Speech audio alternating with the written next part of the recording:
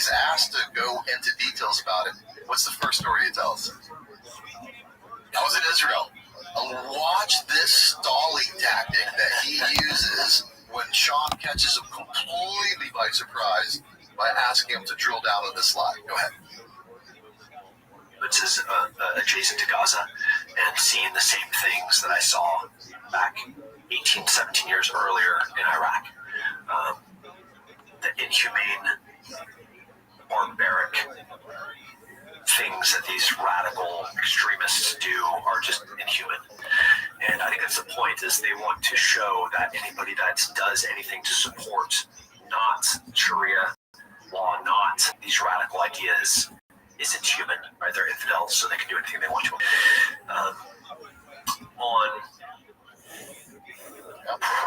This is kind of what month is this? This is early 2006.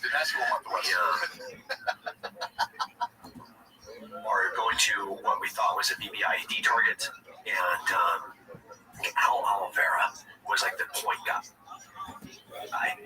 And we do a call out initially, so you set up like an L-shaped ambush on the outside of the house, and this was early tactics for 2006, 2005, 2006. Not a lot of only special operations units were still.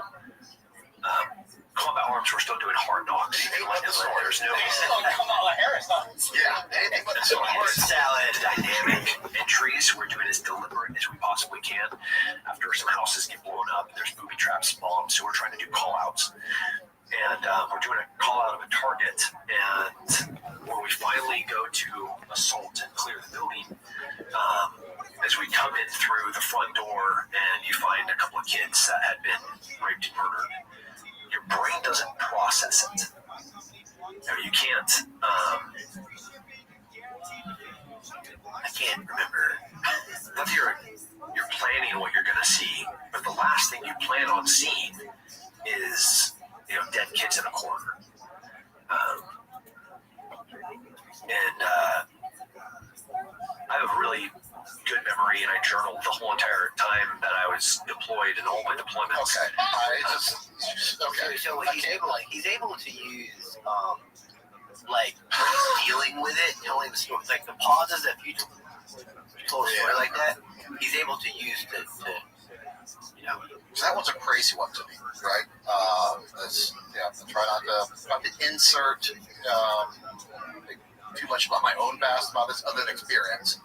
The truth is, I've been to all three combat theaters multiple times: Iraq, Afghanistan, and Syria. I've seen a lot. If I didn't see it, I know someone who saw something crazy, and so I haven't heard a lot of new stories. And when I heard that, I was like, I've never heard that. That's a crazy story. I've never seen that. None of my friends have ever seen anything like that. That's straight out of the movies. Straight out of the movies. And I'm not saying that they haven't done terrible things, but for whatever reason, we just think that's crazy to stumble upon that. So that was one of the things I wanted to ask his teammate. And I was like, gosh, I gotta ask you this. Did this happen? I read through it. He's like, same thing as always. Sigh. No, that never happened. Gosh, that never happened. I was like, is there a story close to that? That maybe he's exaggerating. He's like, nothing like that ever happened on target. He goes, I'm reaching here. Yes, we had an interpreter that got tortured and killed, when he went on leave. I've heard those stories before. They happen. He's like, maybe he took that tortured story and brought it into a mission. And I was like, I get it. I asked you to try to connect it. I'm not. That's crazy. But it's what he does. He tells these bombastic stories as truth to try to convey the message. What he's really just trying to tell you is how evil Al Qaeda was and how evil Zarqawi was. There's plenty of real stories that you could use to convey that are the truth. but he has to convey He wasn't there. But he wasn't there. And he also talked about like they were clearing the house. You weren't clearing the house, Devil. You weren't so far disqualified. So even if this did happen, you didn't see it. They would have had to come out from the house and tell you about it. But the guys that were in the house never saw it because this never happened. This never happened. I don't think so. So let's move on his first skill, 144.50. Do a dynamic entry of a house, and as we're approaching the front door is opened, and a man is standing, a military-age man is standing there. There is an AK on the other side so there's a T intersection of the hallway that is from the main entry of the room. I'm stacked on the right-hand side behind the Al. All right, he and I are on the right-hand side. It's just weird to me because maybe you can hear it or conceptualize it different. Opens the door to a T intersection hallway. What door to a house goes into there's a T intersection hallway? Again, like there's like that's not like glaring. It's just an odd thing to me. It's just like that's okay. All right, go. Side of the stack. The other side of the stack is on the left, or kind of like have cross coverage inside of this door. So like once the number one man goes, you kind of just follow, taking opposing directions. And from the right hand side of the door, we could see the gun and we could see the guy. From the left hand side of the door, you could only see the guy, but you couldn't see the gun. So Al and the translator, they're yelling to this guy to get on the ground, get on the ground, get on the ground. The guy goes to grab the gun, and the right stack shoots him. And military-age man on target as he's trying to grab a weapon, and he literally falls on top of the gun. Sure. Let's read. So they're split stack on the door. Two on the right, two on the left. The two guys on the right can see him and the gun. The two guys on the left can only see the gun. Okay? So that's what he says in this. Just put a pause in that for a second. Now go to the book, page 147 to 148. The four of us walked to the front door as Dave Fredericks, Ben Rios, Mario Montes, and Manny Villalobos. And real quick, I'm pretty sure they don't appreciate their names being used in the book. Understand that. Yeah. Moved to the back door through the sheep's pen. The rest of the guys were either hitting the other buildings or covering the windows of ours in case the guys tried to sport out. We're set. The number one man, Al, pulls the door open, and I, as the two-man, throw a flashbang. John, as the three-man, covers the door with his rifle, and in case someone tries to take a shot at me or Al as we do our job, bam, flashbang goes off, blow into the room, one behind the other. We see a guy sprint past the door. Our turf yells. Hold on. In the Sean Ryan show, they were split stack on the door, and they were calling him to stop, and they shot him from the doorway. Now they're inside the house. They flowed in the house now. It's hard for you to keep track, right? Okay, well that's different. Okay, go ahead. Our turf yells. Our turf yells for the guy to get on the ground over and over again. The guy is not going to the ground. He is defiant. My red dot is on his chest as our Al's John takes a breath and makes an athletic movement away from him. I hear Al switch his weapon from tape to semi. It's such a small sound, a tiny click of metal on metal, but all veterans know what that sound means. Go time. You can always hear it through flashbangs, through grenades, through artillery. That little click engages the mechanism in your brain that tells you this event is now real. My eyes see where this man is going, and my brain slowly passes that message to my body. He grabs an AK-47 and starts to spin it towards us. Somewhere between the time he grabs for the gun and the time he turns toward us with it, I move my weapon to semi, as does John.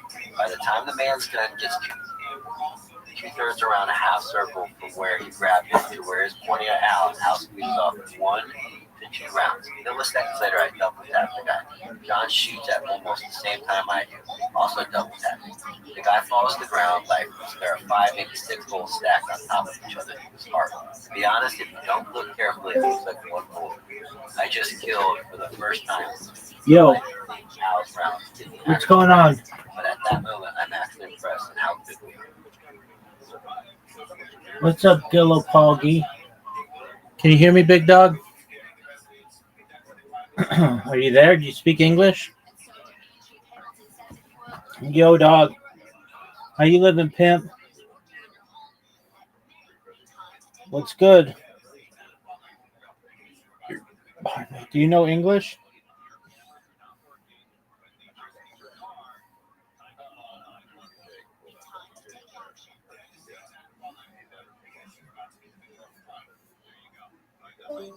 Yeah, no one wanted to talk with you anyway.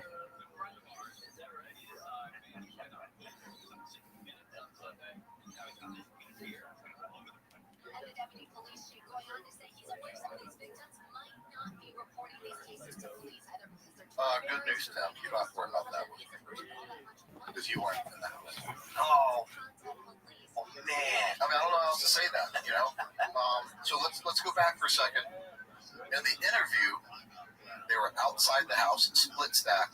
One stack could see them, him and the gun. One could only see him. He makes a movement for the gun, and they mow him down, and he falls on the gun. Is that what he said? Is that what he said on Sean Ryan? And they're inside the house, and they wait all the way until he picks up the gun, and he's turning around, and then gets mowed down. Those are 2 different stories. And it's not like, here's another thing, the split stack thing is just as crazy, because for 3 guys to shoot him, he says like me, John, and I can't remember the third guy's name, basically stack bullets. It looks like one bullet hole. If you're outside the building, you ever tried to get 3 guys outside of a door shooting into one door? In kit? Yeah. Large men? That ain't happening.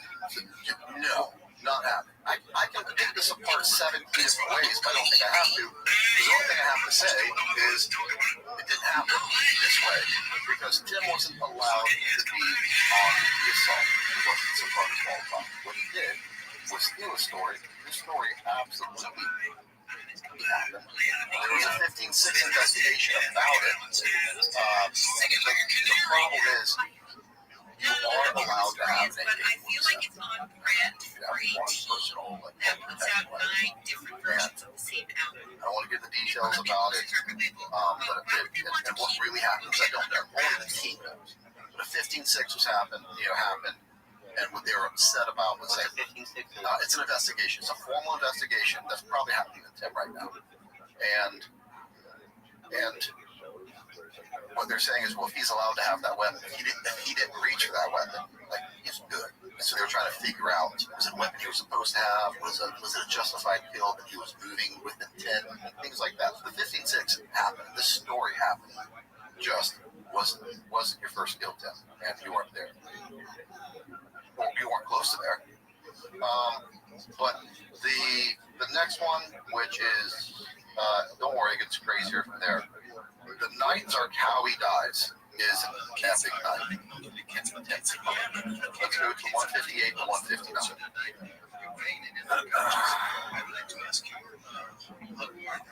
We roll out with all the ammo that we could possibly pack on the truck. We are not going out for just any mission. In the words of William Wallace from the movie Braveheart, we're going to pick a fight.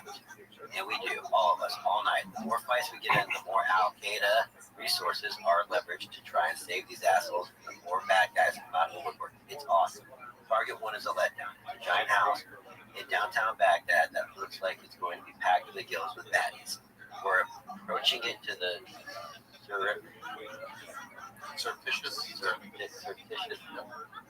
surreptitious entry because we believe there is a 30% chance he is here. So we're all blacked out, silent, moving under night vision, throwing ladders over walls, and even ninja crawling up to this bad boy.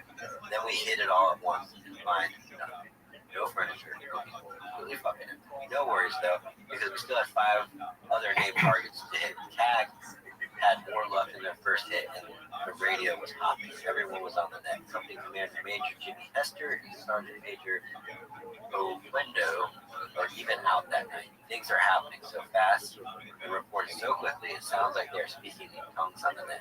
On targets, our targets keep changing throughout the night. ICTF gets intel from the interrogation that this other house is a high priority.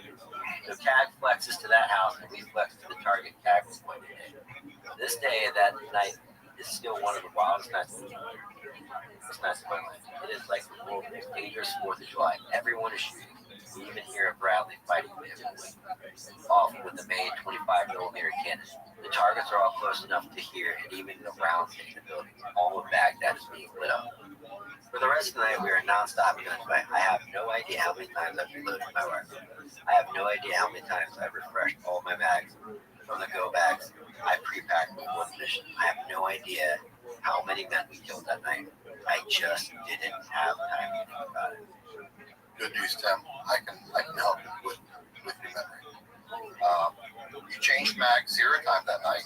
You went to your go bag for extra mags 0 times that night, and you killed 0 that night. So let me help put a number to just like when he's like, what do you say? I have countless deployments. I can put a number to that too. One Afghanistan, one Iraq. He just has a problem with large numbers. But don't worry, we're here to help. I just know the sound it makes when it kills me. The thought that was a massive type of operation that night. Things were going like he's trying to replay. This wasn't Black Hawk Down. It wasn't Black Hawk Down. There was a bomb dropped on Zarqawi. Dad went out there to do a PDA on it and came back. That was how Zarqawi died. It's well documented how Zarqawi died. You want to know where Tim was when Zarqawi died? At the base. Didn't even leave the wire. Dual source report from teammates and other Sith guys. And here's a quote. I asked him specifically if they were out that night as part of the op, or maybe even on a different objective. He said no. All we did was have QRF ready and the assault force ready in case things popped off. But when they announced they had PID and were going to drop, the squadron went out and covered the body. We were just QRF and a ready force and never left the water that night. Have you both getting them? Yeah, that's from the 7th. Guys. So that's the second time that I heard that. One guy told me it's pretty wild, not wrong. But that's the same story someone else told me. So that's why I can be so over the top with how many guys killed that night and how many times he reloaded his mags. That's how I know the exact number. The exact number is 0. This episode's been long enough. We haven't even gotten to the Afghan evacuation, which I intended to. It was 3 hours of lies, and that's what it was. I've tried to maintain what we always want to do, which is be professional, calling people out, holding people accountable, but being professional about it. I would almost say this episode is even more important because it continues to show, hey, it's not just what we uncovered the first time. It's so much more. Everything. It's a career-long and lifelong of embellishment and lies. And the Maryland National Guard is doing an investigation right now to say, hey, what are we going to do with this guy? Swick, who has the power of pulling tabs, better be doing an investigation right now. What are we going to do about this guy? No. The Army better be doing an investigation right now because everyone knows it's been all over the news. And now we're here to give you the evacuation, and we'll get into that next week, that it has ties to the military. You can't be a Green Beret, a current Green Beret of the National Guard, willingly and purposely bypass military checkpoints because you deem who gets to come in this base and who doesn't. So that still has weight to that investigation. Oh, but we're good. covering more lies and more integrity violations from a guy who's supposed to be the spokesman for the National Guard. He's used as a spokesman for Special Forces. Is this your spokesman? United States Army, SWIT, Maryland National Guard. Is this your spokesman? That's great. Is this guy worthy of putting a green beret on his head? Is he worthy of putting a long tab on his shoulder? SWIT, how can you punish anyone right now who's done anything wrong when you have this guy that's done as much damage to our reputation as Green Berets as he's done? How can you punish any Green Beret right now as long as this guy goes unpunished? If I was under any sort of investigation of SWIT getting a DUI, like, whoa, don't worry about that. This guy's done all That's of this, phenomenal. and he's gone unchecked. So how can you punish me? Like, it's insane. I mean this, and guess what? I don't have to do the Afghanistan evacuation. I don't. The same thing still applies. Tim, we can continue doing this dance. You can come clean. You can come clean about everything we've covered now in 2 podcasts. You can come clean about the Afghan evacuation before we cover it. You can actually apologize about things before you get put into a corner. Come completely clean, and people will forget this. People will accept you. It doesn't have to be this way. It really doesn't. You gotta wait to do it though. But it does have to be this way if nothing changes. If nothing changes, we have an obligation to continue pressing as long as there's things that need to be said. And there's been no change of heart, no change of course. We'll pay for your plane ticket.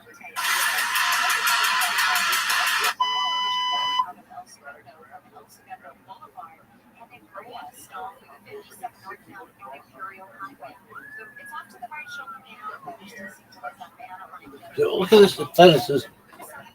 Look at this move. Dog, no one gives a fuck about this stupid ass motherfucker.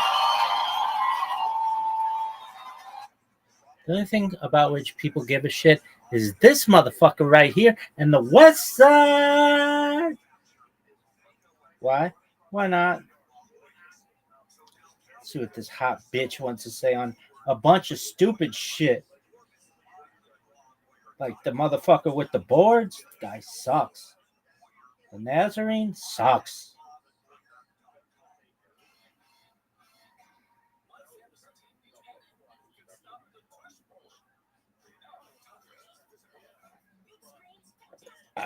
Look at that move.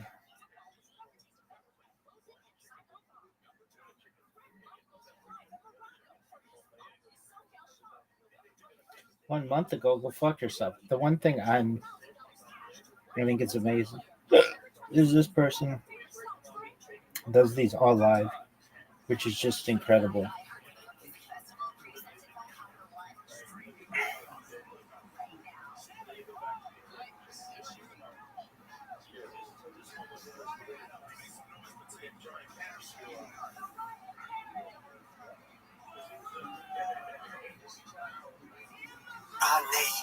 Yo, dog, can you please tell me about Alliance? Because no one gives a fuck. No one gives a fuck about you, Alliance. Worse shit. What is that, insurance? No one gives a fuck. Shut up.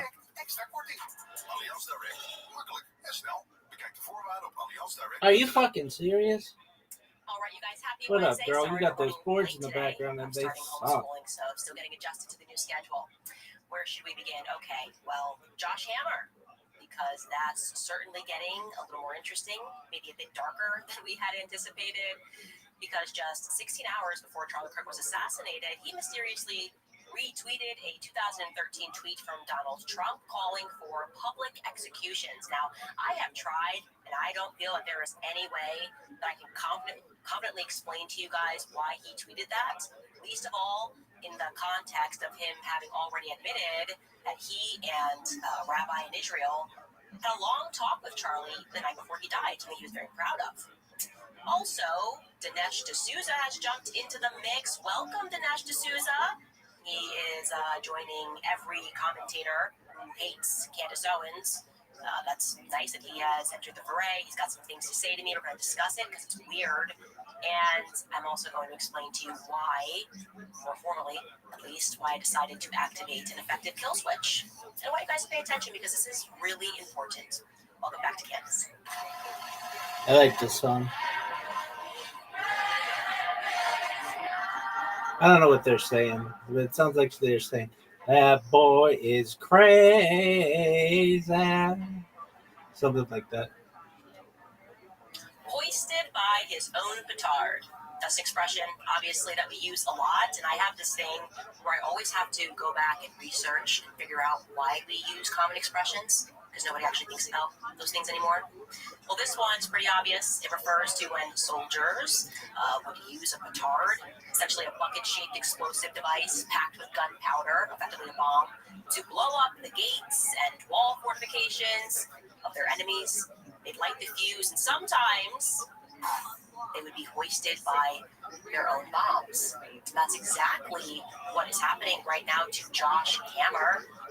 For weeks after the assassination of Charlie Kirk, Josh Hammer obsessively and shamelessly accused people of lying, people of grifting, people of attempting to destroy Charlie Kirk's legacy. Charlie Kirk was his friend, he claimed rather maniacally.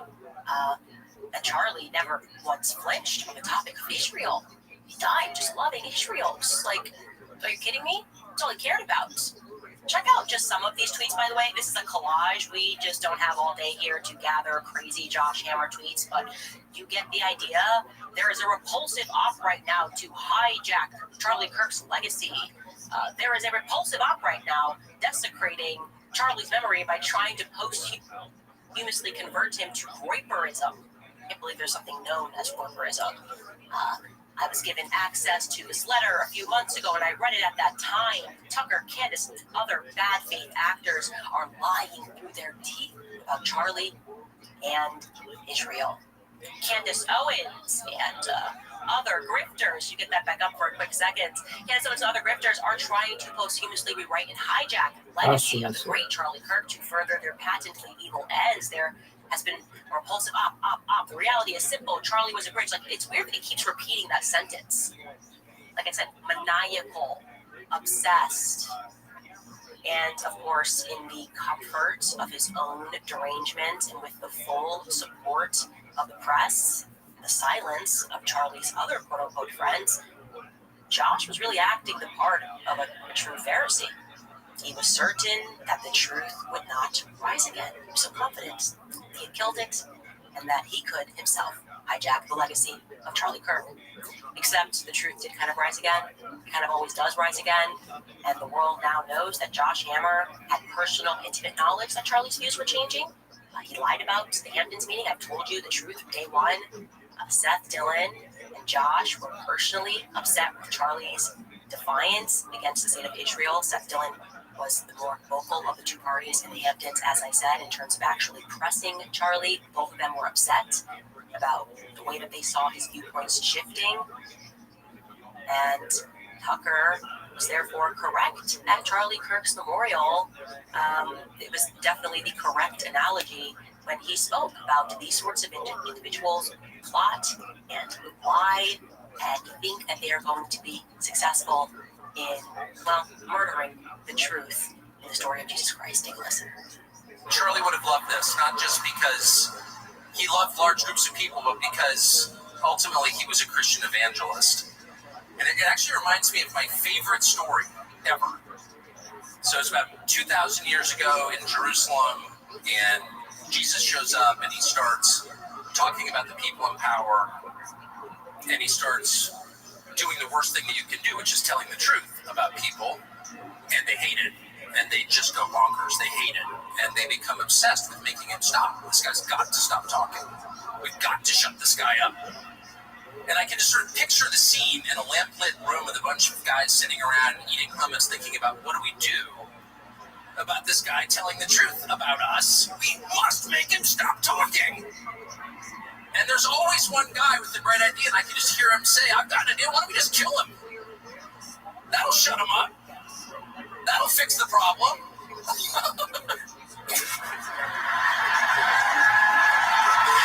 It doesn't work that way. It doesn't work that way. Everything is inverted, and the Beatitudes tell it, I think, the most crisply. Everything is sort of the opposite of what you think it's going to be. That is a fact. It will always be the opposite of what we think it's going to be when you are attacking people who are telling the truth. And the truth is that it's now an established fact, like I said, that Josh Hammer knew that Charlie Kirk's perspectives on Israel were changing. And since that announcement, Twitter users pointed out a very strange tweet that Josh Hammer hit send on 16 hours before Charlie Kirk was assassinated. For no apparent reason at all, he retweeted something that President Donald Trump had sent a full 12 years ago about public executions. Here it is. Here is that retweet. Trump wrote on April 19th, 2013, should be public execution for all to see. You will end this bull fast. And Josh Hammer just replies and says based. You can see we are in Central Time, so that's about 9:05 p.m. Eastern Time. Now, what is the justification for this? There might be one. I tried in earnest to at first rationalize it, right? What could have been going on that Josh Hammer decided to dig through the 2013 Twitter archives, calling for a public execution? Well, I'll let one of the many Zionist PR agents explain it first. Yashar Ali, who, like I said, is quite literally paid to do PR for Zionists. I know this personally on the right and on the left. Tried to explain it away by kind of lying, I would say. He tried to claim definitively that Josh was referring to the criminal who horrifically murdered the Ukrainian refugee, Irina Zarutska, in North Carolina. That was obviously a big story in the beginning of September. Yashar Ali wrote this. Last night, Candace Owens tweeted notorious neo-Nazi Sam Parker, who pointed out that Josh Hammer, who is Jewish and was a friend of Charlie Kirk's, elevated a Trump tweet from 2013, the day before, which called for public executions. Candace, of course, would like people to believe that Josh's quote tweet is suspicious in the context of the assassination of Charlie Kirk. But Josh was just sharing what many conservatives were sharing and stating the day before. That's because they were talking about the horrific murder of Irina Zarutska. This is where I say that no civilized nation uses the death penalty, in parentheses, referring to his own thoughts. Now, another user then jumped on that and tried to establish a non-fact that the footage of Irina's murder was released on that day, on the 9th, and that's why Josh tweeted that. All of this is factually untrue, okay? Irina was murdered on August 22nd. Her perpetrator was arrested that same day, and the footage was released and trended on X on September 5th. Josh himself sent multiple tweets regarding the homicide, as everyone did, because, like I said, it was trending. And when he was asked specifically about punishment, criminality, perhaps that her perpetrator should face, Josh, at no point that I could determine, whether he was on the news, whether he was on his own show or anywhere else, did he speak about the death penalty or, a public execution. Instead, as you will see, and we will show you Josh in his own words, he spoke about the double standards surrounding the media coverage of her murder and really the topic of criminality more broadly and safety in America. Take a listen to what Josh has said. Gabrielle, I'm a lawyer by training. I remember my first year of law school back in 2013 when I was taking criminal law.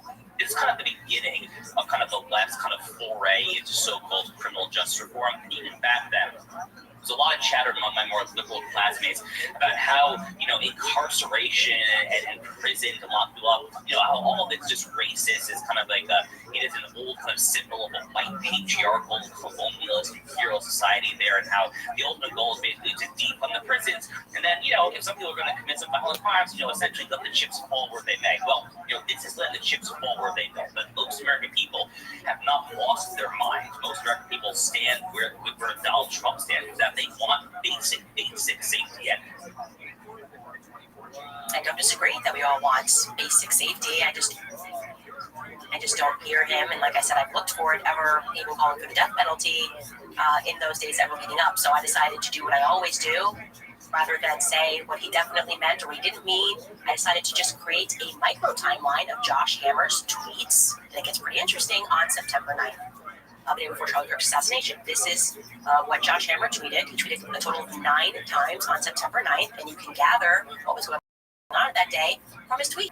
Wakes up at 7:30 a6, or rather pushes the first tweet at 7:36 a.m., and he tweets about a viral Phillies crowd scandal. This is in Eastern Standard Time, by the way. Right after that, he tweets a link, the one that I just showed you, to his media appearance about Irina Zarutska, where he does not call for the death penalty or anything close to the death penalty. 9:23 a.m., he tweets against Tucker Carlson, because he has to do that at least twice a day, or I don't feel like he can get on with his day. 9:29 a.m., he tweets in favor of Israel and throws shade at Trump and Qatar, and all of this is related to what went on September 9th, which is that Israel bombed Qatar for no reason, violating international law, which they tend to do a lot. But he, of course, was in favor of what they were doing, and so he throws shade at Trump and Trump's relationship with Qatar. I guess it would be okay for them to violate international law if Trump wasn't friends with Qatar or something. 11:33 a.m., he tweets against Saudi Arabia because they came out and made a statement against what Israel had done. So he tweets against Saudi Arabia. And then at 3 o'clock p.m., he tweets against Tucker Carlson for telling the truth about Israel and 9/11. Again, he has to do that a couple of times a day. It's part of his ritual. 5:58 p.m., he tweets about the basis of Western civilization alongside a speech that he had given. To link out. Again, quoting himself. 5:59 p.m., he tweets a promotion of his media appearance regarding a Supreme Court decision. And then there's this 3-hour break. Put his phone down, maybe this is a 3-hour break where he speaks to Charlie Kirk. I don't know, but I know that he speaks to Charlie Kirk at night. And then at 9:09 p.m., again, we're talking Eastern, Josh Hammer tweets in favor of public execution, and there's no context that is provided. So anybody telling you he for sure meant this, or he for sure didn't mean this, is a liar. We cannot know that. We cannot know Josh Hammer's thoughts.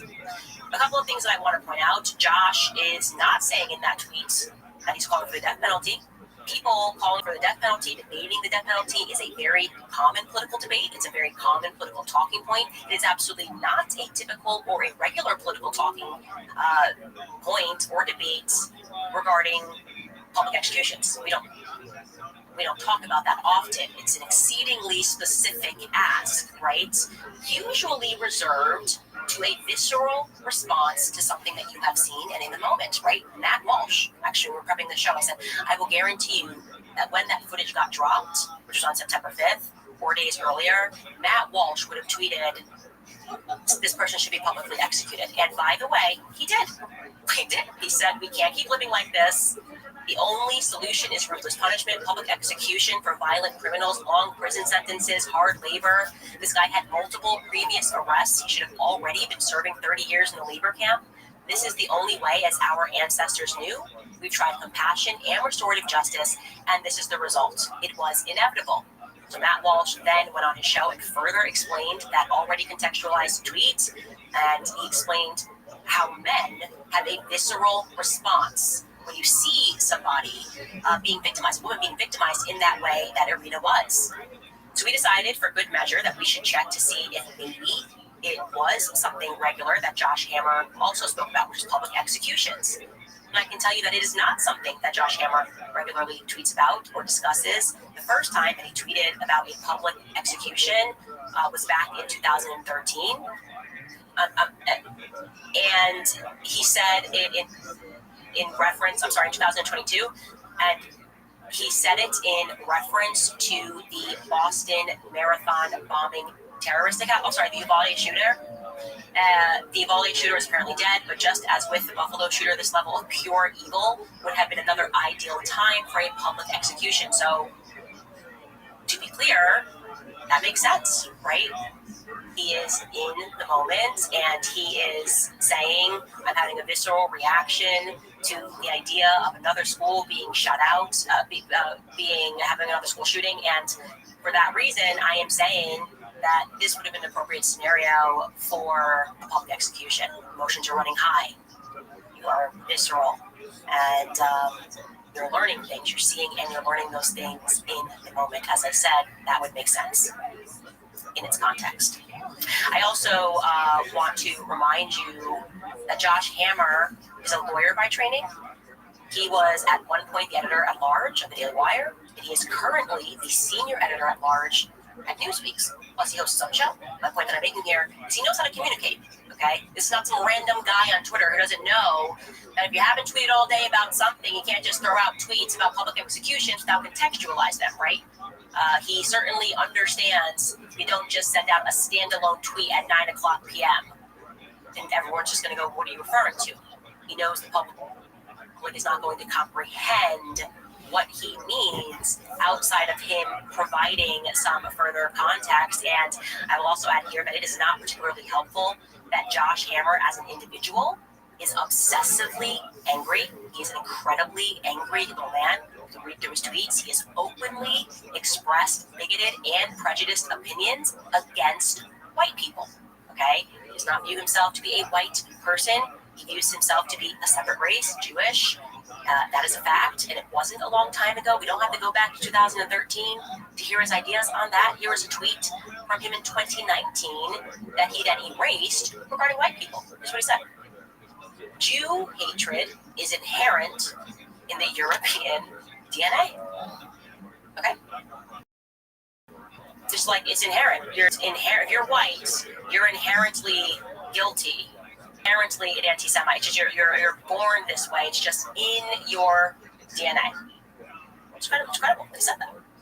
And in response, we were told that he meant it metaphorically, which kind of metaphor. Can you run that tweet again? It's just I do know a little bit about metaphors and similes, and I'm not feeling Jew hatred is inherent in European DNA. How's that for a metaphor, guys, for you? Because I thought metaphor might be fire hair to describe somebody who's redheaded. Oh no, it's not literally fire. It's fire red. No, I don't think a metaphor would be saying explicitly and literally that hating Jews is inherent inside. I think it's amazing that he's even allowed. Like, there's just no consequence. It's like, well, editor-at-large of Newsweek, what are you going to do? It's fine. You can hate white people. We all know that. It's fine. Totally fine. Anyways, that's what he thinks about you guys. We'll stop. And people are maybe perhaps because of that, because of how he regularly treats people and how regularly attacks people and how vicious he is, are not feeling particularly charitable towards him, especially having been exposed as somebody who lied so audaciously and boldly and repeatedly and unnecessarily about the pressure that Charlie was under, pressure which Josh Hammer was a part of applying in the weeks and then in the hours leading up to Charlie Kirk's death. Saddens me that Charlie was stressed and Charlie was worried, and that the very people that were stressing him out and making him have that sense of anxiety and worry, then you eulogize him and lied about all that. Why lie? That's the part that the public does not understand. How can we then trust a person that lies in that way? The natural thing is for us to then wonder, what else is Josh lying about? Would we trust if Josh came out and said that tweet was definitely about Irina? Other people pulled Trump tweets. Some did pull that very tweet and called for a public execution. Would you trust Josh if he came out and said, I know I didn't contextualize it, and I know all day I was tweeting about Israel, but that one was about Irina? Don't forget, he proudly went around and he promoted to everyone that would listen that he spoke to Charlie the night before he died, probably in that 3-hour window. He bragged that he and Rabbi Walicki had a Zoom call with Charlie. Why? Because they said Charlie wanted them to help him with his talking points about Israel. Now, I have to say, Charlie was one of the most skilled debaters ever, like literally ever. Any person that I have seen actually debating on stage, I learned my debate cues from Charlie Kirk, so it is very new to me to think that they scheduled this call because he was in need of tips on debating from a rabbi over in Israel and Josh Hammer. But let's be real, I have no proof to to the contrary because I wasn't on the Zoom call. And Josh made it clear multiple times that in his last conversation with Charlie, above anything else, was really interested in Josh's book. So much so that in his literal first tweet, after news broke that Charlie had in fact died, Josh manages to bring up his book. I'm not kidding. Here's his tweet. He writes this: I am speechless, devastated, and heartbroken. We spoke less than 24 hours ago. Charlie joked how he was going to plug my book on this very tour. He was a unique force, a generational leader. Pray for Charlie's beautiful wife and their young children. Rest in peace, warrior. And as you saw yesterday, Josh never forgets to plug his book. He never once forgot to plug his book. A few days after Charlie's death, he went on JTV, which is on the global Jewish channel, to discuss that last call with Charlie further with a host named Ali. And here is what Josh says about his book. We actually did speak for the last time, less than 24 hours before the assassination happened. We had a Zoom call, a friend of mine, him, a couple of his producers. It was a small call. We were literally talking, above all, about the anti-Israel question we expected to receive on this campus tour. We were kind of talking through talking points and strategy and how to deal with these expected hostile questions. And you held up my book, Israel and Civilization. What the last words I think Charlie spoke to me were, he literally said, Josh, when the Israel question comes up, I'm just going to plug your book, Israel and Civilization, because I think that what you write in the book basically is how I feel as well. And that ends up being the last time that we spoke. Well, you heard him. It's like Charlie's final wish is for you to buy Josh Hammer's book. I mean, it's like, hey, he literally says the last thing he said to me actually was like, I'm just going to plug your book. What he wanted to do on this tour was just to plug Josh Hammer's book. And it's so sad he never had the opportunity to plug Josh Hammer's book. Now let's keep with this interview because he's going to be asked more specifically about certain characters in the movement that are trying to, quote unquote, hijack Charlie's legacy by telling the truth. And remarkably, he's going to work, I swear, he's going to work in his book again. Take a listen. Precisely as you mentioned, there have been people who, like Ian Carroll, and it pains me to mention her name, Candace Owens, because I know how close she was, and maybe still what it is to Charlie. But at the end of the day, she's chosen to hijack his death right now to blame it on Israel. I mean, it's just so disturbing. But then you have the people who are sort of a bit more in the middle. Maybe I wouldn't even say in the middle, but there's teetering a bit. The Megyn Kellys, Michael Knowles, and others, kind of in this in-between.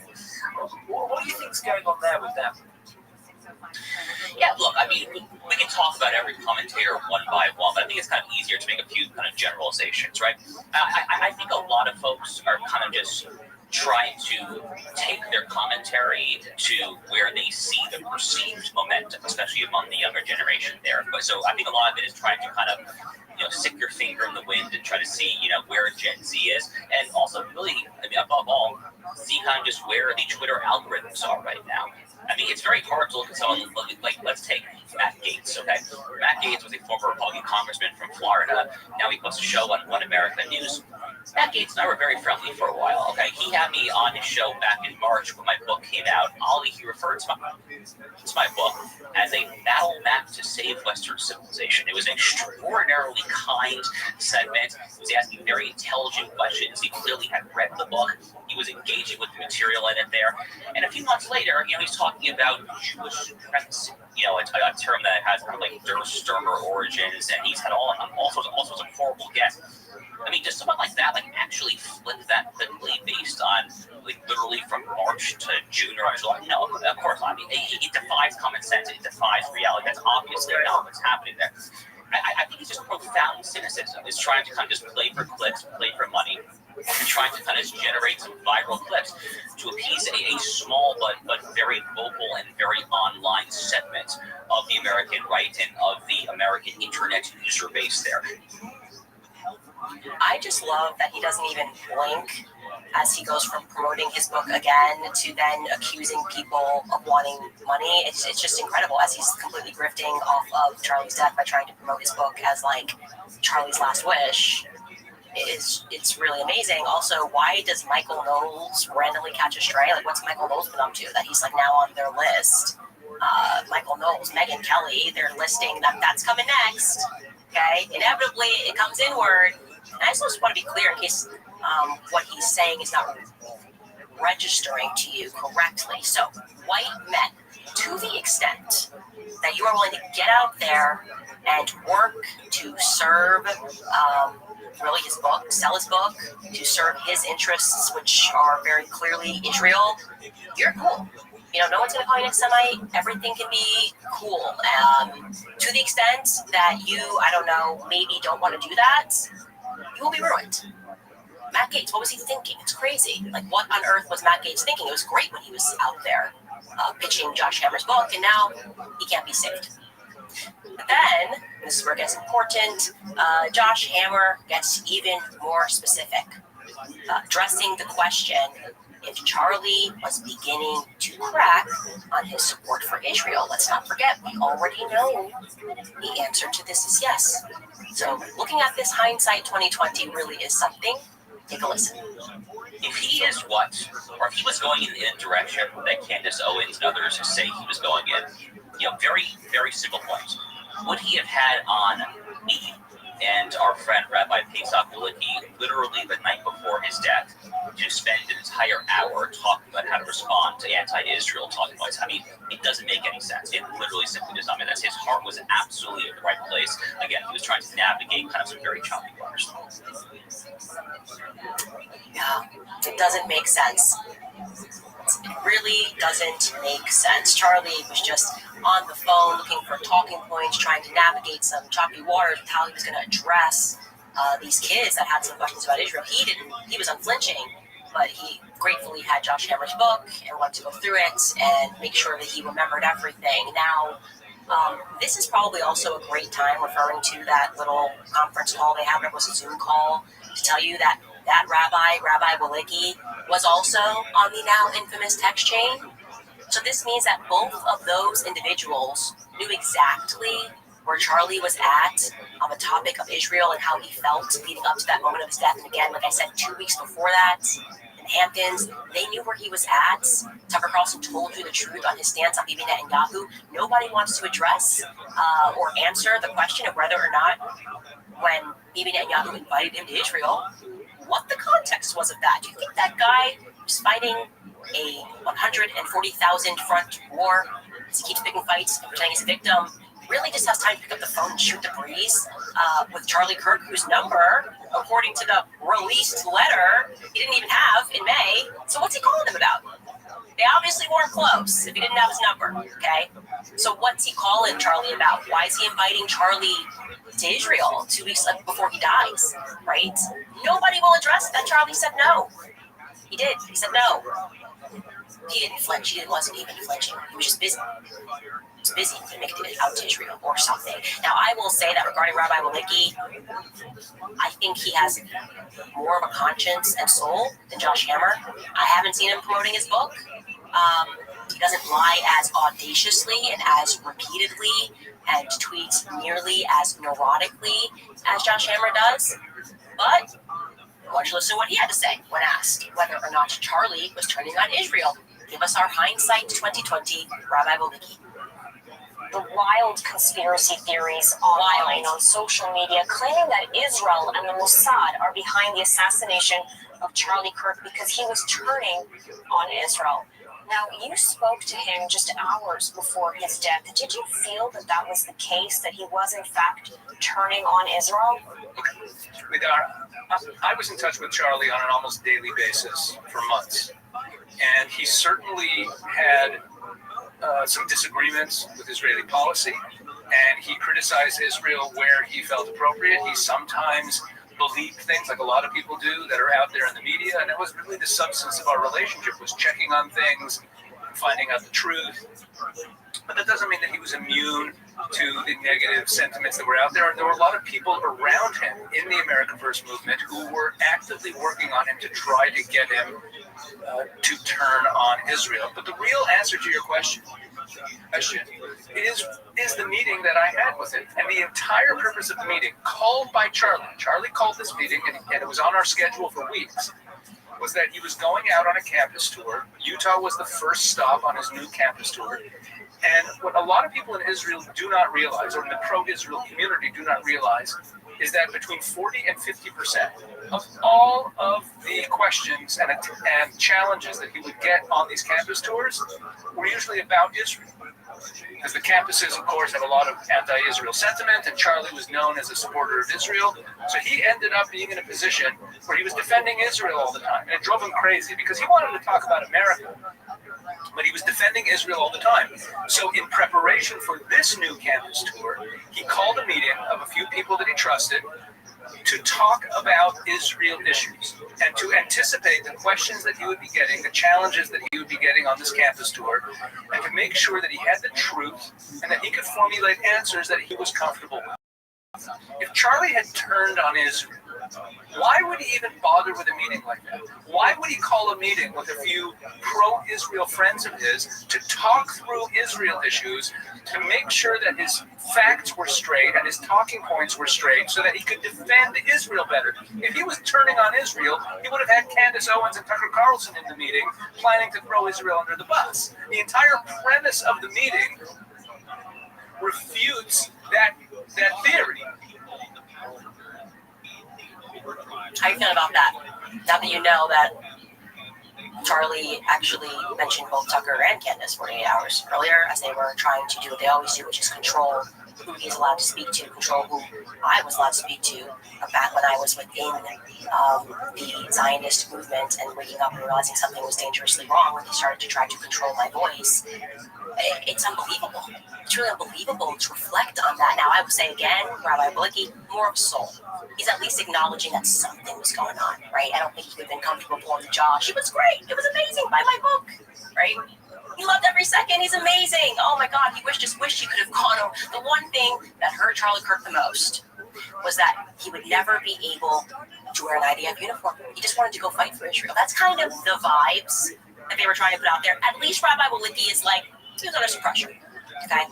He's saying it softly, but he's like, he was kind of needing to have a conversation to say he's not comfortable answering these questions anymore because he doesn't feel this way anymore. He realizes something is wrong. I told you he was particularly worried that Israel was infringing upon speech in America. I have text messages to that effect.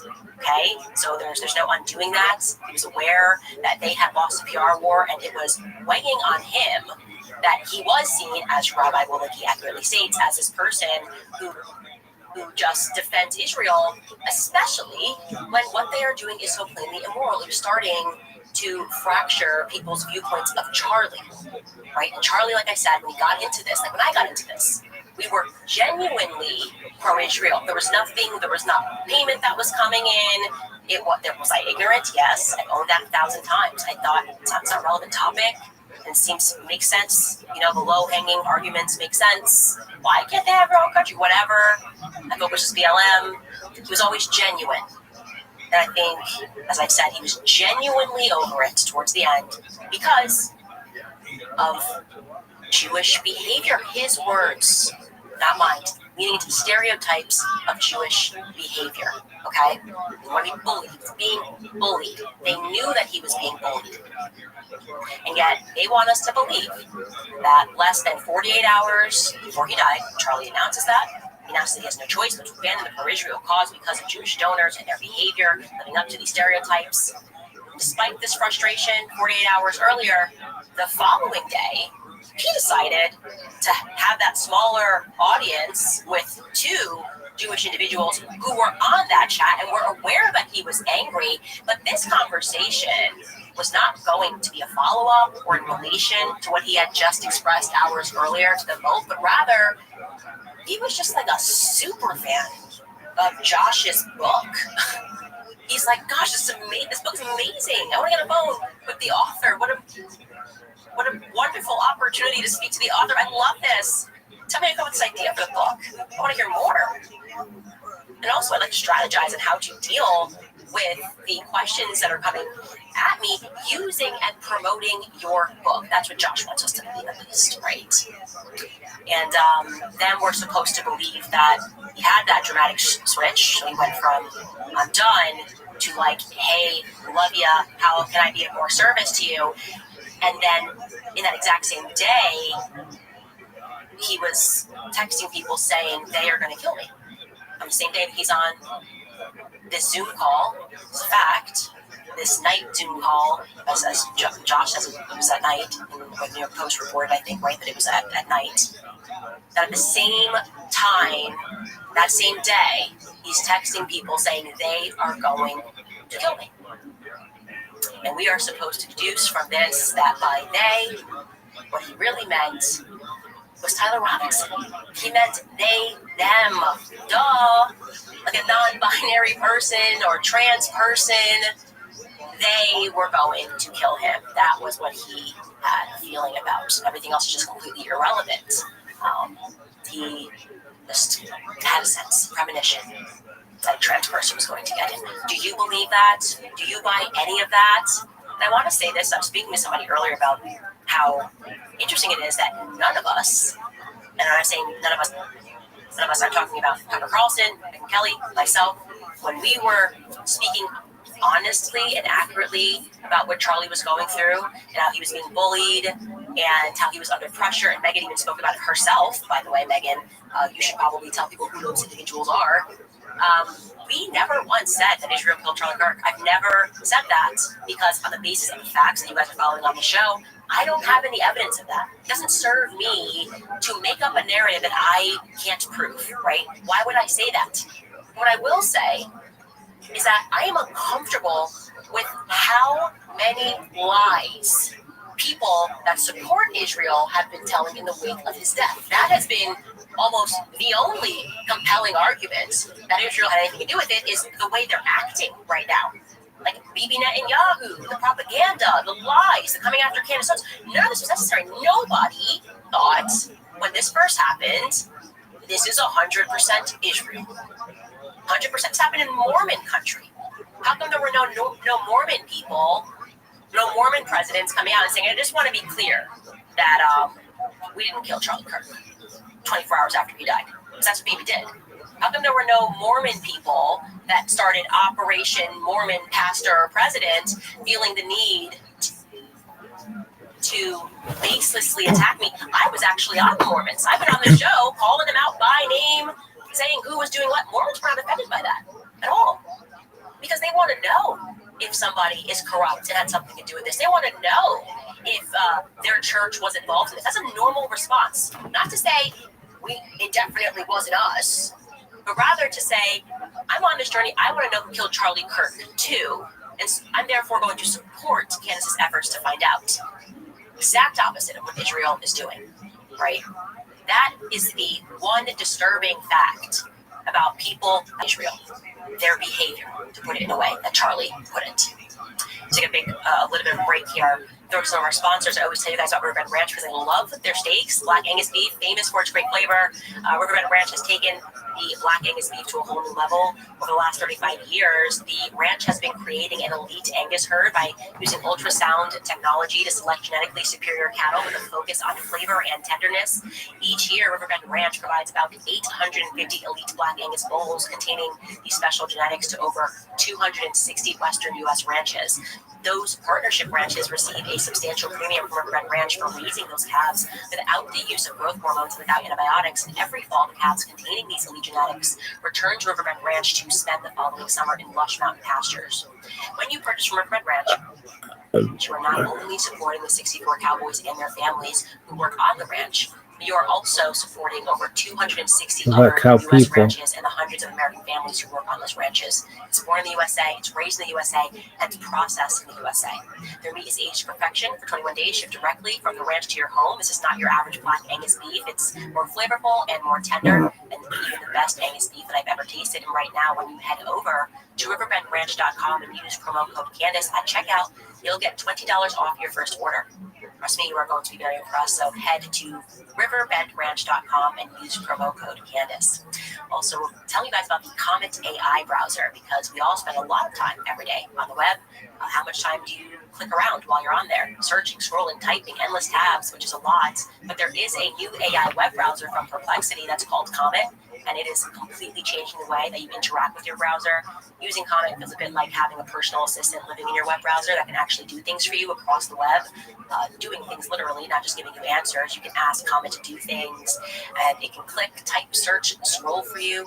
And what I love most about Comet is that it can take the weeknight chaos and turn it into something more simplified, stress-free, like a dinner. With just a few taps, you can get a personalized meal plan that's based on your family's preferences. Comet orders the groceries for me, and it gets them delivered right to the door. Comet can shop for you, make reservations, book travel, summarize articles or videos, send emails, schedule meetings, and a lot more to make your life easier. So go and take back your time online. Download Perplexity's new web browser, Comet, and let it work for you, not the other way around. Check it out at pplx.ai/Candace. That's pplx.ai/Candace.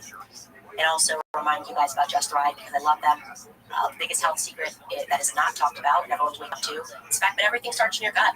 Every day your gut is fighting a silent war against processed food, work stress, toxins in the air that we're breathing. When your gut is in trouble, your whole body feels it. Most probiotics do not work. 99% of traditional brands die in your stomach acid before they reach your gut, which is what makes Just Thrive spore-based probiotic completely different. Just Thrive is the only probiotic that is clinically proven to arrive 100% alive in your gut, which means it does something that no probiotic can. It turns your gut into an antioxidant factory, creating protective compounds exactly where you need them most, which means better digestion, healthy immunity, more energy, easy weight management.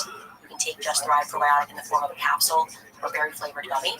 From their award-winning probiotic to their full line of gut, immune, and brain health supplements, Just Thrive has been fighting to make Americans healthy again with science-backed solutions that you can trust. So if you want to join that gut health revolution and take control of your health today, visit justthrivehealth.com and you'll save 20% with promo code Candace. You'll see the difference yourself, or you'll get a full product refund, no questions asked. So take control today with Just Thrive. Again, that's justthrivehealth.com, promo code Candace at checkout. Okay. First, I want to put out, I think it's called an APB. What does it actually stand for, Mark? All Points Bulletin. Come on, bro. All Points Bulletin. See, you're never too old to learn something. Bro, get your shit together. Quit focusing on those boards. A lot of random facts about every subject. That's not random. That's normal shit to know. First order of business out about this All Points Bulletin. I'm looking for footage on UVU campus, some particular footage from people that were there that day. And I want to be real specific here so we don't clog up the inbox, because obviously when you send footage to a bigger file, I'm looking for video footage of any older males, any older males that day that have long hair that was up in a ponytail or a bun.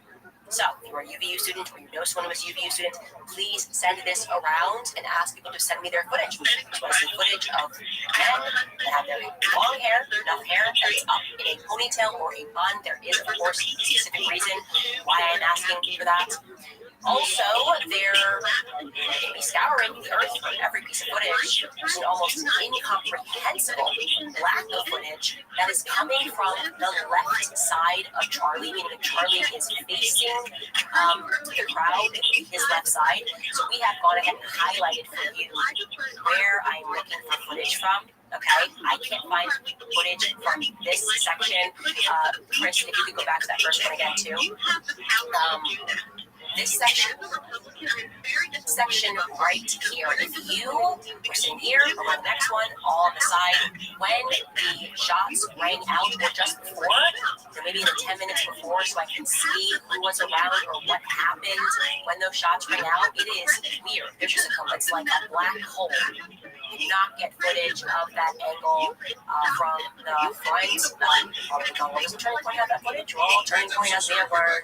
It's not going to show anybody anything in 4K, 5K. I think because that would be helpful or something. Garbage. So we have to do it this way, the organic way, which takes much more time. I do want to say this as well. You can send that, by the way, to tips@CandaceOwens.com. We also have more tips at CandaceOwens.com. And please just put... People are just going to send it to both, girl. The subject line footage at UVU. That would be very easy. It would help us sort things. We've kind of been cleaning up the inbox. Again, more tips at CandaceOwens.com or tips at CandaceOwens.com. You know, somebody speaking to earlier today was speaking about, you know, the anxiety that Turning Point is going through. I do want to say this first and foremost because I felt this way at previous companies. There are amazing people that work at Turning Point USA, the overwhelming majority of them. And that's what sucks when corporate people at the top take a direction and those people get no say, right? This investigation is being assisted by Turning Point USA, not the execs, but Turning Point people on the ground, people that they don't even think about, smaller employees. Like, they deeply care about what has happened. They deeply care about finding answers regarding what happened to Charlie Kirk. And so we never want to paint a broad picture that this is Turning Point. The top is most certainly not the bottom. Somebody was saying, what if what you're doing destroys Turning Point USA? And I said, you know what? This is what I always say. If the truth is capable of destroying your company, the truth, then does your company deserve to exist? Think about that. If I'm like, if people learn the truth about how Candace Owens treats her employees, Candace Owens is going to have a career. If people learn the truth about what Candace Owens does on the weekends, it will destroy her career. Like, that probably means that you're not a good person or you're not a good company if the truth is a threat to you. I've heard this argument over and over. I've never been fearful, and obviously I'm kind of constantly going through a public x-ray of my life. People examine me. I'm never fearful because I think I'm a decent person, right? I live honorably. Do I make mistakes? Yes. I own my mistakes immediately, and I will be very, very quick to apologize to people when I get things wrong. But I'm not an evil person. I'm nowhere near an evil person, and I always try to be honest. And so, do not concern yourselves with people that feel threatened by truth, right? That's ridiculous. Anyway, speaking of which, obviously you can see right now the Zionist lobby hates me and Tucker Carlson. It is like nothing anybody has ever seen in their lives. This past year, they've really upped the ante on trying to destroy me and Tucker Carlson. The hatred is deep, it's sinister, it's evil. And they have sent virtually every foot soldier that they have available to attack us repeatedly, right? Attack us repeatedly, make videos. People, it's confusing. What is it? Is she lying? Why is she saying this? Is this the right time? It's actually getting quite boring, I think. Criticism. Describe their strategy as Motherfucking Tyreek Hill. I don't want to himself on using these two Arab Yom Kippur. It has been something like a bombardment, and this morning they sent out Dinesh D'Souza after me. Very convincing, by the way. He sent out a tweet to convince people that they should watch me. He said, I can't comment on Candace because it's quite obviously a freak show. It's like driving on the highway and seeing a farmer having sex with a sheep. You don't want to look, but you can't look away either. The problems begin when you try to analyze it. It is what it is. And I love that Yashar Ali replies and says, this is what I mean. These are the people who are supposed to be combating Candace Owens. Instead, they tweet stuff like this. Yeah, hi Dinesh. Kind of weird, man. We cannot relate. I gotta tell you, if I ever was in this awful scenario where I saw a farmer trying to have sex with a sheep, I feel very much that I could not only look away, but I could call the police, okay? So if that's kind of what you're selling, you know how, like, when you can't look away from bestiality? Dinesh, you want to know your opinion on me? Not what's on your laptop and how they maybe blackmailed you, okay? That's not what we're interested in, Dinesh D'Souza. And he's like, well, I meant that as a joke. You didn't mean it as a joke. You meant it seriously, and it was weird. It got weird very quickly. Then we learned more about you than we learned about me. That seems to be the circumstance. It's like a complete boomerang. But yeah, they're really starting to scrape the bottom of the barrel, finding people that are into some weird stuff. So I'd say, thanks to Dinesh D'Souza, if you thought that that was going to be relatable and convince people, yeah, I totally relate. Yeah, it's like you just can't look away from that stuff when you see it. That did not happen. that did not happen. Now, because they are seriously increasing and being, I would almost say, erratic in their behavior, obsessive, erratic, neurotic, there is a real risk here, right? I do not accept, to you guys, that Charlie Kirk lost his life because he really pissed off the trans lobby. It terrifies me to think that on the day that Charlie died, I got multiple phone calls from people who said that me and Tucker should go because we're also on the list. And they never told us who specifically told them that, by the way. Now I'm wondering why they never told us who specifically told them that. I called Tucker. I'm like, I'm hearing the same thing I'm hearing. They're saying that we're next. And now I go, was that supposed to be a threat to me and Tucker? To have us watch the public execution of a friend of ours and then to call us and to say, you should lay low for a little bit because you guys were hearing that you guys are on a list. That's just supposed to be a threat because why wouldn't you be more forthcoming with exactly who you heard that from? And I remember saying, I was like, did the feds say this? Who said this specifically? Because why aren't they calling me and Tucker? Why am I calling Tucker and telling him about this? And I did. I'll tell you that. David Charlie Kirk was shot. This really happened. And I'm coming out of the grief stage and realizing I think that was an element of this. To send a signal, to shoot him in the throat, right? To say, we took out his voice and we will take yours out too. And that's terrifying and that's real. These people that we are fighting are dangerous, okay? Do not underestimate them. They are dangerous and they are haughty and they are growing increasingly desperate. And panicked people that are evil in this way are not people that you wanna play with, right? People are nervous. Everyone is feeling it. And that's why I decided that I don't know what's gonna happen, okay? I don't know how many days I have on this planet. I do know what I'm fighting for, and I do know that this life is not it. It's not. I'm telling you guys, it's not. People that want you to believe that it is, people that pulled you away from your faith in the first place, as I'm trying to demonstrate to you, did it because they knew they could further enslave you. They want you to be fearful of death. They want you to think it's it. They want you to think it's lights out, and that everything is over, and that you are not a soul, right? Because then they can get you to do things to guard what you have in this world. Follow their rules, to do things that you know are wrong because you need the money. It indoctrinates you into their matrix. What I wanted to do, as I discussed yesterday, and which got picked up, was to create a kill switch, right? To realize that Kanye was kind of right. Never too late to say that Kanye was right. Kanye said that in order to be free, you had to violate these contracts. You had to recognize that your voice is being controlled. And Kanye did just that. It was really an act of bravery to free himself. But I have no doubt that the same people that were torturing Kanye, the same people that were torturing Charlie Kirk, Kanye died today and would be the first to eulogize him. I feel that. I do. I feel that. I think it's important to share that information, as Kanye sent me all of the messages. People who were threatening him, I have them all, to information share with Max Blumenthal, people all over the place, to send a package and say, if anything happens to me and it looks suspicious, release it all. You know, it's not even about having an opposite equal reaction. I want it to be an unequal reaction. I want it to be a mistake because people catalyzes people waking up and learning exactly how this matrix works. And Alex Jones brought this up on his show, My Kill Switch. Here's what he had to say.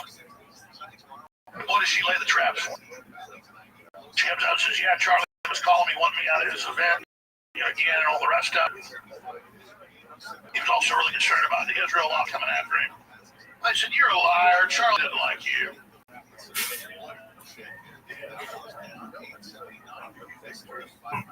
Charlie didn't like you. Charlie didn't call you. He didn't text you. And so she let him set up for a few weeks and then released it. The text. And then she said, yeah, he was really upset with the Israel lobby and said he was breaking with them entirely. He wouldn't be bullied by them. And the weeks before he was killed, they said, you're a liar. That's not true. So she released those 2 days ago. Now she says she has the proof. And it's text messages. that he feared for his life in the 2 days of the day before he was killed. And predictably, they're already saying it. She's a liar. And then she's going to release those. And she's also sent out the dead man switch. Just like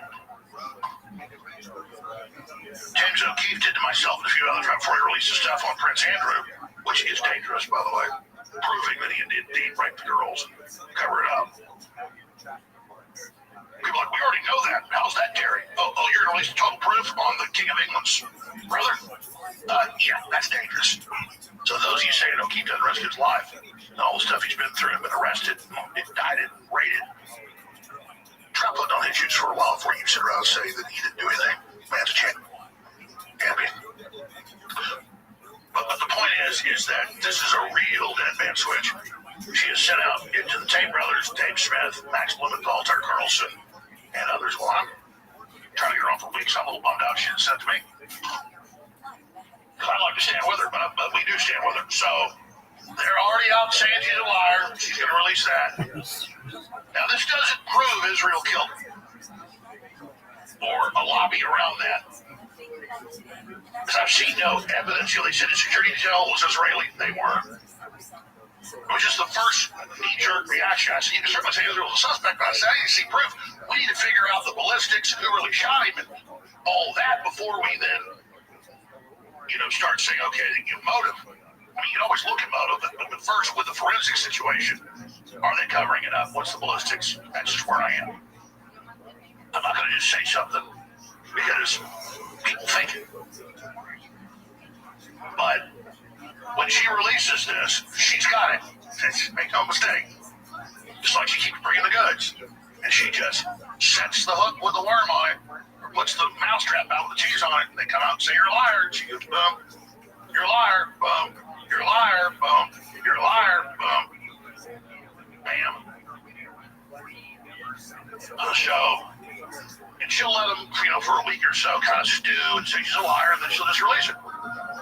And then what she's saying is, you killed me, doesn't matter, it's coming out. And the word is, he specifically thought Israel was going to kill him. Even Michael Savage, first a few months ago, said, Netanyahu needs to go on my show.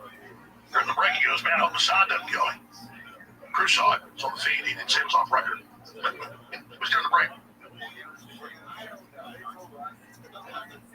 So, there are a lot of groups that want Charlie killed. He was defeating the Democrats with TPUSA, got over 2.5 million people to vote conservatively, or Trump was moving the needle big time, more than anybody with young people on colleges.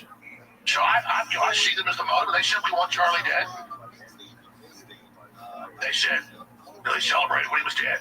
He had book 6 Trantifa. Say Charlie be dead tomorrow.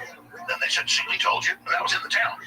So, we got Trantifa, the trainee Antifa, running around and engaged in all sorts of violence everywhere. So I was like, okay, yeah, that fits. To get the picture, I think he goes on to explain how we all feel, which is like genuinely we had no proof and no rhyme or reason to think or suspect Israel whatsoever. It's really just been this insane behavior of covering up and lying that makes us question things. Like, that's the reality. And by the way, questioning things doesn't mean that we have any proof that happened, which is actually reticent to say that. But they're not acting right. And gut means something. They're not acting right. None of them are acting right. That's not just Turning Point USA execs, and I've tried to explain it away in my head 1,000 times. Oh, well, they're from screen, whatever, grieving, give them time. And then just got to a place where I said, this feels like something else. I don't know why they're telling little lies. And little lies only exist to cover up bigger lies. And I wish you guys all of that. I also do want to add here, show you a clip before we get into some of your comments, that it's also very good to not extend to everyone that is Jewish the viewpoints of this very radical sect that has a lot of power in America, like Josh Hammer don't get fired when they explicitly express that, you know, they hate white people, whatever. It's like, okay, on your resume, that's not the people you know this, that you went to school with. Like, I grew up around the Dave Smiths of the world, right? And I always say I'm grateful that I did, because when you engage in politics, what you see is so ugly that you just go, oh my gosh, coming into stereotypes. You're living up every stereotype. But what you're seeing is the stranglehold of AIPAC. It is a political organization. And I always say, look at any lobby in DC, it'll make you hate someone, right? Pharmaceutical lobby will make you hate the pharmaceutical companies. The Jewish lobby will make you hate Jews. The Black Caucus will make you hate Black people. So people that go to DC are incredibly corrupt. Money rules them, and they become powerful. Power corrupts, absolutely. It's just good to remember that. And I found myself wanting to show you this joke. This is a comedian, John Marco Soresi, who is Jewish, and he's making fun. This is what the comedians do, making fun of himself. Makes everybody feel better. Just remember that there are people that are not like Josh Hammer. That's kind of the point I want to get across. Listen to this very funny joke by John Marco Soresi. I celebrated most of the major Jewish holidays growing up. Passover was my favorite because you get to read it at the table, and then that's the story where the Jews, we were enslaved by the Pharaoh, and then Moses made the plagues happen, and then we escaped and we crossed the desert for 40 years. I liked it because it made Jews seem cool, but that was also kind of confusing because I was like, okay, how did we go from crossing the desert to now being known as generally frail? And I didn't know. I didn't understand until one day I went on vacation to Miami with my very Jewish girlfriend, and the moment we got to the beach, she was like, "It's like a desert out here," and I was like, "Oh my God! What if Jews have been exaggerating this entire fucking time?" We got stuck in traffic on the way there. My girlfriend was like, "Land by people, no!" The beach was a little crowded. She said, "There's like 6 million people here."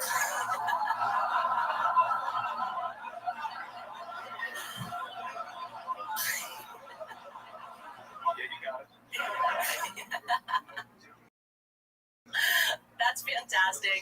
It's fun to remind yourself that politics is serious all the time, but most of the people do not behave like psychopaths, and they're very funny and can make fun of themselves. All right, I'm going to read a couple sponsors before I get to your guys' comments. We're going to tell you first about Home Title Lock, because if you are a homeowner, you need to listen to this. The FBI has been warning homeowners about a type of real estate fraud on the rise, which is title theft. This type of theft doesn't happen by breaking down your doors and stealing your stuff. It happens with just a one-page document, forged signature, and it gets filed to the county. And if your title, which is a legal record of your ownership, gets transferred out of your name, criminals can use your ownership to drain your equity or even sell your property, and you won't even know about it until you start getting collection notices or foreclosure notices in the mail. That's why I partnered with Home Title Lock, so that you can protect your equity. And find out today if you're already a victim. You can use my promo code Candace at HometitleLock.com, and you'll get a free title history report and a free trial of their $1 million triple lock protection. That's 24/7 monitoring of your title records, urgent alerts to any changes, and if fraud occurs, their U.S.-based restoration team will spend up to $1 million to fix it. Again, HometitleLock.com, a promo code Candace. Also, want to tell you guys about American financing, because the cost of everything is still out of control. Many people are relying on credit cards to cover essentials. If that debt is piling up, you should know you're not alone. Americans collectively owe over $1 trillion in credit card debt. You might have considered reaching out to my friends at American Financing, but maybe hesitated because you didn't want to give up your low mortgage rate.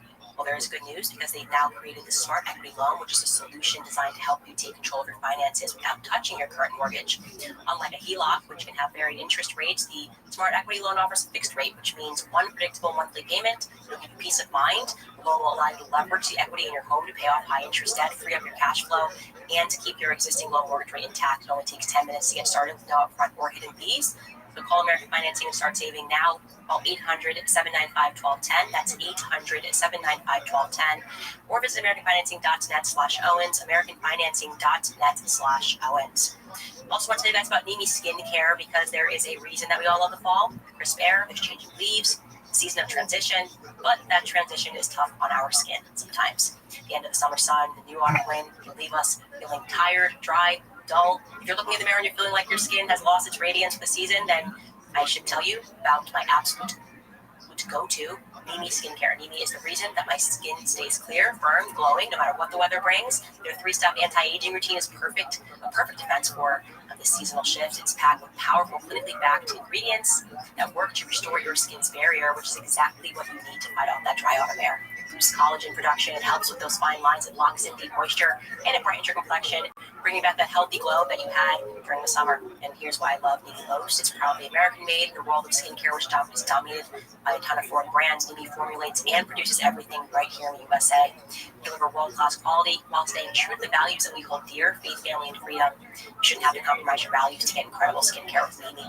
And you don't have to. So as you prepare for the new season, make sure your skin is prepared. Get an exclusive 10% off your order at NimiSkincare.com. Use code Candace10 at checkout. Again, NimiSkincare.com. Promo code Candace10 at checkout for 10% off. All right, guys, what do you guys think? Are you giving Josh Hammer a charitable read? Do you think that he was inspired because there were people that were bringing up that old tweet? They always say there's a Trump tweet for everything, and then people will pass it around for certain situations.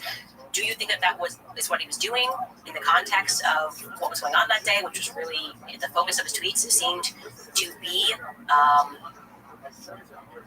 talking about Israel, as always, and going after Qatar and Tucker Carlson, as always. What are you guys thinking? Corey Henry, thank you for that donation. Hey, sister from another mother, hire more security. I fear for you now. Please stay safe. Prayers for you and yours. You are getting close. The phone call was them putting pressure on him. Wow, just wow. Corey, I will tell you, Charlie owned the security company. So that security company you see that's around him, he owned it. He actually outright purchased a security company, and it didn't matter. And they didn't do anything. Clearly was not they should never be allowed to again, because why would you not have, he's a sitting duck. The amount that he was paying for that security, for them to not check rooftops, you could have someone actually requiring that you have access to rooftops. You could have one of your guys on a rooftop. Wouldn't that be a good idea? I don't know. I don't understand it. Kelly Gibbs writes, my Catholic bestie, and I keep you in our prayers. Thank you, Kelly, for this gift. Rosary and divine mercy, I pray that our Lord and Lady protect you and your family, give you wisdom, and safeguard the pearl of great price, the faith passed down from the apostles. Thank you so much. It's such a sweet comment. Jose Cruz writes, Candace, I love you so much. May God bless you. Can you lightly, please, don't stop? A lot of love from Mexico. I'm not associated with Turning Point USA, and I'm not a liberal. Please don't tear apart Turning Point USA, because we need a movement for the youth. Please tread lightly. Make sure you have all the facts, because you are an important voice. Any youth movement must be based in truth. And like I said, Turning Point USA has fantastic people that signed up to work for that company and dedicated their time with that company, whether even volunteers, people on college campuses, because they believed in truth and they knew they were getting it from Charlie. Right now, we're at a point, and I think John and Arena Mappin, in that beautiful letter they wrote yesterday, said it way more eloquently than I ever could. Which is, if you actually continue the legacy of Charlie, it means continuing to fight for truth. And to the extent that they do that, fantastic. They will have an ally in me.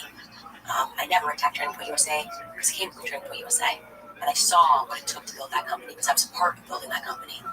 But to the extent that we feel that they've become so corporate that they're not answering our questions, or making us feel ashamed for asking these questions, or feel like they don't care about getting to truth.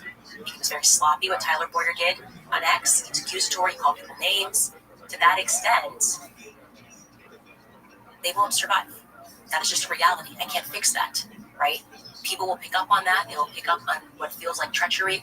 It will feel to them like a betrayal to Charlie Kirk's legacy. Because that's how it feels to me, right?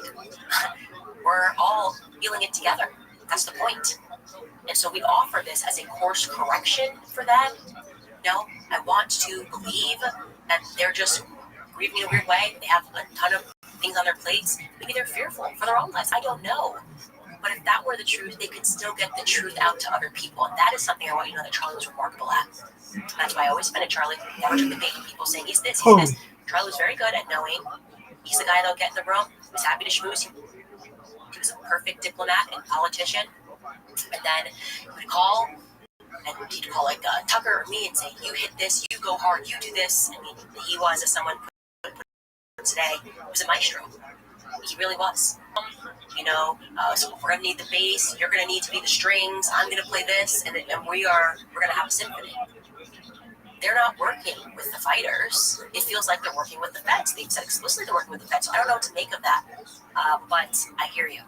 And I feel the same way. I want Turning Point USA to survive.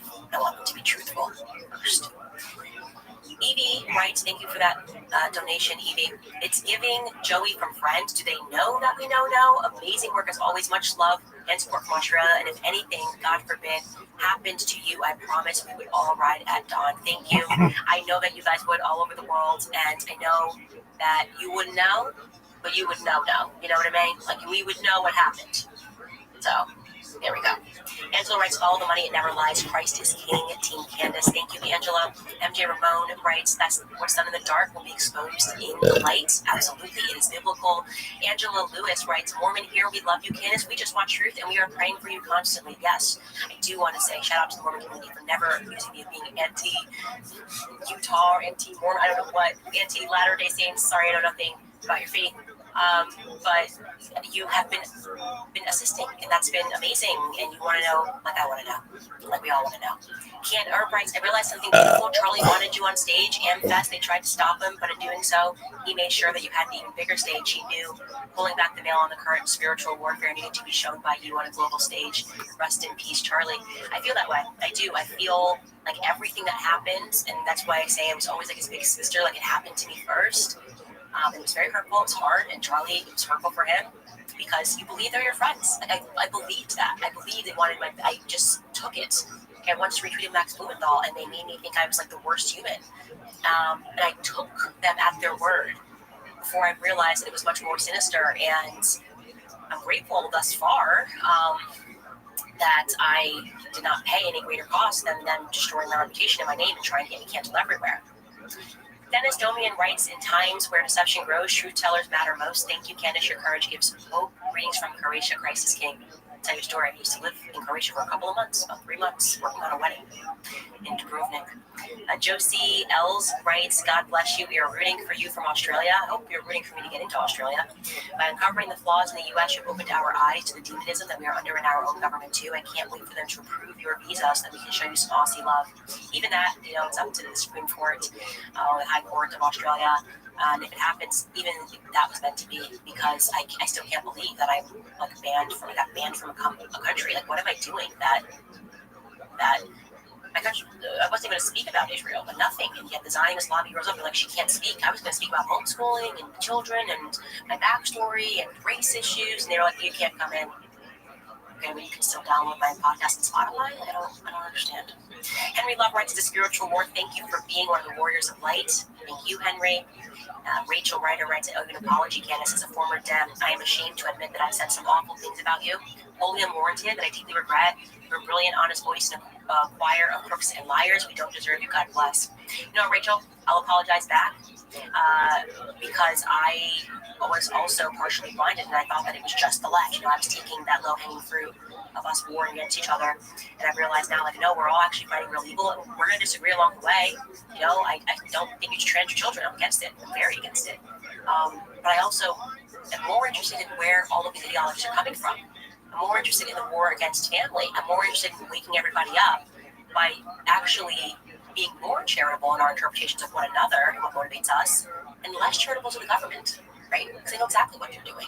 And that's the real risk. That is the real threat to the government, is the left and the right actually uniting. In fact, they were angry when they were randomly, they've just been treating Megyn Kelly like a battered wife. When I say something, she gets beat. It's weird. But during that course of that, Constantine kissed him when he was like, you need to make a statement against Candace and Tucker. Somebody else was saying to her, Candace doesn't even hate the left anymore. That was supposed to be a convincing argument for Megyn to trash me. Really trying to get us exist in that left-right paradigm, and it only serves them at the top. So I hope more of this, more realizing and more coming together on the stuff that we can agree on. Miracle Media lastly writes, Candace, as a Christian, you have the authority to fight any strife that comes your way. Recite and memorize Psalms 91, 120, 123, and I guarantee God's angels will protect your footsteps, your family, from these evildoers. They are protection scriptures. Thank you so much for saying that, and we pray every day, we really do. But everything is in God's control, and I feel are in a great period of revelation And that is why we are also in a period of anxiety, because with that, the demons commit further to their demonology, and we therefore have to commit more to truth. And yeah, that's basically all that I want to say today. You guys, I have some bad news here at the very end. I am going to take next week off. I'm going to take about 10 days off, actually. I'll give you more details about that tomorrow, but I just feel like I'm arriving at the acceptance phase. I will say the stages of grief is very real. And I just kind of want to take a little bit of time to really just kind of mourn Charlie in my own personal capacity, and just kind of recognize I'm never going to see him again, never talk to him again, and to say kind of bye in my own way and take a break and a breather. And so nothing bad is happening to me. I will still be sending an occasional Instagram wave so that you guys know that I'm fine. But I wanted to let you know a heads up what's going on there. Anyways, if you would like to support our show, as many of you guys have, you can head to CandaceOwens.com. You can sign up. You can join our book club. You can buy our We Don't Know But We Know brand stuff. Join us in prison when Laura Loomer sends us for writing CIA in parody. And it's a parody because we don't want to be in CIA. I think there's a lot of corruption there. Actually, I'm hoping one day my team will let me have the green hat. They've never sent it to me. So hopefully if you know somebody get me that green CIA hat, because it's actually, people are tagging me in it and I don't have it. And it's really nice. Other than that, you guys, thank you so much for your support, and we'll see you tomorrow.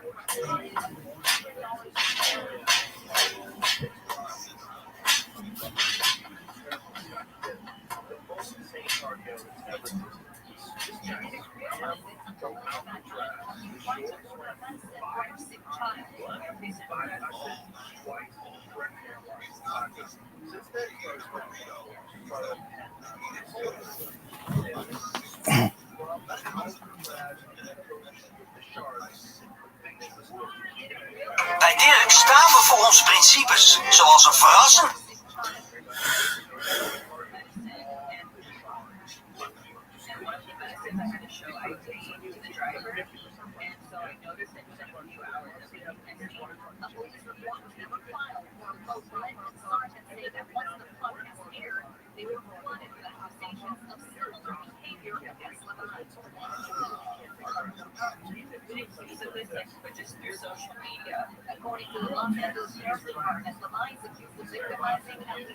Bij Dirk staan we voor onze principes, zoals altijd dezelfde lage prijs voor iedereen, of je nou veel of weinig boodschappen doet. Met deze week Milka Drink, fles van 250 milliliter voor maar 79 cent. Op Dirk kun je rekenen.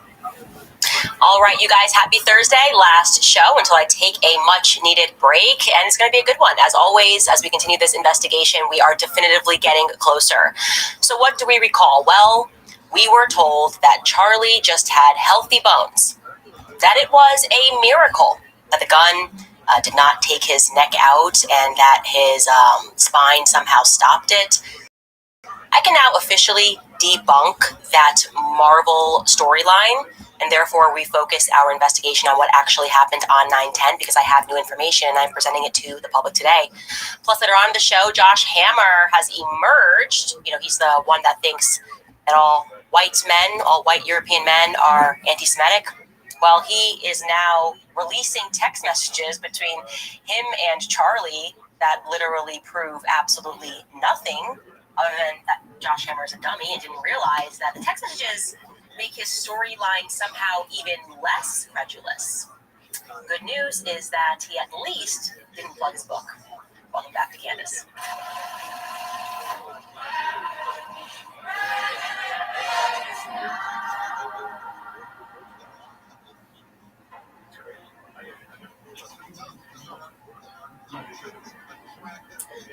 All right, you guys, where to begin? Obviously, we have a lot to unpack before I go on vacation. I'm looking forward to reading. I'm also looking forward to processing a lot of the information that is coming to me and researching more. The place that we should start on today's show is with, I first and foremost have to tell you right at the top, I can't tell you exactly who the information came from or which parties were involved in giving me this information, because I don't want to get anybody in trouble. But I can say that I have positively verified something about the injury that Charlie sustained to his neck that I think is going to go a very long way in terms of helping those of us who have been sleuthing, those of us who want answers, those of us who are dedicating our time to this, because what we are being told by the authorities beggars belief. as John Arena Mappin said, it just simply beggars belief.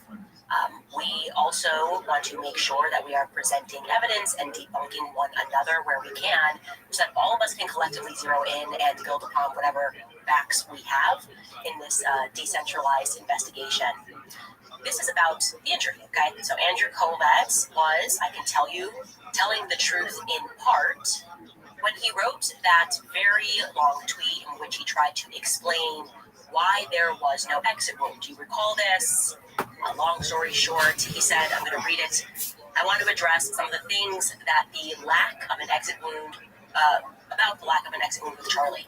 I'm usually not interested in delving into most of this kind of online chatter, and I apologize if this is somewhat graphic, but in this case, the fact that there wasn't an exit wound is probably another miracle, and I want people to know. I just spoke with the surgeon who worked on Charlie in the hospital. He said the bullet absolutely should have gone through, which is very normal for a high-powered, high-velocity round. I've seen wounds from this caliber many times, and they always just go through everything. This would have taken a moose or two down, an elk, etc., but didn't go through. Charlie's body stopped it. I mentioned to his doctor that there were dozens of staff, students, and special guests standing directly behind Charlie on the other side of the tent, and he replied, it was an absolute miracle that someone else didn't get killed. His bone was so healthy and the density was so impressive that he's like the Man of Steel. It should have just gone through and through. It likely would have killed those standing behind him too. In the end, the coroner did find the bullet just beneath the skin. Even death, Charlie managed to save the lives of those around him. Remarkable. Miraculous. Now, keep that up for just a second because it's really around here. His bone was so healthy and the density was so impressive that he's like the Man of Steel. Now, we just went, something's not right. Something not right. A lot of stuff's not right. I just don't know why a surgeon would be saying something that actually only the medical examiner, somebody that specializes in forensics, could really contribute. Yes, a surgeon can tell you, or actually a person with common sense can tell you that your bone density is better when you're younger. But this seemed a little bit too performative. Now, I can tell you the part that he is telling the truth about is that Charlie's neck indeed did stop the bullet without question. Okay, and this is going to dispel a lot of theories that are out there, and I'm telling you this 100%. Charlie Kirk was shot from the front, and the bullet did not exit, and at least a fragment of the bullet was recovered from his neck, and I'm going to tell you exactly where it was recovered from. I have fact-checked this information from multiple sources now. I've actually been sitting on this for a little bit over a week. Right around here. So think about almost in line with your shoulder blade right in the center. Now, why is that helpful? Because it gives us a bullet trajectory, okay? Went in here where you saw that, and it was stopped, and a fragment was pulled from, think right here, just touching your spine in line with your shoulder blade. That leads us, obviously, to the part that is maybe not being forthcoming about. They did not recover a bullet from a 30-06. They didn't recover a bullet from a 30-06. Just didn't happen, okay? It found a 30-06 bullet. Charlie's death certificate certainly would have reflected that. Suicide situations is just one example. Medical examiners, feel free to chime in. I've spoken to quite a few. But when the gun and the bullet are known, they are reflected onto the death certificate, okay? There is not one reflected onto Charlie Kirk's death certificate because they did not recover a bullet from a 30-06. Hunters and military men rejoice. It turns out that common sense still rules the roost, okay? You guys were right. You're absolutely right. And this is why I hate politics, because it requires us to submit to the idea that we were all somehow born yesterday. That life really can just be a Marvel comic with people that are, I guess, DC comic, where there are men of steel that are able, because they're young, to stop 3,000 pounds of energy that is coming at them. That didn't happen. So where does that leave us, guys? Well, the part that is now extraordinarily suspicious is that Andrew is claiming that he had a conversation with the surgeon who offered up the idea that it really was just your modern Christian miracle. Charlie was just young and his bones had a lot of density, which made him stronger somehow than a Cape buffalo. Enough push-ups and asparagus, and you too can stop 3,000 pounds of energy coming at you. What are we to make of that? What are we to make of the fact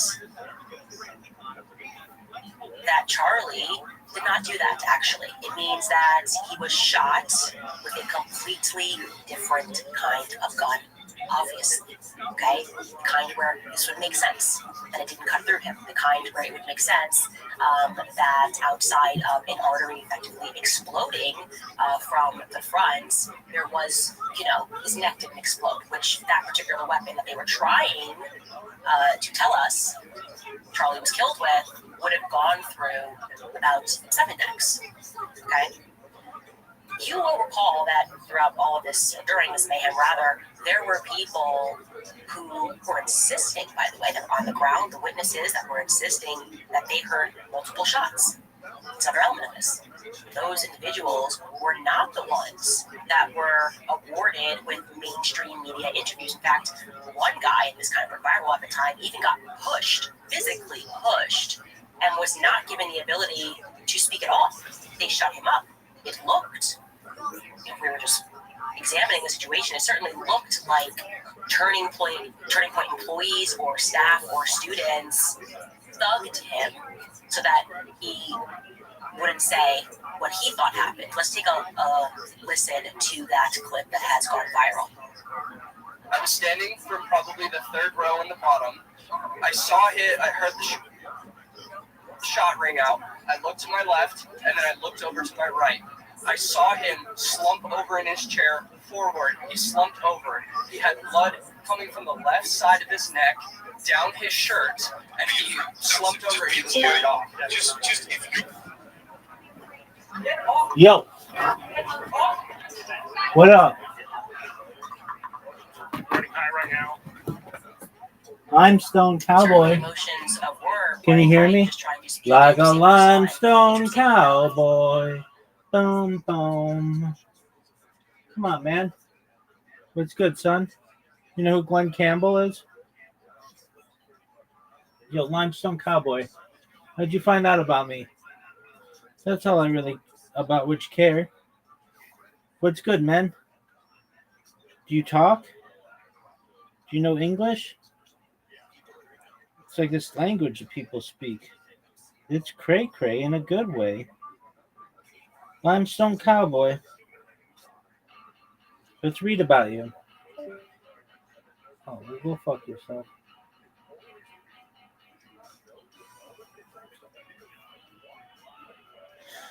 Limestone Cowboy, go fuck yourself. Limestone Cowboy. Boom, boom.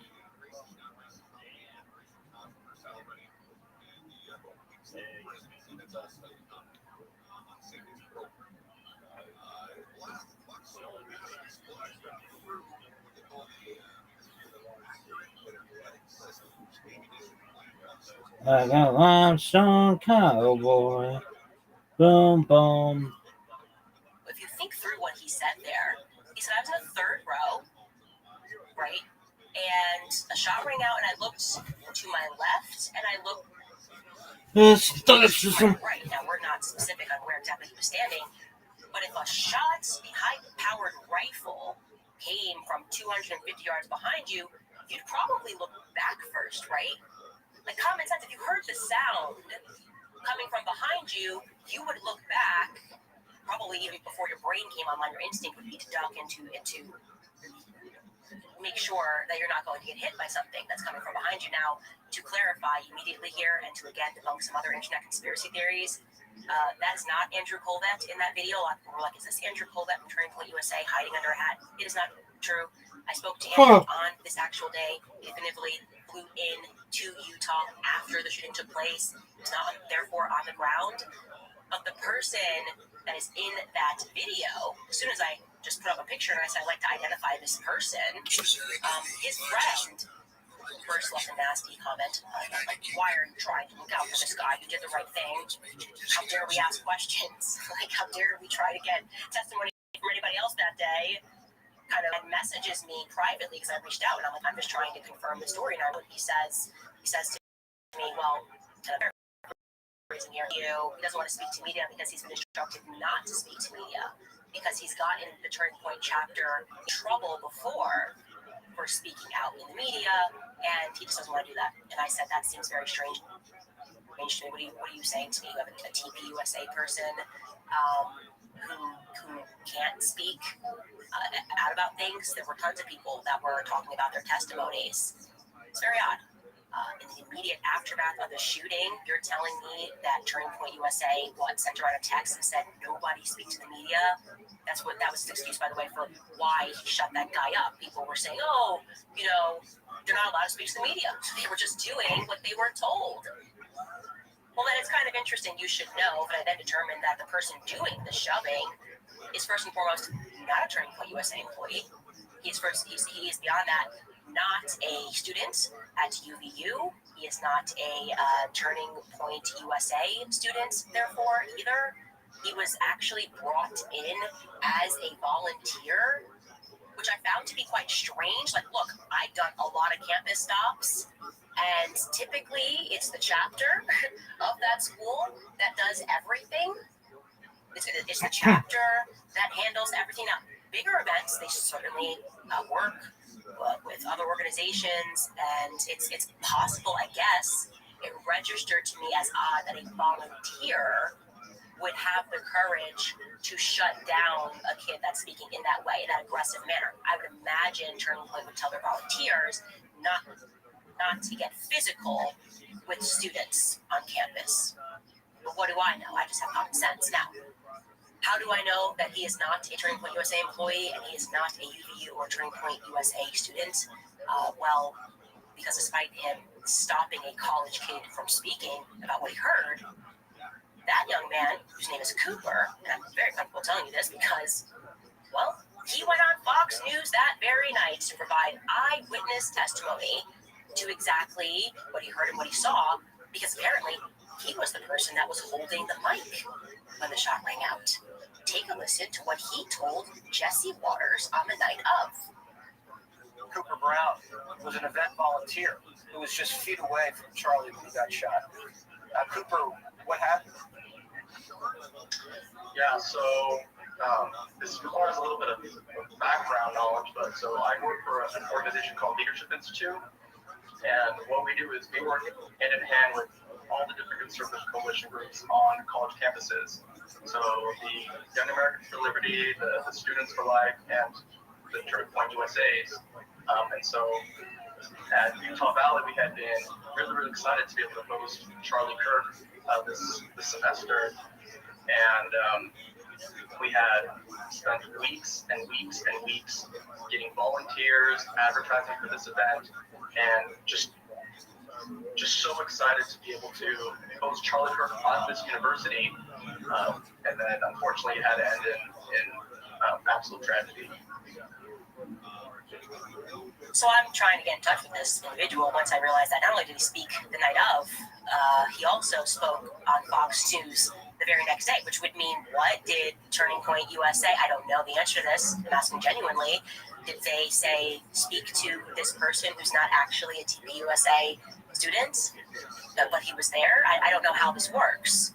But the next day, sure enough, he appeared on Fox News again. And I'm not sure if we had that clip, Skylar, but if we do, let's roll it. That day, we had 30 or so student volunteers that were designated roles that were going to be helping pass out Turning Point USA merchandise and getting people signed up for the event. And my responsibility was, when the event actually started, to help manage just the microphone. So something simple as just raising it, lowering it, making sure students were able to speak into it clearly. And I thought this was a fantastic opportunity to be really close, to be able to witness all the amazing dialogue that was going to be happening on campus. A couple of things about Cooper Brown that to me is a bit of a mystery at this moment. First and foremost, you provide witness testimony. You start doing the rounds on Fox News. You are fair game, okay? I'm going to start asking questions because I need to know everything. Everything's got to fit neatly into my timeline. So in trying to reach out to him and then publicly posting, hey, I'm trying to identify this individual, I received a ton of emails. One email said, hey, I'm actually his cousin, and here is his number. Now, I noticed that that cousin happens to live in Phoenix, Arizona, so I went and just checked some profiles on social media. I found some Browns, but they were all living in Phoenix, Arizona. Okay, maybe this person's from Phoenix, Arizona. Well, actually, when I went through what he has as his resume on this website where he says that he works with this institute, I couldn't fact check any of the things. Went to school, a minor at a very small college in New Hampshire. I'm from the Northeast. If you're going to school in New Hampshire, especially not the University of New Hampshire, you can go ahead and bet that you're going to be a local. So I'm looking for a kid that's from New Hampshire to go to this tiny school. Found somebody from that name with his name, but it was actually a girl that had that name and graduated the year he says he graduated. It doesn't look to me like he just graduated college, but according to his resume, he did. And the number that she gives me, which is the first thing that registers to me as odd, is it's a Utah. It's a Phoenix-based number. So I'm going, who is this person, and why is it linking that number to somebody else who is 32 years old and has that same last name? I don't know. I intend to get those answers, but there's something here that strikes me as a little bit odd, especially given the fact that as a volunteer, as he expresses there, they decided to allow him to hold the microphone. That's supposed to be like kind of an honor at Utah events. Turning Point USA kids work really hard to put these events on. They decided who's going to hold the microphone. They went with a volunteer. I don't know, but I'm going to find out. Okay, I don't know, but I'm going to find out. So, if you went to the Southern New Hampshire University with this Cooper Brown and you majored with him and you can provide some insight, I'd like to hear from you. I am, again, asking these questions publicly because we are getting no answer from Turning Point USA or anything that makes any practical sense in this scenario. Why was everything so brand new on this day? Now, for those of you that are still caught up in what I just told you, which is that for a fact, Charlie was shot from the front. So we know the bullet trajectory. There's no gains here. There's no magic bullets. It's a smaller weapon. Okay? Your ears didn't betray you. My ears didn't betray me. We definitely did hear a very recognizable sound of a rifle shot. But I'm telling you that Charlie wasn't hit with that rifle. And there is not a medical examiner's report or a death certificate which will stipulate otherwise. It doesn't exist. So what exactly are the feds building their case on? Vibes or sheer corruption? Because I'm thinking it might be the latter. And who would be the person that can make that fit? Look, I did receive a tip, and guess what? There was another person in this never-ending, brand-new cast of characters that was also involved in this story, and this person in an email insisted to me that this is somebody that we should look further into. That's the medical examiner. It is a woman named Dr. Deidre Weiss Amaro. Deidre Weiss Amaro is her name, and she flew in from California. She was announced as the new state medical examiner in May of 2024. From Missouri. I think she also worked at some point in California, and she was announced as the new Utah medical examiner, state Utah medical examiner in May of 2024. So I'm interested in learning as much as I can about this medical examiner. I'd like to know more about this medical examiner. And if you've got something, you know this personally, got a story, please do send it to us at moretips@CandiceOwens.com.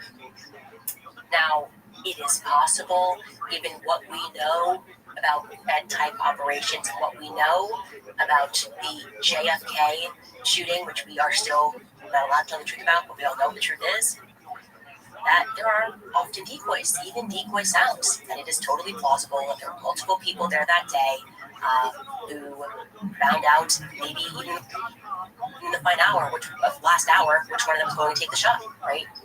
It is likely that a rifle was fired to muffle the sound of a smaller gun, which maybe actually kind of had to, if we're considering the trajectory that I'm telling you, here to here, kind of had to come from the front of Charlie.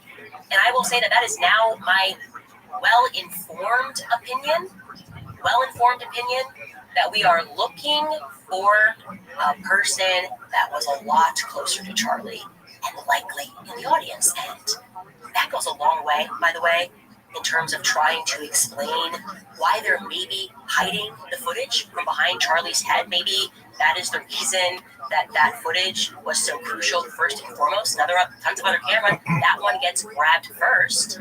It seems to me that there's a lot of hiding and there's definitively a lot of lying that's going on. I told you, Tyler Boyer lied. Just lied.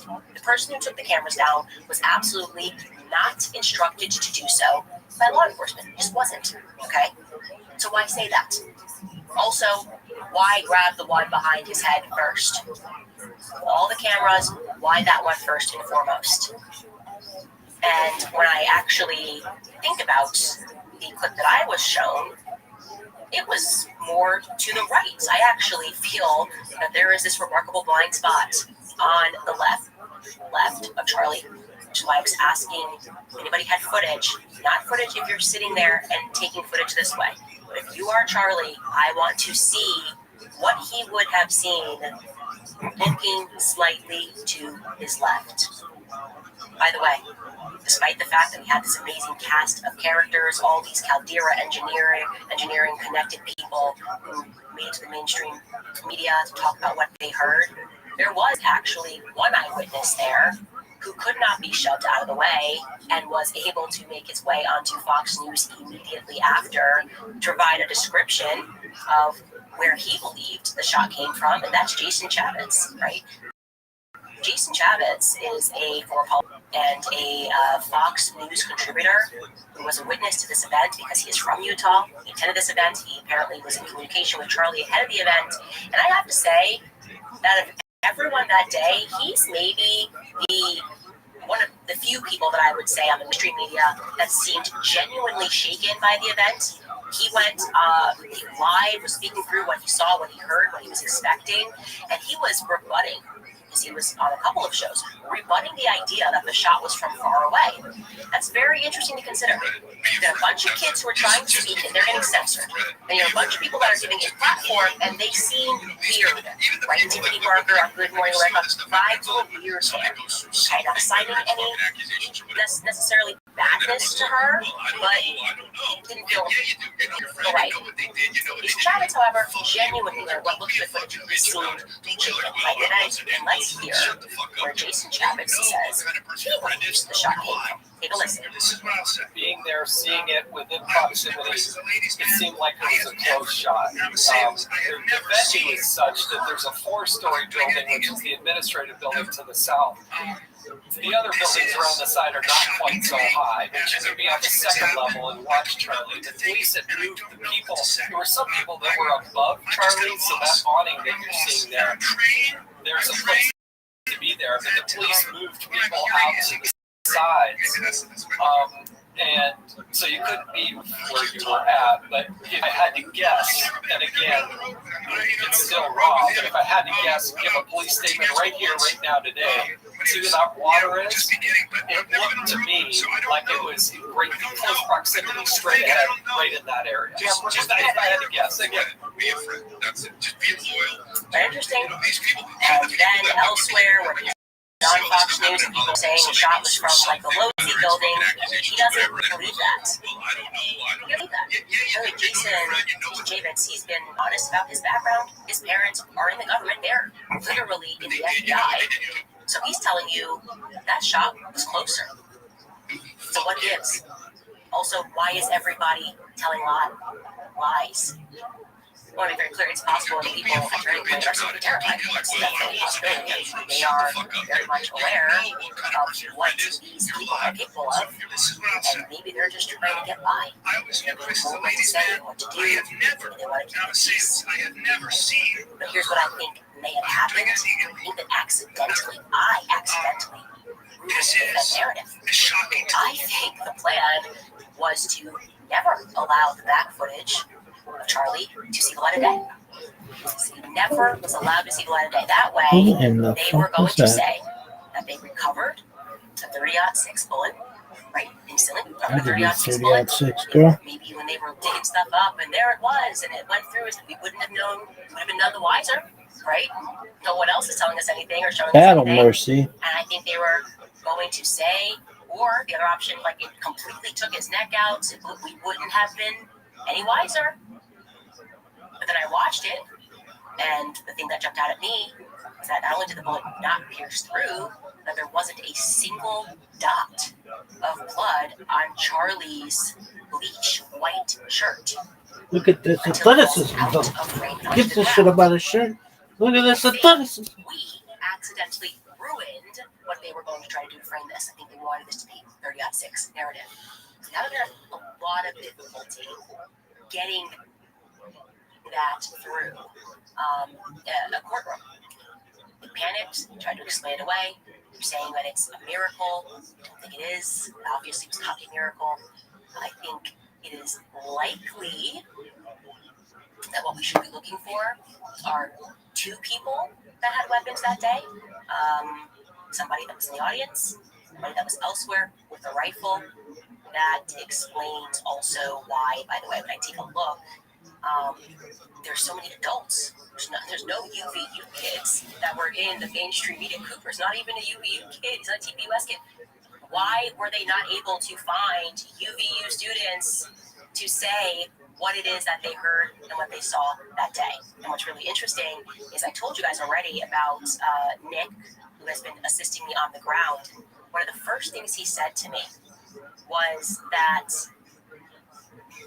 I felt like they were coming around the found and they were trying to implant memories into our heads. So he was like, I felt like there were these people walking around that we didn't recognize, and they were like, you heard one shot, we heard one shot, we heard one shot. And he's like, I know that sounds weird and conspiratorial, but it seems like they were trying to make us believe that this is what we heard. And it's interesting also because remember when Phil Lyman gave us his footage and he walks outside of that building, the two now infamous goth girls who are not goth at all and they're just wearing black, they say, hey, that they heard two shots. They never made it to Fox News. They never made it to the mainstream media, but they too also said that they heard two shots. Take a listen.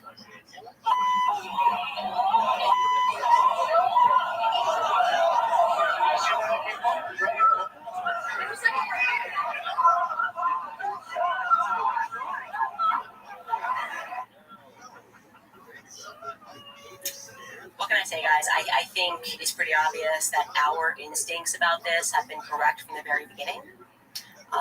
We probably need to be now looking for a shooter that was in the audience and to the left. I've seen you guys. I saw some guy, Alex Jones, that created he created a whole web and explained, did this all on a computer of where the trajectory would have to go. We need you again, ballistic YouTubers, gun people, gun enthusiasts, military men, the people that they're discounting and saying you have no right to get clicks. No, please get clicks. Explain to us what it is that you know in this decentralized intelligent agency, given the information that I am telling you, okay, that it had... unless we have a bullet that's doing the worm like a WWE wrestler, okay? Bullets fire straight. And this one went straight into the front, left lower side of his neck, essentially exploded his artery, and did not exit out of the back, but that is where a bullet fragment was found. So map it out for us. There's something else that I would like to point to.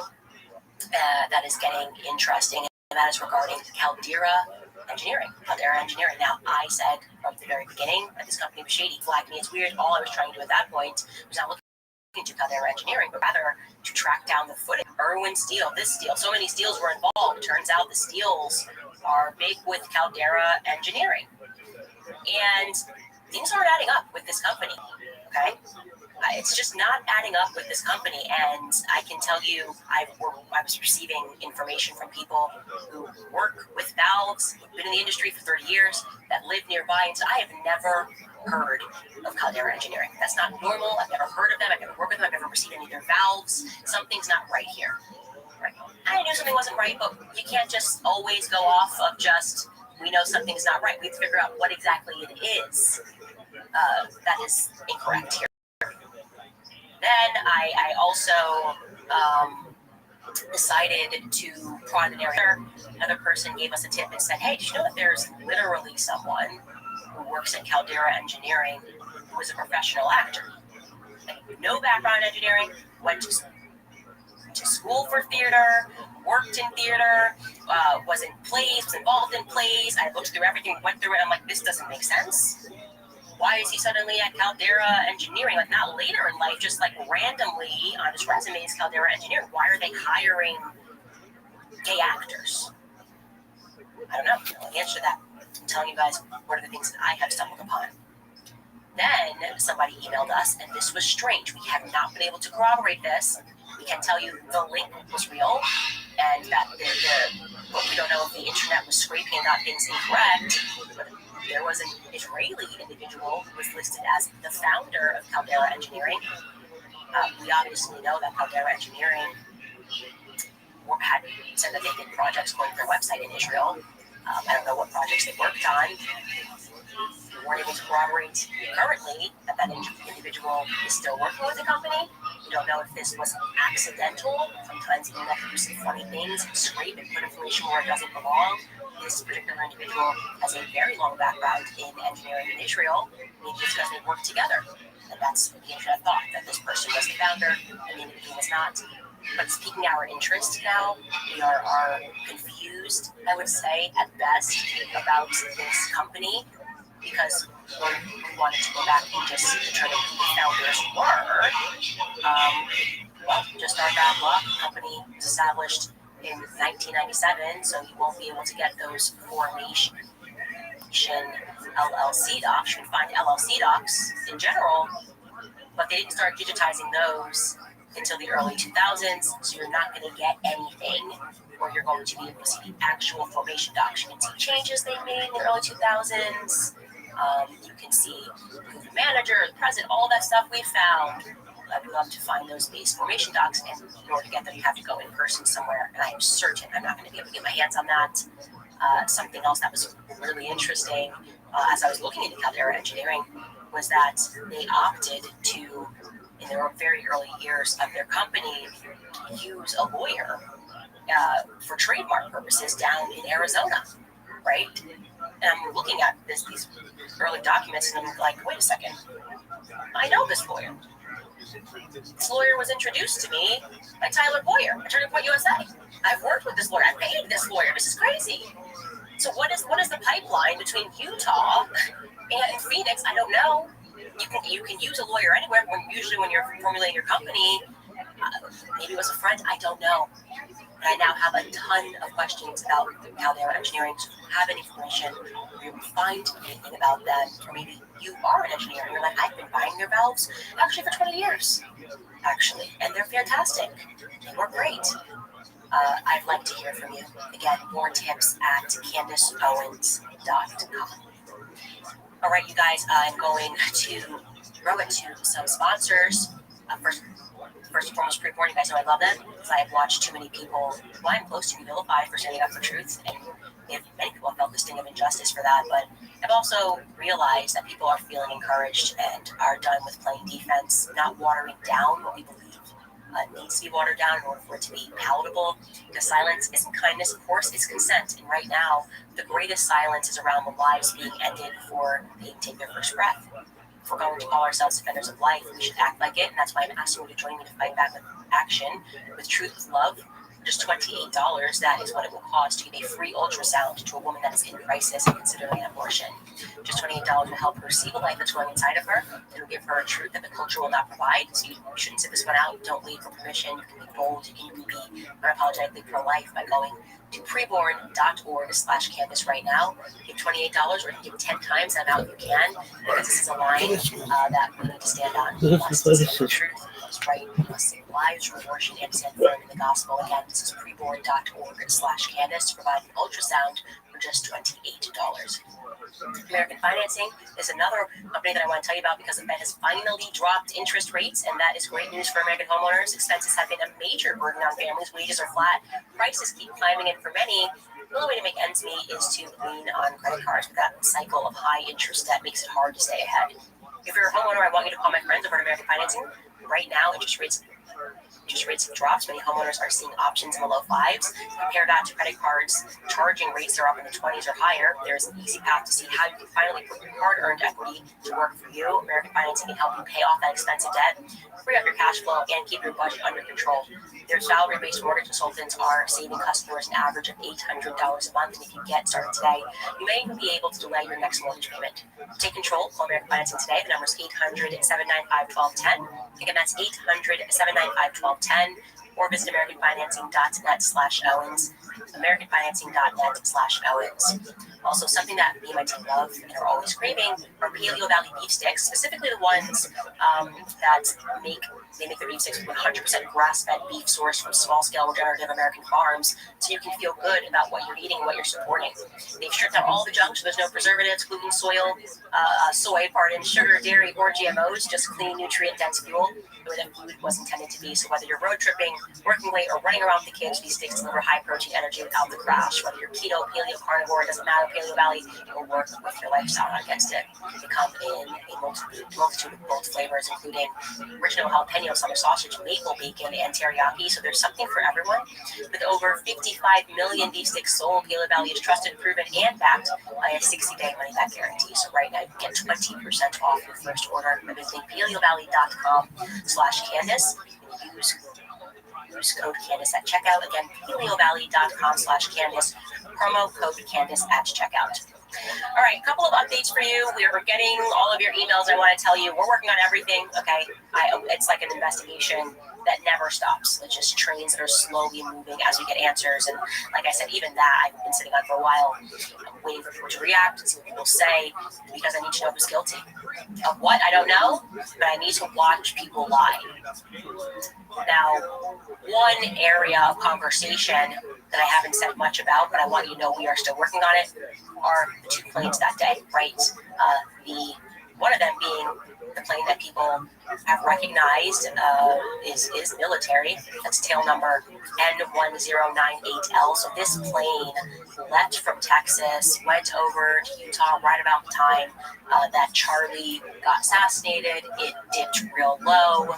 It seemed like who knows what this plane was being sent there for, but the fact that this plane had been used in the military rightfully alerted people to the fact that they may have had some knowledge. This plane may have had some knowledge of what was going to occur. But one thing I want to clarify for you is that plane was being contracted. You guys noticed that it was owned by Lasai Aviation LLC. We are awaiting more information, but I just want you to know that you recognize that it is strange. It did happen. There's no question. I've been saying from the beginning, this was a military operation. It's very obvious. The more you peel back the onion, it's very obvious this was a military operation. So it's fitting that you would have a plane that the military starts. Who would contract that sort of plane? Now, this is a very easy question for Kash Patel to answer. Okay, Kash Patel, most transparent ever, except when it comes to Epstein. What's up with this plane? Certainly, you have knowledge of who contracted this plane. The answer, if you're being transparent, is going to be like, oh, just a coincidence. Just a coincidence. Somebody decided to take a vacation flight from Texas over Utah to Full Circle and return back home. It happens all the time. When you're bored and you just have an unbelievable amount of money, that's what you do. We're not going to get those answers from Kash Patel about that plane. We're not even getting straight answers about the other plane. There she is. That's the plane where Derek Max What up, girl? How are you? I'm good. I need some pencils. I'm ready whenever you are. Yes, ma'am. You're going to have an invitation in 10, 9, 8, 7, 6, 5, 4, 3, 2, 1. Here we go. Yes, ma'am. Let's do it. Yeah, let's do it. Yeah. Oh, that's what I'm talking about, girl. High five. High five. Oh, no. One of the most difficult shots in the history of humankind.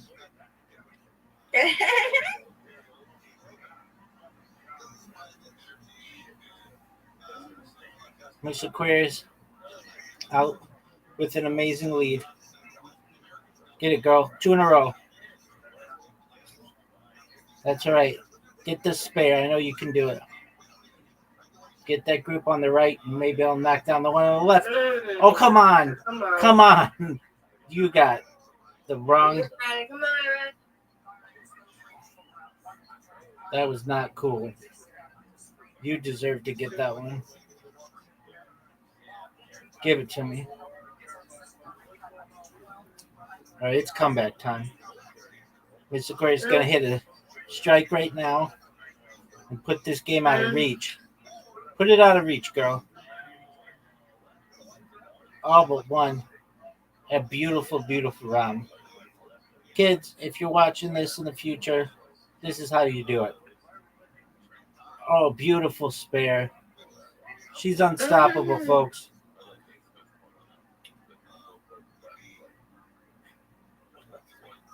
She is unstoppable. No one is touching her today. Are you serious?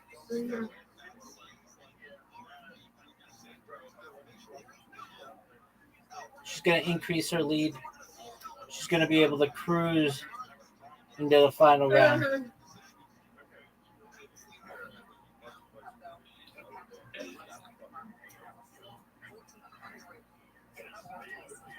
Come on, Rabbi, you got it. Ma'am, no one is touching you. Give me this. Give me this. There we go.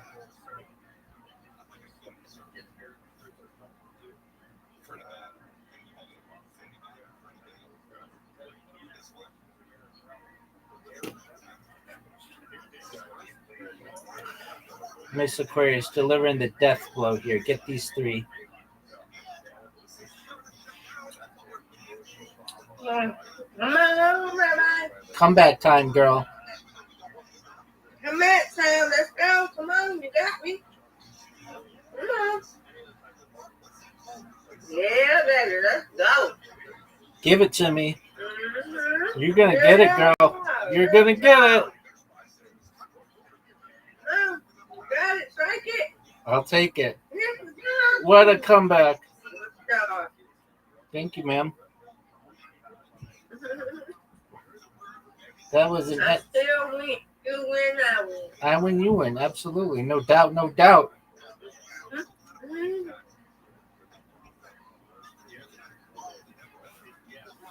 That was a fun game.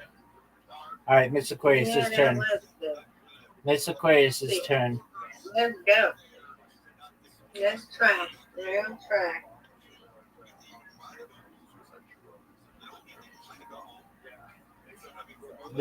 That's a tough. That's tough. You can win for it. You got it.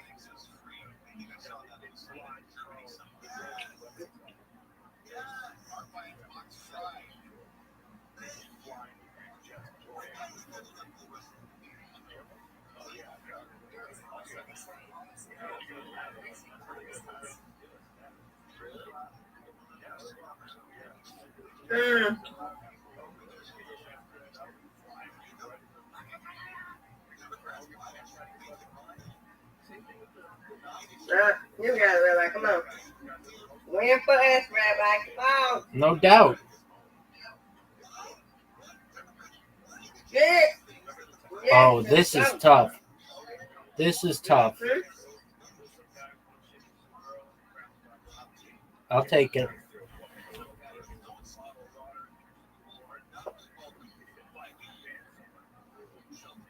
You've got it. No doubt. Get it. Wow. Did that take some time, Miss Aquarius? It so did. Miss Aquarius, that was a big shot.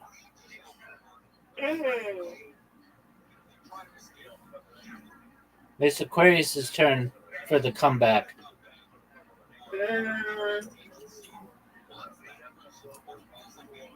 Get another strike. Ooh, that's a good one. Take the lead. Get this one. No, I'll never get it. Come on, Rabbi. No doubt. Now. No doubt. I'll get these two. Right in the middle. Let's go. Good for it. Got him. Got it.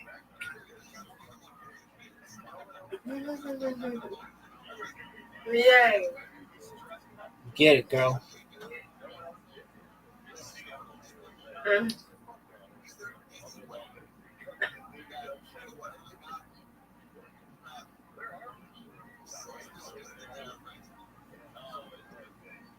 All right.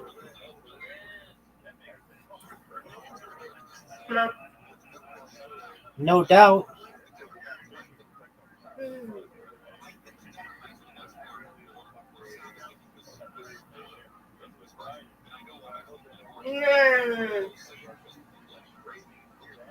End it. Oh, man. All right, I'll take it. You did. You win, I win, Miss Aquarius. I win, you win. Undefeated in bowling. Undefeated in bowling. Undefeated in friendship. We both win. Yeah. Good job.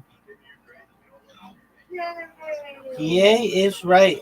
And now you get to take a wonderful, well-deserved rest. Yeah. Good on you. Yeah. Okay. I'll see you in the morning, guys. Willing. Sweet dreams, God willing. Sweet dreams.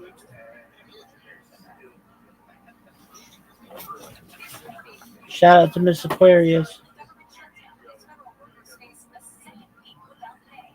Maxfield, his wife Shalane Maxfield, they sold some beauty company for billions, I believe, and they now just run a human sex trafficking organization in Utah. That was that plane. I can't remember. 888 is what I actually remember. And it seemed as though that plane left. It went to Page, Arizona, and it appeared that the ADS-B transponder turned off. Now, what Cash Patel told us is different from what Derek Maxfield told us. And Derek Maxfield on Instagram clarified that the Air Traffic Control Center was in agreement with them that they could stop transponding. Cash Patel says that plane never stopped transponding. So I don't know what the truth is, and I'm not even pretending that we're ever going to get the truth. What I can tell you is that the investigation that we have been privately conducting has led to more questions than answers. Obviously, multiple pilots, people that work at these airports, people who are invested in the story have reached out, and I'm grateful for that. Multiple people have confirmed that this plane was a little bit weird that day. It was supposed to land in Page, Arizona, in Millionaire FBO. Last second, it made a change. Just so you guys know, an FBO is just a private terminal. So if you're in a public airport, you go to Terminal 7. If you're flying private, you go to FBO, and it has a name. So that plane was supposed to land into an FBO called Millionaire. Last second, that plane decided to change and say, we are going to instead land at the Signature, a different FBO. Apparently it landed in the Signature. That's certainly what we were told. But there's something off about that, because when people are trying to look into it, somebody at that FBO at first said, oh, yes, you've made multiple trips in the last couple of days. And then that person said, I don't know what you're talking about. No plane ever landed here. But multiple people have confirmed this for me. That there's something very unusual about this flight. They're guarding information about this flight. That doesn't make sense to me. I don't like that we've got feds guarding like FBO information. We've got feds guarding Dairy Queens. I don't know. Do you need your ice cream guarded? What is going on? Like, guys, you gotta just give up. It's gonna come out. Whatever it's gonna come out. You would have to, and I wouldn't put it past you, you'd have to get rid of all of us. You got like 7 billion people you've got to ethnically cleanse right now. If you want us to just forget about the Charlie Kirk story. No one's forgetting it, okay? Not the ballistics guys on YouTube that we're all listening to. No one's let this one go because, and by the way, that's your fault.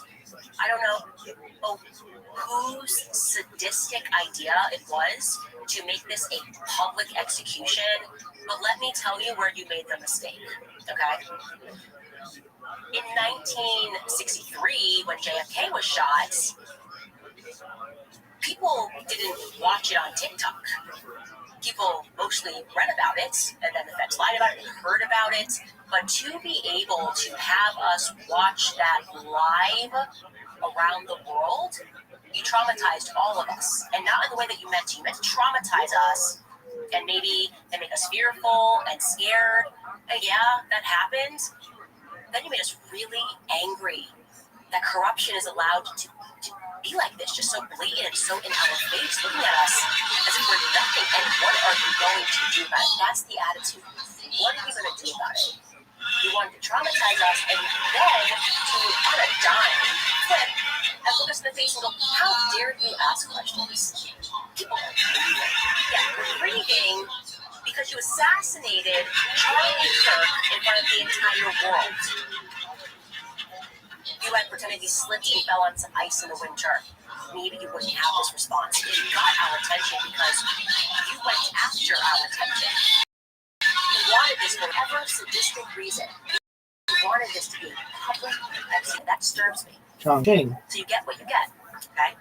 This is the internet generation. You get TikTokers that are asking questions. You get our military guys. You get our ballistic boys. You get the TikTok medium psychic ladies. You get everybody. All of us are here, okay? It's a high school class. You got all different types of characters here, but we're running this. Okay, we're running this.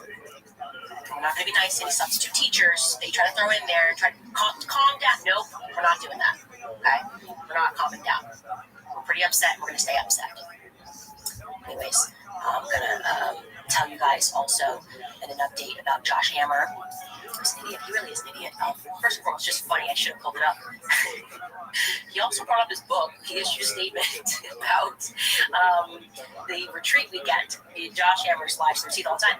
And so he was releasing a statement about how wonderful the Hamptons retreat was and that him and Zach Dillon totally did not press Charlie on anything.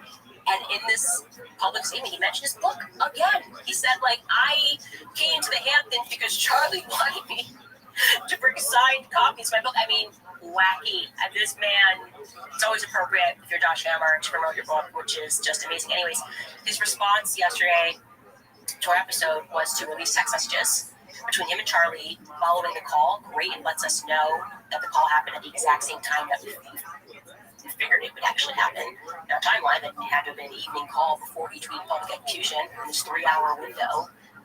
But these are the messages. We should read them. Charlie Kirk, thank you for your help, guys. A totally standard response that you say no matter what. Exclamation point. And then I assume this is Josh Hammer that replies and says, good luck at the campus visit start. Don't hesitate to let me know, or any of us know, how we can help. What's your first stop tomorrow, by the way?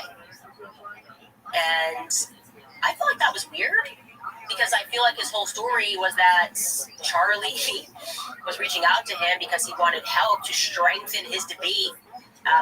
He needed tips on how to strengthen. He just loved Israel so hard that he was like, give me the best talking points so I can go out there and I can defend the state. And I know that like a couple hours ago I was really angry and I dealt with Israel. I just love him so much that I wanted to get on the phone with you and have you, who could not beat me in a debate. Teach me how to debate.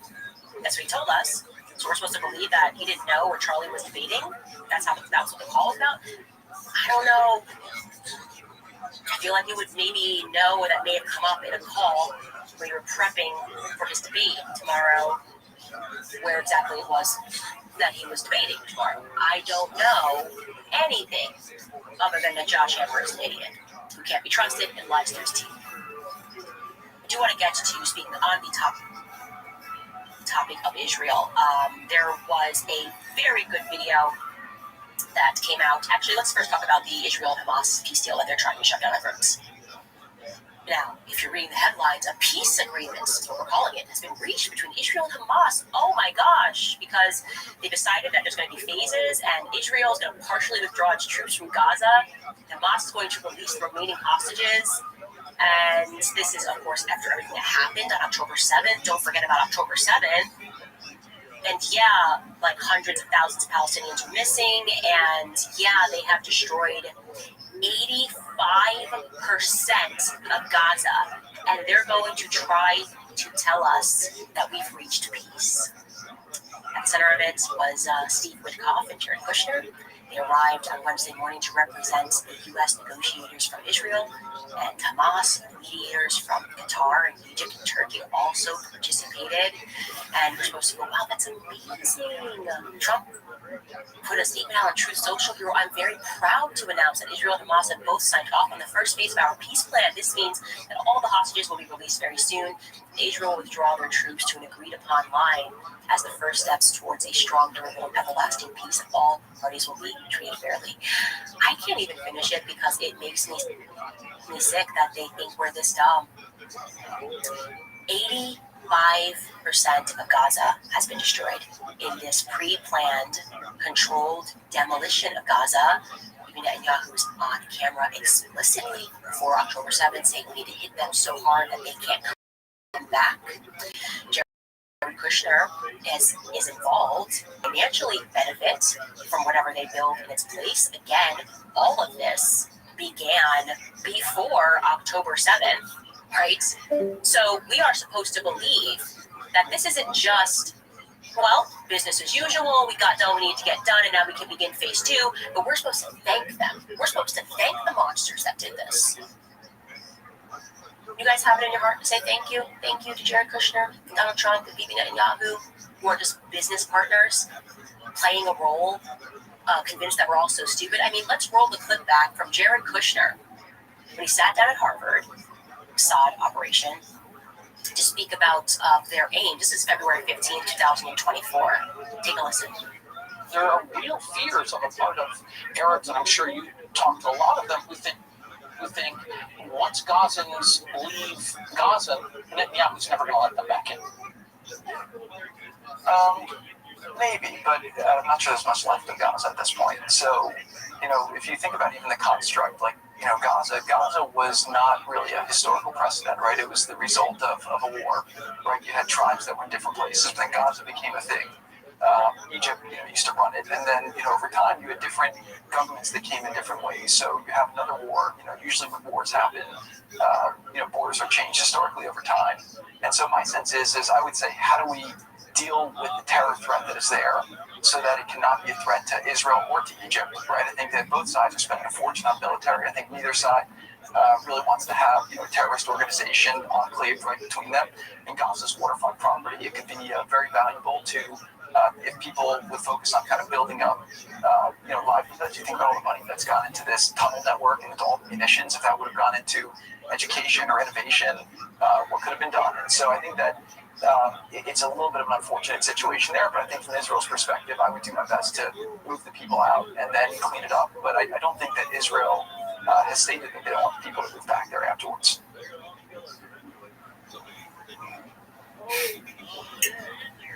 Trump wants Nobel Peace Prize, by the way, for the land ethnic cleansing, so that they could profit on the land, turn it into a beach town. So let me say this. This is our never again, okay? This is a Holocaust. The Holocaust just happened. A real Holocaust just happened. We will never forget this. You tell your children, what happened in Gaza. You know exactly who did it, exactly whose families were involved in this. And when you hear in the future somebody tell you, like, we're going to Gaza Beach for vacation, you need to look at them like they are the absolute vermin of our society, because they are. They are. Their children will be cursed, okay? You go and you play in the sand where you know that your forefathers planned to mass murder children, you will be cursed. Every person who steps foot on that, every family that is set to inherit what they did, they will be cursed. Your children's children will be cursed. Gaza belongs to nobody but the Palestinians. So when you begin to move the Israelis in there, and when the Trump Hotel gets built on there, I caution the rest of the world to stay far away from that cursed land, because something is coming. You can't commit that much evil in broad daylight and not think it's going to come back to haunt you. God bless me. Sticking with that point, obviously, I was looking to see what people thought about the text messages, and it's really funny. Really funny. I came across a clip of Matt Walsh, it's very funny, and he was saying about the Charlie Kirk messages, he actually thought they were fake, because he said he couldn't believe the sentence that got too on the nose. He said, I genuinely thought that there's no way Charlie would ever leave the pro-Israel lobby. First and foremost, his support for Israel, he loved it so much. So it's like, you must have done a lot to make him actually write that statement, which felt too on the nose to Matt Walsh in that text message. I have no choice but to lead the pro-Israel cause. And anyways, he gave some very sage advice, which is not going to be heeded by the Josh Hammers of the world, about what that really means. That your behavior pushed even Charlie Kirk away. Take a listen to what Matt Walsh had to say. And at some point, if you're on the pro-Israel side, you really need to be honest with yourself and engage in some actual honest self-reflection and self-analysis. You really do. Because you're losing the argument. I mean, you're just losing. You are. And I've never seen any side of any argument lose this much support this quickly. I can't think of any other example of something like this. And if you're on that side, you need to have the courage and ability to ask yourself what you're doing wrong. It's never too late to say Kanye was right. Never too late. I'd like to say that Kanye was right. It's behavior. It's how they treat people. It's statements like that, like just pretending like we're just making things better when we do nothing lending. That was pre-planned. We're just better. We should get a peace prize. It's coming to an end. You can feel it. Like I said, unless they got a plan, and maybe they do, to kill 7 billion people, our memory will not allow them to just move along from what happened here. A true evil. Anyways, before I get to some of your comments, I see that we are almost up at an hour. Go to some more of our sponsors. Pure Talk, first and foremost, our society works because of the freedoms that are guaranteed by the First Amendment. Everyday Americans should be able to speak openly and honestly about family and traditional values without any retribution. And that is a principle that Pure Talk proudly supports. They sponsor my show, which allows me to stand strong behind the microphone every day and share the truth with you. If you want to support brands that defend freedom and pro-American values, I encourage you to switch your wireless service to Pure Talk. You're going to get great 5G coverage on an extremely reliable and secure network. With plans from just $25 a month, you'll save a ton of money. Pure Talk believes in creating American jobs and supporting small business. So if you are a small business owner, you can save even more while enjoying white glove service. Stand with your companies who share your values. Go to puretalk.com/Owens and switch to my wireless company, Pure Talk. And again, you'll save an additional 50% off your first month. Go to puretalk.com/Owens. Take this with you today. Telling you about 7 Weeks Coffee, because you already drink coffee, and 7 Weeks is an American pro-life coffee company that's on a mission to fund the pro-life movement 1 cup of coffee at a time. And they just hit an amazing milestone, over $1 million donated to the pro-life movement. Now, why they call 7 Weeks, you already know, because in 7 weeks, a baby is the size of a coffee bean, and it's the same time a heartbeat is clearly detected on an ultrasound. That's why they donate 10% of every sale to support pregnancy care centers across all 50 states, providing life-saving ultrasounds, resources for moms in need, and real hope for families. And it all started with just one simple idea. Use your morning coffee to stand for life. 7 Weeks Coffee is more than a great tasting coffee. It's mold-free, pesticide-free, shade-grown, low acid, and it's organically farmed, so it truly checks all the boxes. You can head to 7weekscoffee.com and you'll save 15% forever when you subscribe and get a free gift. Plus, exclusively for my listeners, if you use code Candace, you'll get an extra 10% off your first order.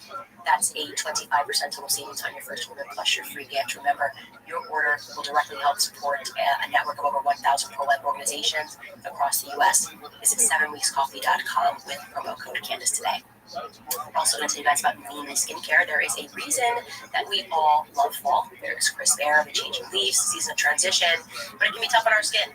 The end of the summer sun, the new autumn wind, it can leave your skin looking tired, dry, dull. If you are looking in the mirror and feeling like your skin has lost its radiance for the season, I need to tell you guys again about my go-to, which is Mimi Skincare. Mimi is the reason that my skin stays clear, firm, and glowing, no matter what the weather brings. Their 3-step anti-aging routine is the perfect defense for this seasonal shift. It's packed with powerful, clinically backed ingredients that work to restore your skin's barrier, which is exactly what you need to fight off that dry autumn air. It boosts collagen production to help with those fine lines, blocks in the moisture, and it brightens your complexion, bringing back that healthy glow that you have in the summer. And here's why I love most. Mimi is proudly American-made. In a world of skincare that's dominated by foreign brands, Mimi formulates and produces everything right here in the USA. Deliver world-class quality while staying true to the values that we hold dear, which is faith, family, and freedom. You shouldn't have to compromise your values to get good skincare. So go ahead and get an exclusive 10% off at mimiskincare.com. Use code Candace10 at result yourself. Again, NIMI, promo code Candace 10% off. All right, guys, what is on your mind? You know, a lot of information, more to first and foremost, we have Petra Lab. She writes, Candace is the real Liam Neeson in the movie Taken.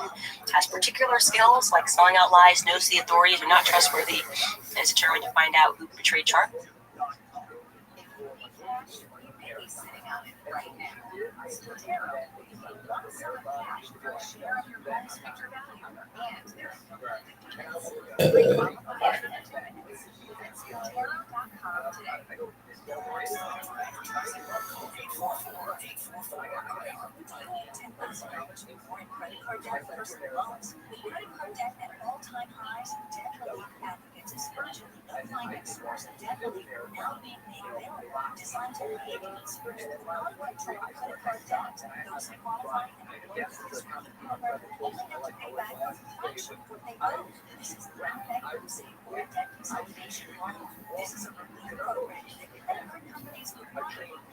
Because we did, because we're back at it again. It's the father and the kid.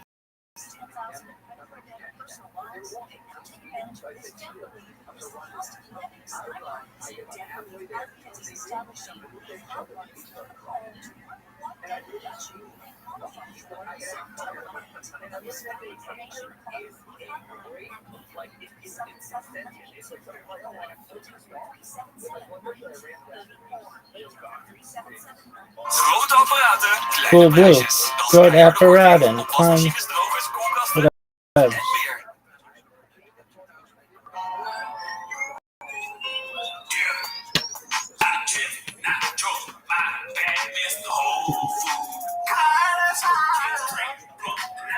Look at this athleticism, folks. This is really impressive, man.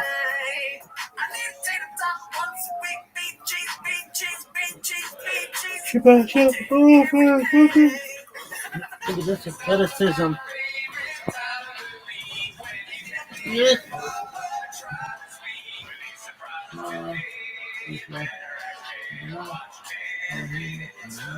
Welcome back to 10 Minutes of Shop. I'll never lower the cameras. You know that already. Anyways, that's not why you're here.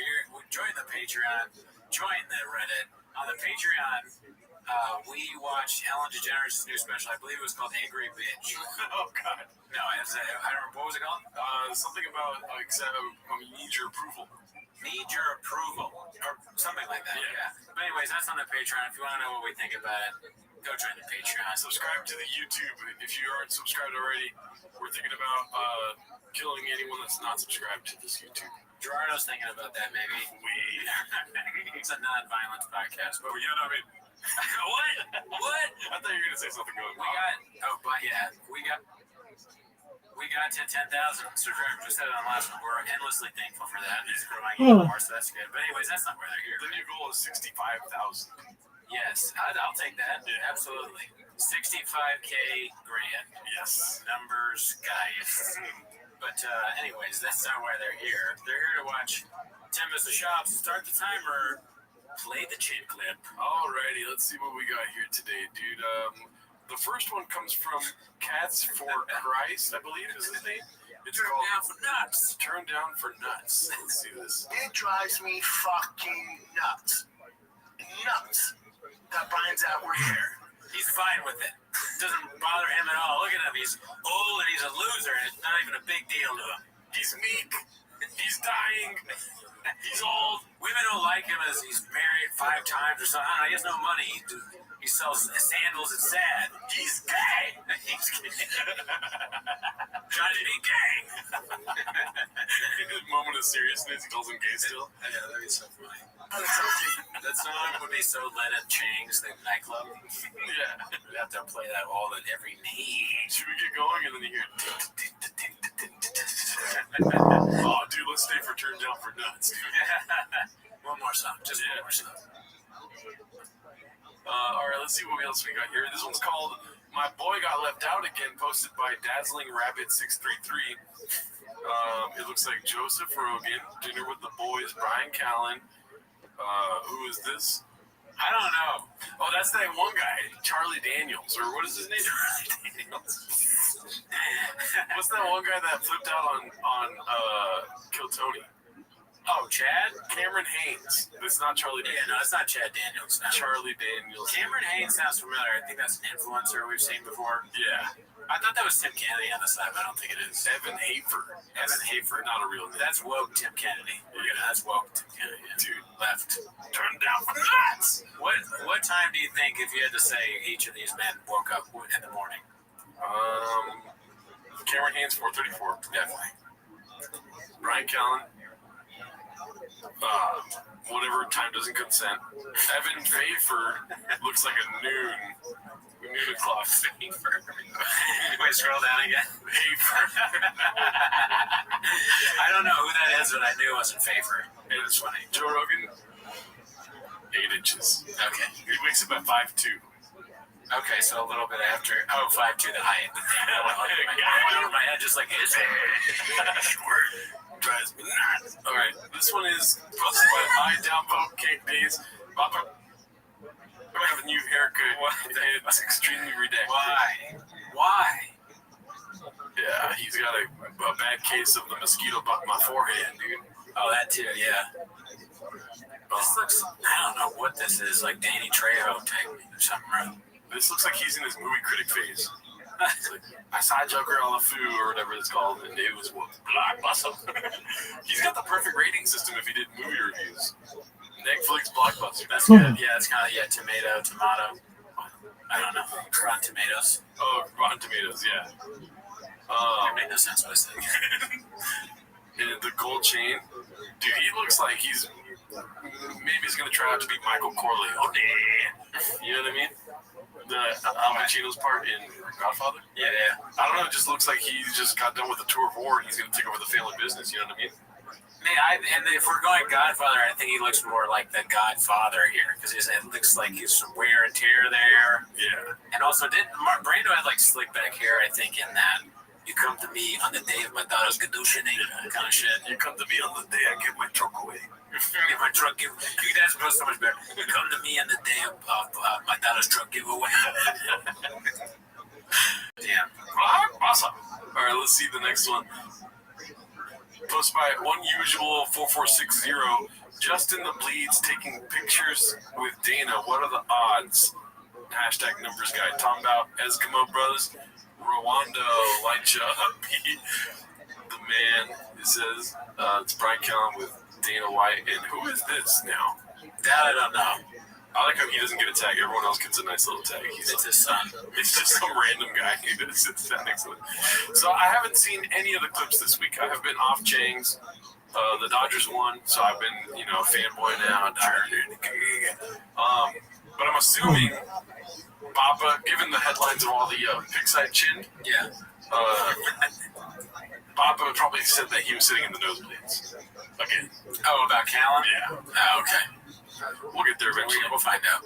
Schizophrenic Turtle posted why Brendan Schaub was fired from Showtime. He's a UFC guy, always has been. As you can see, it is American Redact made a YouTube video where the thumbnail is provocative. It says Brendan Schaub tweeted, "Showtime is nothing without me." Damn, he really tweeted that? Probably not. You know how cool. Oh, yeah, they fake stuff, yeah. And then that picture is not the best picture of him ever. He looks like he's, a vampire or something. I just wish the cheeks are always either too big or too small, dude. You know what I mean? What's going on with that? I think it's because he's got stuff in it. He looks like Van Gogh's lost piece of art, Yeah. Like the struggling man. That Van Gogh, that's good because the redacted man. Yeah. That way you go to the art museum, it's like redacted man, and it's Van Gogh painting of Schaub. Van Gogh painted a lot of really sad looking people. And when Bob was doing his drinking and boozing and nicotine chewing, it kind of looks like a Van Gogh character. Yep. The mustache man. Let's see the next one here. There's a lot of fireworks going off because the Dodgers beat the Padres. That's the next step in our evolution is putting Schaub into other works of art. Yeah. So we become painters, and I was just thinking of Van Gogh's The Potato Eaters. It's the family. They're all very hungry. It'd be funny if Schaub was at the table too, just eating or drinking a prime. Or a rain energy. This one's posted by attempt replacement. Imagine someone telling you these seats suck, and it is obviously Brian Callen in the front row. Yeah. Those are the best seats probably. Yeah, that looks like I would love to have those seats. There's nobody in front of him here. Like over here, you got people all on cage side, coaches. He's basically a coach, The only people that can get seats like that are rich, famous people or people that have walked to a rich, famous person's truck. Mm-hmm. So, yeah, Callen did one of those things. Those are dick sucking seats, dude. You gotta suck some cag. Yeah, Troy Walk. Okay, anyways, in Shop World, posted by Khabib Time, the truck giveaway winner finally got walked to his truck. Yeah, there we go. About fucking time. I'm still mad I didn't get, but it's all good. Yeah, but somebody did. Yeah, you're a good loser, though. You're not a sore loser. Thank you. I'm glad I went to a truck guy, because it would really suck if it went to somebody who's just not into blowers and modding and shit, which is what I am into. Yeah, it would suck if it went to somebody that would just go to T-ball practice, you know what I mean? Yes. Yeah. This isn't meant for T-ball, dude. This is a truck. Well, are you not modding, dude? You didn't mod at all this week? Mm-hmm. I mod every night. Exactly. As you can see, you can't tell which one to shop because they both have the similar body types and merch. They're both wearing the same hat. Look at that beard, not shop. He's got a beard. And also got regular ears with ear ring in it. Yeah. As you can see, Shop is very happy. What's attached to their hat? Is that a mic? Yes. Okay, they mic'd it up. Those are DJIs. I actually own a pair. That's it. Not only am I turning into Brendan Schaub, people say, because I've also bought the nicotine pouches. Oh yeah, we saw some Zens at your place the other day. But I also own those mics, and I have 3 Dicey shirts. Breaking news. Let's see the next one here. Confidence Search 8648 posted this. It's called Hot Chip Guy is Homeless as Fuck. The videos were giving me a lot of problems early. So hopefully they play. Okay, good. Let's see. God damn it. This is a lot like my streams. God damn it.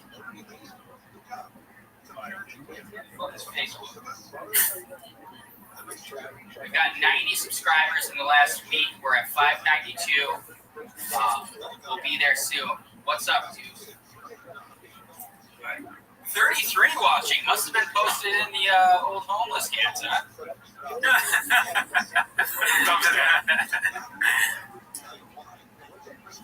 old homeless camps. Posted. No, I got a black belt in that Reddit. guys, never met him. There you go. Gives me a ton of anxiety to go in there, but it usually makes me laugh. Whoa. Cool. Well, one thing I gotta say is, when we first started watching Nick, the hot chip guy, he looked like he was like 22 years old. You know what I'm saying? He looks like it's aging him. I'm not saying he looks bad. Sort of is like a Gerard Butler or something.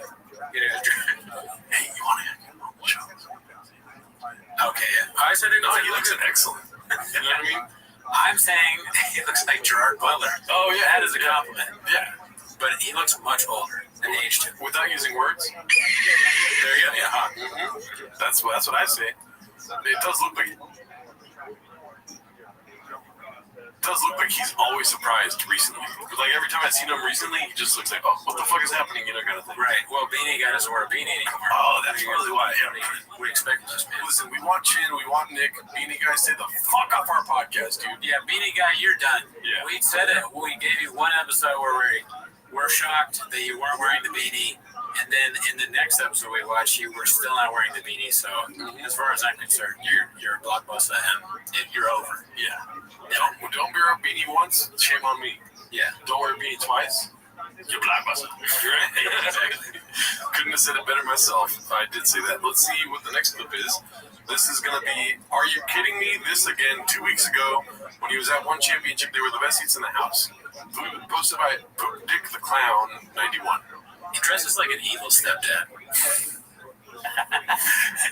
Like the John Bernthal character from the Wolf of Wall Street. Yeah, kind of, yeah. It's like somebody's always do you have a pen? Use your fucking pen. He writes a righteous napkin. Chog would botch that so hard. If Chog had his pen, he'd have that pen for the rest of his life.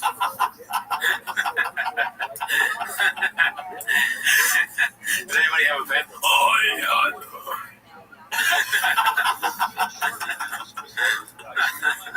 The best of pens.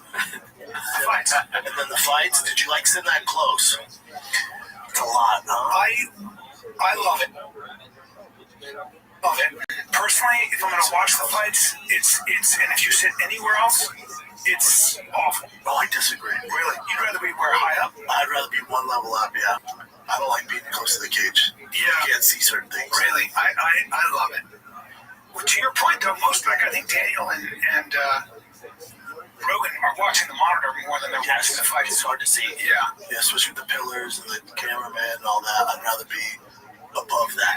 Yeah, so I can see everything. Well, being that close and hearing the devastating sound of a guy like Alex Pereira's feet and fists.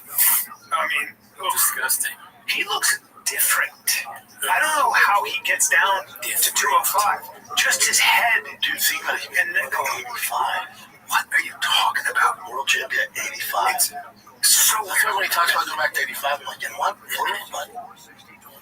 God, thank God Brian didn't go any farther. And he's like fucking, he's like Chad, but he's like Brazilian. Yeah. I can't stand that shit. I disagree with both of them. I think that, I mean, like I said before, I'd love to have Case IC. That's awesome. Mm-hmm. But I went to UFC and I wasn't ringside or whatever, and it was still pretty good. I wasn't in nosebleeds, but it was still good. A good show. Yeah, dude. I don't know. It doesn't make sense, dude, honestly. I did want to hear more about Alex Pereira's thighs.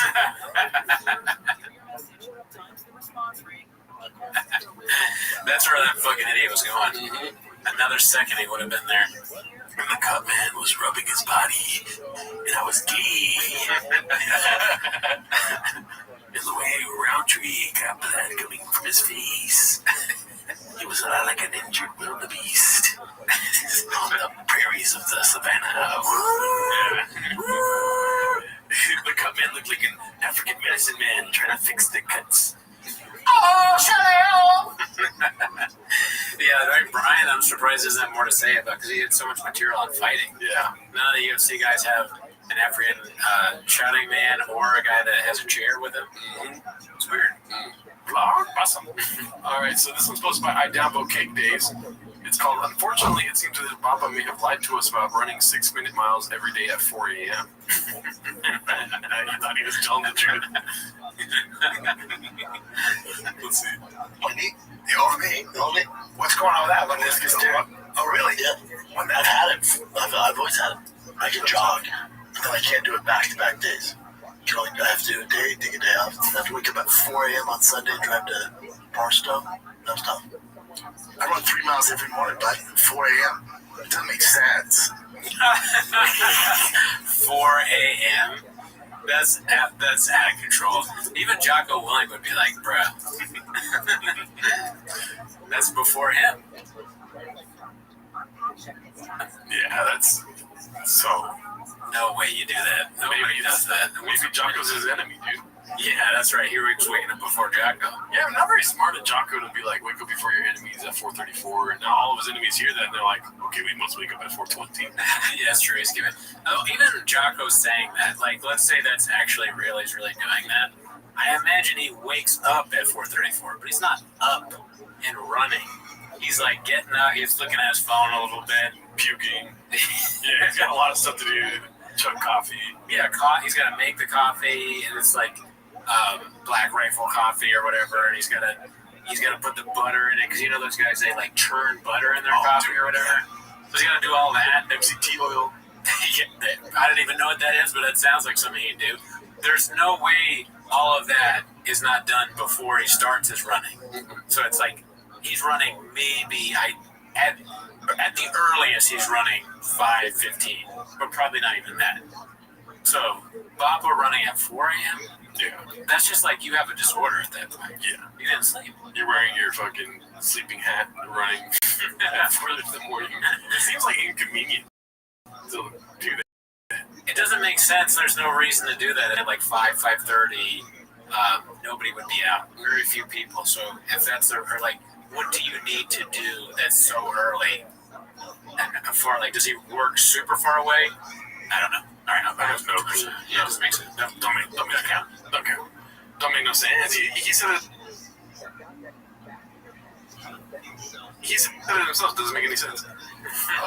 Let's see here. This is posted by ABTB12. This redact is acting like he's a professional racer.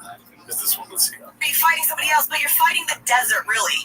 Yeah, I mean, both kind of tough gigs. You know, tough gigs. The mid 400s, my first one, like they're at a church or something. It's just like, oh my god, the mural behind her already knows what he's gonna say. Yeah, definitely. Yeah, she's just like, oh fuck. I don't know why it makes me laugh when he starts talking every time. It's so fighting the desert, really? Yeah, I mean, both yeah, a breathy yeah, because he's nervous and stupid. Yeah. He doesn't know what to say, you know. So that's what you get. Yeah. He's so nervous to talk. He was worried that she was going to ask him about Brian. He was a little happy, but oh, good, not thinking about Brian. It's good. Tough gigs. You know, tough gigs. The mid 400s, my first race was in class 11 bug, and that was kind of my intro to all this. So it was tough to say the least. It's all about mental toughness.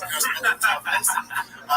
Finishing a 3-round fight, 5-round fight, it takes a lot of endurance, a lot of planning, just a lot of preparation, similar to off-roading. So these guys are tough as nails. So there's a lot of similarities there, and just good people. It's just like MMA, so many people over the years helped me out in my career. Off-roading, exact same. That's why I gravitate towards off-road community. Everyone's been so helpful. Even though I'm an idiot, you know, they've been so helpful. I flipped my own truck, mid-400 with that bug. They were giving me all sorts of tips, helping me out. Broken axle, someone pulled over and helped us out. So that's why I gravitate towards off-road. Somebody had another person to say, Brendan Chubb. She's only interviewing him because they're like, get him out of here. Like, distract him for a while so he doesn't hurt himself.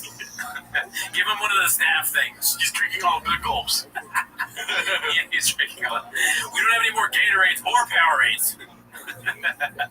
There's all these empty Gatorade, Powerade bottles in his fucking tent or whatever the fuck. So I gotta pee before the race, big gulp drinking. Can I pay you to try? All right, let's see what we got next here. That could be awesome. BC just goes much to BC just goes much to the delight of Lou. Posted by Boomba. Boom. Let's see. With Dana at the post-fight press conference to give him a chance to dunk all over Don Davis and the boys and Luke. Double D's. He did that. Let's listen. About a few hours before her fight, you kind of putting her down and using that as a way to they're what do you think as a promoter? Do you think that's the right kind of way to go? I think when you're losing as much money as they are, fucking go for it. Throw the kitchen sink at it. This guy just came out recently and said, we're going to spend more money than they did on the Sphere. That sounds fucking brilliant. How many tickets you going to sell? Knock yourself out.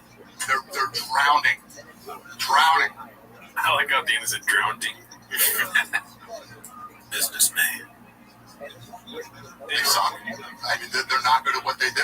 So, I guess you would just keep trying anything you can to make something stick. All good. Wow, he seemed to enjoy that. I mean, here's the problem. Can you really say he's wrong about any of that? I wish it was different. I wish I could beg the different, Luke, but I understand for this Conor Smith with matchups on there. But hey, we got to keep it going. So well done. Masterclass as usual. Yes. Amazing. Shout out to BC. I don't think this is in any of the clips of this week, but I did show you that he shouted you out. Very nice, both of us. Yeah. Let's see. Necessarily follow anyone today. Although that dude that hosts the, that dude Cooney that hosts the 10 Minutes to Shock show, that's freaking hilarious. Is that guy a good comedian? I don't know, but that guy that's funny too.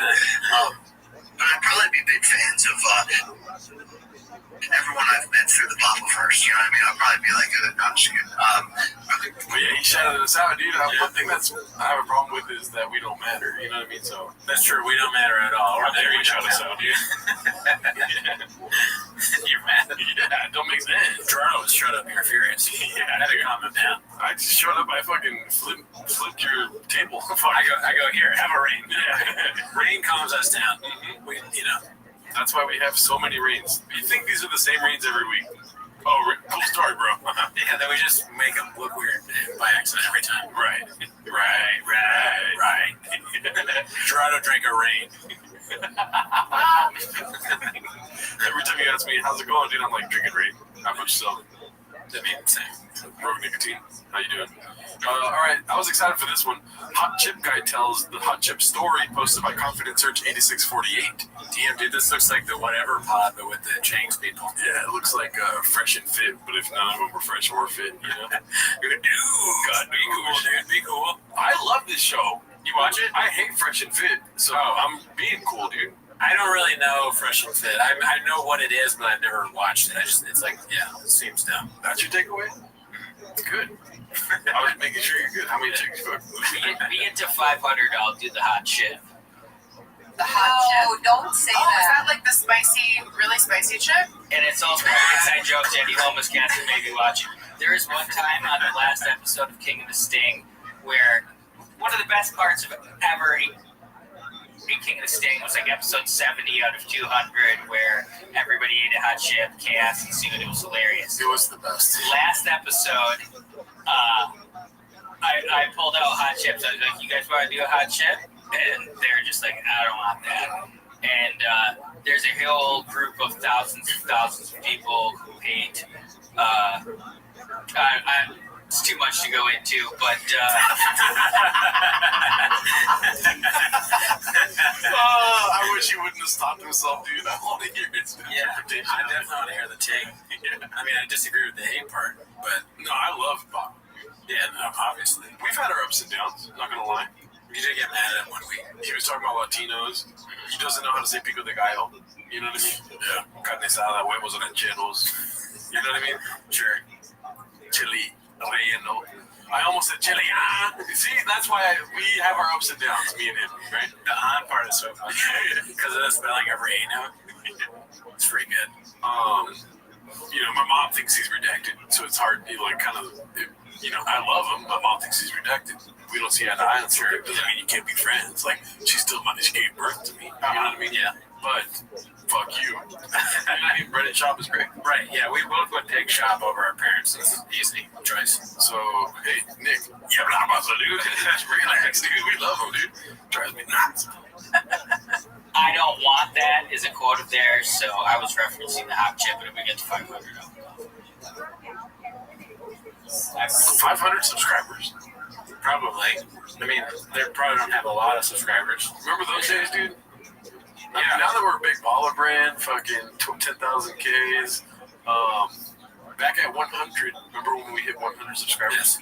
Then by the next week, we had 99, and you had a meltdown. I think you did. I did? Yeah, That's so funny. Yeah, one person unsubscribed, and you were like, what the fuck? I had a meltdown at 10,000, too. Oh, yeah, you did. I think remembering back to 500, I was pretty happy about having 500. Oh, I was like, damn, dude, I never thought we'd have 500. Oh, no. What the hell? We have 10 million. Oh, many. To shop, after your list, many stitches. Wow, that's weird. Yeah, many. Dude, who knows? Maybe what the cats are saying, maybe they really are homeless.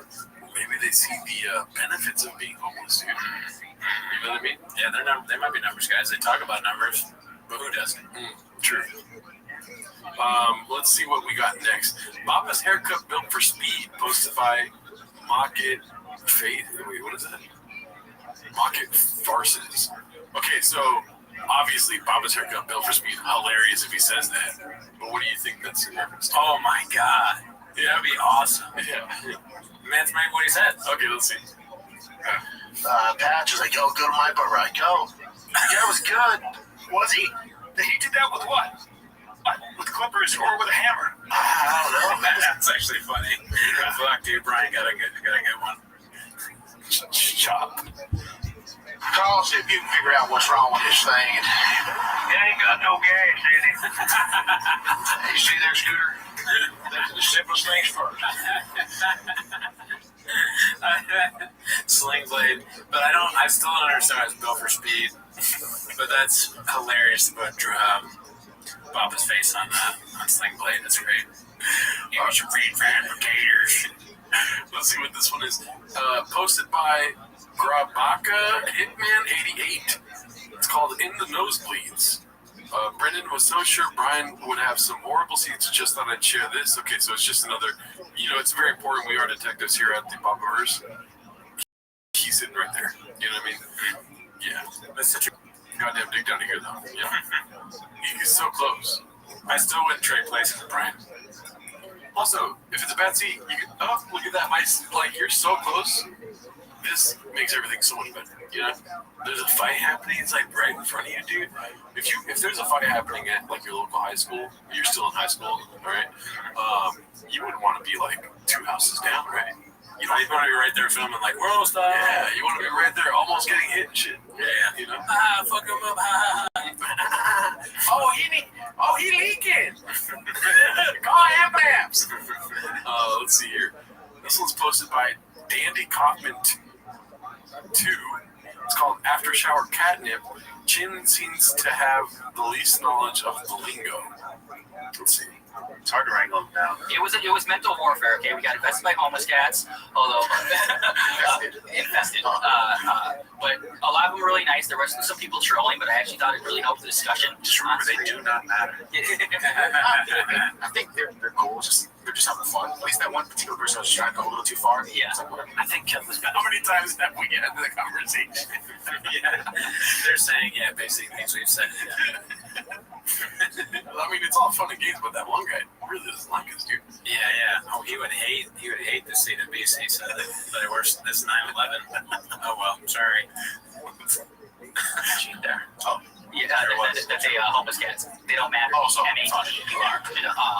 But we also did a poll, and it said, "Are you a homeless cat?"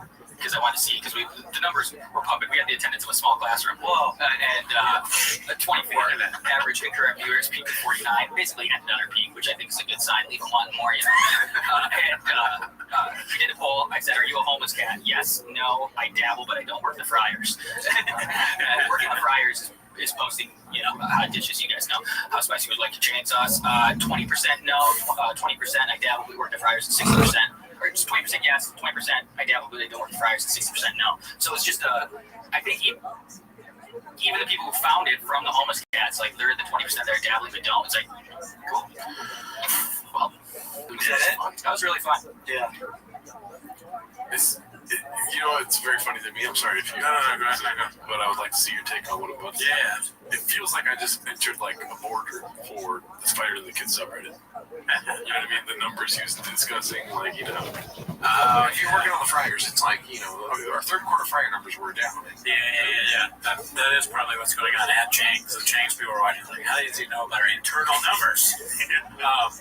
I was thinking, I wonder what Papa thinks about this. Maybe does he even know it exists? He, at this point, so he doesn't know anything is happening? Well, dude, if he knew, then why would he let Nick use his studio to do this fucking bullshit? You know what I mean?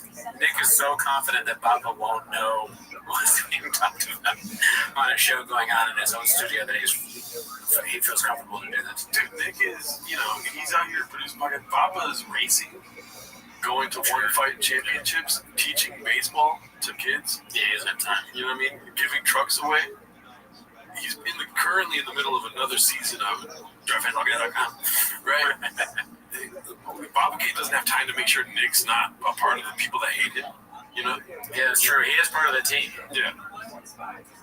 I will laugh if they start doing 10 minutes of shop, though. That'd be funny. That'd be great. They watch their own show. You're like, look at that fucking guy. Oh, wait, that's me. I mean, that guy. Nigga's more than welcome to come here if he's fascinated by the Papa-verse, too. Yeah, Nick, I mean, if Brennan Schaub doesn't care about you talking about it here, he really won't care about you talking about it here. Yeah, in a bigger chair, that it.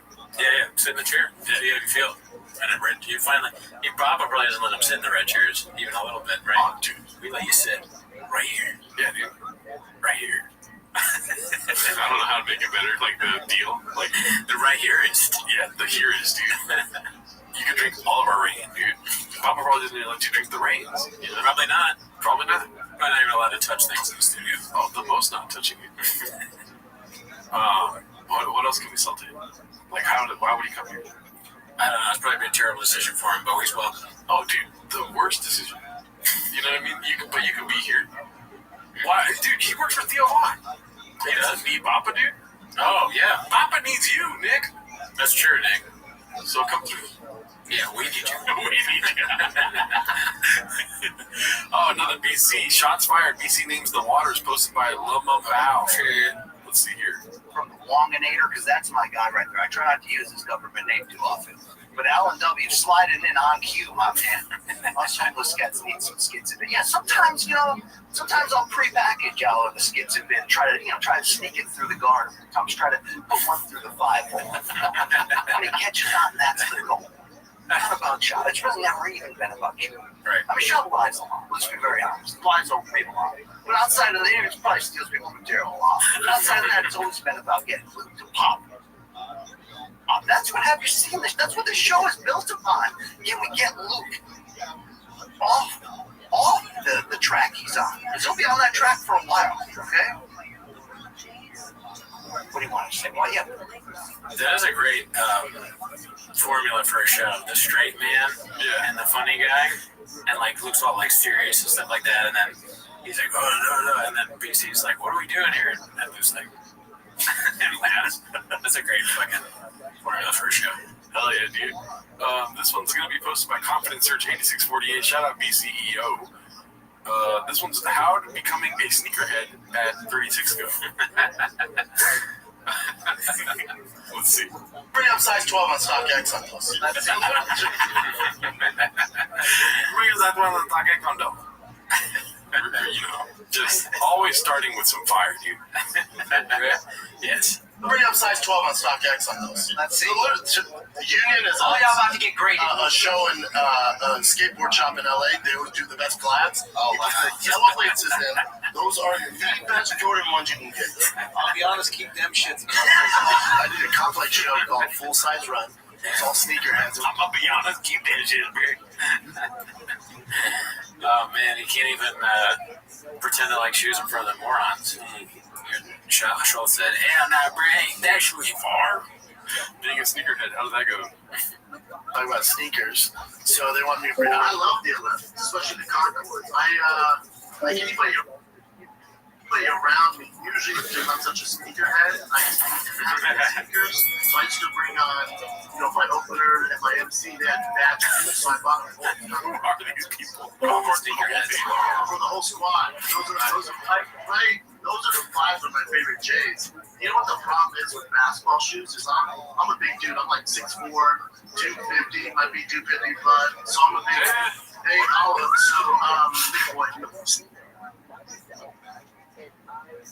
I need some 11s, I need some Durants. I just look like this big freaking buffoon, you know what I'm saying? So you're going too hard at the band. I look like the security guard. The Air Maxes, the ones what is it? Old shoe. So what they're gonna revamp it and put their flair on it. The Woodstock fucking 60s flair with the flannel. I told you, Reebok came to me years ago and they had a deal, but you got to go with Reebok. The glasses. Yeah, dude, that look is so funny. He's like, refined Papa. He wrote an article for the New York Times. See that? Really? It makes me physically ill to just wear Reebok. I can't actually It's better than running, with jeans, fly like Africa in those, man. Yellow with fight John Africa in those, man. Why does he keep on trying to put Francis back to Africa? I don't know. Well, we know why. Dun, dun, dun. This is it. Those are the best Jordan ones you can get. I'll be honest, keep the shits. Any thoughts? Are you a sneaker? Nah. I mean, I have a lot of shoes, though. You don't even have sneakers on right now? No, socks. Damn. Alrighty, well, this one's called Soy Boys, posted by Confident Search 8648. I think it might be the truck giveaway. Let's see.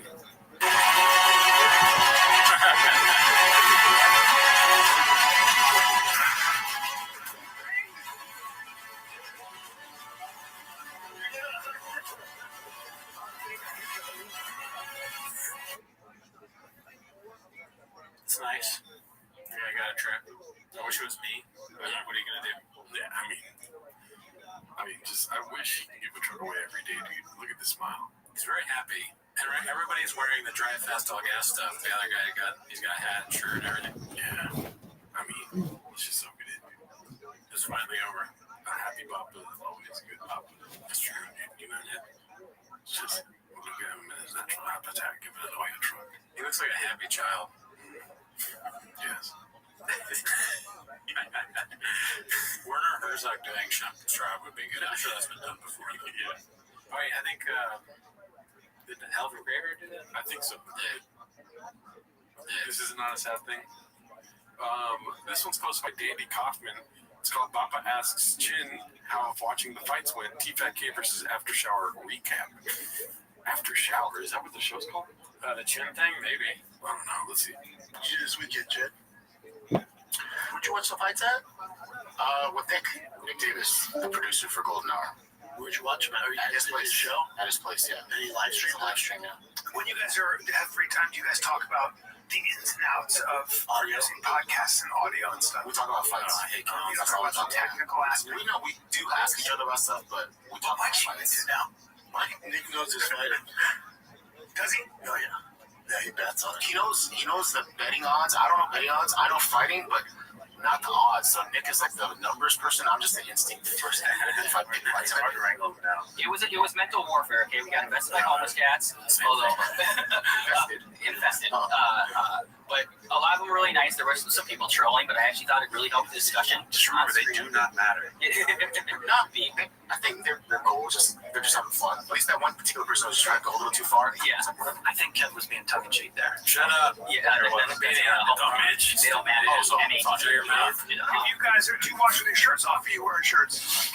Wear shirts. And by the way, his girlfriend is part of the podcast, and she bought her friend friend that's another girl. Ooh, double date. I can show you. I I just want to see agree. the girls. Yeah, I'd like to see that. All right, you guys can keep talking, and I'll just Double date live stream. Double date live stream. Weird place to kind of figure stuff out live on YouTube. There is. Right. I Those are your girls? No, that's Nick's girl right here. A couple broads. Couple broads. Couple broads. Be confused. That's their friend. Correct. Thank you. I want to make that very clear. Not tramps. Let's make that very clear. But anyway, that's it.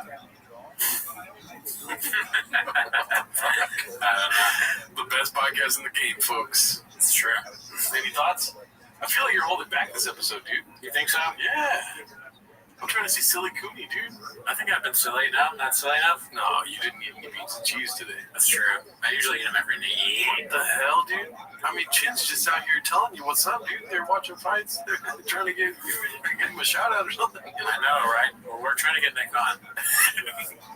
Let's see. This one is posted by Dirty Buns Fart Nugget. I think Dirty Buns Fart Nugget. Brendan Chop Cereal Dog Kadusher. It looks as if he's gotten a new dog. Oh no, this dog. It looks like the love bombing phase right here. As you can clearly see, the dog is having the best time of his life. I think that's a frisbee, but it might also be sake paper plates with some like watermelon on top. A frisbee that's like a donut. Yeah. Big boy merch. There you go. Dog merch, dude. Newest member of the family, Nani, our Belgian. I mean, dude, I don't like the name. Cute name, great name. But it's like, where's Nani now? You know what I mean? Like when he gets rid of her eventually, or like R.I.P. Tank. Obviously, Tank 4 letters. You should have changed it. Use 5 letters this time or something. What I don't like about this is everything he does has branding. Is this some sort of like off-leash training? Canine training. Everything. Everything is branded. I don't really like that as a life. Yeah, no. I think if I get a dog, I'm not going to post like, "Welcome to the newest member of the Cooney family, Nanny." It's just like they're struggling with money, obviously. I'm not saying that as a joke. I'm being 100% serious. I haven't said for information. That's 100% true. Okay. He needs brand deals. Right. You know what I mean? That was such a funny conversation. Like, we need money, so we're getting a dog. No, you don't understand. I don't know the dog. It's not safe around kids, but it's bringing on a lot. We get like $50K. So all I got to do is take a picture with the dog, and he's going to be attacking me because he's a vicious dog. But he's trained by a canine training unit. But they, I have a frisbee or whatever. Shut up, bitch. Kids, you're gonna have to take pictures of the dog. I need engagement. Devil's assistant. Now that I'm thinking about it, if someone's gonna offer me money for the dog, I'd probably be like, okay, brand deal alert. I don't know. 10 minutes a dog, man. I'm a hypocrite. Let's see here. Okay, so this one's posted by Haphazard, one of our guys. It's learning. Let's see. Dude, I heard Joker, and Casey went and saw it, but I've never seen more negative reviews since my special. It makes it different. The Joker 2, I heard the Joker 2 is... Wait, can you do a poll? Yeah, dude, I heard that Joker 2 is so bad. By the way, that's excellent self-awareness. Watch this, Lise. You can actually pinpoint the second when his heart rips in half. Now.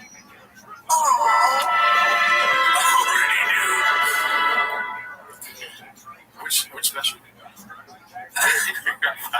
What? Alright. Yeah, I don't get it. I don't even know what the joke is. Eric can go suck an egg. Yeah, I mean, Eric's jealous. He probably hasn't seen it. It is 25 minutes a lot of time. I'm sure he hasn't seen it. Right. One of the greatest specials that ever happened. And Eric hasn't seen it. Right. What was he fucking at Target with his wife?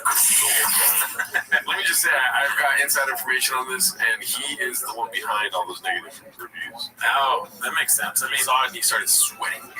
Yeah, it was never fucking Bobby Lee. It was always the... No. Bobby Lee did the writing, for sure. Oh, you think so? Dude, It's not me saying this is CIA stuff. Well, Eric is behind the IMDb. Nobody's talking about that. Have you ever read any Aristotle? You know, he wrote about like plays and stuff. Are you talking about Shaquille O'Neal, Bill Aristotle? No, Aristotle, the original, the OG Aristotle. He said that the villain is always the one closest exactly to the protagonist. So it's Callan or Eric. Or they're all in cahoots, dude. Maybe. I got evidence that the IMDb account associated with all negative reviews goes back to an @I'mAFatFuckingDude.com email address, dude. I typed in 4Cs the other day, skateboard. Oh, wait, why did you do that? Because I did. Because you looked up Because I wanted to see 4Cs. Isn't it 4Cs? Yeah, with the story. 2Cs, I forget which one. It was 4. I go to the site every day. Okay, we got another long title. I missed these. Posted by Poop Dick the Clown 91. We've already read his name. I'm sorry, I can't. Know what that? Poop Dick the Clown and then the 69. 9-1. I mean, if I don't remember it, I'm going to laugh every time. Alright, so this is called This Dish is Just Full of Little Treats. Papa damn near in tears talking about taking away from fighters like every event is going to be at the Sphere from now on. Throws out a what are we doing here? How many times did Dana say he's never going to go back to the Sphere? Even if they do, every feud is not a big deal. But this readout goes on for months acting like every event is going to be at the Sphere now. I really can't stand it. No other major league organization could ever pull off what the UFC did. Kudos to them. Dude, that was amazing. It looked good. I don't care about any of that. My issue is when the venue is the belle of the ball, when the venue is the star, who's that take away from? The fighters. So now you're giving fighters even less leverage. Because if it's just about the venue and the 300,000 cameras and how cool it looks and the ring card girls are dressed in gold and people are just care about the venue more than the actual fights, we're not headed down a good road. Also, the card was trash because they had to put so much money into the venue. I would rather them fight in the Apex with no ring card girls switching outfits every round, with no huge cameras. I'd rather have a great fight card. And then, you got to be there in person. I don't give a shit in person. I care about the fight. So Alright, this is kind of boring, but I like the clip a lot because it made me realize something. What Brendan Schaub is, he is a Gronk that thinks he's a Tom Brady, right? He would be much better off if he just acted like Gronk, a goofy moron, instead of trying to have these like hot takes and like clever, like very smart ideas about things. Like this is clearly, whatever he's saying right now is clearly something he heard someone else say, and he's just trying to regurgitate it. He has no idea what he's talking about, and I don't think he really cares, because he thinks he's a Tom Brady, but really he's like, I'm Gronk. Yeah, I think on my shoe. He's a Gronk thinking he's Tom Brady while looking like Aaron Hernandez, dude. That's for sure. Yeah. That's good. Yeah. Yep. 100%. And at night, he fucks Julian Edelman. You know what I mean? He's gay as shit. Fuck each other. All right, let's see. Tom Brady come on our show. Let's see. You make the venue the destination. If you make the venue the belle of the ball, if you make the venue the main event, the fighters have zero leverage, man. And how people can't figure that out is mind-blowing. It's mind-blowing. Hold on. You're going to take even more from the fighters. Bro, I wish I could, have a, some godlike ability to watch him talk to himself when nobody's around. Because you know it's the same exact shit that he's saying. That's so funny. Yeah. Also, Matt, I agree 100%. Him saying something's mind-blowing is like, for him, it doesn't mean anything. His mind is so small. Everything blows it, right? Yeah. It's mind-blowing. The door opening in the morning is mind-blowing. It's mind-blowing. I hit a hammer on the nail and it went in the wall. Not the smartest tool in the shed. Not the sharpest crayon in the toilet. Let's see. Just put on bullshit cards. It's at the Sphere. Oh, check it out, man. The ring card girls switch uniforms every round. Isn't it cool? My chair shakes. Hold on. What about the world-class fighters risking their lives and their health? If that's not entertaining enough for you, you got fucking problems, man. What the fuck, dude? First of all, this whole long spiel he's going on, it ain't worth it, blood.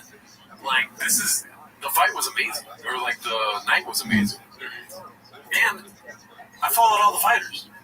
You know, I wasn't doing that because I love Shop. I was doing that because I love UFC, dude. You know what I mean? Yeah, I mean, people said it was really good. Luke said the fights were good. I didn't hear any bad reviews. Shop is the only person I've heard talk about anything negative with it. Yeah. But I don't really follow, so there might be more than that. For sure, Dana's going to go back to the sphere just because Shop won't shut the fuck up. Spiders doesn't get your blood flowing, and you need all these Rainforest Cafe bullshit things in the. I love the Rainforest Cafe. Wild. It's wild. I'm like, what are we doing here? What the hell? That's been Dana's MO since he had that big fall on her. Yeah, I mean, Rainforest Cafe is not that bad. You know, right? I've never been there. That whole like brand, I was like, cool story, bro. Yeah, cool story, brother. Have you ever had alligator? I think maybe because you know that that hot dog place that's in the downtown, Where's Koosh? I think I've got like alligator hot dog or something, or sausage. Tastes like fishy chicken. Where'd you have it? Florida, daddy. Oh shit, the real. I was at my homie Milton's house. Yeah. No, I for real had it in Florida. Nice. I tried alligator. Pensacola, shout out. Was it good? Hell yeah. Nice. Deep fried alligator? Oh, really, dude? You never been to Where's Koosh? No. We should go to Where's Koosh. Sounds like the worst food. It's all right. All right. Let's see here. What do we have now? How tall is Megan Olivier, or Olivie, whatever, posted by Move in Silence, as you can see? We got a wind problem, y'all. Just, he's not that tall, right? I think it's an optical illusion. You think? She's what, 4'6"? I'm not sure. I don't even know who that is. She's not one of our guys. Her? You don't watch the UFC? Sometimes, but She's the one interviewing the fighters. Sometimes. What's her name? Megan Olivie? Don't know. Never heard of her. Great woman. Never met her. I know that guy. That's the Anik guy, right? Yeah, John Anik. Mm-hmm. All right, I was very excited for this one. It's called Tony Hinchcliffe, the Hungriest Wolf Chant, hosted by ROFL Roll.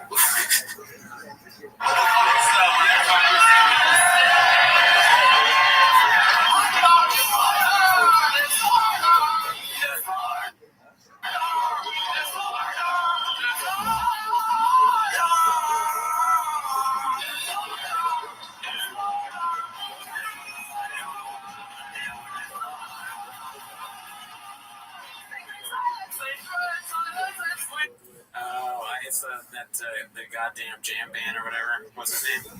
Yeah, I don't know who it is. Josh, whatever. I mean, it's just so funny listening to Tony Hinchcliffe sing right now, dude. I didn't laugh, but it was hilarious from the beginning.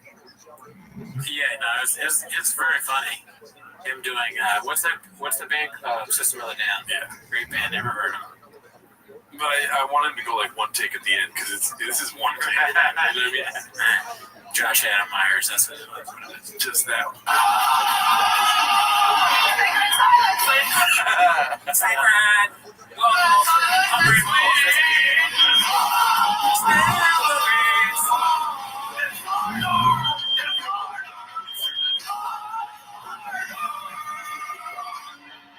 The sweater weirdly placed on him is another classic Tony Hinchcliffe move. Yeah.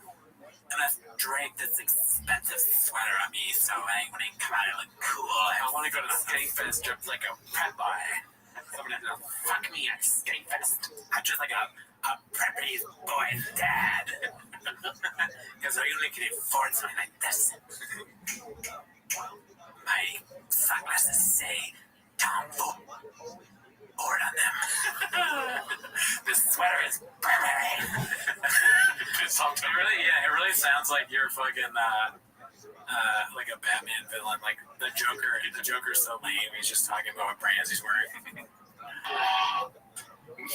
That was it for that one. Nice try, Batman, but I have Calvin Klein. Nice try, Batman. I'm at Skankfest. Batman fights Joker at Skankfest. That'd be a good comic. Did you hear, motherfuckers? Would a gay man say motherfucker? Shit. I mean, sounds like Jeff Dice talking. Oh my god. The Kill Tony situation. Oh, there's a video of him seeing. All right, this one's called "Oh No, Not Again." R.I.P. Tank. Poop Dick the Clown 91 posted this one. Let's see. You're in the market for a little doggy dog. Yeah. I'm helping you with that. Yeah. I'll tell you this. Like, obviously, me and Cal bust each other's balls, but when it comes down to the nitty gritty, Cal knows his shit about dogs. Know my shit about dogs. Your shit about dogs. Yeah. What do you want, like a herding dog? I'm like, Jesus Christ. Yeah, the way you obsess about drugs, right? That's the way you obsess about dogs. You don't. Strange. Strange narrative from Callan. I mean, why is he getting a dog? Good question. I mean, he had a dog and they gave it away. And I still don't understand the idea of it was a show dog. Then why do you have it? Yeah, I don't know. It's like, gotta take it to shows. And I can't do shows. It's so weird when somebody is obviously like a habitual liar, and then they act like you're the dumb one for asking obvious questions. Yeah. But it's the tactic of a habitual liar. Yeah, someone who lies is trying to gaslight us. Oh, gaslight. There we go. Yeah. It's like, no, I'm not cheating on you. I wasn't fucking a girl. Are you serious? Why would you look at my phone in the first place? And then the one's like, well, it buzzed, and I saw like the message because I looked over. But why though? And then I was like, you're right. Why are the flowers that showing up at my door? Dude, you don't like flowers? They have someone else's name on it. Oh, it was a joke. I'm a comedian. I thought you were trying to... Babe, I have a podcast. We get flowers. I'm not cheating on you. You start filming, like he starts like doing this selfie thing, like prank video, right? Live stream. She caught you fucking another lady. You just pull your phone out. Prank.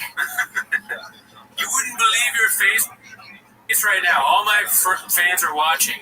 I got both of you. You thought I was cheating and you thought I was not. But really, I bought the house, so you have to act cool, right? Just kidding. All right, let's see the last one here. It's posted by Confidence Search 8648. It's called How'd the Fish Era Go? Let's see. My son wanted a fish tank, and as a kid, I loved fish, but we'd have money to buy like the nice fish, so I took me a fish. I'm like, these fish are bullshit. Fish. Yeah, it's a waste of time, dude. And then I asked the guy, I'm like, hey, where can I get cool fish? He like looked around, he's like, dude, go to Bear. And it was like right near my house. I'm like, yeah, he's like, they have everything. So I walked in there, I'm like, oh. And I remember as a kid, I was so obsessed with fish tanks, I knew everything about them. Just all that came back to me. And then I exceeded literally 3 weeks. I have 3 fish tanks, 80-gallon tank, 55-gallon tank, 30-gallon, and I have all these exotic fish. I just got really into it. And then I would post about it, talk about it. And, I might not get a million views, it gets good views. But then I saw how my fan base, because it's, they're not going to give me advice on fighting or on stand-up. They don't do that. But they do know fish. So the amount of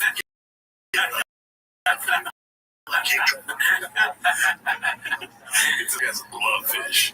Man, he's got a lot of fish heads watching. I get it. Fishermen love shove.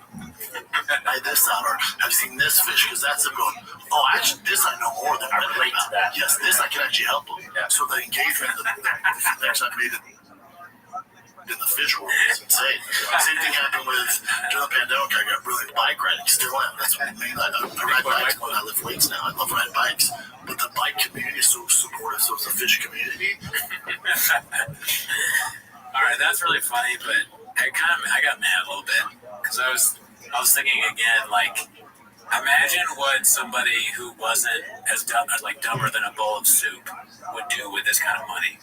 Like, he can do anything he wants. He goes to a fish place. He's like, oh, I'm gonna buy a fish. I'll buy a big fish tank. And he spends like maybe $100,000 on fish bullshit. Imagine what someone who was not a moron they could do things with this money that was thought out at least, not just the whim of like, I guess it's time to buy a truck now. He's like a child. Yeah. But it's also very funny. I mean, the fish bike thing was good. It's so funny to buy fish while simultaneously firing people that work for you. Yeah. Or like not, just having, I don't know. I didn't even think about that, but yeah, no, I mean, your boss is like we said before on the show, it's like, damn, we don't have enough money to pay you, and then he has 3 tanks with arowanas in them, and like a new truck, and he's giving away a truck. Yeah, a truck. That's all. It looked like an expensive truck. That's definitely a salary for a fucking producer intern. Mm-hmm. You could pay them that. Yeah. You got more out of. Well, maybe he got a lot of merch sales or something, and then also he got all this merch sales, so we hire him back. But I feel like George was more entertaining than the truck giveaway. Yeah, but George was great. Yeah. What the hell? Yeah. Instead of promoting George, you reduced him. Trying to help you with your stuff, and he wasn't doing too hot. But you know what? Vibes, daddy. Vibes beat all, dude. And George, we want you around, dude. George was loyal too. He's gonna know nothing. Mm-hmm. We tried to get him on. He told us to fuck off. That's not true, but yeah, He literally was like, I would never betray Sean, even though Jarno keeps sending me messages. That's not true at all, dude. Just kidding. Didn't happen. But yeah, I think that's the last video for today, dude. All right. Well, thanks so much. See you next week.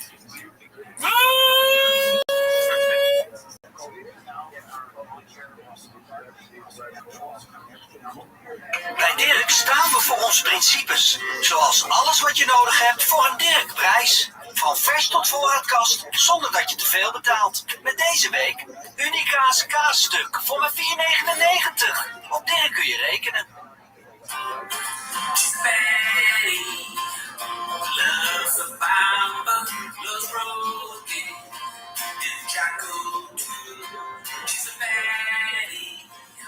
Crazy about freedom, loves hippos, and our music too.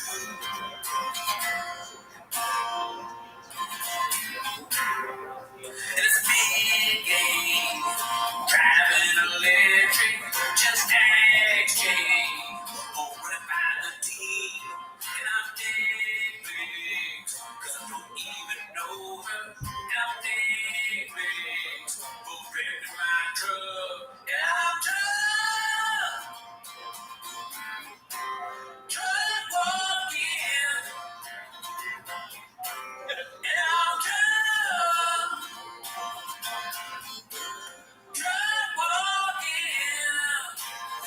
One day, stop at my favorite time of the week when you get there, Papa, try to sweet. Release surprises today, you better actually watch 10 minutes of shop.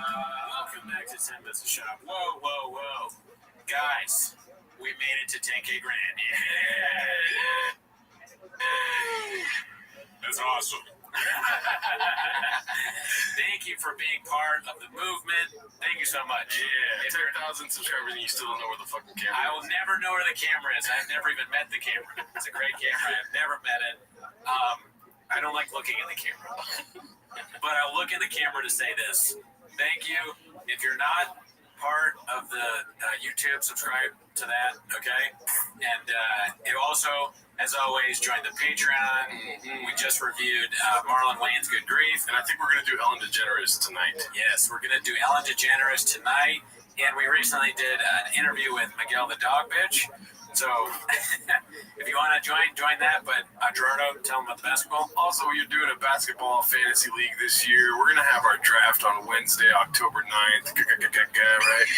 And if you want to join, I think there's only like 4 or 5 teams left available. I'll somehow link it in the stream on Wednesday night because we're going to have a draft on stream Wednesday night at 9 or 8:30. And the draft will only last for 10 minutes too. That's not true whatsoever. The draft is going to take a long time. Everything we do is 10 minutes.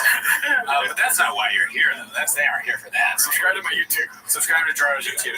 They're not here for that, though. I mean, there's 10,000 people at least, right? But none of that is important because we don't matter. I mean, I can't have like 1% of our subscribers on my YouTube. Okay. Shut up.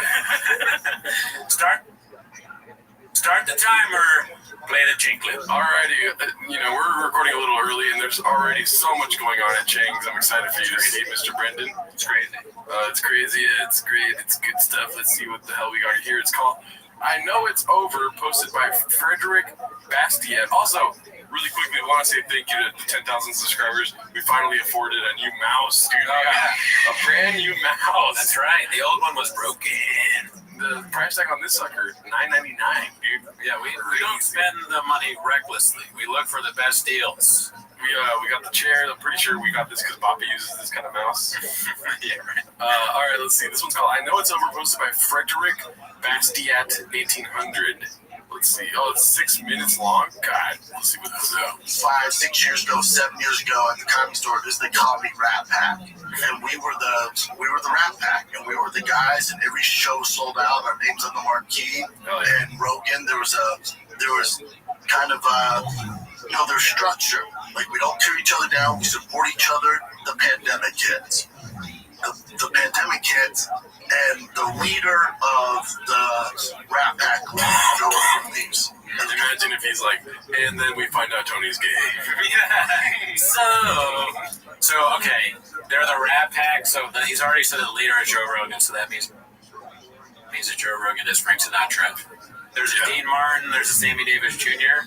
Who are we thinking is? Who are those people? The Sammy Davis Jr. is, Brendan Schaub, but probably right. Yeah. You thought he would be black, but he's like, oh, he's white as shit. Who's Dean Martin? No fucking this. Mark Norman. Who else is in the Rat Pack? I don't even know that one. Those are the ones I know. Honestly, do we care? No. Like 100 years later, 80 years later. Never met them, dude. They were one of our guys. It's a legend that they made music. I doubt it. You know? The store shuts down. Comedy LA shuts down. Then Tom Segura leaves. Then Joey Diaz leaves. Then Tim Dillon leaves. Then Theo Von leaves. And then Brian goes through. Understand what that chart was? No. It's Theo Von is blue and Brendan Schaub is red. Oh, no. It's Google Trends. Okay, wow. Yeah. What's the spike for Schaub when he flipped his truck? No, this is probably the spike with Walk Me to My Truck or something. Yeah. This has to be. So if this is over 5 years, this is about 2.5 years ago. Dude, it would be so funny to compare the spikes. Like Theo Spikes is like podcast hits number 1. And Schaub is like he says that he knows Adam Sandler or some stupid shit. Or he tried to harass Andy Letterman. That's that one red thumb compared to fucking Theo doing Netflix or something. It's probably Showtime right here. That little. Damn, his mouth is so large. Like, yeah, the sides of it very bloated in this one. I don't know if it's like the work he's had done on his face or that he has so much rogue in his mouth. Or just all the big gulps. That's true. Yeah. It's not, you can't drink that much soda every day and not expect to gain a few pounds. Believe me, I know. Yeah. Gotta go take a piss real quick and like a big gulp. All in a fight. Right. Where did you guys go? Right. You left. My self-care days aren't $40. They start around $3,000. Please stay out of my inbox. Oh my God. Damn. $1,000 for self-care. I don't know. Get a back shaved. Oh, me personally? How much would that cost? Like $200. That's only $200. If I gotta hair your back too, though. So I'm saying like me too. I mean, I think you could probably pay someone to shave your back for a very little amount of money. With inflation now, who knows? But probably $15. Yeah, there's a couple people at the motel next to my place that'll probably do it for $20. Oh, I'll be there tomorrow. I'll have a crackhead shave my back. How are you doing, Brandon? Oh, no, I'm good. I just had a crackhead shave my back, but other than that, I'm good. I'm at Jared's place. His neighbor shaved my back. It's foaming at the mouth, but he did a good job. Oh.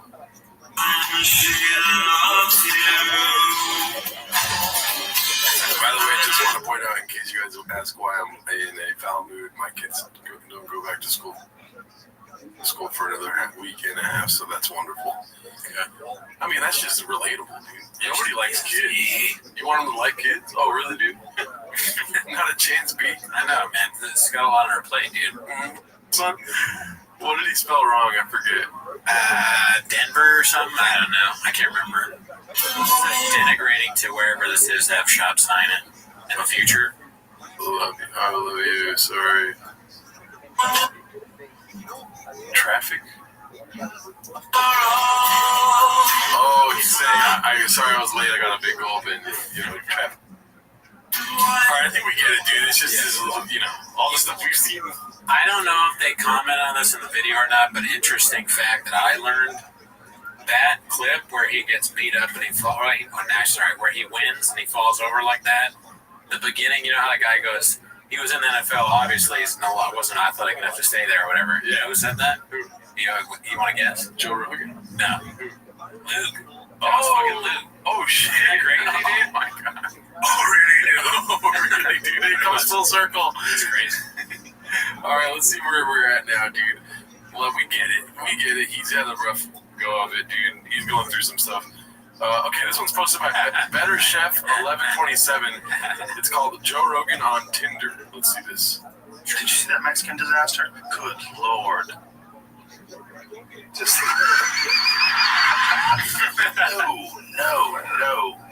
no. Fuck. Whoa.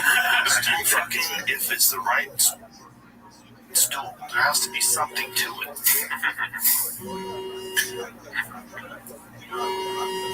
Accurate. Nice, dude. Quick and to the point right there. Yeah, a good sketch, but true. Joe Rogan probably would match with a stool if it was on Tinder. And Jocko. Oh, is that your takeaway, dude? It is. No, Jocko was the unlucky guy that came after the stool, if you know what I'm saying. Oh, fuck. Mm-hmm. That's different. This one might get kadoosh, too. This is another long one. It's called Bo Burnham Confirmed Homeless. Art is Dead. Posted by Vision Twist D. Have you heard this song or no? No, I don't know. I mean, I don't know if I have. Okay. This isn't funny at all, but it helps me sleep.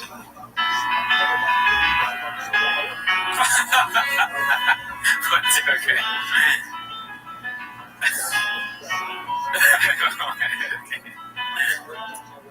Art is dead. Art is dead. Art is dead.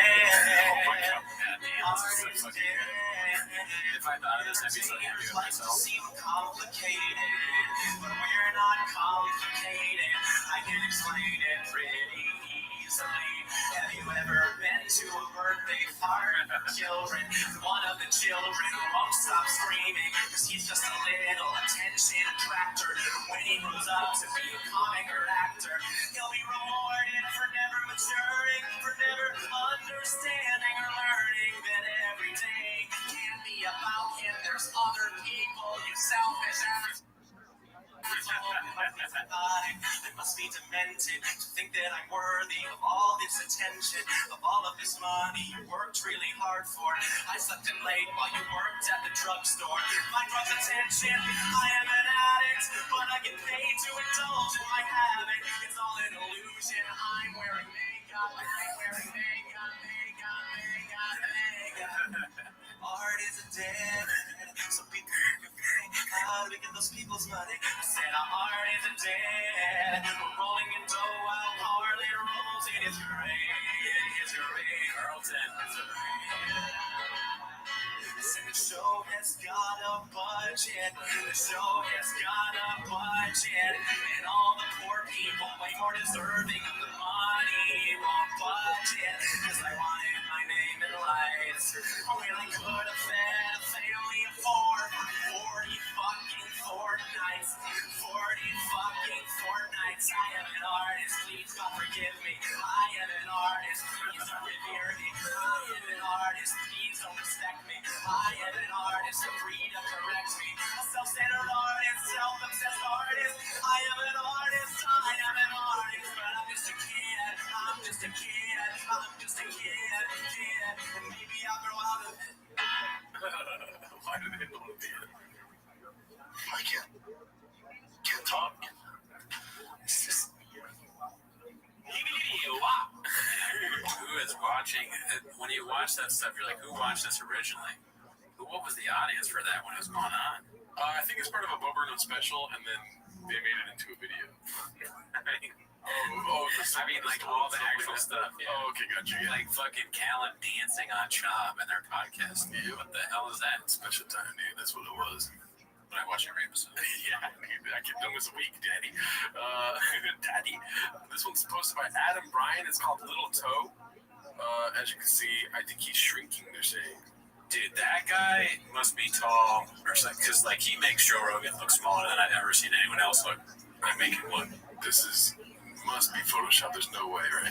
That guy looks like he's a giant, you know, in comparison to Rogan. Yeah, dude, this is like, what is he, 8 foot?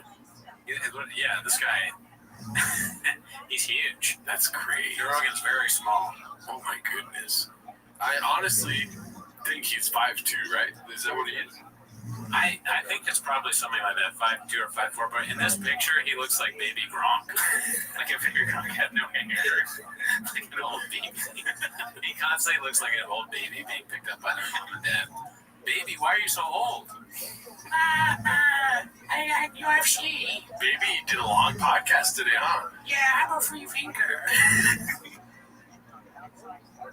Trainer Grouch. Didn't even use the bathroom. What? I don't like it when people don't weigh different.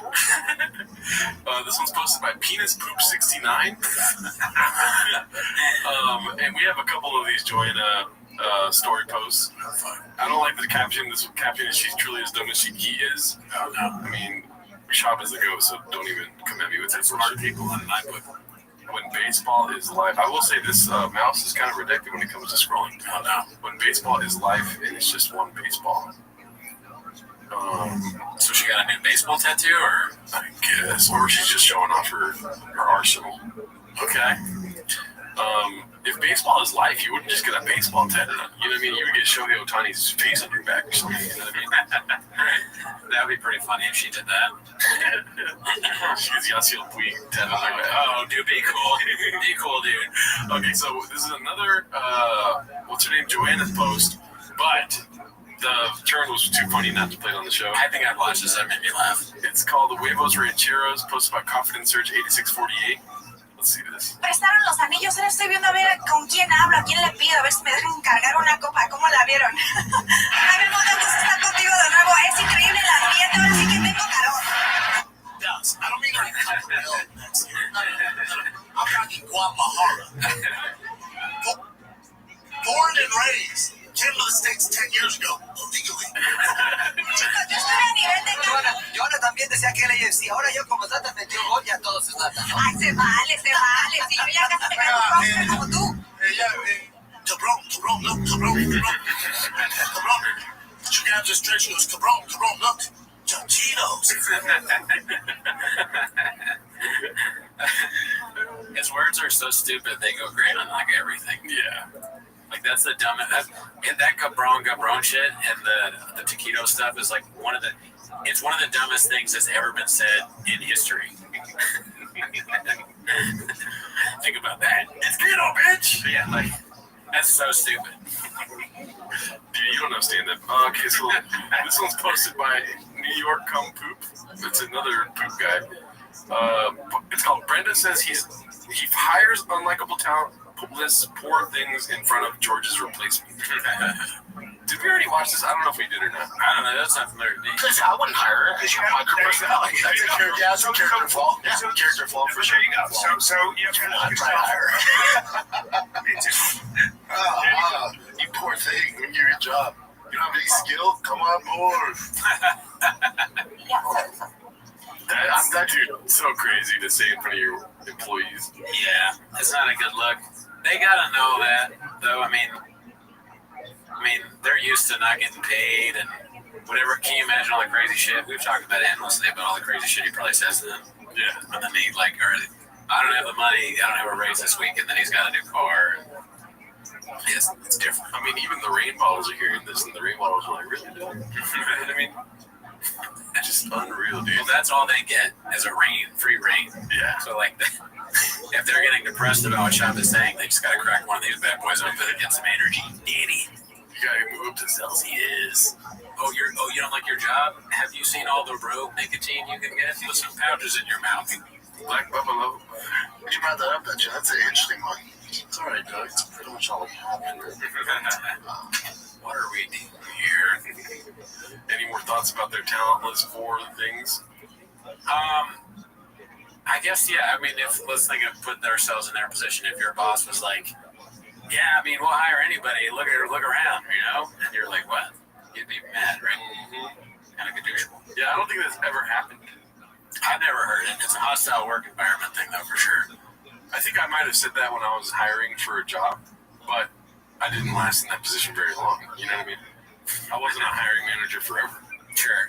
Oh, you said that to employees? Not to employees. Or like a perspective? No, to my upper guy. Oh, yeah. I was like, yeah, I'll find some fucking chump to come in here and work, dude. You know what I mean? Sure. Chipotle, shout out to you guys.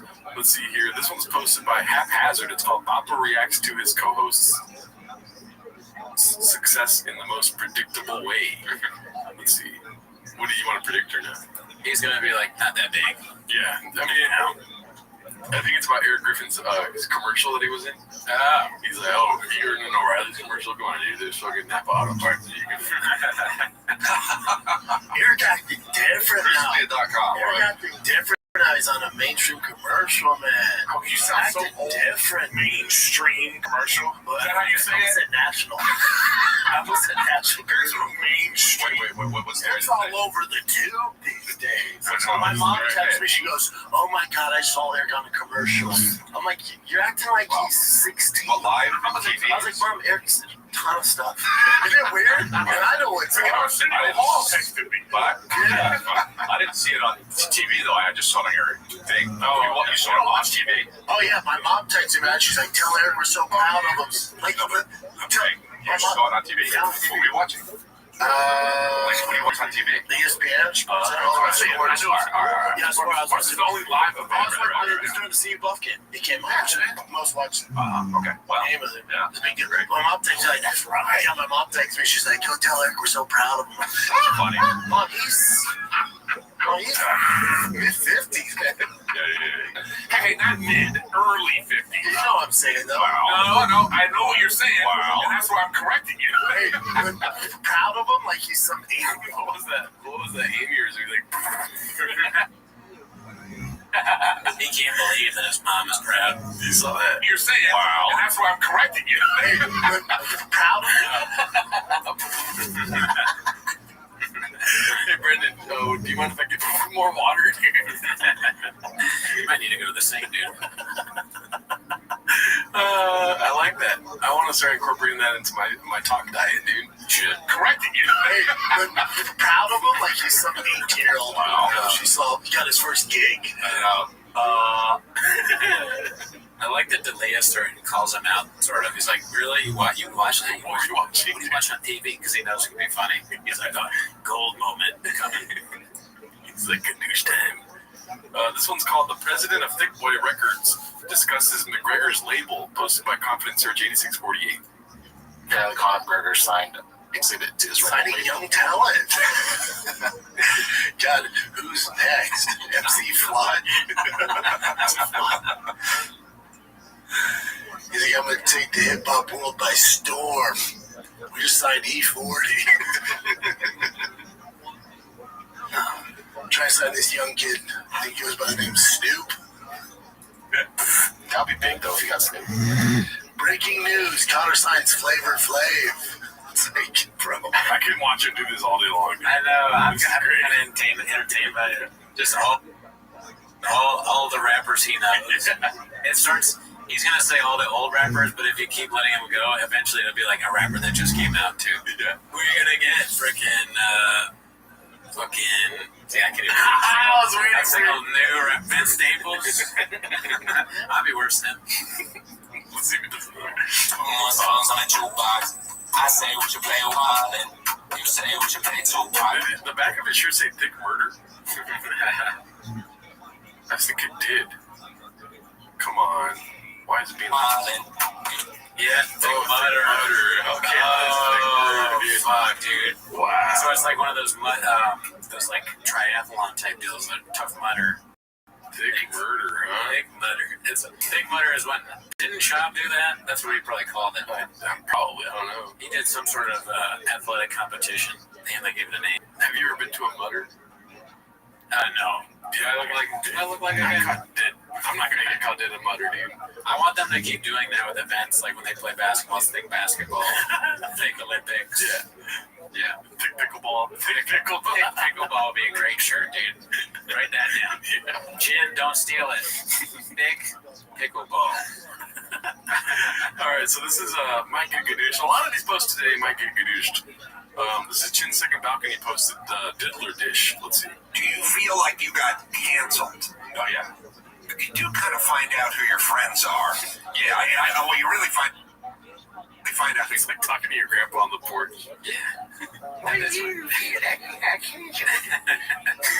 That's exactly. I like that. That's a good description of this. Your friends are. I think your enemies become exposed. Yeah. When I say I didn't hang out with Chris, I'm saying I didn't hang out with him because the times I saw him were at the Comedy Store or I like how close they are to his face, dude.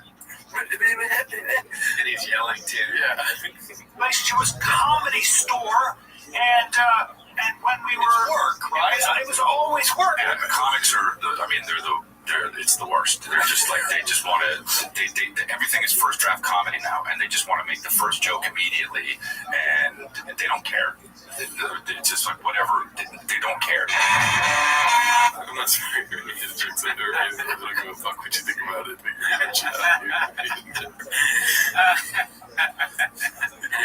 Oh man, being famous sucks sometimes. Yeah. This is hilarious and being a moron, but the two of those things. You say one thing and then someone shows you doing the exact opposite of that, and that's awesome. Yeah.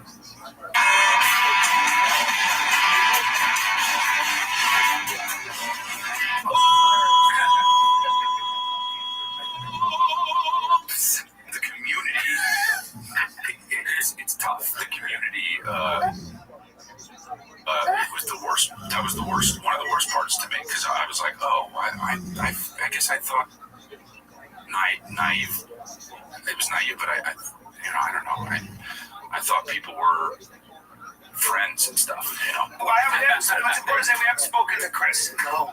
And we've never been on the road with him. I was on the road with him about 14 years ago once when he was just beginning, but I've never been on the road with him, so I don't know. And I said, and he makes money doing that? And my dad said, yeah, as a matter of fact, he makes a lot of money doing that. And my dad said that I took a beat and I said, wow. And then I went back to my toys and started playing. I live my life 1/4 mile at a time.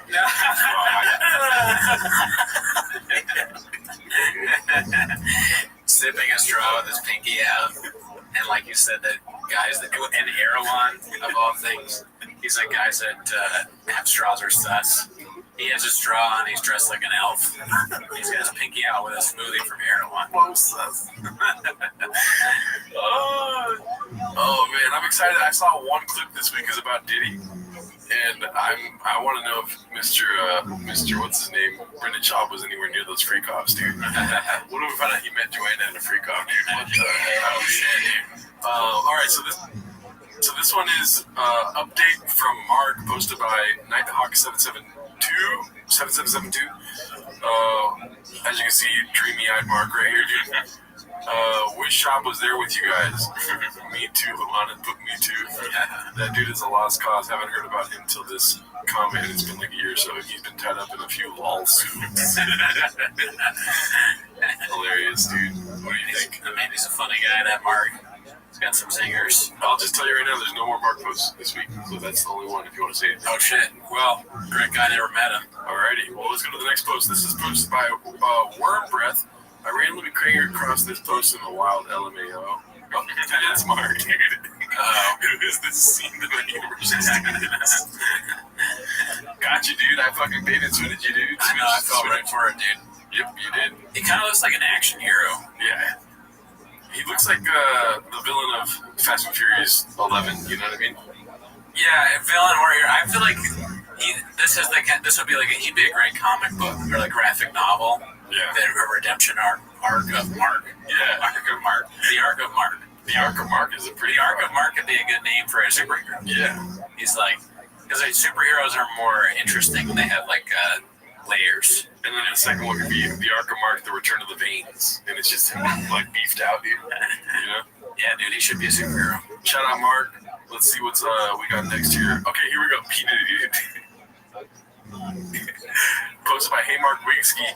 It's Baba falling for fake P Diddy clickbait. So of course, let's see what he has to say. Rabbit hole to it. You know he adopted a little white girl? Yes. Continue, please. What was her name? Do you know this? now. Yeah, he was on Instagram Live being like, tell us your name. She's like, this young girl, white girl. What? He is adopted little white girl. What? Oh, I saw this video. That's the one you're talking about? It might be bullshit. Yeah, that's right. It might be bullshit, but I don't know.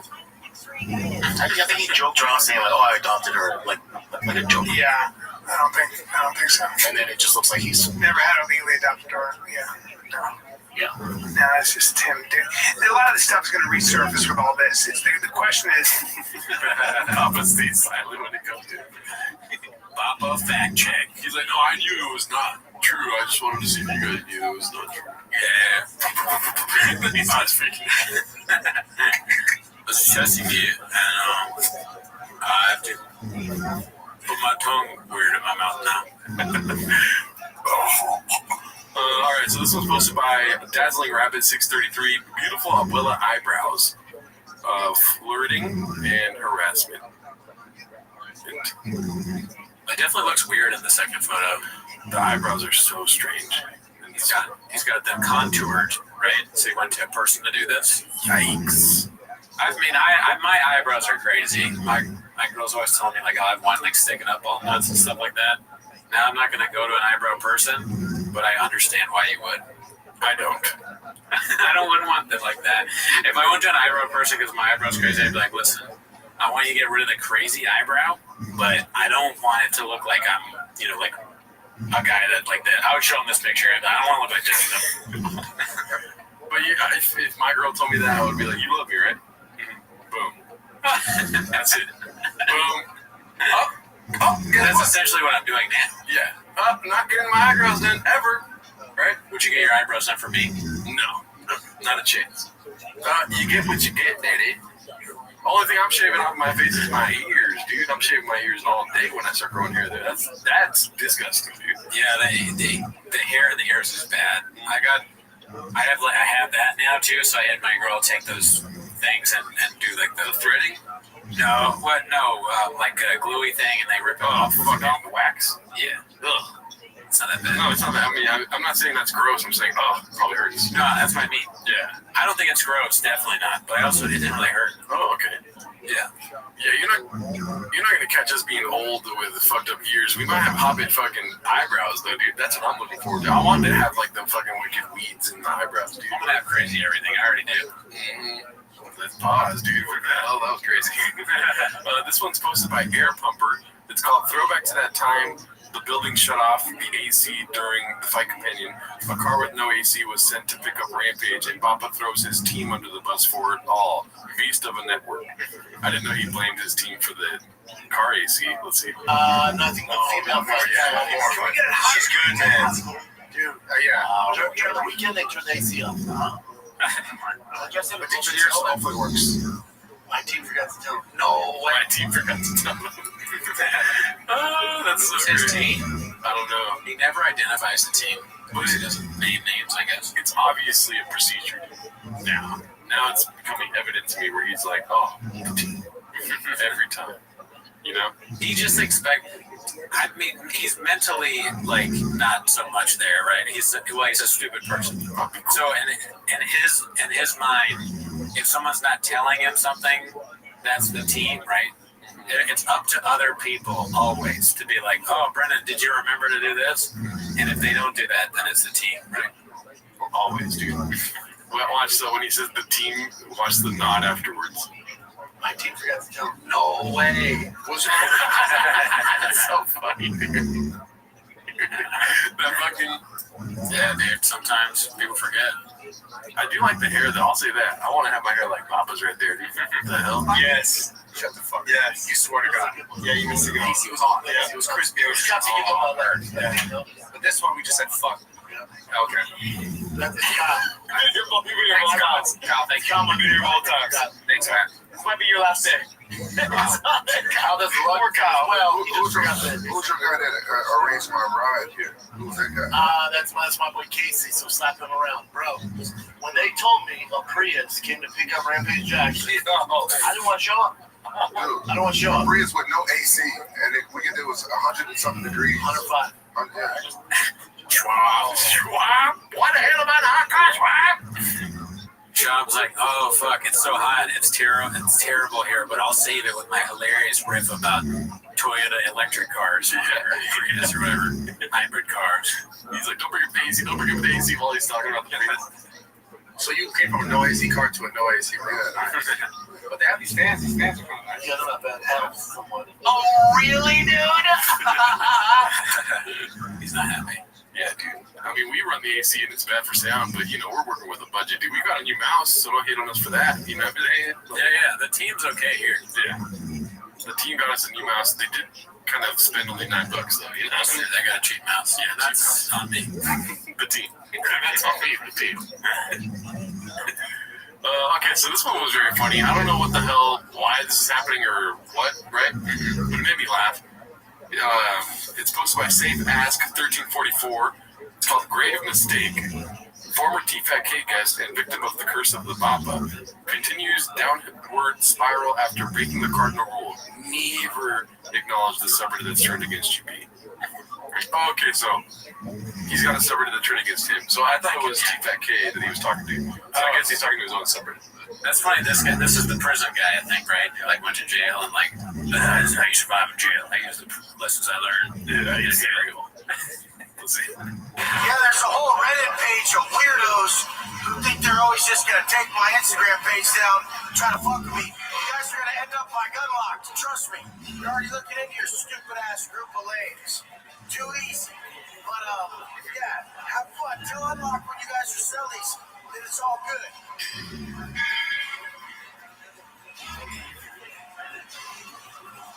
You little hacker lames could all cry together.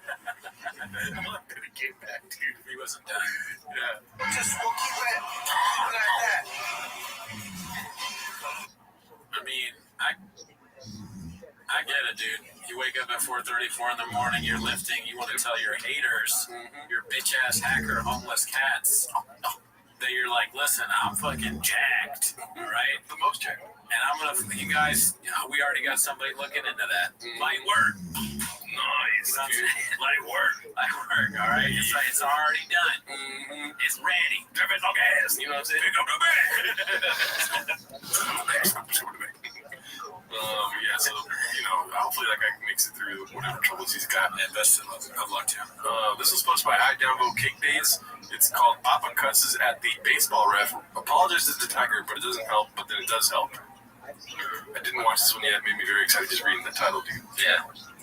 A lot of baseball for your boy as usual. Travel ball. I can't sit with like the rest of the parents right behind the batter's box there because I yell. And then we're because I yell. The parents kind of sus to say yell like that. Yeah, because I yell. I'm like Tony Hinchcliffe there because I yell. And then we were playing on a field where that was not really an option, so I had to sit there. Show enough. Your boy yelled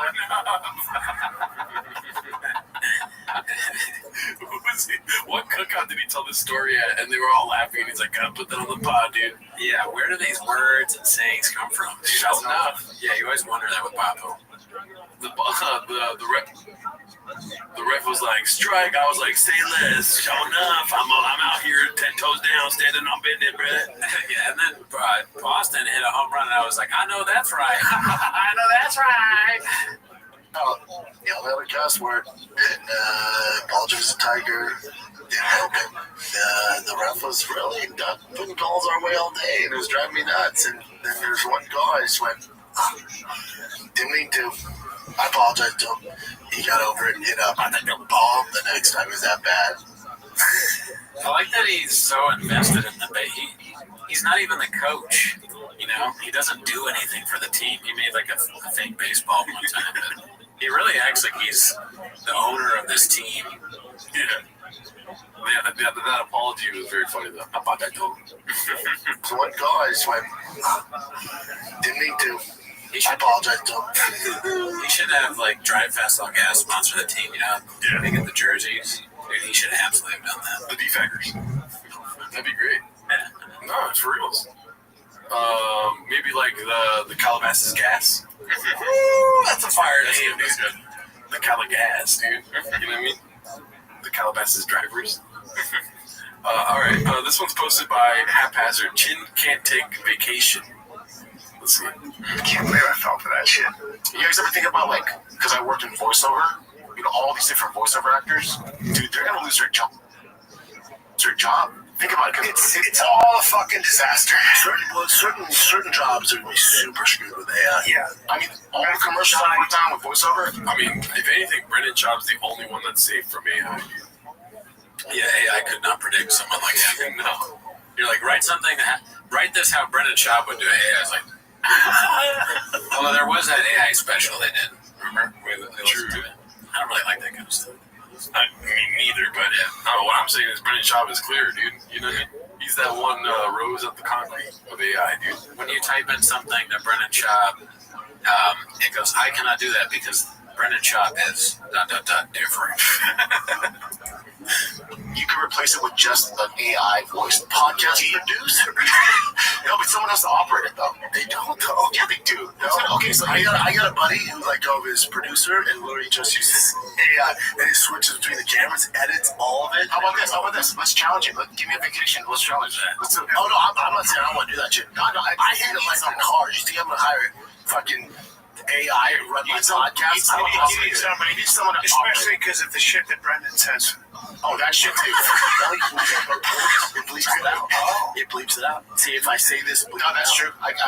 Yeah, that's wild. No, I do know a guy who does only AI. Elon? Only does AI. Yeah, it's gonna take a lot of jobs. I mean, let's be honest. All the podcasts they go on have like 100 subscribers and stuff. You know what I mean? So it's probably like something like that. You know? Yeah, with that guy with the whiskey bottle. Yeah, on his table. Oil. What is that other one? Oil and pistons or some shit like that. They have an AI producer. Yeah, because they're too busy with their trucks. Very funny. Yeah, you need someone, especially because of the shit that Brendan says. Just bitch shit. No. You like that shit? Run. Oh my gosh. Dang it. Run, you fucking. All you. Hey, you want to get in shape? Run. Everyone that's like, oh, get on the aerodyne and then I jump in the cold up. Go run. Damn it, Brett. Go run. Guys, he's using real bad words and shit has to keep going. Damn it, he has to keep editing. Just run. You need someone, especially because of the shit that Brendan says. I like this. Come on, chaps. Toll out. Have an extra soda too, so you can give him that. The yellow one? Damn, we got a word problem, y'all. Unreal, dude. I mean, if you know you're not supposed to, why would you say it over and over again? Because you gotta edit it all out. I couldn't understand why. Because he sees other people successfully doing this. So he wants to be like them. Right. So he does that. He's trying to become Town. Yeah. Well, I'm more associating with the Matt and Shane Seaver podcast. Oh, okay. Because they do it, but every time they say it, either they're whatever F word for gay people, C word for women sometimes, other words like that, they'll put the Wild Wild West over the words. Oh, it's kind of like Sam Hyde does with this thing. I don't watch Sam Hyde. Yeah. But you see this happening with huge podcasts, so he's like, we're a huge podcast, let's do the same thing. Interesting. We don't say those words because we are accepted in our communities. He probably tells Chin, we got to come up with a thing, like Brazilian or Wild Wild West. But Chin's like, I don't know if we should. I think I could just edit it out. It's like, all right, you're the producer, but I'm pretty sure an AI show. That'd be cool if they just went, "Hey, boys, come on."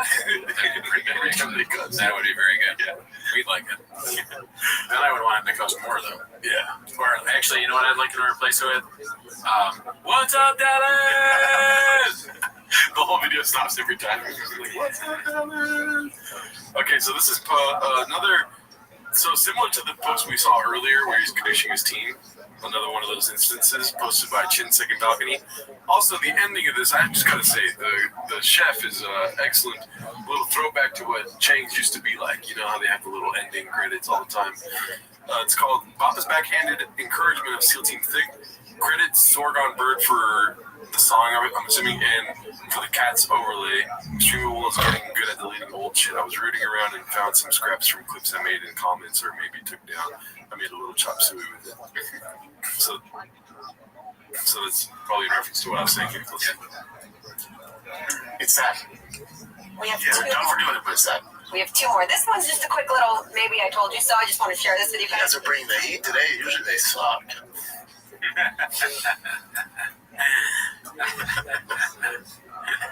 There's tension in Big Boy Studios, dude. Yeah, dude, all is not well. It's palpable, the Big Boy front. Dude, when we have tension, we usually just fucking get some donuts, and then we're like, we make merch with the donuts, and then, we'll both like chug a rain, you know what I mean?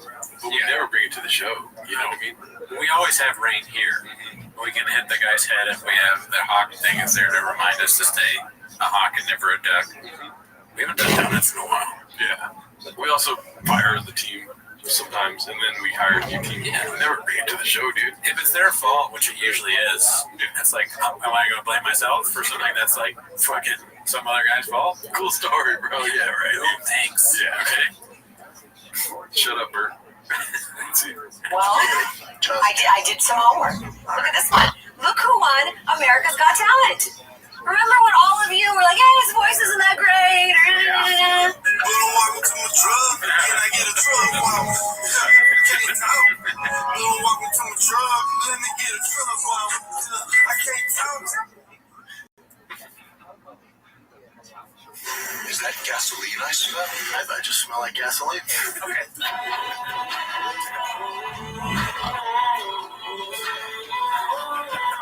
Xbox IQ's wild. Oh man, I love chefs, dude. You know what I mean? They're very clever and smart. It's true.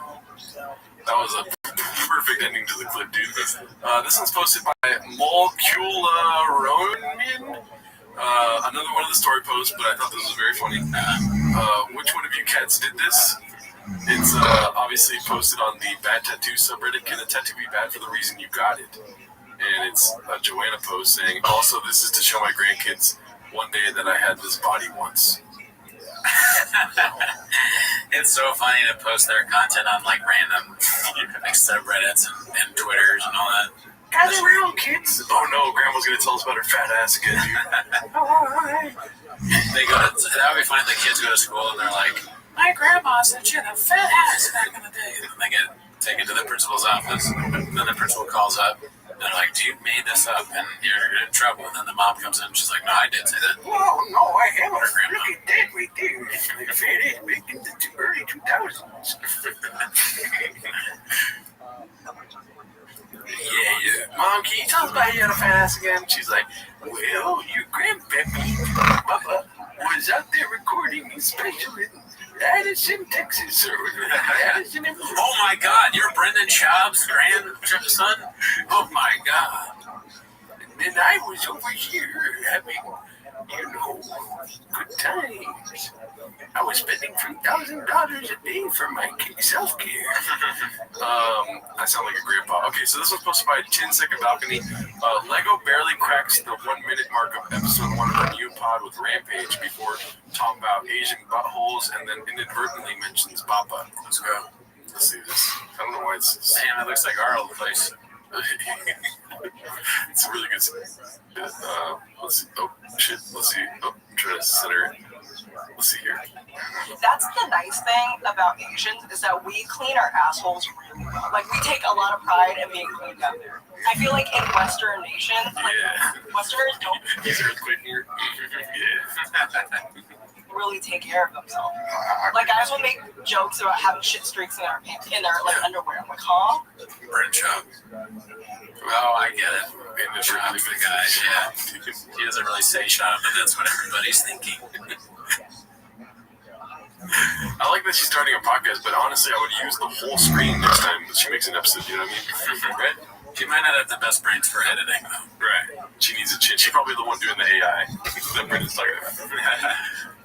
Alright, so this was posted by Wondering Possum. It's called Papa Tries His Best to Ignore Eric's Mainstream Commercial Beast of a Friend. Oh man, I know we haven't done this in a while, but look at those bad boys right there, dude. What the hell? It's Halloween, Danny. It's orange with neon yellow. You go trick or treating in those motherfuckers. It matches his rain. You know what I mean? That's hilarious. Let's see. Even they go, they go, well, he found God. He went through this weird shit. There's a video of him saying, "Why don't you like?" I guess there was a video of him saying, "Why don't you come by?" That's so funny that Eric pops up on the podcast. Anymore, talk to me anymore. It was all weird. So here's the headline: TikTok users circulate what appears to be a fake Justin Bieber song mentioning P. Diddy. Also, do we think P. Diddy would make a song? Do we think Bieber would make a song about P. Diddy right now? I have no idea. No, that was an old song. That's why they were like, "Oh, this is one of his old songs. I don't listen to his song." A guy who listens to this. I don't know. Yeah, and I mean, can you imagine how excited we'd be if we pull up a clip and Miguel was like, oh my God, look at Fred's face. Oh, what were you saying?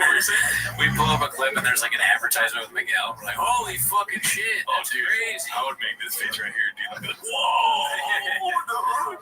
They don't acknowledge it in any way, in any facet. We would stop the whole podcast and be like, fuck Justin Bieber, fuck P. Diddy, what the hell? I know, we might stop it and be like, oh, I gotta call Miguel real quick. He's on fucking TV. Holy shit. All right, let's go to this next one.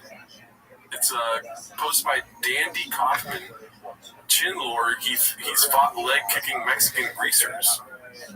Okay, let's see. Which ones do you want to hear about? Your favorite? Any of them? Wait, how many have you been in? That's the question. I'd say for like an average person, I had like 10-ish fights. Yeah. And then 3 times I got jumped. So that's not really a fair fight. You're right. 3 times. I'm trying to think of like one of the best ones. Were these like planned, like we're gonna fight? Always when I was in high school and in college, I did plan fights. We would meet outside the campus and we'd just fight. What were the nature of the beefs that led to the fights? One of the dumbest things in the world. Beanie Man, dude. Yeah, no beanie again. Straight 3, dude. Dude, we're gonna take away your talking privileges if you don't put a beanie on, dude. I'm for that. Yeah. I don't like hearing his voice unless he's wearing a beanie on his head. Yay. I vote yay.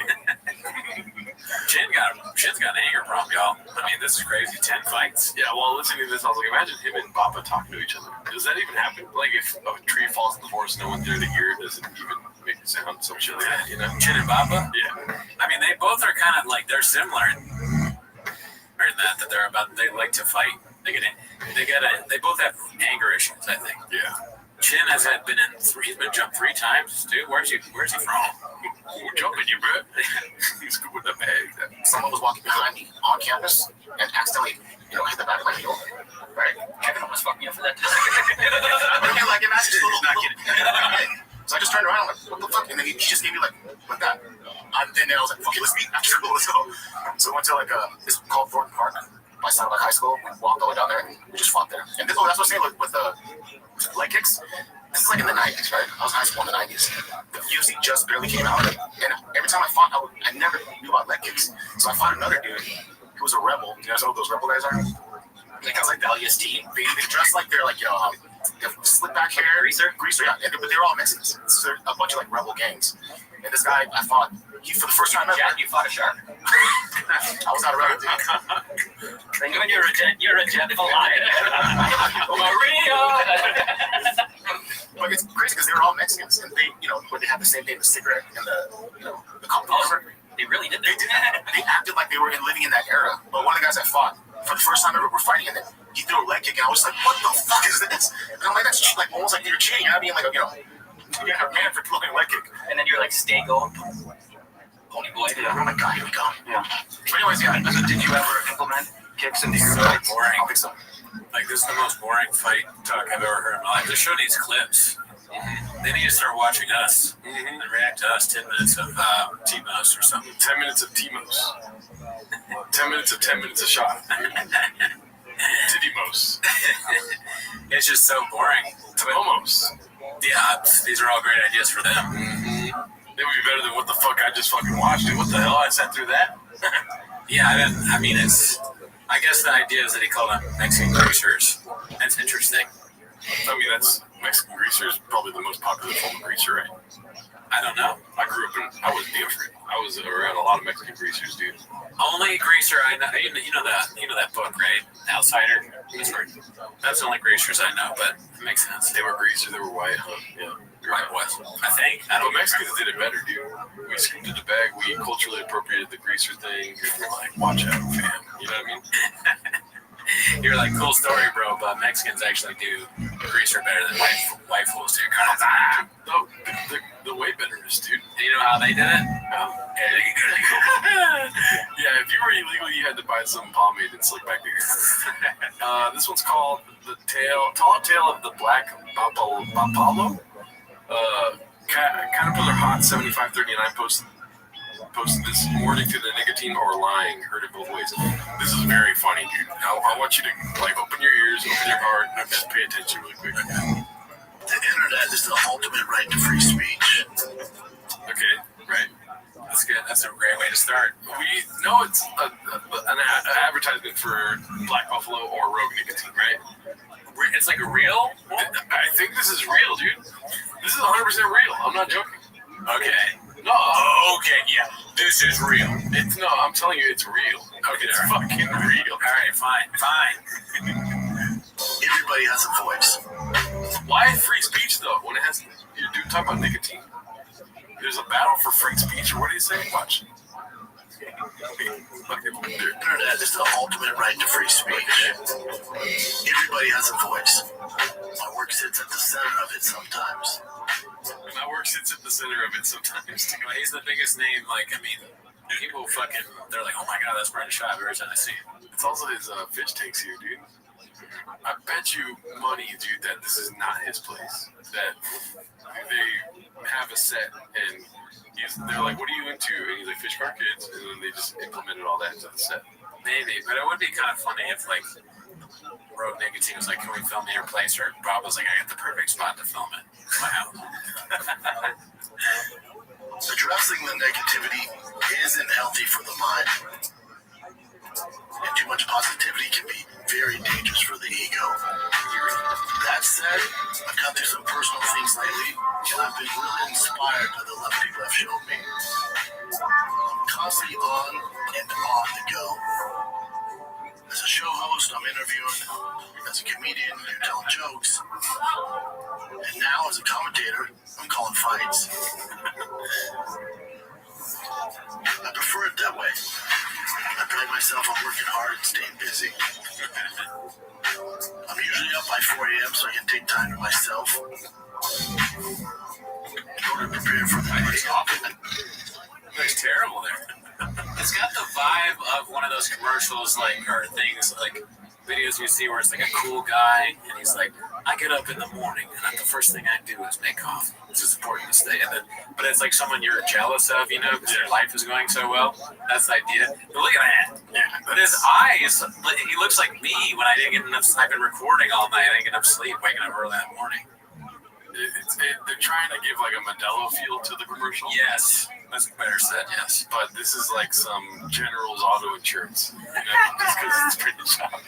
That's exactly what it's like. Those Modelo things where it's like, I grew up in the neighborhood. I'm authentic. Like if only they could have hired an actual voiceover guy instead of Brendan Chavo voicing over himself, you know. And the Modelo ads, when you watch them, I think they're good ads. And when you watch them, you're like, damn, that guy deserves a Modelo. I deserve a Modelo. That's the thing. It's like, I should. But in these ads, you're like, he doesn't deserve even Black Buffalo nicotine. Yeah. He's a moron. You're lucky that nicotine is so addictive because people are like, fuck, Brendan Schaub's in it. I love it, dude. You know? I love that his mustache is flicked up. I mean, mine will probably be that someday soon. But the one side is not, it looks like he shaved it off. Let's see.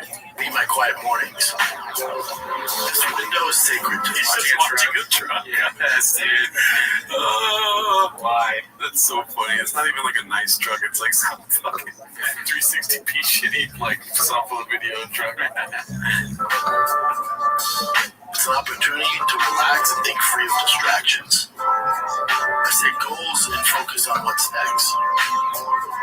I go through the same motions every single morning. It's just like, help me. Help me. tried to bite me like 3 months ago. The fish's life is in danger.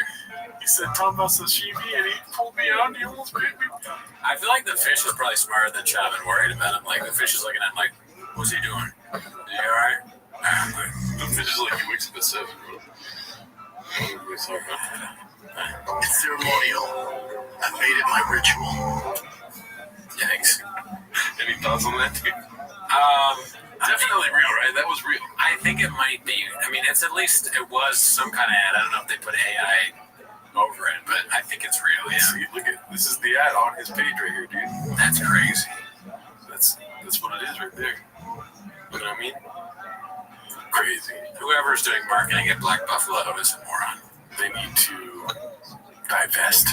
Yeah. Isn't that what it is when you don't invest? Yeah. I mean, I just think that's sort of, like, there's probably someone at Black Buffalo who's trying to divest from shop movement. the DBS. Yeah. Third quarter sales were up. Fourth quarter, we really fucked up having shop be that commercial. This one's called PSA Addressing Your Spouse by Their Name Makes You Weird. Posted by Chin Second Balcony. Let's see. It's over. So, yeah, you can have I think it's weird the couples that even nothing. I think it's weird the couples, you know, I'm around couples all the time that call each other by their first name. What do you mean? Like, Steven, get over here. You know? Yeah, stuff like babe or boo or whatever. Yeah, I call the problem is Brendan isn't very sexy, right? Hey, fuck you. Oh, I'm a piece of shit. I know. How dare you? Your girl says, Cooney, come on, right? She says various things. But Brandon, it's like, you rather say like, boyfriend, get over here or something like that. But when you got a name like Gerardo, I die when I hear that, dude. I'm like, oh. They're like, Gerardo. I'm like, oh, fucking rock hard right now. Oh, really? You get off on a man's name? Pause. On my own name. When the girl's like, Gerardo, come back to bed. I'm like, oh my God, you don't know English, but I love it. Something about that seemed real feminine to me, dog. Gerardo, deeper. It's so small. My wife, babe, my son, who's 2.5, is like, babe. Because you always say that. Always. It's weird when it's like that formal, like. Babe is probably the worst, right? Do you say babe? I'm sorry. I can't help it sometimes. I'll say it. I think it's weird for a kid to say babe, though. That was a little strange. Oh, really? He just said his kid was calling him babe because he calls his girlfriend that. Oh, that was strange. That's fucking weird. Never call my dad babe. See, I was at a young age saying that's weird. Yeah, sorry. Call my dad babe, dude. I'm good. Let's go. What's next? What's next on the tactics for showing your love and admiration? When I was a kid, my tío Joel and my tía Denise, they would call each other babe, but like way too much. Maybe because they were also like, let's just say one of them used to say the N-word a lot, right? I'm not going to say which one, right? But they're like, babe. And then me and the cousins would all just laugh and like count the number of babes they would say in like a sentence. Did they ever like see you doing that? No, they were probably drunk when we were watching and counting them. But ever since then, I'm always like, I'm never going to call my girl babe, dude. Right. Yeah, you got traumatized from that. Because it's cute. They do it. It's cute. I don't think they watch the show, but I'm very anxious now. It's very cute that they do it. I just don't want to do that. I was just kidding when I said babe. The only thing that I ever say is daddy. Oh, okay. You call your girl daddy, yeah. Daddy. Call her daddy. Daddy. Hey, daddy, you want to go see Joker 2 tonight? Call everyone. Everyone's daddy to me. Coworkers, parents, girlfriend, fucking homeless people. Okay, daddy. Let's see. Damn, because you always say that. Always. It's weird when it's like that formal, like, Anthony, get over here. I also, it's like, hello, friends. Monday morning, September 30th at 9:07 on the dot. Chris. How's everybody doing? I miss these days, dude. Yeah, he's getting fucked up. Chris. He's having too much fun. You dog. The old Sallywag. Sallywag? Oh, yeah, dude. Sallywag, yes. Add to the list. You all Sallywag. You all Sallywag. Yes, fun. Yeah, dude. Let's see what's next. Posted by Dazzling Rabbit 633. You know how they celebrated their 1000th episode? By doing Zoom calls. They're laughing. AJ Fudge in the back. Oh yeah, shout out to this guy. He's tall as fuck. How does he even fit in the small car? Yes. I thought you were gonna shout out Schultz. Oh yeah, well Schultz and Owen Smith. I almost called him Benjamin. Dude, that hair. That's wild. He thinks he's like Elvis or something like that. You must have an Asian barber. Alright, let's see here. Okay, this one I saw earlier in the week. This is the last clip for the week. We're gonna end with a bang here, dude, because this made me laugh really hard. It doesn't have as many upvotes as you'd think. But Dirty Buns Fart Nugget. The names, dude, is killing me today. Posted this. Papa don't believe Jose's birth certificate. Jose Aldo, Mario Batista. What if Jose wins this one? Also, don't get it twisted. Jose was he 30 or 40? You know what's coming. It's just like, how's he gonna do it? You know what I mean? When I was watching this, I was like waiting on the edge of my seat, like, when is he gonna say certificate? When is he gonna say certificate? That's the best part of the clips. One of us is waiting for him to botch the word he doesn't botch. You know when he hits this right here, he's about to fuck something up, dude. I'm sorry, let's go back a little bit before the hands come. Twisted. Jose was he 38 or 40? And I guess we'll believe that. He's every bit of 45. But the Brazilian birth certificate. Brazilian birth certificate, dude. Brazilian birth certificate. Yeah. But that sounds like a fucking. That sounds like a wrestling move. You put him in the old Brazilian birth certificate. And then when you do that, dude, it's all over. Every bit of 45. But in the Brazilian birth certificate, disaster. The old Guadalajara heart scarf. So it says 45, but birth certificate and disaster.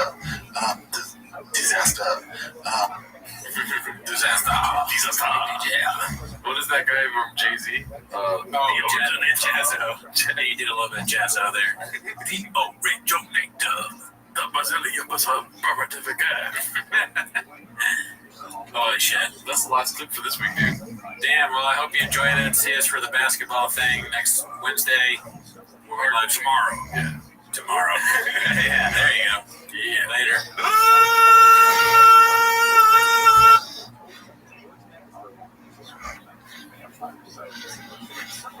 Zeg schat, die antieke vaas van jou, hè? Die duur. Ja? Was je daar erg aan gehecht? Hoezo? Oh, laat maar. Schade zo gemeld. Bij Allianz Direct is het makkelijk en snel geregeld. En als je naast je autoverzekering ook een woonverzekering afsluit, krijg je direct extra korting. Allianz Direct. Makkelijk en snel. Bekijk de voorwaarden op allianzdirect.nl. That hurts too much. Getting drunk, one day both of them race away. My hamstrings too big to fight. Just that shit, and it still goes the other way. And we can take a shadow man, or some rays of victory. Whether you're was on a wet, when you're drunk and hell, selling your merch. We got to make it, everybody think they was selling your merch. Selling your merch. Selling your merch. Selling your merch. Selling your merch.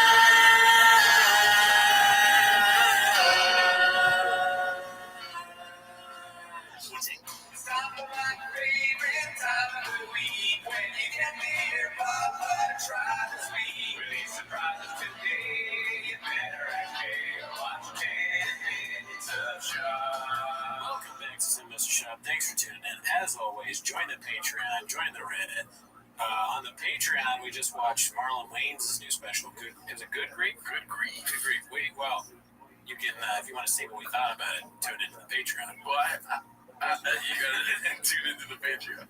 I just got over being sick. I still sound sick. I'm sorry if I'm still sick. We're happy to have you back. We're glad you're all good. Yeah, it's your fault. You brought it from wherever you were, New Orleans or Seattle. Not the vid, but I brought you the coughs, maybe. Yeah.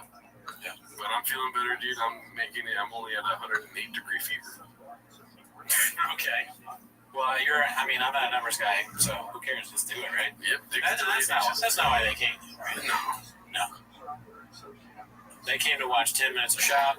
So start the timer. Lay the chint. Alrighty, we got the first one posted by 7Sexa. It's called Apparently Rogan and Hinchcliffe performed in my hometown, Stockholm, once, and apparently my people didn't like it / wasn't laughing enough. But apparently, according to Rogan, us Europeans don't laugh because we, quote, pay attention instead, and not because they're shitty comedians. Let's see, this looks like Sam Talent here. Let's go. But I got him. I took Hinchcliffe to Stockholm once. Yeah, Stockholm's fun. Yeah, I had a great time, but he had never been to Europe before. And we did 2 shows, and the first show, he's like, dude, they did not like me. I go, you got laughs. He goes, yeah, but then they died off. I go, no, that's what they do here. Yeah. They pay attention. Mm-hmm. Like, they pay attention in between. Yes. I like this Tony Hinchcliffe. Very good. Want to hear one Tony Hinchcliffe talk about Hitler killer? So, I laugh. I laugh very hard, a little bit. But then I think, it's a very clever joke to call David Lucas black and fat. Very smart. Cerebral. Yes, he is. Yes, but he talk a lot about us. He does crowd work. The crowd work was very good. He was roasting us. Bro, he was like a young wolf. Hungry. I was not understanding why Joe Rogan wasn't funny at all. I like his podcast. Joe Rogan is very funny. Now you're Asian. I can't stay in one accent. I was trying to do like a German thing because that's the closest I know to what. Well, Stockholm, Germany. Stockholm's in Germany. No, it's Sweden. I got you though. I was like, wait a minute, am I what? I was like, oh, that was Sweden. Yeah, and it's where Adolf, ate the whole bullet. I mean, it would be kind of funny if the Europeans were just like, they like to think of us, they go, because some people are like, that's clever. Mm-hmm. Instead of laughing, that's a personality thing. Oh, the Hinchcliffe really spilled the beans on us. It's a joke. Yeah.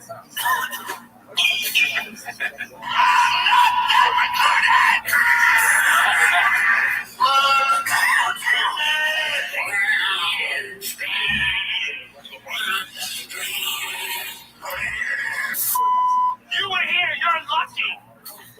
You're lucky you're a part of this thing and no one's ever going to sing. Quick, shut the fuck up. Not like the people not paying attention. Whitney Cole. Just shut the fuck up. Can we just shut the fuck up? Can you shut the fuck up? I can shut the fuck up. Trans women are women. How about most? How about almost all? You gotta leave room for crazy. No laughing. I go, no, that's what they do here. Yeah.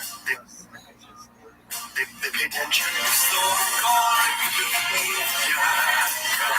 But that's pretty close to our accents right there, dude. Yeah, I think we nailed it. Stockholm.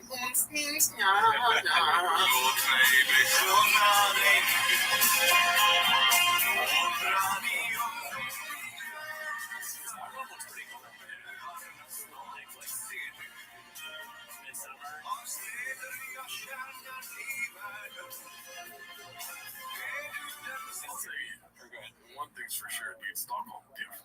Yeah. For sure. A lot of ladies and there are a lot of sunsets in the crowd tonight. I mean, it's just such a beautiful place. Maybe they don't laugh as much. I don't know. They definitely don't strike me as like dick and semen humor people or poop jokes and stuff like that. Probably not. But I have nothing. For whatever reason, I agree with you, but I don't know anything about Sweden. Also, everyone looks transgender in this picture, so it's like that Joe Rogan's not going to hit really hard out there, Because Sweden, yeah, he wouldn't relate to that crowd. Okay. Tits and dicks is what I call Stockholm, dude.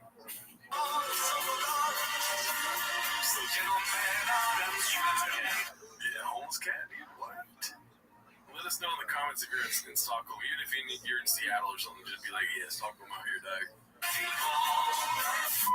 When I went to Stockholm, Sweden, how beautiful the people were there. I was going down the street pointing at guys with my wife going, yeah, look at that guy. Look at that. That fucking guy, like he's like an accountant walking down the street. He's like, does he know if he fucking came over here, he'd be starring in movies? I mean, I went to this magazine or something like that when I was over there, and the woman behind the counter was like a fucking 11 here. But she was working at a magazine stand, so that was her energy. Like, hey, how you doing? I'm working at a magazine stand. I was waiting for him to be like, and they would not stop laughing. Yeah, I know there was a reason. And then she just kept laughing. I said, everyone in Stockholm, they laugh a lot if they like you. yeah, everything's so funny. Part of me was like, can you just pay attention? What are we doing here? Yeah. All right, this one I thought was funny. It's posted by Corned Beefer. Listen, there's a lot of these kind of posts, first of all. I thought this one was funny because the shirt is ridiculous. It's called Jesus. I can't even, with this narcissistic word.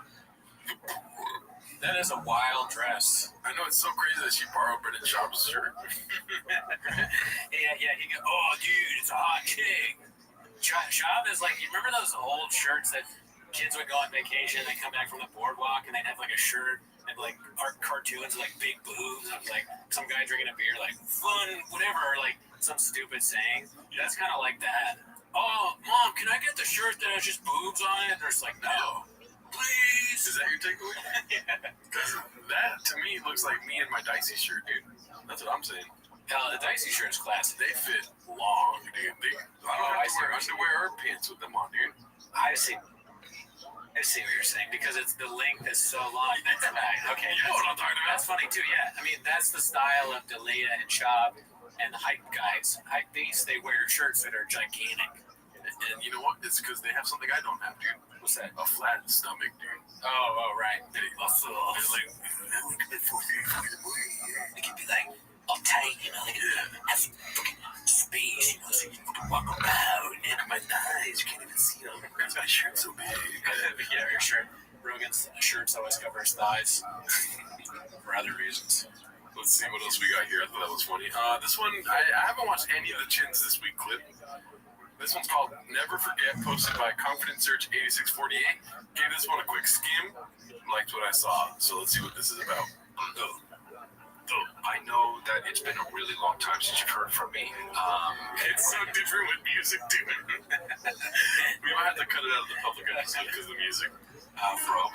I put out a statement that said everything I've done has been consensual, and that's true. And I wanted that statement to speak for itself. He's agreeing, dude. When you were on the shows, I had too much sex. Girls didn't like that. They said I'm a dick. My bedroom skimpy in my hotel room. She said she was 18. I pray to God she's not 18. But I'm a dolphin. I fuck people. Dun dun dun dun dun dun dun. I don't belong here. I am the diddler. That was good. Yeah, dude. High five. See how easy it is for us? You guys did not spend time with the parodies. One day. How did it come out? Like, how did they... The boy's mother ended up finding it. Finding it? What do you mean? Snapchat goes away, right? How do they... He probably saved it. You can screen record, take screenshots. You gotta know that that's gonna happen. The worst thing for your friend to say. Yeah, after you get fucking shocked, and then you're kind of know that's gonna happen. In Brian Callen voice. I thought I could go Snapchat with no record of it. Turns out they screenshotted. I can't sing about what's Callen would just be the worst coworker ever. He'd be so annoying, and then every time he fucked up, he'd be like, dude, how did you do that? Like, shut up, I forgot we were supposed to bring black shirts. Why is he the only one in the ugly sweater? Who knows, man? He's always in sweaters. Let's see. Some people do some crazy shit. I always knew Chris is a ladies' man. I have never, and I'm going to say this, I have never seen or heard of him doing anything illegal. Ever. I'm going to say it again. I have personally never heard or seen him do anything illegal. This is actually funny, man. Him doing this? That is pretty funny. What's the roughest thing you've had to do? That's terrible. I love to rub a cigarette.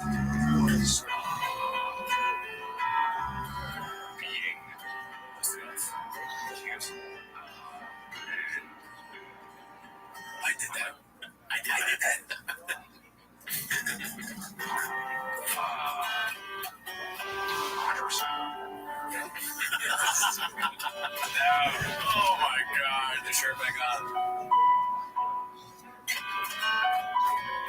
What is this from? Brett Moore loves it. Some like lip sync battle. Before we go, because Brian, I want to give you the opportunity here. For people that you've been the latest victim of allegations of sexual assault. You didn't say the Me Too, it's gone too far. Let me just ask you point blank. Accusation of rape, did you do it? No, I did not.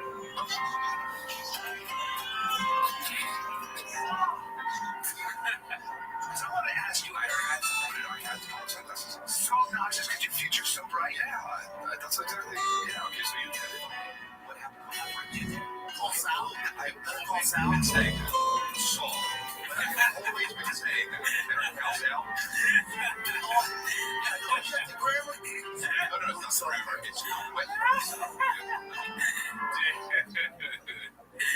Dude, the fall from grace from like being that you're gonna be like the next big thing to you're on a show where the guy goes, better call Sal. It's better call Saul. Stop saying that.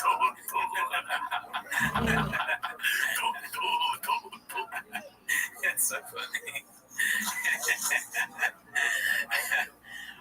Delia. From LL Cool J to Brendan Schaub. Whatever he says was Eagle Bush.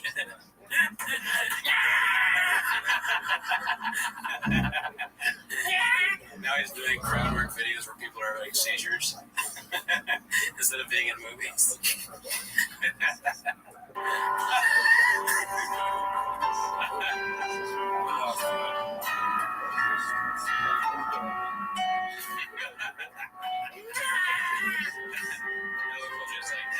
Everyone's so happy. I've seeked a lot of kind of, medical advice therapy and stuff like that. And that doesn't matter there. But what I have come to understand is this was always about sex to me. I never thought in a million years that I was sitting here defending myself against something I did not do 21 years ago. So this is me saying that I categorically and absolutely deny all the allegations against me. A Colombian actor has been sexually harassing underage girls began surfacing this week after one alleged victim claimed that the Netflix series You actor once asked her for nude pictures, knowing that she was underage. Wherever the group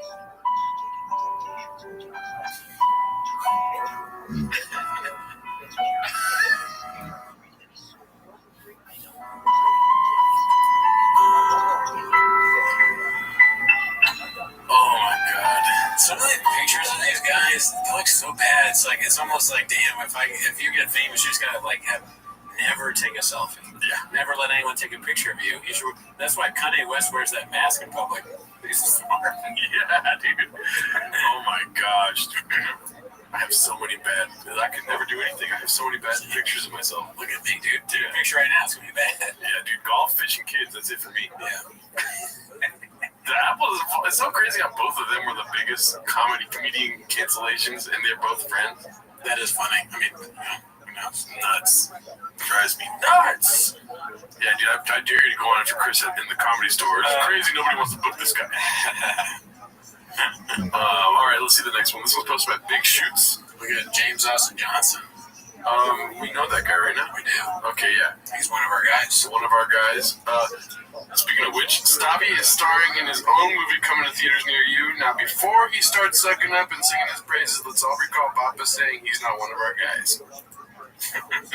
Let's see here. Why do you think you're ready to transcend? I mean, because it sounds sick, honestly. Get slurped up. God's watching. Me and you forever. Guys, This is also my Gigadouche, straight up. Oh, yeah. Authorities speculate that this was a doomsday cult and have released this photo. Police asked for any information regarding the red-haired man in the center. Why did you do that? I did that, Jeff. I was sent back to get you. You couldn't transcend without me. We need each other. I cannot wait to get some followers. So you guys are like a family? That's right. Your brother's barging on your privacy. Stop eating off! It's time to go to work! No, Uncle Aaron is not James. I said back. I think I know who you're talking about. Not a chance. I was like, damn, I think he's fucking. That's not him at all. That's so funny. What is it, Johnny Pepper to me for? Keep it in. Keep it in. Yeah. And you're like screaming, like Help me! This is Diane. I feel like we're just straight up watching a commercial now for a movie. Yeah. He's just doing well. I wanted to watch it because I thought it was Jason. I think it looks pretty cool. I mean, it looks funny. I like the premise. As close as you can get to a funny movie nowadays, you know? They're a cult. They do one of those suicide things, but he doesn't die. That's a good premise. Mm-hmm. That sounds like a screenplay 101 kind of deal. Yeah, shout out to Stavi, dude, one of our guys. Very funny fat man. You heard that? What do you mean? He's a funny fat man? Yeah, he is. I agree. I thought it was like a saying or something. Well, there's one thing you can't deny. That man is fat. You know what I mean? Be cool. I mean, funny. Be cool, Brendan Schaub. I see what you're doing. Don't you fucking try and outshop me. Don't make me go in a room and suck my dick or whatever. Go in a room and suck my dick. Oh, this one's posted by ROFL Roll. Truly, which stand-up was worse? I saw this. What do you think? Like, serious question? Yeah. Serious question? Yeah, 8 inches. I don't really know too much about his stand-up game in the UFC. So the answer is easy. So, I mean, it's still going to be UFC. I mean, he won some fights, right? Has he ever won a stand-up set? But as far as stand-up goes, he's the worst stand-up comedian that's ever existed. Sure, yeah. So that would mean he's worse than stand-up, right? Yes. Yeah. Dude, I don't know, because I don't have any balls to fight, dude. Oh, no. And he was like top. He always said, "I was top 10." Yeah. I mean, I respect his stand. I would respect his stand-up game for sure. Yeah, dude. If he ever came with me, I would just start punching myself and be like, I would run so fast if he wanted to fight me. Yeah. But before that, I'd probably do a bunch of Shabbatisms to see how far I can get. How many chicken you How many chicken you What would you say running away? Yeah, like as a running, like, how many chickens are far? And I might be able to beat him in running because he blows his hamstrings when he's running at Chicago. Run me to my truck. What else can you say in this? Like, if you had, like, if he walked in right now, what are the Shabbatisms you would say? Is that Miley Cyrus's daughter? 8 inches! John Africa! Who the hell, John Africa? He's like strength. The last thing I say is some Shabbatism. Not like, I love you, Mom. And Trojans. Let's see here. This is posted by Icy Fodant. It's when Joe drops a trans joke, 2 Hungry Wolves. I like the 2 Hungry Wolves thing a lot. He does kind of look like Woody. I never thought about that. He does look like Woody. He's shaped like Woody. Yeah, he talks like him too. Joe's kind of like Buzz Lightyear. Buzz Lightyear and Woody when they're in the pod together. Toy Story is basically just broken. That's a great assertion right there, dude. Buzz is just like... Yeah, when he hits the DMT, do infinity and beyond. That's fucking good. Yeah. That's Burt Kreischer as Mr. Potato Head. Tom Segura as Mrs. Potato Head. Brendan Schaub is that girl that herds the sheep. Is there a real? I don't remember that one. Who does that? What does the sheep girl do? I don't know. That'll be funny to call home. That is funny. Is there like a really stupid Toy Story toy? The T-Rex. Oh, yeah, there you go. There you go. Schaub is the T-Rex. Oh, 100%. Brian counts the Slinky. Yeah, because I dies. Slinky is creepy. Can you imagine like a Slinky that can move and talk and be like, what the fuck? It's like, what? The Slinky is Cal and Ward Delia. You're just like, why do you move like that? Why are there 2 Slinkies in our comedy? What is it called? Toy Story. My daughter won't be going out with any Slinkies because you're a toy. You're like, don't associate with that fucking Slinky over there. Neither of them. All the Kill Tony regulars are the army men. I got my eye on you, Slinky. Let's see here. What else do we have? Posted by Dazzling Rabbit. Guess who fell for a parody account posting fake news? You goddamn right, my boy. Legend. Brendan Thompson legend. Brian Battle is set to receive a $250,000 fine and a lifetime ban from competing in France from the French Athletic Commission after walking out to N-words in Paris, finishing the French fighter and flipping off the fans. Apparently not real. See, here's the thing. Like, okay, I make fun of my friends back home for always falling for, like, I've talked about on their regular pod record tweeties, Don Luke Ray, thinker of thoughts, and all these stupid things. But at the same time, Shab is a guy, he wants to believe the cool story, right? He wants he wants to think that fucking Mr. Rogers was a sniper that killed like 38 Viet Cong or whatever. Because he wants to believe in the fantasy. He's like, wants to think cool things happen. So I understand that. He's just very stupid. He doesn't even take the 2 seconds to verify it. Yeah.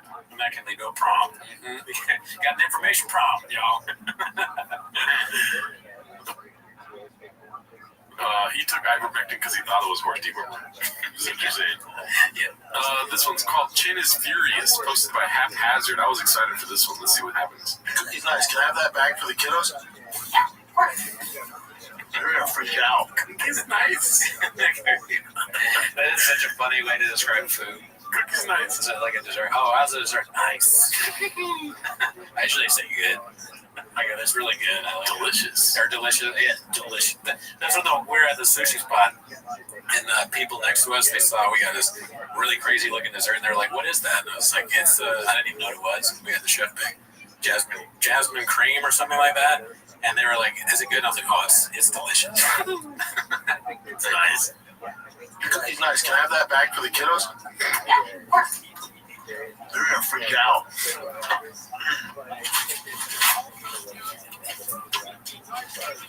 Interesting. No, not a fan. I like this. Chips. Toll House. Wait, what happened there? I don't know. Chin said motherfucker right after this, yeah. Let's see what this is. Oh, because I got fussy. No, he did that on purpose. Oh, fuck. He's trying to blank something out of this. Oh, I wonder what it was. Maybe the drink. Chips. Toll House. Coca-Cola. I have extra soda too, so you can give him that. Wow. The yellow one? Yeah. No, I like the homemade tomatoes. I know. Butter, brown sugar, Flour. Semi-sweet chocolate chips. Toll House. I have extra soda too, so you can give him that. I can't figure out what he's mad about. No, I like the homemade tomatoes. Maybe Chin has stock in Toll House. Brown sugar. Flour.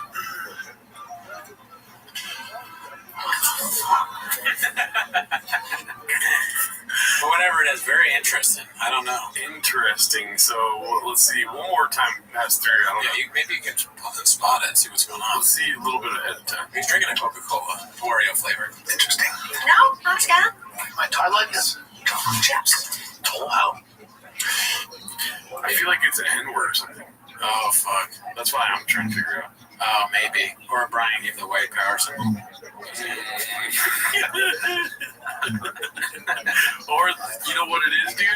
But the door is getting too loud. Yeah, people. Oh, that's what happened. Somebody walked in again. Yeah. Yeah, they walked in. It was like somebody that Chin was money to. He's like, motherfucker. Where they walked in and they had some sort of logo that you're not supposed to see. And I don't know, this symbol or whatever, I've just heard, this is an A-OK symbol. But I've seen people online saying, I just want to be clear, if I ever do this, it means A-OK, nothing. Cooney is red pill. Let's see here. What else do we have? So there's a big, what is it called? Painting of a narrative that Chin is losing it.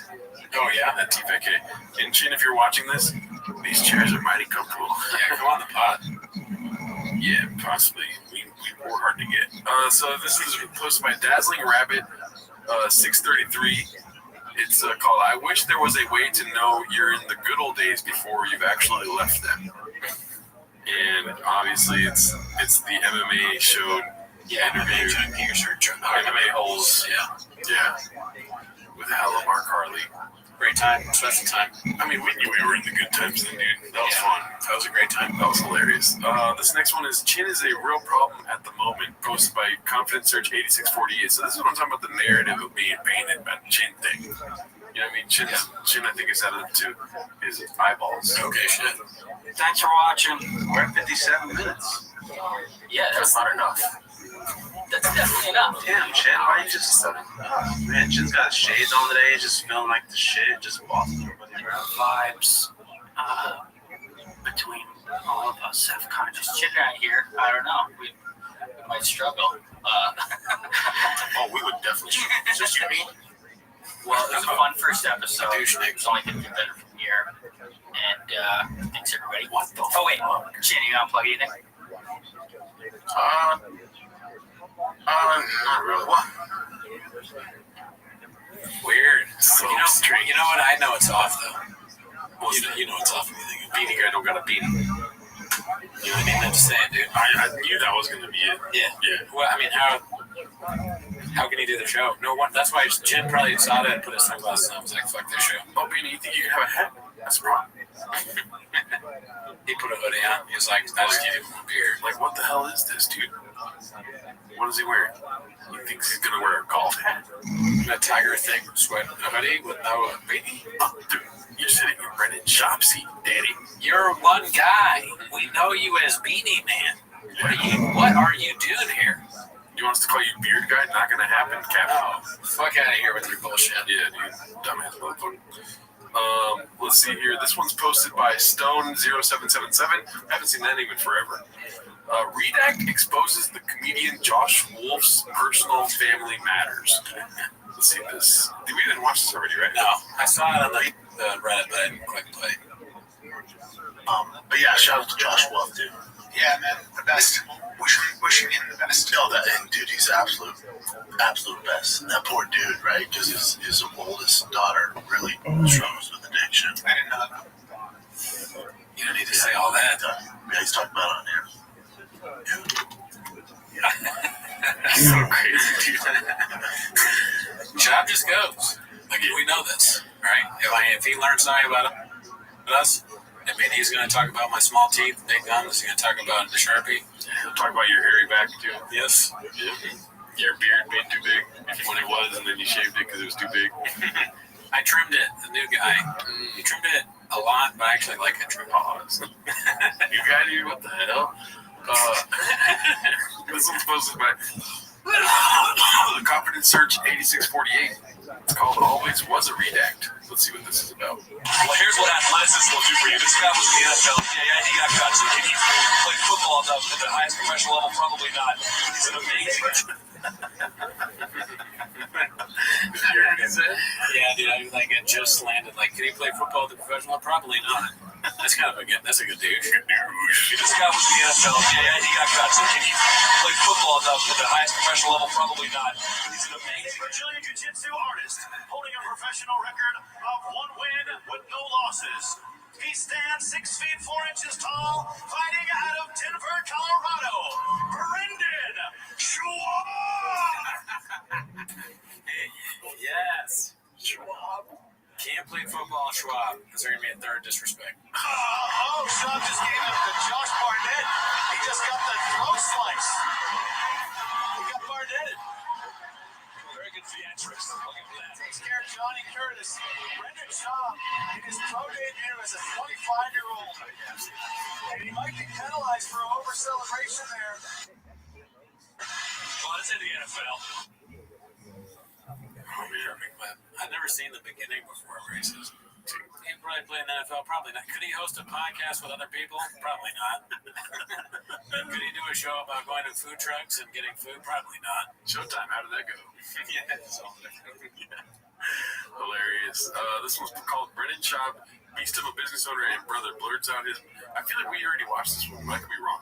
Blurts out his employees' medical issues on national earwaves. Too late to axe Jay now. I don't know. Let's see here. Post by earwaves. I gotta shout out to Jay Schaub. As soon as you watch that podcast, Jay's like, dude, these nerds tell you to quit drinking. And I was laughing. Like, Jay doesn't even, Jay barely drink. No, but Jay said, I told him, I was like, yeah, there's just, That's the studio, right? It's not here. Yeah, I think that's someone opening another door. That's the door, dude. Let's get the door noise really quick. Anyway, but it doesn't mean Jay barely drinks. No, but Jay said even he goes, I told him, I was like, yeah. Why does it sound different every time?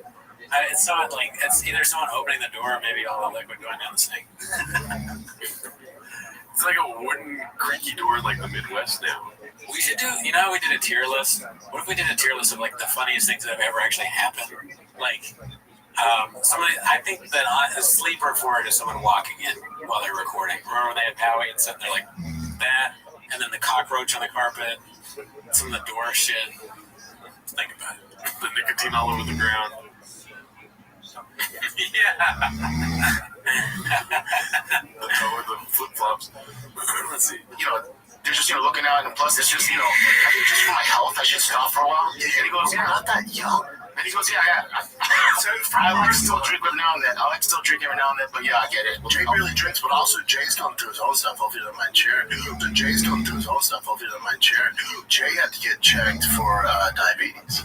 Oh, damn. And Jay's healthy as fuck. Yeah, but he's a candy. Not really. Like Jay eats pretty healthy, and his whole thing was like I was making fun of him. Like, what are you doing? He's like, man, I keep, he just stays lean. He's like, Boston. He's like, I just stay lean. He's like, I'm trying to put on some weight. So he's like eating fucking pizza and Cinnabon. He's like, and then I'm going to talk to him. I'm like, dude, this can't be good. He's like, no, I'm 210. I'm 210. Look at me. Show me pictures of his abs and stuff. Good body. Yeah. And I was like, yeah, but you're inside. Where are those going on? Sure enough. They're like, yeah, like his blood work done is horrendous. Call it. Yeah, so he has to, he's like right on the verge where full blood diabetes. Right, call it! Man.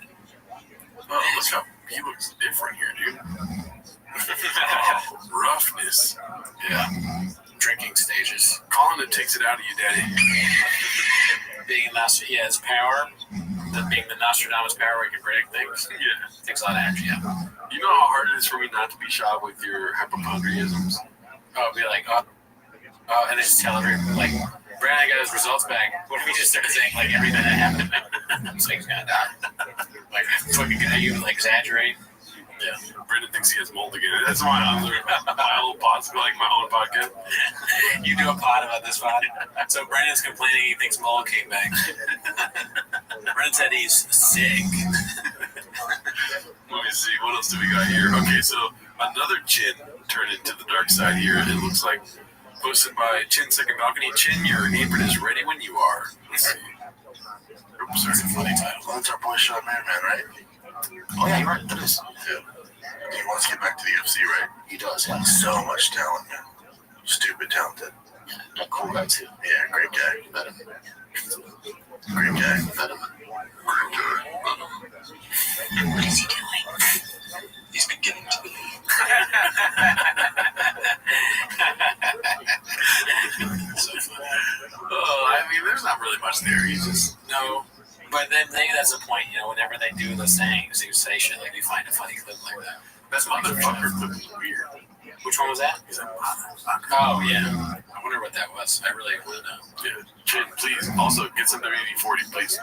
Chin, if you want to tell us what's going on, talk to us through our Tiger Belly rep. Yeah.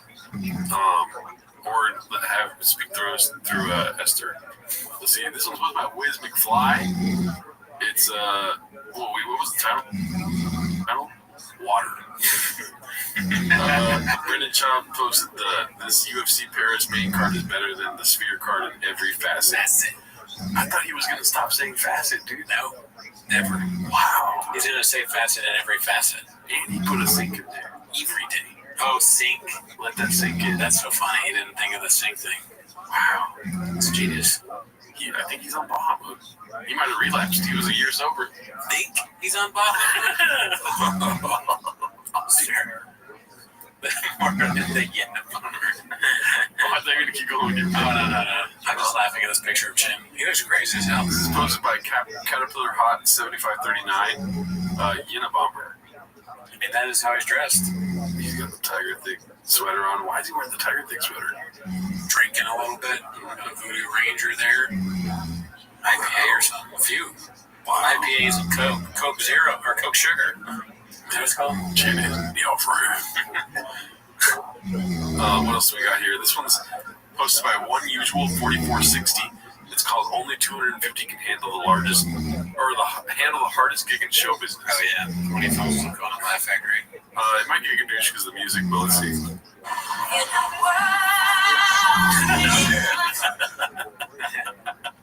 It's so funny to shoot the stand up like that. Gigantic t-shirt, skinny jeans, backpack in your 40s. Dude, the Titan. It is big. Dude, this is a chick. Right here. Yeah. You look at the bottom and you think that's like a fucking thick woman. More like thick boy. Oh man, my thick boy. He looks all confused. It was like first day of school vibes. Yeah, that intro is so awkward. Mom told me that I gotta look cool on my first day of school. I'm not cool because he's so popular. Oh, there's a cool guy. Hey, what's up, Jimmy? Do you have Mrs. Ross? Wait, what's his name? Do you have Mrs. Ross too?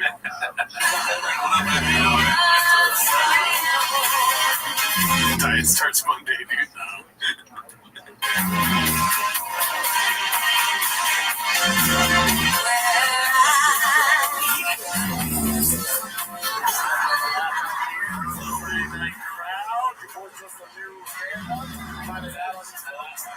The face of someone who didn't love him. Andy says, your boy trying some new stand-up. Very fucking. This face. Yeah, this is not like I just crushed. You don't look like that after you do well in stand-up. Is this new now, right? That thing's old.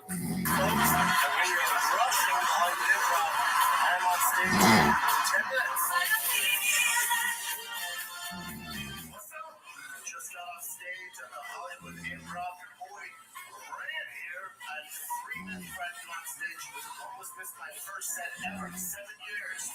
I made it. It was great. Said, I'd say it was better than Laugh Factory. You never know what you're gonna get. I see your boy, all new material. Tonight, different set that I did with the freaking Laugh Factory, the Improv. Your boy is coming to Fort Wayne, Indiana. Never been it. Pretty cool, Fort Wayne. Fort Wayne, Indiana, next Thursday, Friday, Saturday. The week after, I'm in San Diego. I shot my very first special in San Diego at the Laugh Factory in downtown San Diego. Come get you some. You guys in the Nation. What if they would have come for details? I mean, it's a great club, though. What's it called? The San Diego Laugh Factory? Great club, gotta say. Murdered. Those were the days, man. We used to do that shit. We could see it be stand up. Fucking sucks. No, I'm talking about me. I went to the city. Oh, yeah. He probably bombed. Yeah, probably. But bombing's all part of it, dude. You gotta take the wins with the losses. You know why the losses create the wins, Daddy? I know. I wish he understood that. When he makes his return, we'll deserve it. You're right. That's the way I think about it. This one's supposed to be my Dazzling Rabbit yet again. All my family is in the military. That's what it's called. Let's see. Isn't it weird when you think about all that? Like in the military, I still, I adore the military. All my family's military, so all my family's military, so.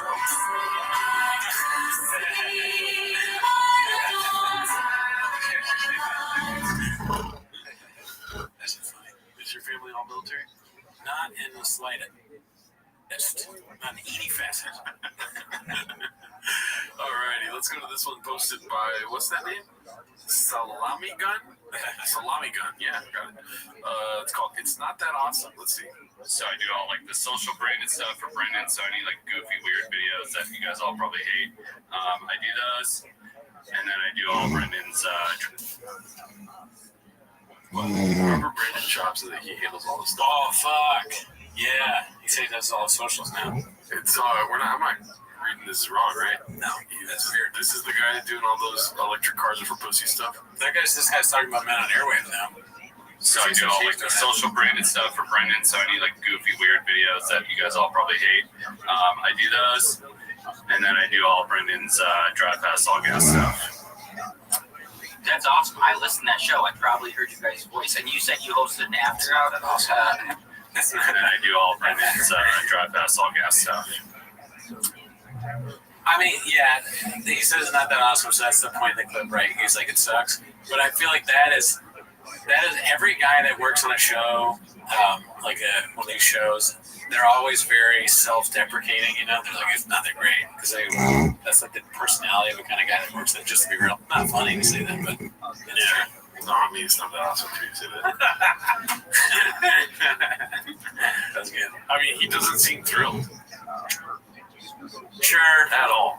Yeah, maybe He's at the studio. It's his job. And you're on earwaves talking about your job. Yeah. And the job is all earwaves, dude. You know what I mean? Sure. On top of that, I'm rocked just by Brendan Schaub not controlling his own Instagram. So, okay, more fun take on this. What do you think? Why do you think he's saying it? What is not awesome specifically, do you think, about the job? I.e. Mark Harley getting asked to do so many jobs at once. Right. This guy's probably just the next guy. They're doing the same. Schaub's doing the same thing to this poor guy who kind of looks like Beanie Man's brother. Love bomb. Right. That's how it starts. Hugs, kiss, hugs, hikes, cars, fish, kids, and then it turns into, hey man, can you give me some Magic Mind? Let's just say he's off drugs and alcohol. Okay. You know, man, what did that one girl say? You know what I mean? And then it turns into, I need it by tonight, dude. What the hell? I'm gonna go to this mid 400. Can you be my security? You know, can you be that guy's security? Yeah. And then it turns into like tearing him down. He's what, $120, dude? And like, yeah, he can't do security. 5'4". Mark Harley's intimidating. He got to knock that off real quick, dude. Yeah. I pray to God you don't put 4 C's on Tiger Thick. You know I know, that's probably what I was. It's the stress. The stress of always being like, oh fuck, is there 3 C's? It's not 4, right? And is it really hard to ask, Jay, or do I just let it go? Is it rhetorical? You know? You have nightmares about whether the donut is placed in the right place. Yeah. So he's going through it, dude. I think we're a little winners. You might be right. I mean, the vibe is off in that studio. Definitely for that show? Yeah. Why don't they know how to podcast? That's what they do. All day long, but, you know, it's different when you're in the chair, you know? We know. I mean, people think they can sit in these red chairs and then talk about coffee for 40 minutes? That's the problem, dude. You know what I mean? We do it better than anyone. Let's see here. This one's sponsored by Twisted Tippies, right? Tipples or something. Big Brown Chew. I don't know if you see that artificially flavored R word. Yeah. Shredded Zin Yum in a steak fresh pouch. O'Reilly's Auto Parts. 35 of your YouTube videos and a long comment at the end there. I like it. It's it puts everything into a funny thing that we all remember. Big League Chew. Upside down LA hat. Upside down hat. That's good detail right there. One thing they're missing is 3 C's anywhere. Like CCCEW. That would have been funny if it was 3 C's Chew, but then it might have been too big at that point, you know, to fit over his head. I mean, we got plenty of real estate right here with 2 C's right there. Maybe throw in for no reason Dr. Doom in there somewhere. Well, what I'm trying to say is it's not for Brendan Schaub. Oh, yeah. 1 C. Yeah, true. Yeah. Let's see what this is. Okay, so I don't know about this one. There might be a lot of stuff getting good news out of this episode. It's posted by OK Conclusion 7304. Friday Beer's newest video making fun of the Roganverse stand-up and bonus podcast parody. At end, all the comments making fun of Rogan too. Dicey. Let's see. All right, let's see this.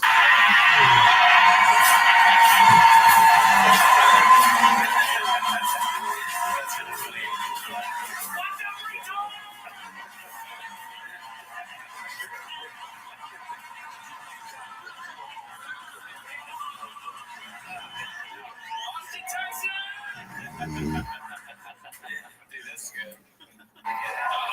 Looks like it's time to. Okay, guys. Oh, man, you guys are awesome. You and Greg Sweatshirt. What's your name, dude? Kyle.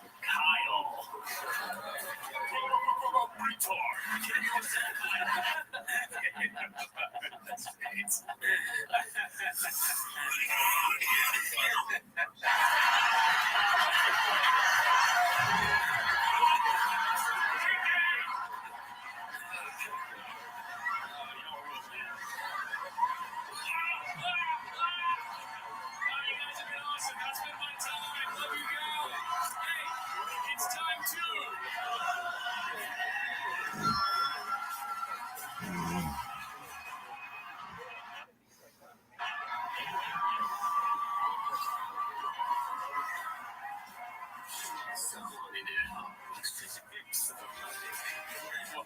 He said, "Sam money, dude."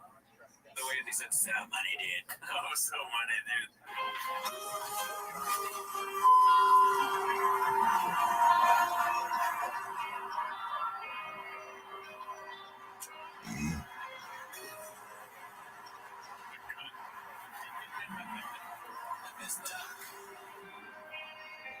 I am Pagliacci.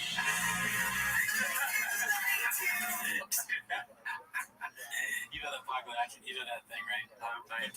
Doctor, I am Pagliacci. You never heard that? All right, let me tell you real quick. I think I remember it. So this guy, he goes to the doctor and he's like, "I'm so depressed. You know, nothing makes me happy." And the doctor's like, "Oh, I think I might have a cure for that." Or like, "I have a suggestion." The guy's like, "What?" He's like, "You gotta go see Pagliacci the clown. He's so funny. He makes everybody like laugh and feel better." And he goes, "But doctor, I am Pagliacci." Oh my god, what's that from? I don't know. It's like an old, I think it's Wives' Tale. Yeah. Let's see. Thank you so much for coming on, Will. I mean, the special. Yeah, I was just telling Joe, our producer, like, we're promoting the special, so go check that out right now. It's so good, so good. We're also promoting Fireball, okay? It is the perfect shot for your game day, whether you're sneaking those little shooters right before you go into the stadium, whether you're doing a Fireball tag at the tailgate lot, taking a tailgate shot, or you're taking a celebratory touchdown at the bar. It is the perfect way to ignite your game day. That's good. Shoot, hats off, Man Angus or whatever. Literally. It is really his name. I don't know. That was great. Hell yeah, I haven't seen that yet. This one is from ROFL Roll Again. How many beans shall we spill? What the fuck, dude? He's wearing he got cards on the bed. You see that? But, like, if it wasn't for his terrible personality, this might be, like, just conveying the bit kind of funny. Something like this. I don't know. It's cool to wear costumes every show. I mean, where is the cow at, dude? Those are crazy. I wonder how much this costs. How much that cost might really blow our mind. Like, if it was a super expensive shirt. Like, this is I think it's just a costume, but he went to, like, fucking Gucci to buy this or something. Imagine it says Gucci on each finger. It's a Hermes cards shirt. Yeah. By the way, I'm wearing this because I'm a cowboy. Each glove costs $500. Snaps. You're black and fat, David. But Tony David's not here. Shut up. Shut up, I'm a cowboy. I kind of look like David, except I'm not fucking fat. Lasso it. Your set was pretty bad. I think you need to throw a lasso around it. I don't know any cowboy like slang, and I'm trying to think of things he would say as a cowboy. Like, what do you say? I know, like, they say that you should get back on the horse, but you shouldn't. Do another one, mate. Let's get this. Cowboy never says, "Oh." Yeah.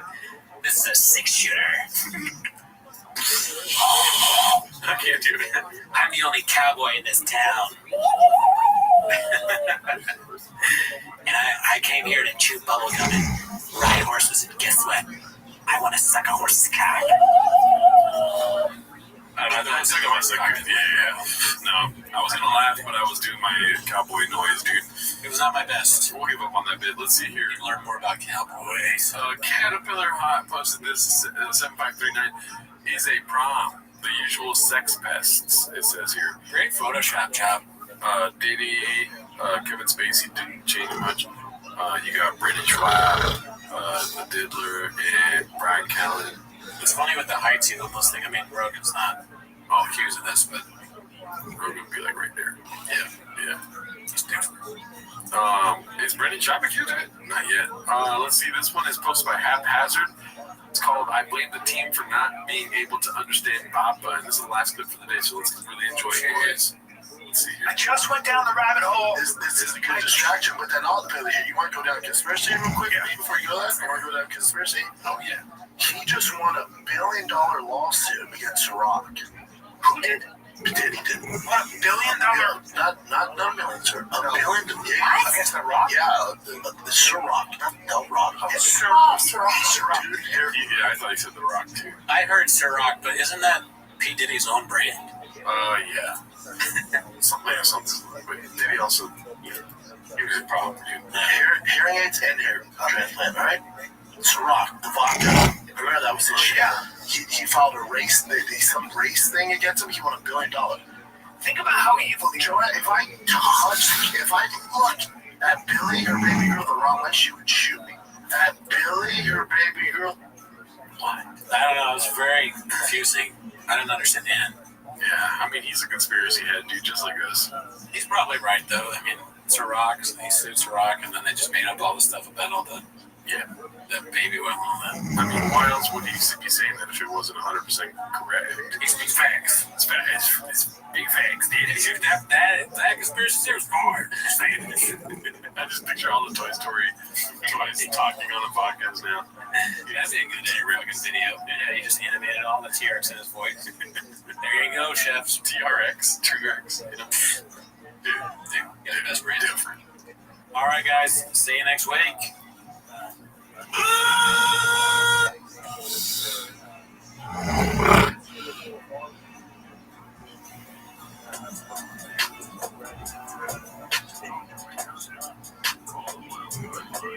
I guess the neighbors think I'm selling merch. Okay, the neighbors think I'm selling merch. I don't want to take a picture with you, Nick. I just want to talk to the man. Get rid of this redacted lawsuit. I'll buy some merch for a truck you can win. Ask JF, I'm hopping again. I know these things happen often, but I'm back on the cast mind thanks to Sinaz as I flip my truck down to Austin. I've been building me a house back home for my wife's mom. Won't believe what it's costing. And it's fit for a baddie, right? Or a man that can slam and explain that his dick's 8 inches. PFJ should have came with the coffin. But Theo Von to the chain clips. Maybe not the chain clips, but one thing is for sure, Theo Von's going through shit. That's why I dish the views. Audio is king. Surrounded by a roguish monster team. Students humping stools frequently. Thinking you do you and I do me. YouTube's got a big old shadow band. Cool story outside of modern cars. Filled with rain and great, no laughing on. Thankful that my kid's a T-ball star. Here I think, boy, there's no predators. Just some black belts on the pod. Just some black belts on the pod. Welcome to the studio, this is pure. Love you, we felt to clock us up. To be the star you always knew you were. Wait, I think the lawyer's at the door. Okay, I'll fit my truck in Baja-Bo.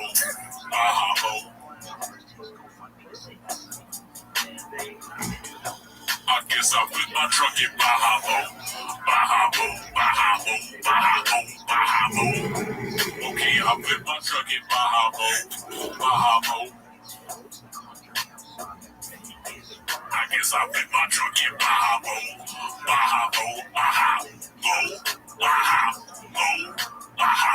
bitch. Motherfucker, what? Shout out to the people that helped us out this song. Baja-Bo. Stop by my favorite time of the week when you get near Papa, try to speak. Release the prophets today. You better watch 10 minutes of shop. Welcome back to 10 Minutes to Shop. Thanks for tuning in. As always, join the Patreon, join the Reddit. On the Patreon, this last week, we watched Tony Hinchcliffe's Making Friends. Yes. So if you want to know what we thought about that Hungry Wolf stand-up special, join the Patreon. Also, we stream live every Wednesday, so if you want to see us live, check us out on Wednesdays. Yeah. Check me out on my YouTube, dude. I did a golf stream for my 6 years of sobriety. Whoa, congrats. I got attacked by a bunch of ducks, but that's not why they're here, dude. No, that's not why they're here. They're here to watch 10 Minutes of Shop. So start the timer, play the jingle. I like how you tell me to start the timer, but it's you starting it. Oh, yeah. Well, I can't change it now. No, I know. You know, it is the vibe, dude. But I'll tell you what, they're catching a vibe over here at the shop show, dude. There's a lot going on this week, by the way. I just want to let you know that. Yeah, you're telling me this could be a long episode, so stretch the fuck, yeah. I like how tired you sound when you're like, this could be a long episode. Yeah, a lot going on. Here's one post by Busy Middle 8108. It says, Chin doing a great job humbling Brendan. Imagine comparing Food Truck Diaries to Hot Ones. Let's see here. Still. What is it? Like, they've kind of ran out of people. I get it, you know. Like, Food Truck Diary, we ran out of people. You're just like, how many times we keep doing this? You know, so with him, it's like, all right. they're getting more famous and more famous as it goes. I don't think so, Jay. I actually watch it.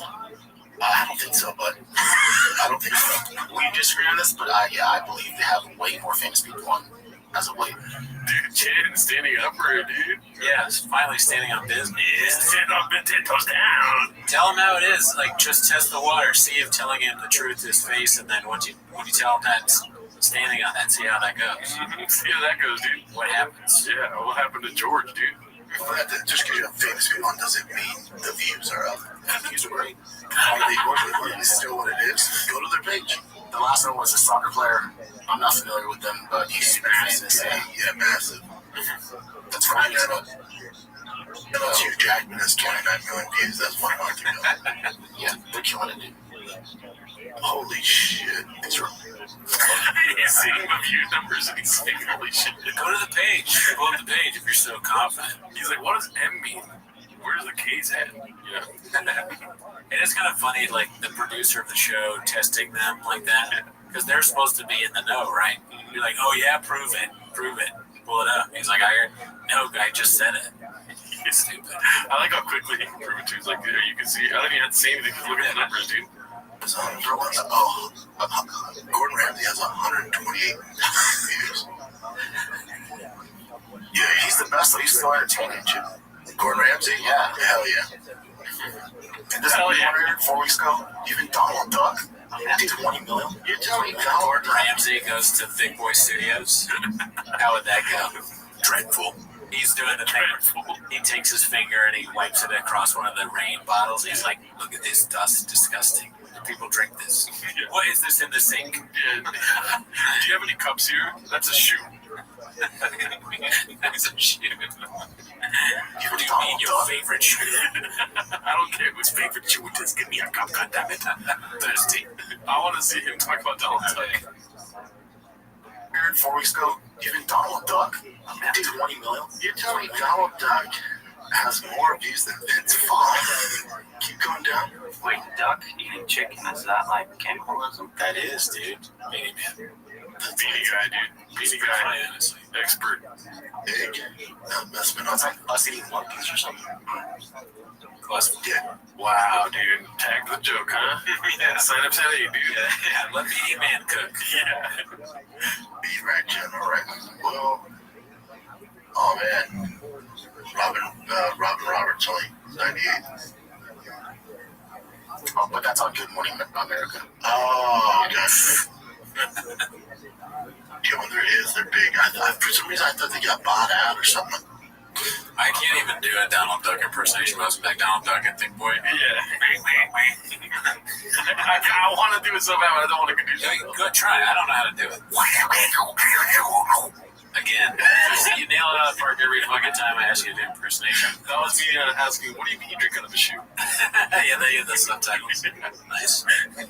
All right, well, that's just the first clip, dude. I mean, look at the tabs, daddy. Okay, so this is posted by Where Does It Hurt? RA. It says, just like hot ones. And then it's a nice little comic strip. What up, my thiggies?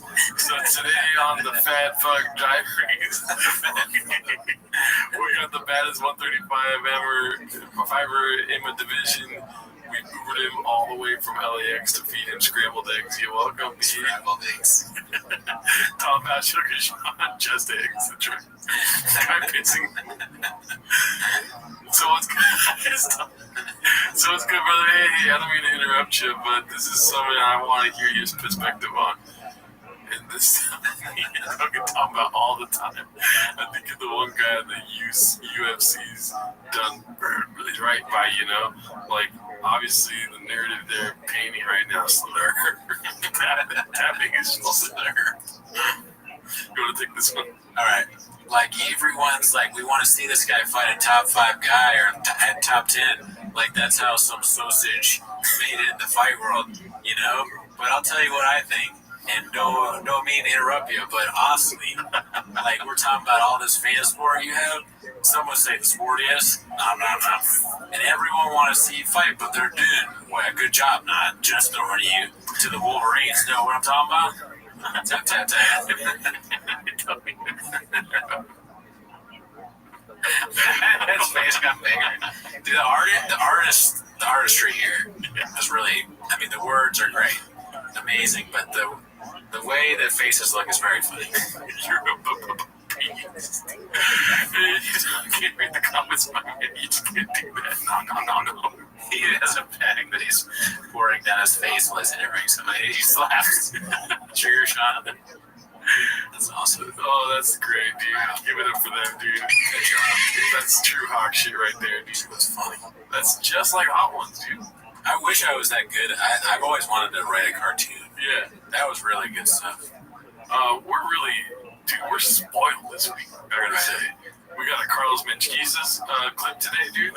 It's posted by Earwaves. Great name, never seen it. Carlos Mencia calls out Joe Rogan for stealing a joke from failed comedian Brendan Shaw. Oh my god. This is incredible, dude. Okay. It's everything you could ask for and more. And I want to hear. I'm not going to say anything. He's about to spill the beans on these Let's see here. I honestly think if Joe Rogan had become as big as he became, I almost think that whole situation where he ran on stage and so forth probably would have faded away. But he became a big entity in this case. He also just got accused himself, so. Oh, he got accused of stealing jokes? We don't know that? No. Is he going to quote Elephant Graveyard?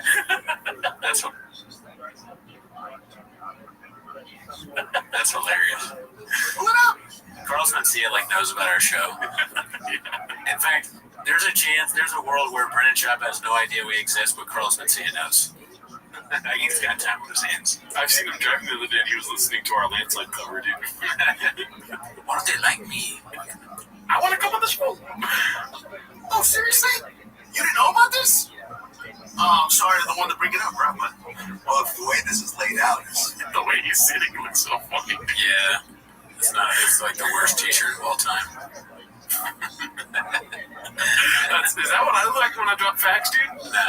No, you look much better than that. Dude, there's this different narrative in the comments. They're calling me Gerardo Mencia, dude. Anyone that says you look like that is just trying to hurt your feelings. You do not look like that. Okay? Yeah. It's like you have to get in that stance as a failed comedian Brendan Shaw takes credit for a line that sounds familiar. Is it Brendan Shaw? Oh, Brendan Shaw, there it is.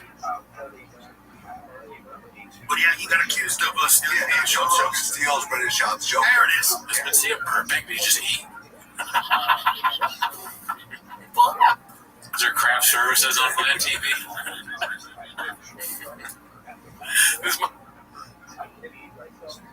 This might get cut from YouTube, by the way. Okay. Because Vlad hates when people watch his stuff on YouTube. But that's so funny, dude. He just had a couple chimichangas, dude. So, this is what I didn't want. This is what I didn't want. You brought it up, dumbass. This is what, I thought. I don't want it to become this. You know what I mean? And so now I've had to tell people in my audiences sometimes. Yeah, this is the Netflix special. Yeah. So he did it. The Netflix special. Yeah, he just did. So, point being, the policeman of this, right? Policeman got caught with that in a cookie jar, if that's the case. Wow. Right, but my point is that, whether what he did or didn't I don't care. It doesn't matter to me. I'm not getting involved in it. That's not my thing, but it's just this is what you started. This is what we started with all this bullshit. I'm the opposite. I wish I was gay. That's way easier. My life would be so much easier if I just did shit at night with Jonathan. And then they played the big film. What are your thoughts, dude? I mean, it's funny that Mencia is the guy got caught. He sounds like a dumber, just like Shaw. The way he's talking sounds like Shaw. But that so many people have done that horrible premise of if I was gay, dude, it's much easier if I was gay. I saw 10 comedians do that at the Comedy Store one time. It's all bad. It's so funny to me. He's like, this is what I didn't want. You know? Yeah, what you want. That is what you want. Yeah, dude. It's exactly what you want. Mm-hmm. That's probably the first party he's thrown it up. He had a freak off when he heard that Joe Rogan stole that joke. He's like, how do you order 500 bottles of baby oil? This one is just a quick one. It's posted by a deleted username. Just a hungry wolf passing by, dude. Wow. I don't even know what is that? It's like McGregor-esque. He's trying to show his package. You know what I mean? We watched Making Friends on the Patreon. And he was pretty upset that the audience member didn't touch his penis. Oh yeah, he was like, she'd be surprised at how big it is. Yeah, the hungry wolf in my damn shock. Yeah. Touch it. I want you to touch it. He looks like a crash test dummy that just got out of a car. Like a hype-beast crash test dummy. There should be a wolf on here, dude. He should have a wolf on his shirt. What if he, you remember we were talking about animorphs? What if he's an animorph and he literally can turn into a wolf? Wow. They turn back to a human just now. He turns it back to a human to roast the shit, to make fun of these fuckers. Any more Tony Hinchcliffe? I think that's it for Hinchcliffe this week. I'm now thinking about how funny it would be if you were reading Animorphs and Tony Hinchcliffe was one of the characters. He just turns it. I think this character's closeted. I think this character's gay. Okay, so this is posted by Dana White's mom. It's Crinjo Poppy, so this is the biggest thing of the week, dude. Brennan Chop's legal problems just got worse. Oh, yeah, I saw someone post that and I didn't watch. Yeah. So now I'm going to learn all about it. I'm happy about that. 100% should go watch that video, dude. Yeah. Here's a little excerpt from the video. It's posted by Haphazard. Shout out our guy. Podcast Cringe shows that Bappa is legally a liar. YouTube link inside. Watch it. So let's just see what this is about really quick. Declaration of Brendan Shaw. I am the CEO of Thick Boy Productions. In February 2022, I appointed Robert Allen as Thick Boy's lead counsel in this action. Mr. Allen has regularly communicated with my business manager, Lex appearance, wow, and me regarding the status of this action. Mr. Allen had full authority from Thick Boy to file the complaint against Carl Swindells on February 28, 2022. Mr. Allen had full authority from Thick Boy to file the notice of appeal of the District Court's decision on March 1, 2024. Mr. Allen continues to have full authority to act on Thick Boy's behalf in all matters associated with this action. I understand that Thick Boy has fully participated in this action as required, including making the decisions to file the lawsuit, responding to discovery, and deciding to file the appeal. I understand that Thick Boy's complaint in this action alleges that Carl Swindells committed copyright infringement and not defamation. I understand that Thick Boy filed this opening appeal brief in early May 24, and that the parties are currently waiting for a decision from the court. So here we have a signed affidavit from Brendan Shaw basically refuting everything he said about the lawsuit over the last 2 years. I like how he sells his lawsuit. That's amazing in an Australian accent. Yeah. So he basically lied. It's not a defamation case. It's a copyright infringement case. Big dick's hard. Hear about that, Brent? That is crazy. This is the signed confession of a compulsive liar. And for those of you wondering why this is so serious, it's because if what Brendan was saying on episode 1000 of The Fighter and the Kid, you know how the lawsuit is out of his hands, he's not up to speed, he knows nothing about it, well, that would imply that somebody was submitting the legal filings without Thick Boy's knowledge or approval, which is illegal, right? Like, that's potentially a criminal act. But here's the best part. Now that Bubba submitted a sworn affidavit to the court, if he says anything to contradict any of those 9 points on his podcast or in an interview or whatever, well, that would be perjury. Seriously, only Brandon could get himself into this much shit over absolutely nothing. And don't forget, this whole thing is over $13,000. That's the other bit of news that I got this week. 13,000 was really sued for. I mean, that's a lot of rain. You know, there's a lot of fucking shoes. It's a lot of interns. He needs that money for T-ball. You know. It's a lot of baseball bats. A lot of golden balls. Right, there's so many things that he buys. He's a consumer. That's right, 13K grand. Take a look at this from Carl's filing. Clearly, Shaw is misusing the term pro bono as an attorney at a top LA law firm would not switch a rich celebrity's case to a pro bono cause. Thick Boy's speculation that this lawsuit may only be a legal cash grab by his attorney reinforces that the term was used in error, but nonetheless this case has dragged on for over 28 months, and Thick Boy is claiming that it did not pay for the appeal, and its voluminous brief filed by its elite legal team. The Thick Boy legal team sought approximately $13,000 in damages in the lower court, so a contingency or no cure no pay agreement does not make financial sense. This raises more questions about who is controlling this litigation and whether improprieties are afoot. Regardless, all evidence points to the conclusion that Thick Boy Productions is not a willing and active participant in this lawsuit. Well, thank God for Brendan's quick-thinking lawyers who got him to sign an affidavit admitting that he is in fact in full control and knows all the facts and details about the lawsuit and its status. Ladies and gentlemen, we now have a legal document proving that Brendan Schaub is full of shit, and he fucking signed it himself. At the end of the day, he's going to do what someone else told him to do. Yeah. Right? Even though he pretends that it's on me, dude. I mean, it's not his fault. It's on him, but it's his team's fault. Team, right? Yeah. He blames he listens to the team so he can blame them later. He never learns anything really, but he says he does. We're learning. That's what we got to do, dude. We learn from him. Yeah. It's a good way of not ever taking responsibility or like being left with the responsibility. Yep. Right? Team did it. Bad episode. Sorry. Team's fault. Those people out there. You know, Bert over here did fucking the whole thing up. Yeah. And then in the video that Podcast Cringe posted, it shows that he was talking about defamation for years. It was a defamation case. It was never a defamation case. And then also he goes on to say that maybe Unique has like a action of defamation against Schaub because he kept saying that Unique beat his kids and stuff. Oh, yeah. That he's in a trial with somebody that beat his kids, and that's why he needs to sue him for defamation. That he has videos of talking about how he cheated on his wife, and then that Brendan beats his kids, and he's like, but this guy is beating his kids. Yeah, it's the same kind of thing.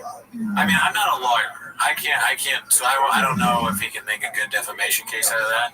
It's a good point being raised, though. I mean, audio's king. If you're talking to 10 million dickies, you know what I mean? In a podcast that somebody beats their kids and he doesn't, that's defamation, isn't it? I mean, yeah, could be. The thing I think about it, like, okay, Schaub, very dumb guy. I think that you could make an argument that he doesn't know what defamation is. That's true. He may think that defamation is copyright infringement. That would be epic if in court they prove that Schaub's a dumbass. Yeah. There's like, my client is redacted, dude. Oh, but can you imagine an easier legal argument to make? No. In the history of arguments, that the judge, the judge or the jury, whoever, probably just judge, because it's like a jury trial, or if it goes to trial, would be, but the judge would hear or look at anything Schaub has done and be like, okay, yeah, I believe that he doesn't know what defamation is. Your Honor, I didn't know what it was. Your Honor, I used to think giraffe was started with a D. I thought that all they would have to show him is that the interview of Hot Ones with Donald Duck and Schaub think that Donald Duck is real. Who do I gotta walk to my truck to get rid of this thing? Alright, this is posted by 10 Second Balcony. It's called Papa Tries to Pretend He Went to Sizzler as a poor kid and it doesn't go well. Let's see. When's the last time you guys gone to Sizzler? Oh, yeah. Oh, dude. I've never been to Sizzler. See, you grew up like with not a lot of money. Yeah. Right? So like, say, look, like my mom was middle class. Sizzler would be like the jam. Yeah. You know what I mean? Sizzler was the jam. Like, it was a big deal. And you had to do you had to cook your own food, right? No. Well, you eat out. They would cook your own The problem with Sizzler is you He's never been to Sizzler? Oh my God. That's crazy. Why would he use that as a saying if he's never been there? Do you remember Sizzler? Did you ever go to Sizzler when you were a kid? I don't think so. I was more of a Coco's kid, dude. Like, okay. Coco's a California thing, isn't it? Yeah. I actually have never been to Coco's. Coco's was the shit when I was a kid, dude. Maybe we should go to Coco's and then you go to Sizzler with me. I'm down. But Sizzler's been so long. All I remember about Sizzler is like all the food. It's a buffet, and like I would get disgusted. I'd get like chicken fingers and Fruit Loops. Disgusting, because you could get all this stuff. And my mom would be like, All right, because she knew I love Scissor, and she likes Scissor a lot. But yeah, we used to go there. You cooked your own food, right? Yeah, like it's a Korean barbecue spot. You ordered first. But didn't you pick out the meat you wanted there? No? I thought Scissor was the one where you're like, oh, I'll take that T-bone. They're like, cool, say less, and they grill it. No. Are you sure? Yeah. Even I know that. I've never been there. And he now officially holds a place in the Guinness Book of fucking retards.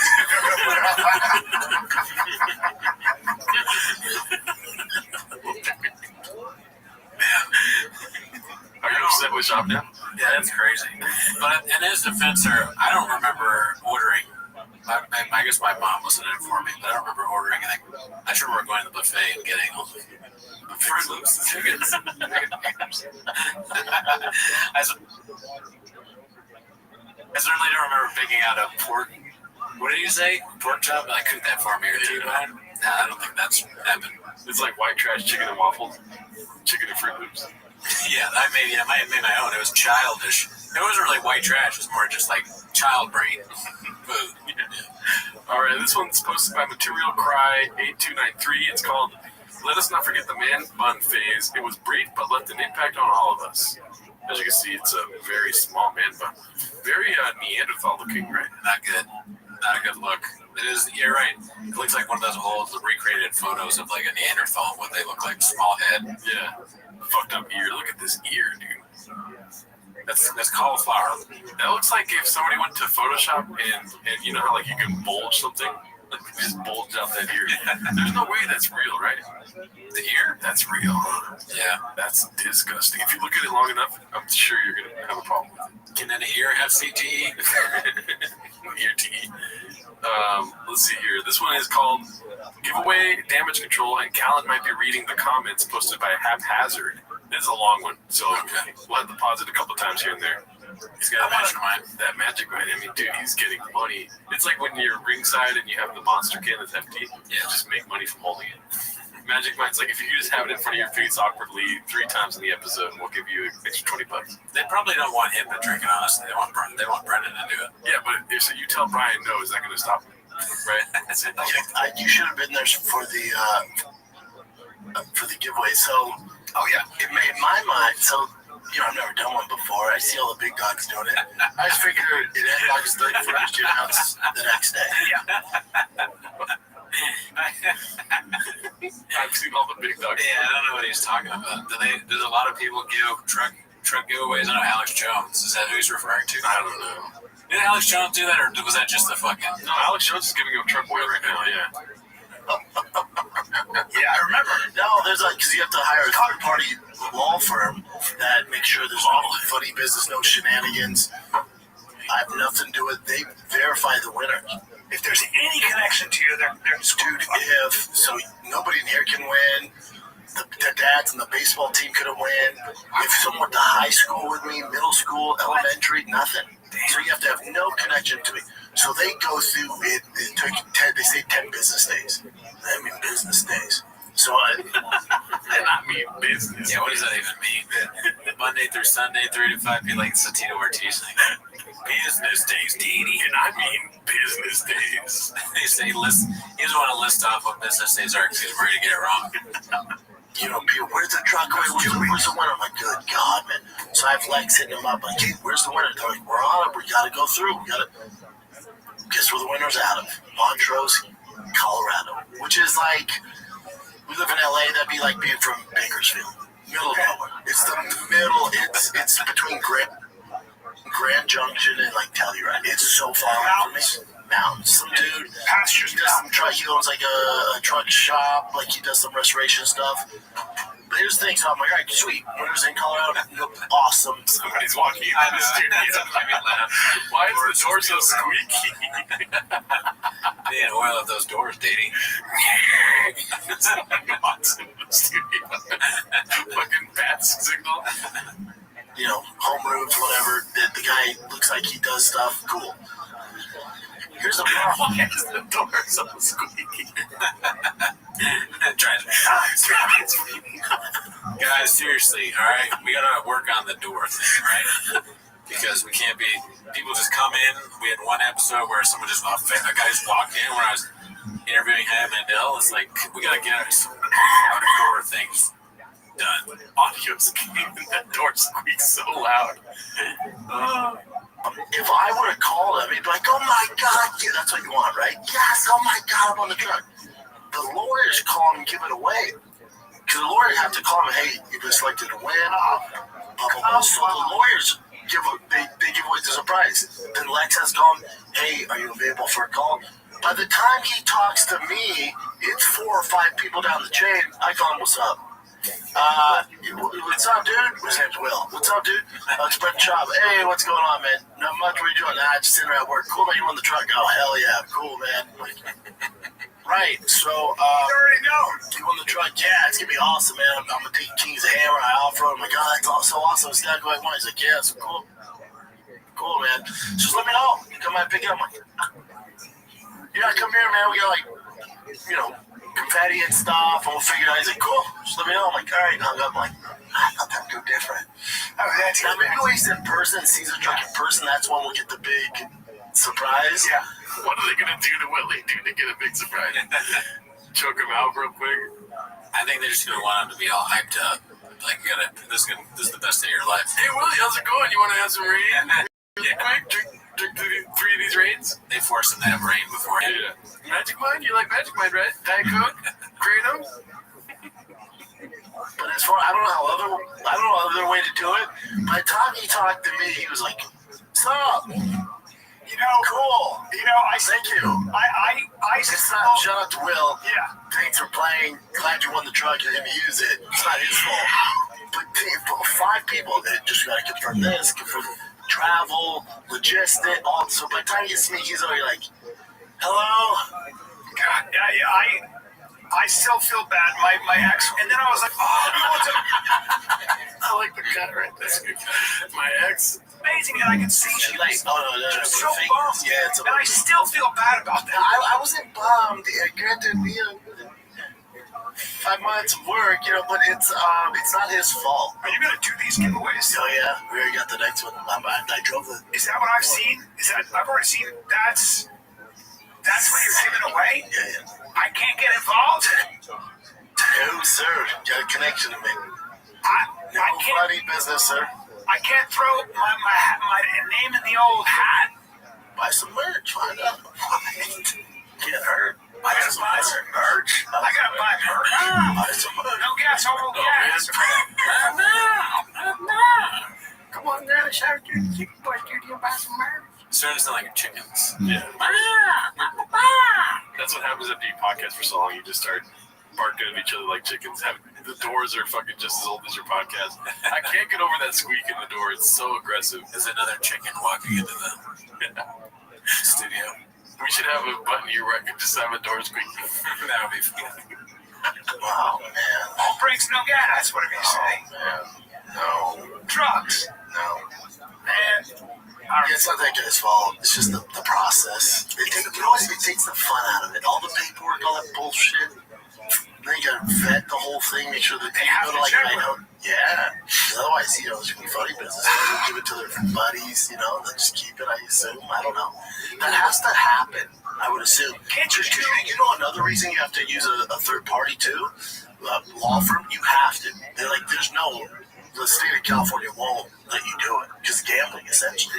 So one of the issues is, and I didn't know this, but a lot of the giveaways, old people's homes, old folks' homes, they have nothing to do. So they scour the internet looking for giveaways and they sign up. So how many mail-in ballots do we get? Thousands. Really? Like a phrase. So it's no purchase necessary. You have to have one way for people to get in without purchasing anything. Okay. So it's mailing in their interest. Mail-in ballots is hilarious though. Can you imagine how scared you'd be if you saw your grandma writing a fucking letter to Thick Boy Studios? You'd be like, "What is this, Grandma? It's like finding drugs in your kid's room. Yeah. What is this? What are you doing?" I just left random shop. Why do you have all these Drive Fast All Gas hats? Finding this kid's studios. I'm writing a letter to my favorite host, Brian Cannon. You can do anything to me. The average age is like 98. Like Marion, Florida, he's 98. He doesn't understand anything. I might myself. Me and he were like 2 pieces of pad. I jumping chairs. The red chairs are really kitchen. I wish I had that cool. Drunk later, but they just sit there and do it. Because they sit there and do it. So they've been through everything. Not saying they can't win if you're 98, but they have to been through all that. Damn. See where it's at. Alright, so it was First learning experience. First one. Now we know. Alright, it's going to be 2 weeks after you announce the winner. Yeah, the next one's the SEMA build. So it's going to be not today. That's SEMA. It's going to be a big deal. Now, all breaks, no gas, whatever you say. What are your thoughts right now, dude? So they're saying it's like the comments because it's like the wrong way of saying the name. Like all breaks. Was that show the Andrew whatever? All breaks, no gas. I don't know. Or whatever. Andrew. Yeah, that's like a famous YouTube show. All gas, no breaks. Okay, yeah. It's a fun, good show. Never seen it. Great show though. This was posted by Air Pumper, beast of a demographic, kind of what you were doing right now. So one of the issues is, and I didn't know this, but a lot of the giveaways, old people's homes, old folks' homes, they have nothing to do. So they scour the internet looking for giveaways. They sign up. So we got, how many mail-in ballots did we get? Oh, Thousands. thousands. Dude, when we get older, I can't wait to have a big red chair wheelchair, dude. Just wheels on these, That's what I'm saying, dude. Get those big side wheels, dude. Yeah, and you know what speed they go in. Bob. Yeah, dude, 8 inches. I was going to say, hey, there's so many choices we have now, dude. Oh, yeah. All right, let's move on to something else here. This is posted by PM Me Your Kitty, which I don't know what that means.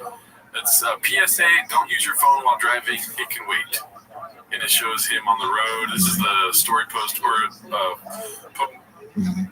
post on his Instagram with his kids in the car. Another post. Looks like he's on the road. Yep.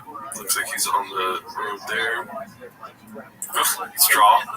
I mean, I've never seen this straw picture before. This one. That's true. I mean, he's never used a straw. There's so many straw pictures. Yeah. And I mean, if he doesn't love it, his lips love it. Look at this, dude. Jesus Christ. It's like cauliflower lip over that straw right there, dude. Let's see. All right. I don't know if he's driving there. Looks like he is. Oh, okay. The big truck flip. Do you use your phone while driving? No. Anything else? All right, this one is posted by a deleted username. David Lucas, a.k.a. Kill Tony Legend, never ever gets called out on his creepiness by the Rogan sphere. On the contrary, Tony even helped get him out of jail once, as per their own words. Whoa. So it's ongoing investigation is the tag here. Yeah. Let's see what else we got. So this is posted by Thick Boy with 3 C's. It's called Great Guy. I haven't seen these yet, so if they're blockbusters, I'll take it out later. But some of these niggas is out here gorilla pimping, bro. They beating the shit out of these up. It's blockbusters week too. Just kidding. How would you be? Gorilla pimp. I strangle a bitch. To the brink of death. That bitch see the light, then I bring him back. Yeah. Get your ass up, bitch. Bro, I have a tape story about get that ass up, bitch. I hope. What's the statute of limitations with what? With violence. Violence. The only time I was young, bro. Rodney. Is there like context to this? I feel like I'm out of the context of whatever this is, because right now, to me, looks like 2 big old redacks having the world's dumbest conversation. Cut to our podcast. Yeah, that's true. I mean, we're the same as that, but not redacted. But not. I don't think we've ever had this conversation. No. I was young, bro, and I know she don't watch this, but if she do, goddamn it, she gon'. What happened when you were young? I was like 21, 22, fresh to LA, bro. I was dating this one girl. We had a studio apartment together. Yeah. We argued a lot, and what happened? This one time, I used to be a crazy boyfriend, bro. I used to be like one of them little jealous niggas. This is like Okay, you don't need context now, dude. He started a story. yeah, it's like Rogan and Joey Diaz, but just worse, like less funny. I'm gonna come down the road with something like Dick Rogan. And he's like, oh, what? But this is like, so you paid her then? You paid her every again? Yeah, I fuck with this bitch. I fuck with straight with this bitch. Oh, you did what you did? Oh, she did what he did. Oh, she did. Josh Terry. That's what's going on. Okay. She was taking a shower when she was about to go somewhere. And I was like, yeah, you about to go out and be a hoe, this, that, and the other. I was like, I might as well just stop fucking with your ass.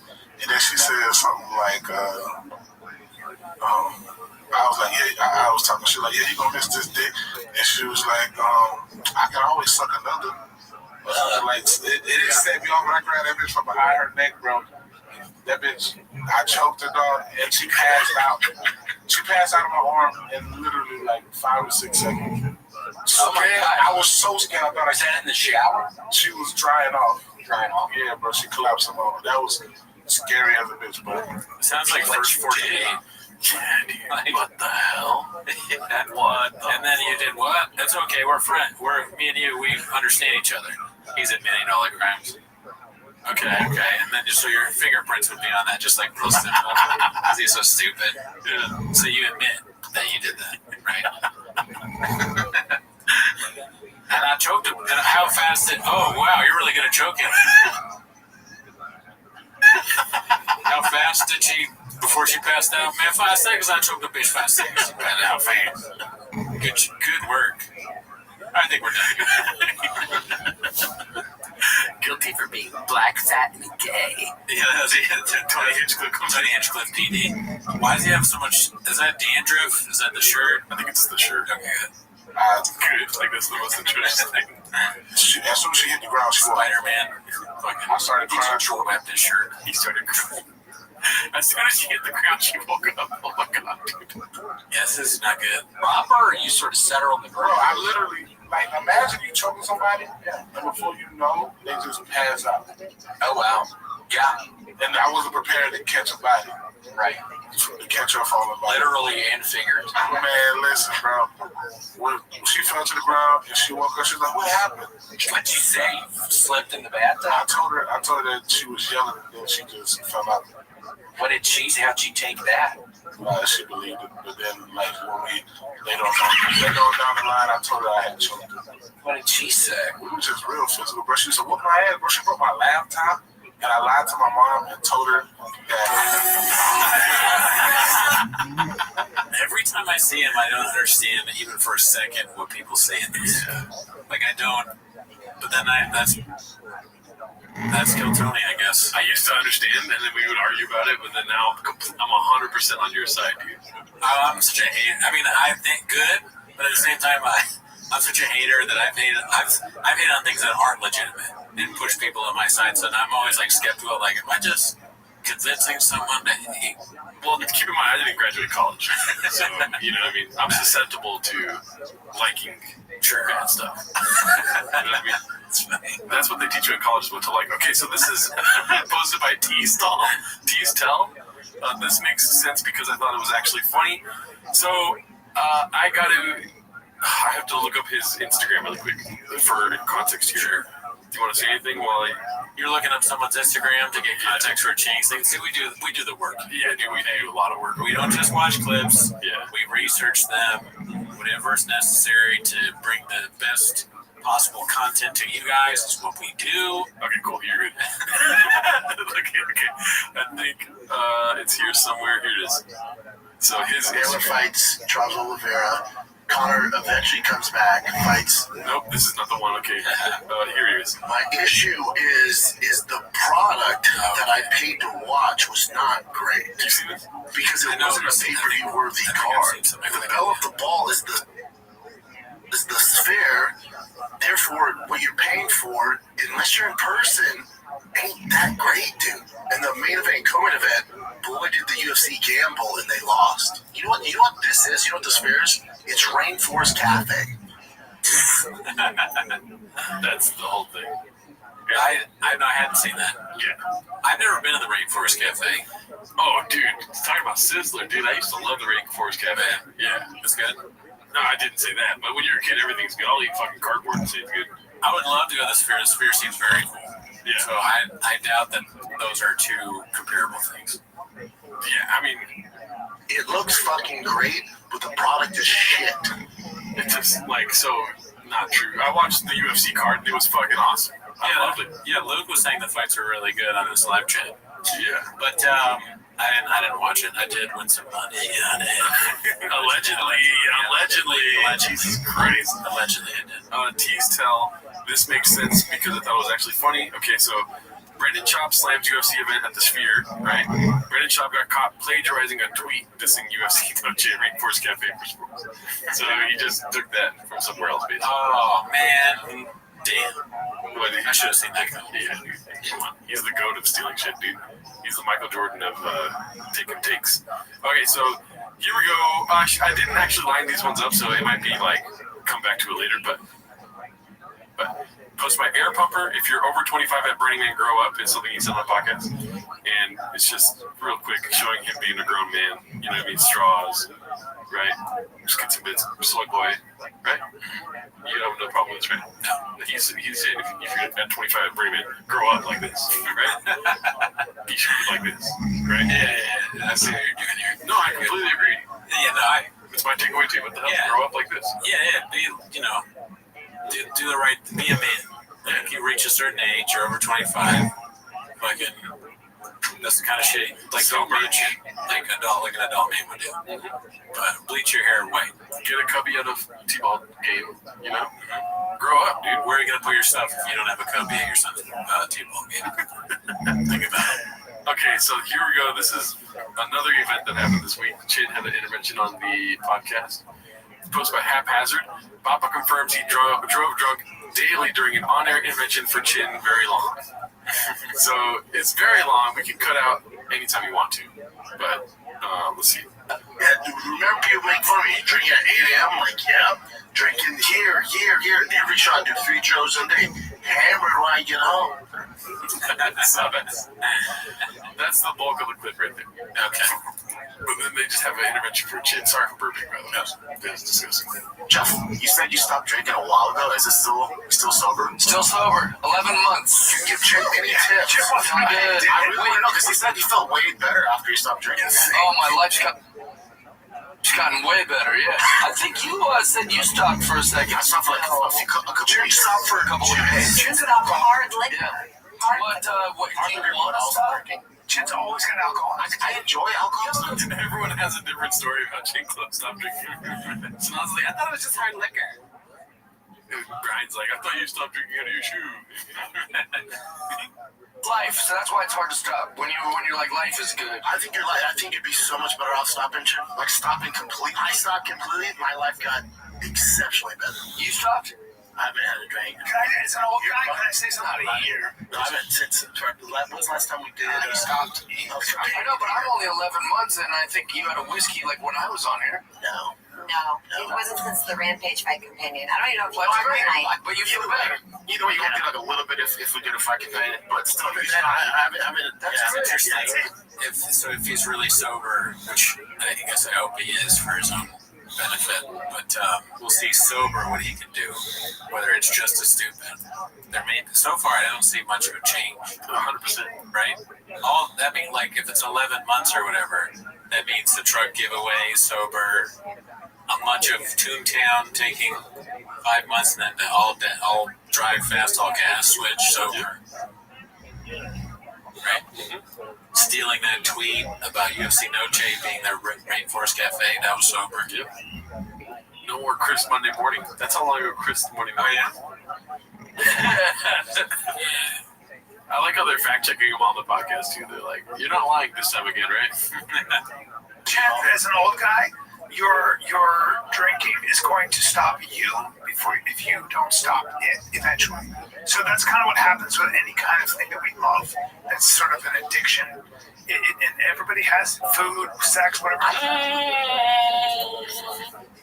These are all the people you talk to, but about addictions, but sadly they're still in the thralls. You know, like they're like, listen, I know about getting fucked up from sex and drugs and all that stuff. It's like none of you guys are people that you'd go to for advice, right?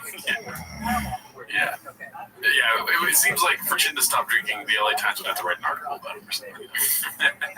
No, I just don't stop. And even with that, I don't think you're gonna die or whatever. But I do think it's not gonna bring any value for your age, Jim. It's like sometimes to me, I just feel like we gotta grow the fuck up a little bit. Yeah, 100%. No, that's how I feel. Like, I know it's fun. I know it's so fun. like all the like exterior things. Like I will say, sitting in these big red chairs and watching Brendan chop 10 minutes every week, and then him saying "grow the fuck up," I'm like, oh, damn, it really hits me hard. You know, we make stupid songs every week. Watching it, he's telling us to grow up. He's speaking to us. I mean, you could cut up a thing like that at bus easily with me in the black wig. You know, I have a thick boy jersey on. Even the white wig. You got a lot of wigs. Yeah. Me and the glasses. I have a wig every night. Every night. Me be talking about Sharpies. Yeah. No, we're not gonna grow up. No, not a chance. Skin's better, my hair's better, my dick works again. Like all the look better. Like I your face feel is better. good. I'll wake up and I'm like, oh yeah. My face isn't all puffy and shit. Like I don't feel. Also, look how you're doing shit. You want to drink right now? I want to drink right now. Whatever keeps me not like Jeff Dye, make a swig. Dude, like, just get more shit, more time. Like, I wake up at 5 a.m. and there's, like, I'm ready to fucking go, dude. All my relationship. Waking up after his enemies. Yeah, that's not good. It's like the comedy clubs are like, you're so much better now that you don't drink. And I go, oh, is it a problem? They go, no. Like they were like, no, we loved having you here and it was great. It's just you're a lot more sharp and you're a lot more professional. And like they're noticing in a way that doesn't, you don't have to villainize old Jeff or your old self, you know, and be like, I had a problem and it's so dramatic. Like, it doesn't have to be like that. But just everything is infinitely better since I've stopped. That's okay. Check my life in all aspects. Every single aspect got better. Jim is like trying to, what are you going to replace it with? And you're very attached to the time. No, time is the 100% thing. Working out, you'll get so much time back. Yeah, but are you supposed, you know about sobriety? Are you supposed to do interventions on podcasts? I don't really care for rules. Yeah. What do you think? I mean, I think it's more like the principles of whatever CrossFit program you go to. Listen, they just simply want to know one thing, dude. How many chicks do you have? No, I mean, there's things baked in AA. You can't take advice from another person. Literally, nobody cosigns AA unless they're dead. So if somebody died sober and wrote a book about sobriety and stuff and never relapsed, stuff like that, then I guess you can probably stand by what they're saying. But all three of these guys talking about sobriety can relapse. So, like, you shouldn't be taking advice from them. You got to figure out your higher power on your own and stuff. Okay, that's my interpretation. 6 years sober this week, dude. Yeah, yes, sir. Just looking at you. Anyways, that's the serious answer. But really, I just go there and talk about how many chicks I fucked that week. That's good. I do music stuff. Mm-hmm. I honestly cannot channel the lyrics as well as when I'm, having wine or interesting. It was interesting watching this because it is very AA-ish. Because people will say that shit all the time, like the genius is behind the alcohol, but there's the genius is in you, whatever AA tells you. Yeah. Like, no, the chin's in there. The alcohol doesn't bring it out. The alcohol stops. Imagine if you never drink. Like, you would be even better, kind of thing. That's funny because, like, Chin thinks that how good the podcast is because he's drunk when he edits. Is that what he's saying? No, he's talking about music, the music he makes. Like how he sings. Yeah. So if he stops drinking, that great music can go away? Yeah. I don't like that. That he channels to it. But, I mean, imagine if he didn't drink, instead of working with Little Brows, he'd be working with each other. Okay, yeah, I like that. And his brother, Brett Beck.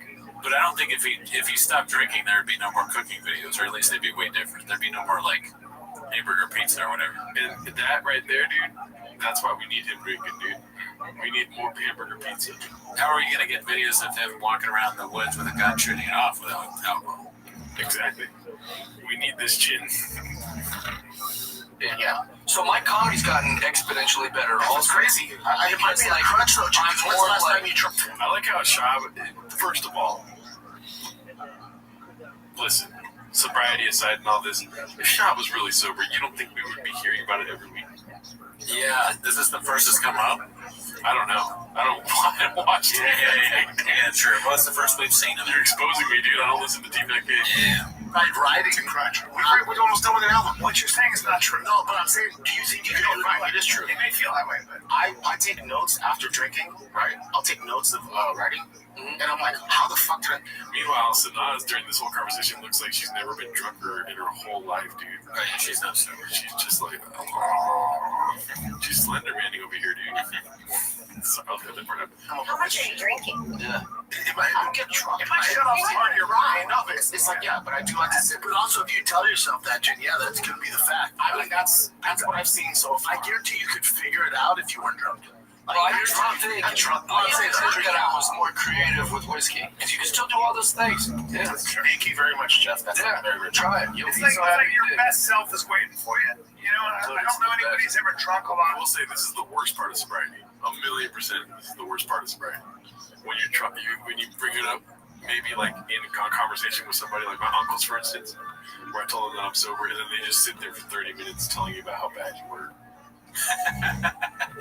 That's fucked up. Yeah, the worst part is sobriety. They tell you all the worst things that you did while you're drinking. While they were drinking. While they're drinking. Well, they are drinking too. That's funny. They're like, I don't know what you're doing. You don't have a job.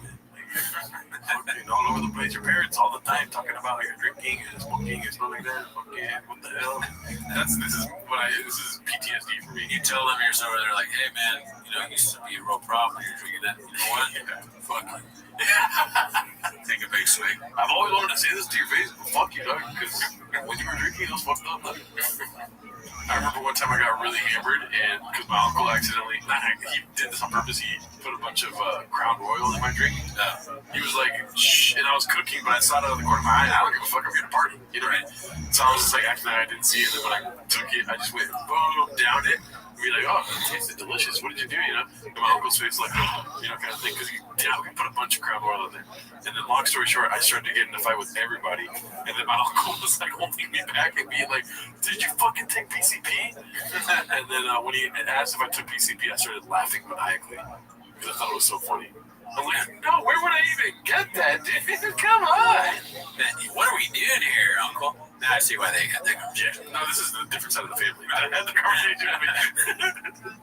I mean, we get it, but I'm going to go to the part where Brendan Schaub says that he drink everyday drunk, basically. And they're best. I'm not saying you can't handle it. You can be a high-functioning alcoholic, and I know.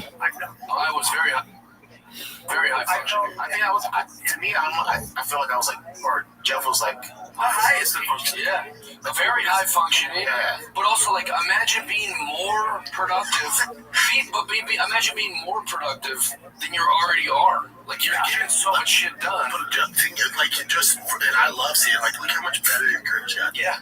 It's been much better. Like, once he stopped doing, like, Jeff's everywhere, man. Like, your TikTok, your Instagram, like, everything's blown up. Yeah. And to me, it's always been, like, I've had this conversation, I'm like, I don't get it, because I see you do stand. I'm like, how is Jeff not a household? He's not a good cosign, Jeff.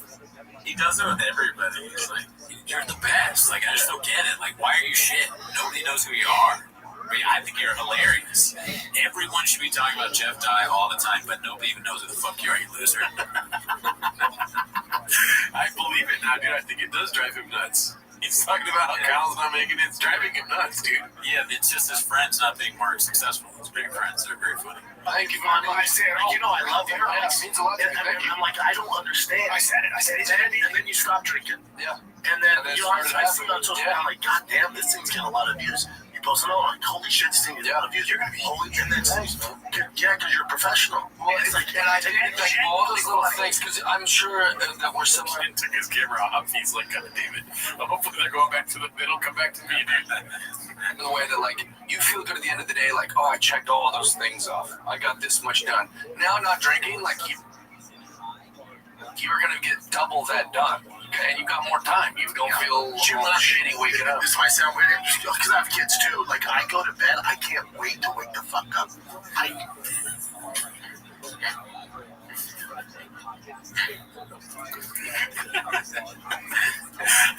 Wait to wake the fuck I don't know why it makes me laugh.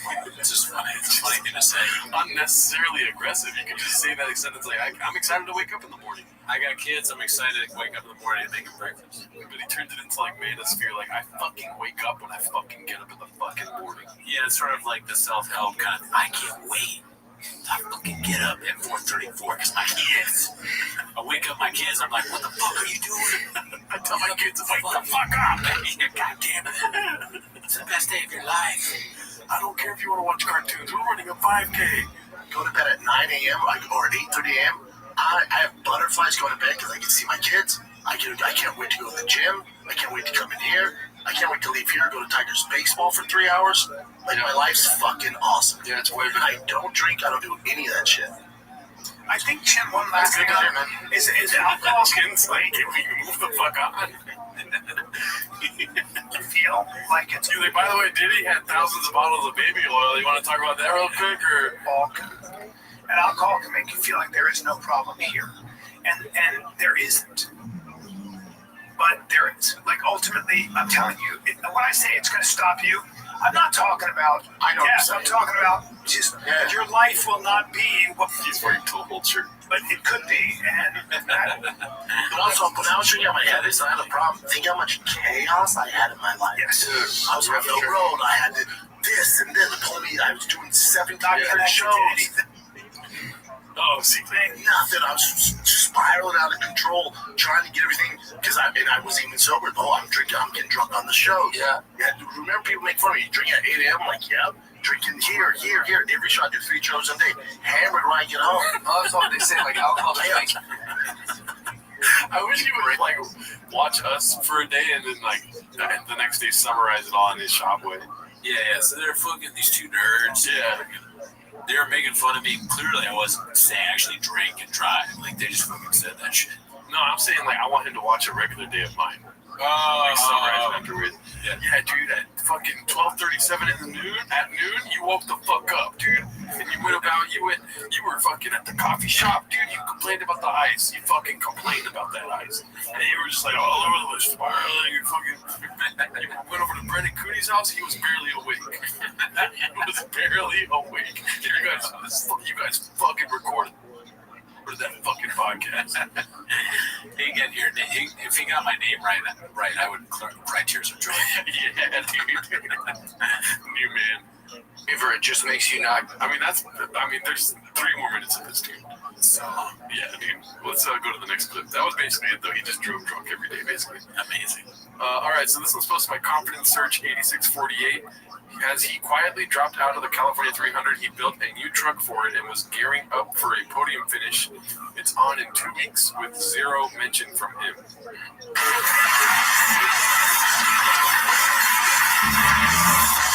Is this the whole clip?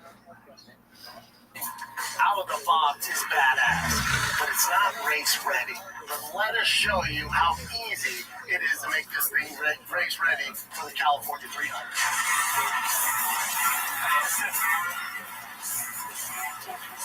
How does he fit in that thing? Nothing small. I know your takeaways, dude. I know your takeaways. You saw it, right? It is crazy. But he's so big. This song is so aggressive in the headphones right now. I like the song. I like when he does promos like this because I just lie. It's like Rage Against the Machine, and it's just him talking to somebody about some weird vehicle. This lady doing her taxes.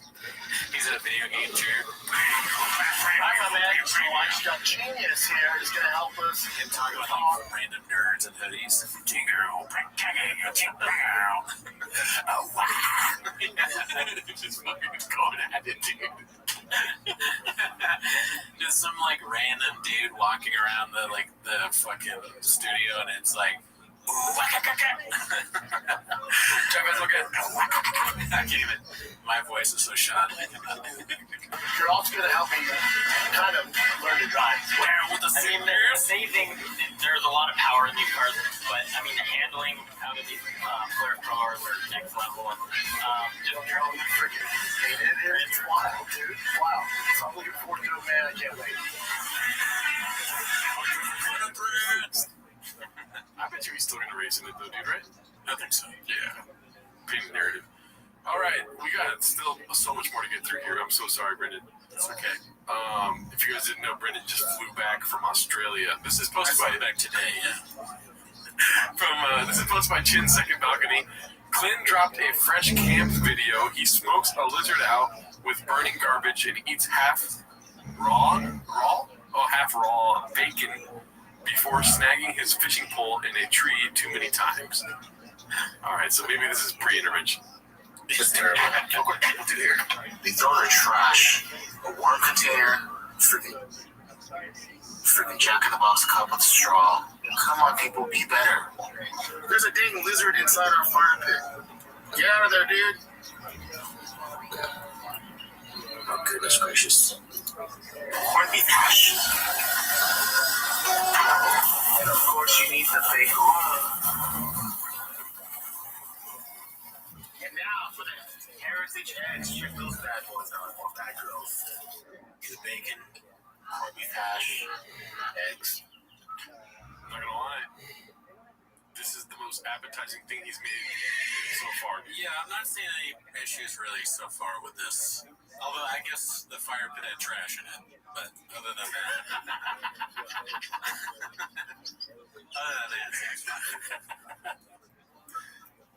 it's fine. Let's take a bite. I made a taco. Where's my gun?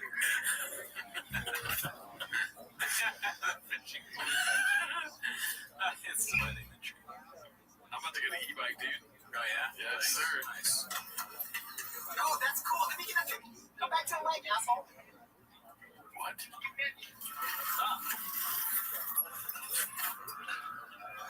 What are you doing? Yeah, just come close to me. Go ahead. Stay. Come, turn around. Stop.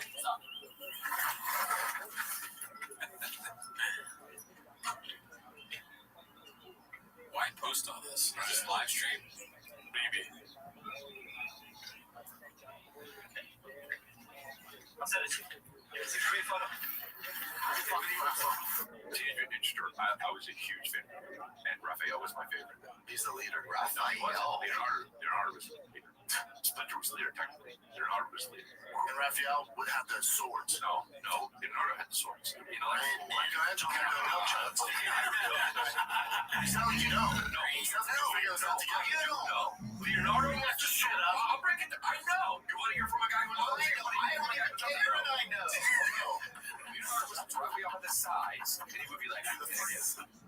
Yeah, that makes it. It's got Krang. The brain. And my dick is Krang. I thought Scissor was the one where you're like, I'll take that T-bone. They're like, cool, say less. And they grill it. Are you sure? Even I don't say less. I've never been there. To help me with the pronunciation. If I hear the correct pronouncement of the song, or song or a word, then I'm good. Yana Kunitskaya.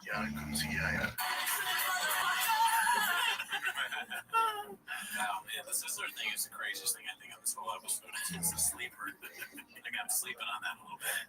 I mean, I will be literally asleep as soon as it's over. But damn, dude, how do you say that you go to Sizzler when you? Yeah. How do you use that as a catchphrase? That's some stolen valor right there, dude. Yeah. Unbelievable. Okay, let's get through these here. This is posted by D08730. The absolute peak of Papa's delusional arrogance, and I'll read this. It looks like a comment or a caption he left on his Instagram. Oh God, here we go again. I've been nothing but cool and thought you'd learn from the last time you mentioned my name and got destroyed. Unfortunately, not surprised you're a bully. Always have been. You put on a pair of designer jeans and some hip sneakers and think you're cool. You're still a dork with a fat bro vocabulary, calling me and numerous people dummy, dumbass, fucking idiot, because we have questions about the chaos at UFC 279. Also, no one is talking about gate tickets. I was referring to pay-per-view buys and how UFC 279 was trending, which you don't release to the public, but we'll safe. It went fucking great, bros. Sorry, we just don't buy what you're telling us after lying numerous times, but the sheep media you pick to attend events don't have the balls to call you out. You just in the recent press conference you were caught lying about extra compensation to the fighters. You need a reality check. You're surrounded by yes men. You're not special. You're not original. You're a low budget Vince McMahon. Every movie maker is a copycat of that dude. Only thing you have in common is you're both on steroids and dressed like assholes. Need I remind you, your origin story is a failed cardio kickboxing instructor who had two rich friends in high school to fund this business. Now go make a cool video with the Nut Boys to stay relevant, or have your PR team come up with a good press story to distract the fans away from fighter pay and how they have to wear those awful Under Armour rock shoes and won't see a dime, dummy. P.S. Quit stealing my shows on Thick Boy Network and recreating it on Fight Pass. K. Also leave Pat Miletich alone. So Dana White. Yes. While I was reading that, I was like, we can stop reading this though. Okay, we got to the point. Yeah. Wow. Okay. You let Dana White up. Dana White better watch out, dude. That's what I think. The last time you mentioned my name and got destroyed, when was that? I think we would have heard about that, right? I can't remember. He goes back and forth. Me and Dana are cool, you know? But then he does this, and those are some Luke points. The rock shoes, it's a Luke point. Fighter pay.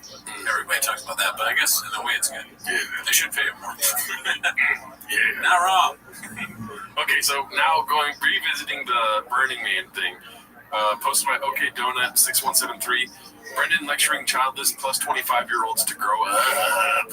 How ironic that Brendan Schaub was lecturing people to grow up and figure out their life choices when he's cheated on his wife multiple times with the children at home. Hey, Papa, you blockbuster. I think it's time to grow up yourself. Damn. Okay, Donut entering with a force. If Burning Man's this week, you're over 30, you clearly don't have kids. You know, it's a weird vibe. If you're over 25 at Burning Man, hopefully you take enough drugs, you go one time and you reflect on your life. You're like, oh, I gotta grow up, right? I gotta grow up. If you're at a place where there's no currency, the currency's back rubs and food, hey man, you're over 25, hey man, what are we doing with our lives, right? I'm with you on that too. Why would you drive up there? That's a good point. I mean, he takes date juice and flips drugs. Yeah. He's not being very mature. Mm-hmm. He's wearing a shirt. Yeah, he's wearing a shirt that says King on it. Yeah, he made. He's selling for a fake contest. Okay. Is that someone with maturity? Mm-hmm. I disagree with the point. Go to Burning Man, dude. I want to go to Burning Man. I'm going to be 50 years old at Burning Man, dude. Yeah, I think it's fine to go if you're old. Why not? Yeah, dude, what the hell? I probably won't go to Burning Man just because I want to be able to poop in a toilet.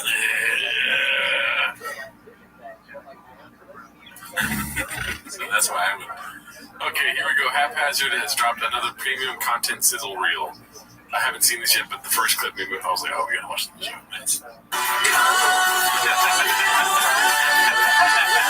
I go back to that. I played a lot of Miss Pac-Man. Yeah, you're trying to get nice. That clip got me, dude. Gore. Yeah. Miss Pac-Man? Yeah. Oh, Miss Pac-Man was way better than Pac-Man. Oh, really? What are we talking? She's bigger? She's bigger, right? You got the bow? Yeah. Yeah. Just more stuff going on. What other see the video game where it's a you put it on your head, it literally goes in your house. You see that thing? No, I can't. Yeah, bro. No. See if you can look it up. Is this your own house? Yeah, it's your own Is that a Taco Bell cup? Taco Bell Dr. Pepper. Either that or a big gulp. With some of the nicotine right here. Baja Blast. I was looking up Baja Blast on his phone. What is that just drink? Door dashing more Taco Bell. Apparitions and Oh, shit. no. Little kids, ghost Where he's Googling his Miss Pac-Man gay. Is Shoto good for you? Yes. It's so Yeah. good. It's been on that foot. I don't know. Just thinking of random shit. I saw That's it why on I'm paying.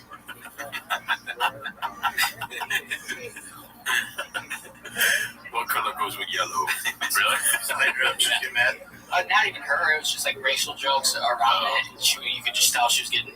Oh, really? Why even go on there if you know that's going to happen? Yeah.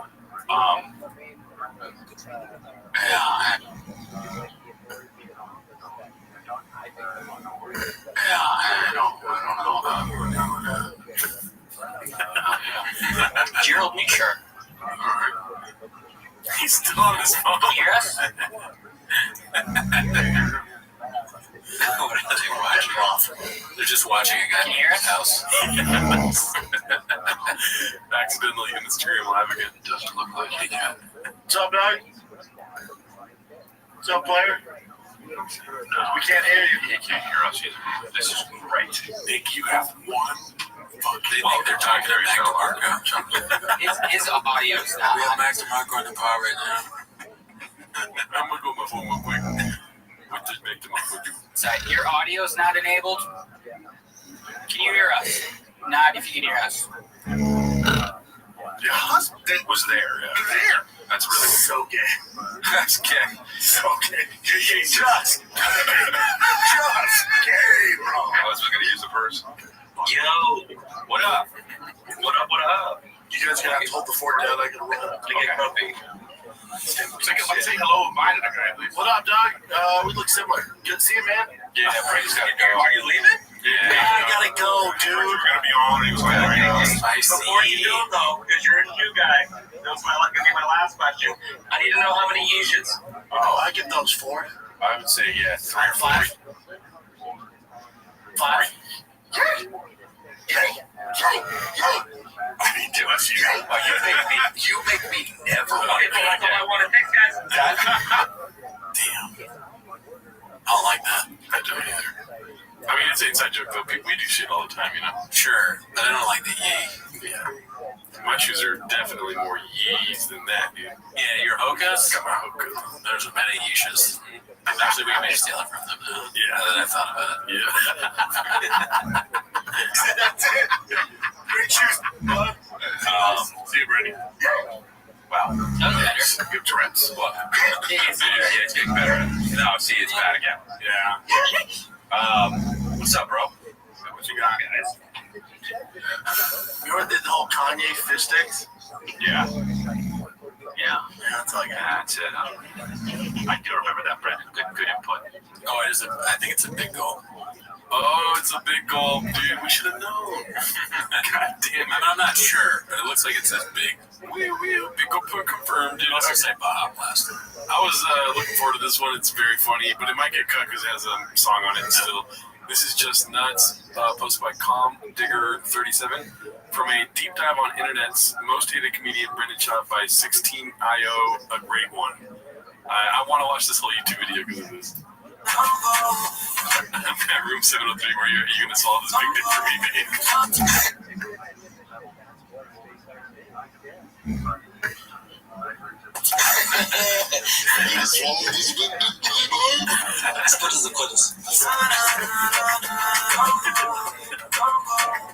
Yeah, that's married man Brendan Schwab. Schwab. I love when people say his name like that. Schwab. I wish that was in the sound. Schwab. When he's in a Schwab. Yeah. Anyways, that was so worth it. Great job. I want to see that whole YouTube video, dude. This one's posted by Confident Search 8648. That time he was tripping balls during a riff session. So just keep your eyes on his face. So wide, it's like looking at Raquel Welch, spread eagle as a gynecologist. Right.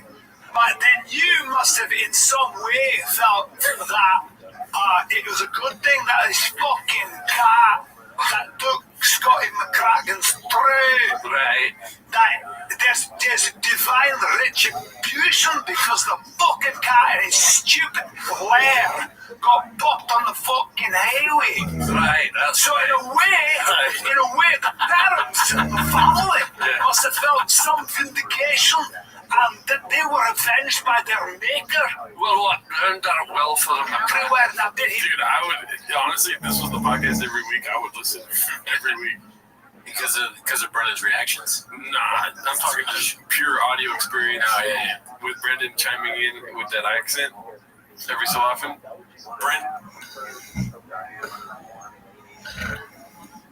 Brendan's, do you think, I think this was yeah, no, it's definitely, I could listen to it too.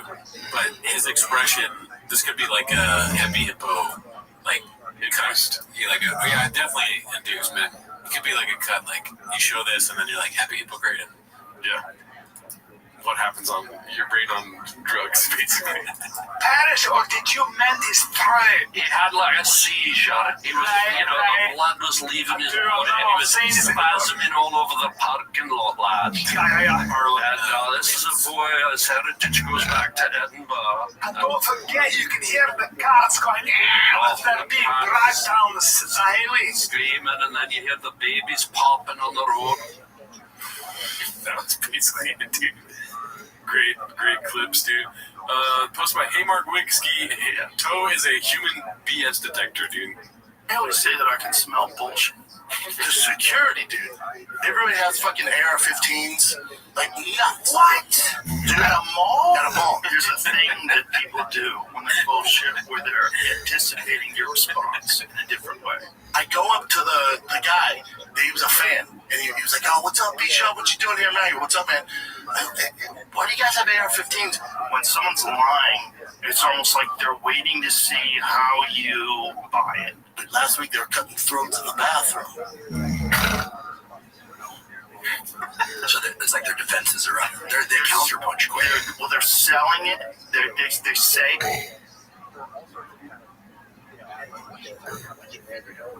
They say it, and they're like, buy it. Like you feel that does he buy it? Like, you're full of shit. Cutting throats in the bathroom. It was in one bath. To be completely honest, I've been bullshitted before. Boys don't win the band. Your boy's doing in the bathroom. Great stuff. Dazzling Rabbit 633 posted this. So he got the money he spent for the truck and more back because the raffle was so successful, but somehow he can't even reach 400 views talking about it. Makes perfect sense. Why? What else you got, Sanaz? 303 views. 5 hours on the giving away the truck. This is clip little one. They officially ran out of things to talk about, and Chin asked a random question posted by Confidence Search 8648. Let's see. I'm sure you've been asked by fans to check it out at some point. No, have you been asked, man? Yeah, never. Nah, man. What? Some titty-free party shit? Nah, man. You know what? This is going to be one of the shortest episodes ever because it's alright, Doug. It's pretty much all we have. That's a good question to choke him out. Okay, so here's the deal. We do rock, paper, scissors for when we meet shop. One of us has to ask the other one, will you choke him out? I don't want to be choked out, but I'm willing to put it 50-50. Because, like, I'm willing to lose and be the one that's choked out. But you see, here's the thing. I'm not willing to be the one to get choked out, and I don't want to see you get choked out. Okay, maybe it's a bad idea. Yeah, it's probably a redacted idea. And I also don't want somebody that we watch every week to be able to choke me out, because then he'll be like, maybe he's like, fucking Jill's. Maybe we convince Miguel he gets choked out by shop. There we go. No rock, paper, scissors neither, dude. When we meet shop, we'll be like, my friend really wants to get choked out by you. Just to see if he do it, because he never does. Yeah. I mean, if he's a man of his word, he just say, no, I'm not going to do it. But no, I'm definitely not going to let that fool choke me out. All right, Haphazard posted this one. We're now entering the chewing gum era. Be afraid. I haven't seen this clip because I've been afraid to hear the audio of it, but I'm assuming something's there, dude. They found a bunch of shit and they're like, oh, we got our thing down. Let's go. There we go. Here's one. I came across this. I already like it 'cause it's the John most Boy. dangerous sport. It's called Red versus Blue. Oh, yeah. This is the clip. It's like Red Rover. It's crazy. So this is Red versus Blue. Oh, I've seen this. Sometimes they just box each other and do mixed martial Bare knuckles. They're gonna try to get the ball into the other end, right? It's all sand. It's a 50-minute. So I guess that's basically it. He just chewing out. I think he would know not to do that, being a black belt. Yeah. Black belt in podcasting, maybe he's the only one able to do it, Papa and his dream team of lawyers, posted by CJK610. Johnny Cochran, right? That's the other one. The OJ. That's all the OJ lawyers, I think, probably. Hell yeah. Yeah. Good work, Papa. 10 Second Balcony posted this one. A little dish from Brian's latest appearance on the Harlan Highway. Or you can go to YouTube on Thursdays. I release a free one where I talk to smart people about substantive issues, not like the Harlan Highway. Wait, like sort of like that political block you did earlier? That's just like that. Yeah. Yeah, just for that. Hey, you don't look like you're very interested. Is there a website where they can? BrianCallen.com. What is it? BrianCallen.com. I'm in Indiana. I'm in Fort Wayne, Indiana, in the third week of September. It's easy to get to me. So please come out for a day. You'll never be back. There's no deadlines. It's a summer play. Those sort of stuff. So I said, you know, 4 day, let's do it. It's going to be fun. You're doing stand-up. Yeah. How long is your show? How long do you go up for? 40 minutes, an hour, 20? An hour, 5 minutes. It's tight right now. It's tight. It's tight now. Is it really tight? I'm getting ready to shoot my special. Are you cereal? Yeah. What's it called? Can't tell you, but just Man, cheese. You're man cheese. My fucking special, man. Wow. Nice. Oh, monsieur. Bien.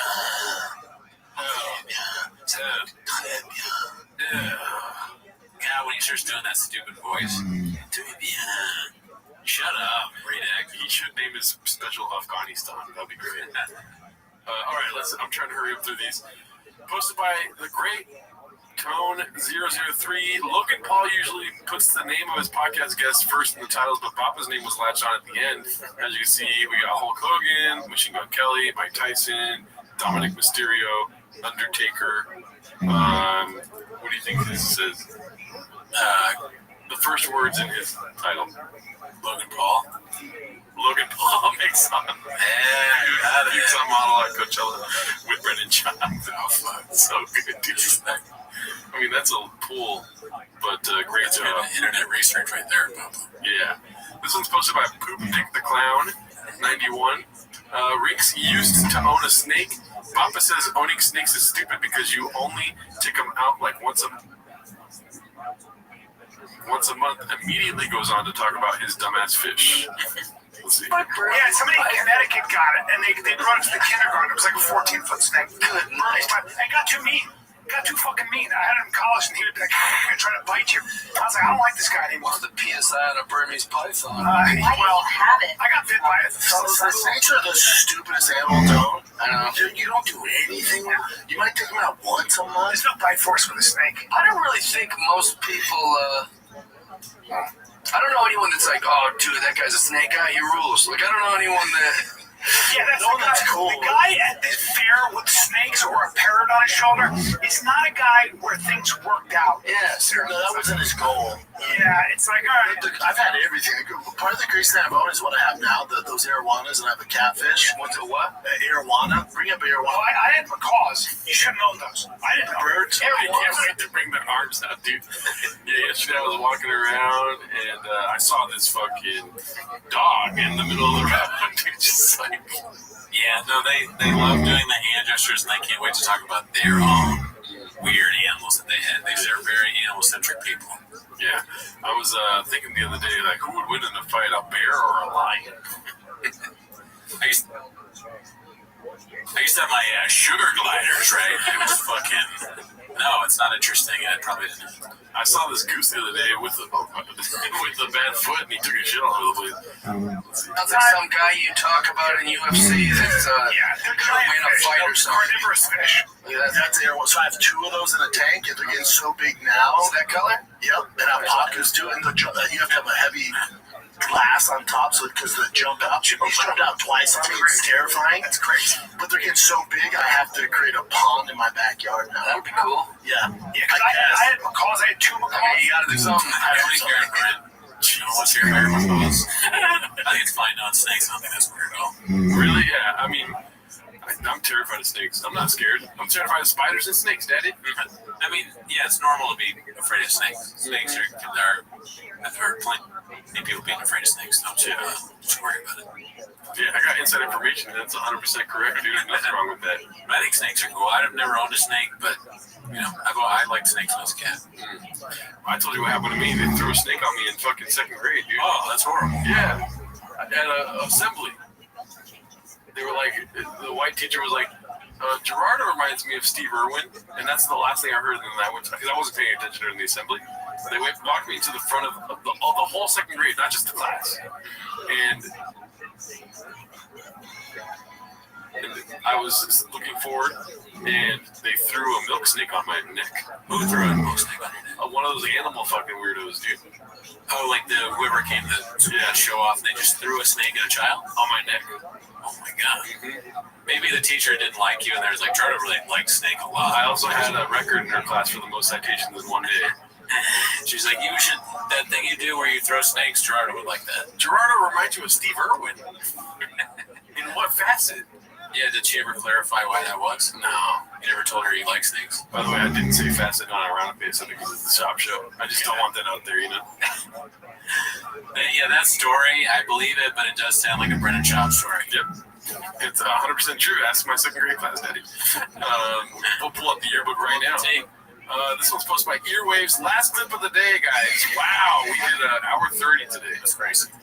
This show used to be 5 minutes. It's officially 10 minutes now. It's 9 minutes and 30 seconds right now, so let's see if we can get that too. Yeah, this one's posted by Earwaves. Brendan Chop gets paid to do ad reads wrong. O'Reilly Auto Insurance. Very funny. Short one to end it off. Listen to me right now. Let's face it, sometimes multitasking can be, overwhelming? Especially finding, insurance. Insurance can be a pain, dude, but not with over. Yeah, quote.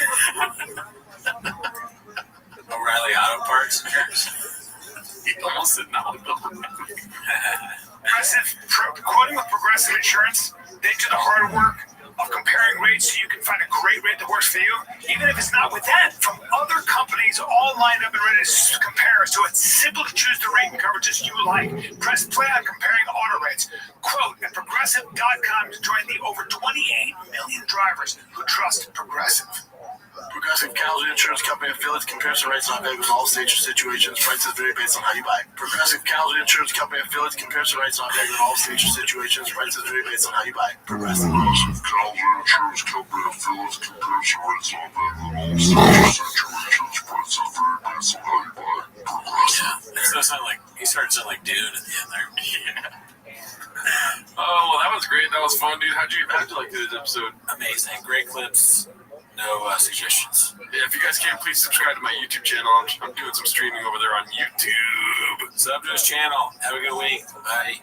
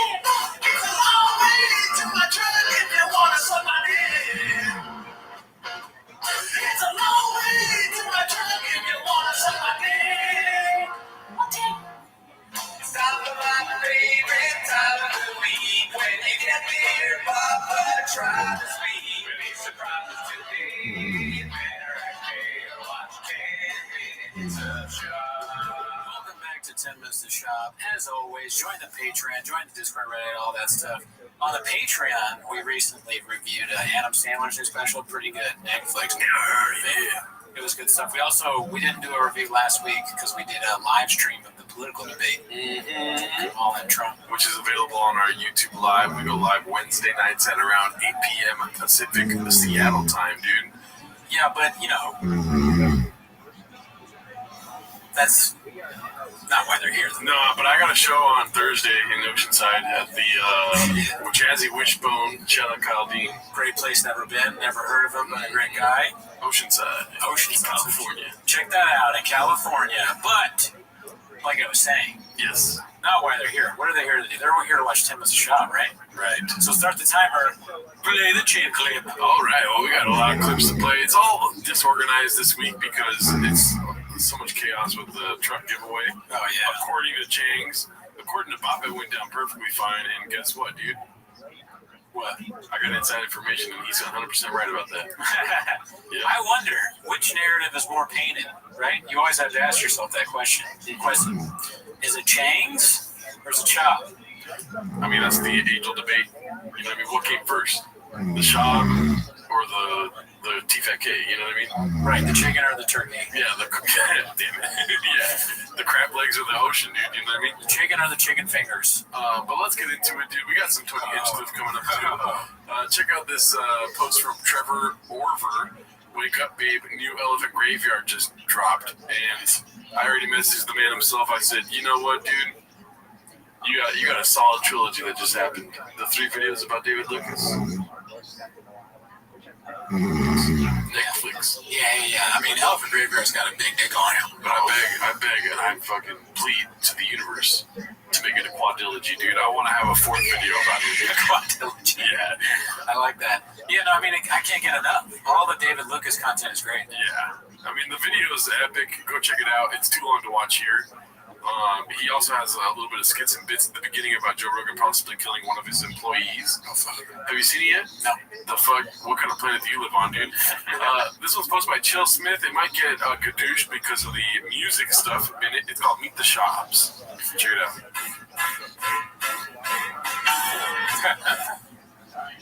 Of course.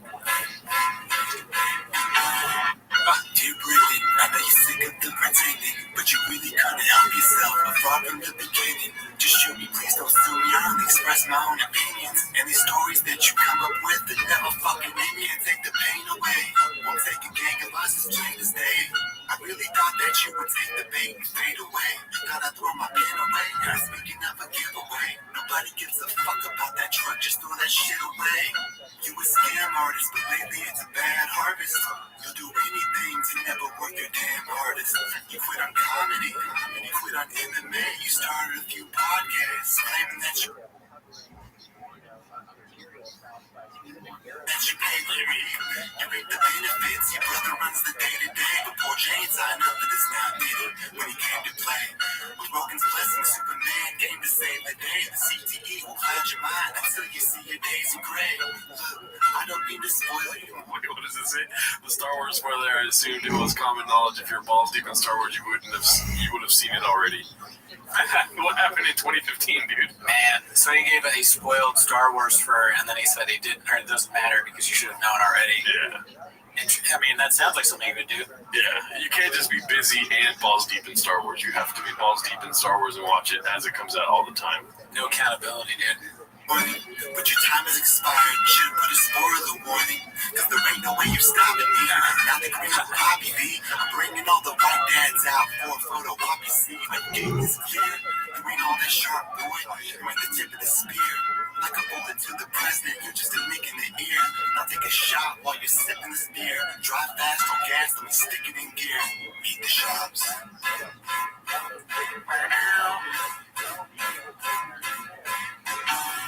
Dear Papa, I heard you flipped in your truck. The wheels you whipping too crazy fast on that. Giving a fuck. Should've left your ass stuck, I felt, with no help and no seatbelt. Like fucking man, I guess you just shit out of luck. But here's what the facts is. Always acting so redacted.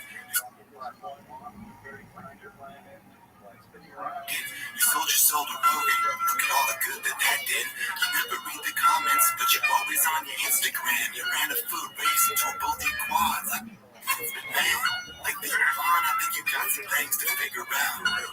It worked for him, why don't you take a different route? Try changing up your views, but that's way too many clicks to count. You said some foul shit, Papa Rogan had to rinse your mouth. Why? You habitual line stepper. That may sound a bit salty, but of course this is fine pepper. Always lying, now you're stepping into my sector. It's time that I learn. Here's all the reason I don't listen to you. Love to see his name getting on checks. The pharmacist recommends he takes some notes. What the fuck? They do, they better be getting on deck. So Bon Voyage seems he getting out of reach. In a mirage, sometimes like these shop clips make an argument that AI is actually good. Like that one, because most of the time I see AI stuff, I'm not really a big fan. Yeah. But him looking all fat and funny, that's pretty good. Oh yeah. I'm always here for fat and funny, dude.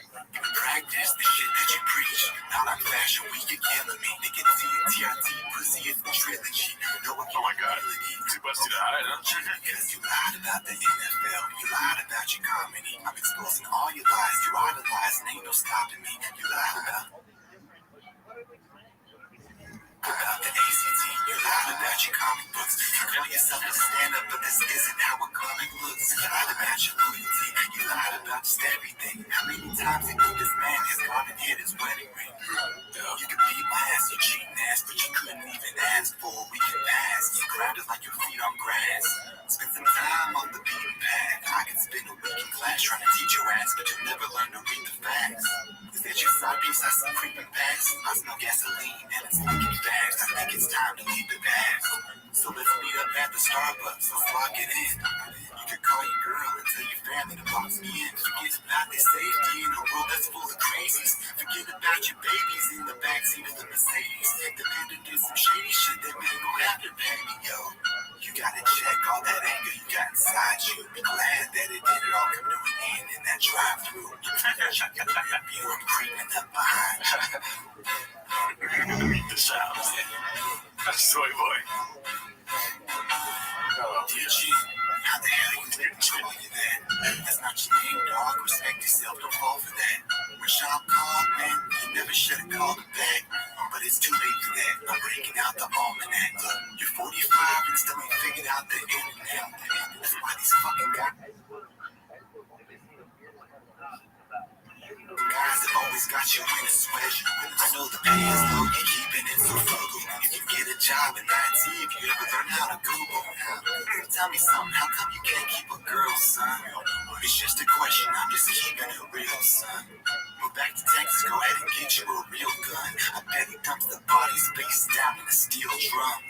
Dear Brian, you must be sick of all the lying. That's why you flipped a Crowder, and that's what you get for trying. Well, your co-host always crying about your boy D'Elia. But as soon as he was down, it was side nor Sia. See, I know you weren't expecting me, so I'll try to say this respectfully, but you assaulted multiple women sexually. What is it that you stand for? You never sit next to me, but it seems the fire in the kid is just a recipe. So don't be testing me. The subreddit got the best of them. You shake that ass Mexican like I'm Beyonce, Puig, and all the rest of them. Go ahead and post another thirst trap. She bending over for pictures, just like she got her bad to flirt. I guess the only thing you care about is your wealth. We finally being a trophy wife alone on the shelf. They say that baby yells ain't all that good for your health. So next time your husband's out, I'll come to Calabasas and do it myself. I think that's it. But, yeah, so shout out to that guy who's making that song parody. You know we're big fans of song parodies around here, Daddy. Yeah, we love them. What were your thoughts? I mean, he really nailed the cadence, right? Mm-hmm. And he put a lot of effort into coming up with all those lyrics for everything. He went over pretty much everything. Yeah. Everything. Yeah, I mean, all facets covered. Great job. You know what I mean? Could have been longer if you ask me. Right? While I was playing, I was thinking about like driving around in my car listening to it. And I just become that guy. Like if I could download this and the funny Cringe Cliff song by Zach or Crack Amico, yeah, just like you, if I roll down my window, and like, oh, is that guy? Is he listening to Meet the Shops? Yeah, it could be me. How would Brendan respond? Or Lil Browse or somebody. Oh, you mean like a clap back, kind of like a rap? Oh, that'd be amazing. Yeah. Lil Browse, I mean, you're getting called out, dude. You got to come up with a song, Brendan, dude. Yeah, where you at? I don't hear you. It's not even a request. It's like kind of a demand at this point. I mean, if they stand on business, if they're trying to scoop up their bag, then they got to do it. Okay, so let's get into this truck giveaway. This one's posted by OK Cheek 7332. It's the winner of the truck giveaway owns a truck customizing business in Colorado. What are the odds? So this is the phone call Brendan gave. 888 Will Stombaugh. Right, this is his page, and this is his Custom Willys fabrication business. This is his Custom Willys fabrication business page. It is sketchy to me because let's look at this number right here, 270. Yeah. 270 followers, dude. You know what I mean? Business is failing. 68 posts, 270 followers. That's a problem, right? Interesting. Let's keep talking. Give us your thoughts. Okay, while you're looking at it. So shop, let's see, how does he do this? He has an intern or schnoz or somebody look up random truck businesses that might not have a lot of followers and reach out to them to see if they want to be the one secretly selected to help you out, help me out. How you come with me, I'll show you my favorite shoe. You get a truck and then we can make me look like a good guy. And it's the best because it's a drive fast I'll get. So you got my hat, says truck on it. He still says it's not a 2-town anymore. It's not, I always forget. That's my fault. That's the team's fault, actually. So do you want to guess how many followers he has now? 1,000. 279. Oh, fuck, dude. They only got 9, dude? Where we at? Cats, follow this guy. Come on, dude. And he started following one person since this post. But maybe the shop bump was 200. He only had 70 followers, and the shop bump was 200. This is the best thing. Hands down, the best thing ever happened to Custom Willie's. Yeah, Custom Willie. We should get a Custom Willie sticker, dude. Oh, fuck yeah. That's a good idea. Let's do it. All right, so this one's very funny. Do you know Tim Heidecker at all? Yeah. What is he known for? Tim and Eric's? Yeah. Okay.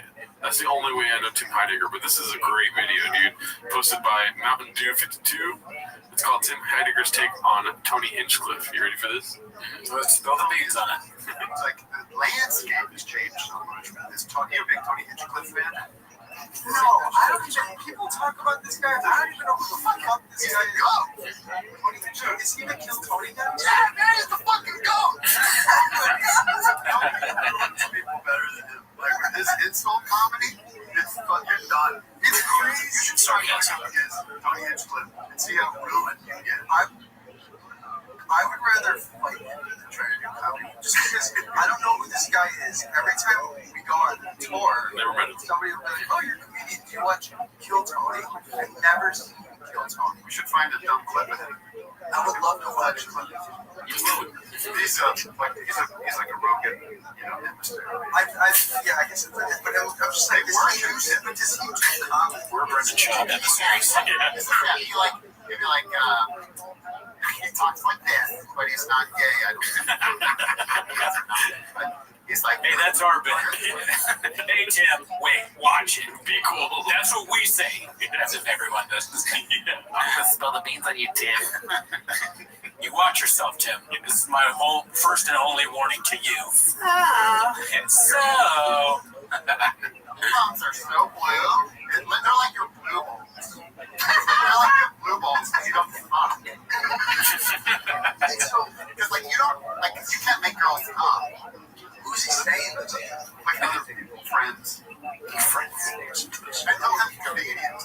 This guy's got 50 million fans. Oh, he's a read. It's like, remember when that band Kiss was popular? And you're like, why are they so popular? They're so bad. They're making bad music. They look like fools with their dumb makeup on. But they've got arenas full of dodos. Like Mark Lovin. We gotta aim for the 12-year-old boy market. Sorry, guys. There's no not there. But well, I was into Kiss when I was like 7. And then you kind of wise up. You hear real music. Pretty good.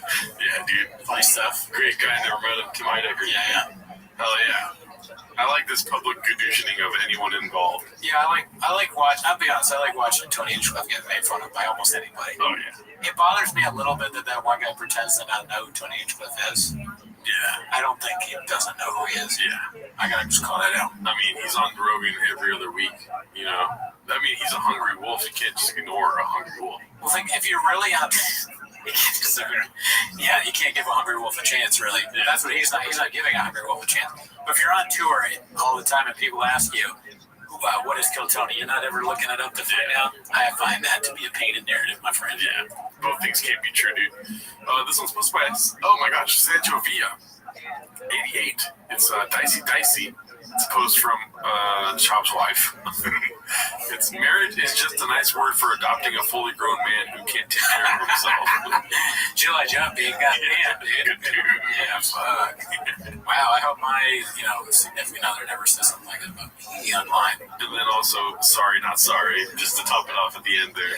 Sorry, not sorry is like the quintessential dumb person, like when you're saying it without being, ironic. Yeah. If you say unironically sorry, not sorry, it's pretty dumb.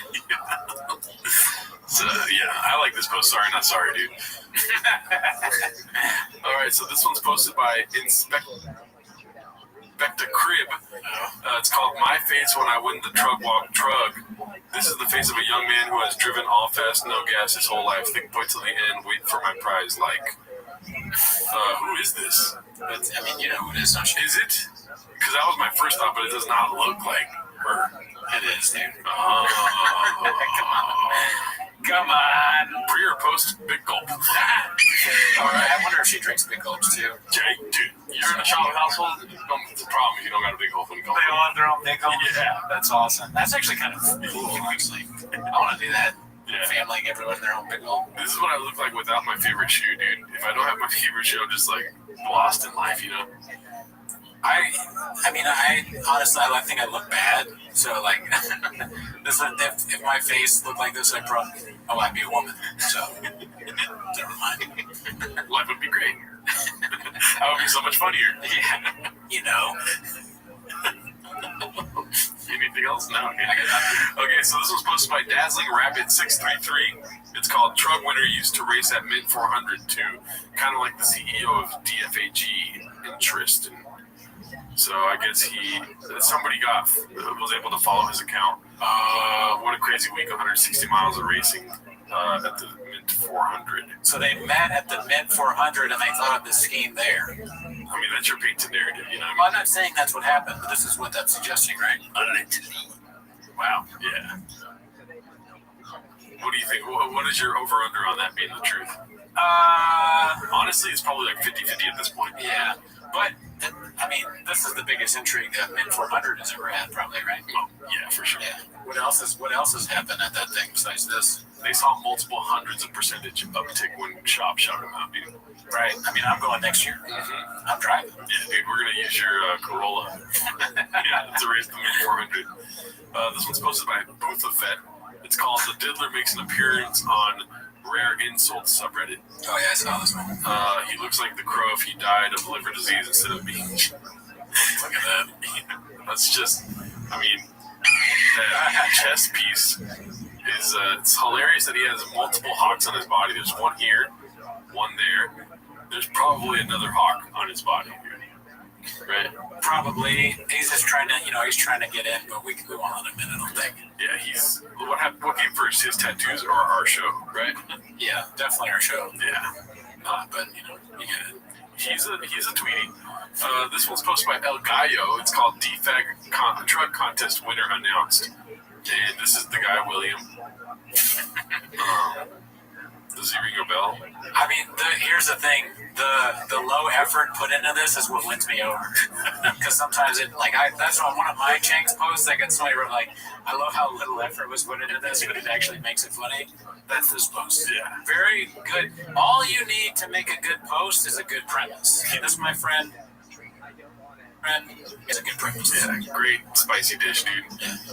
Next one is, okay, now we're into video clips here.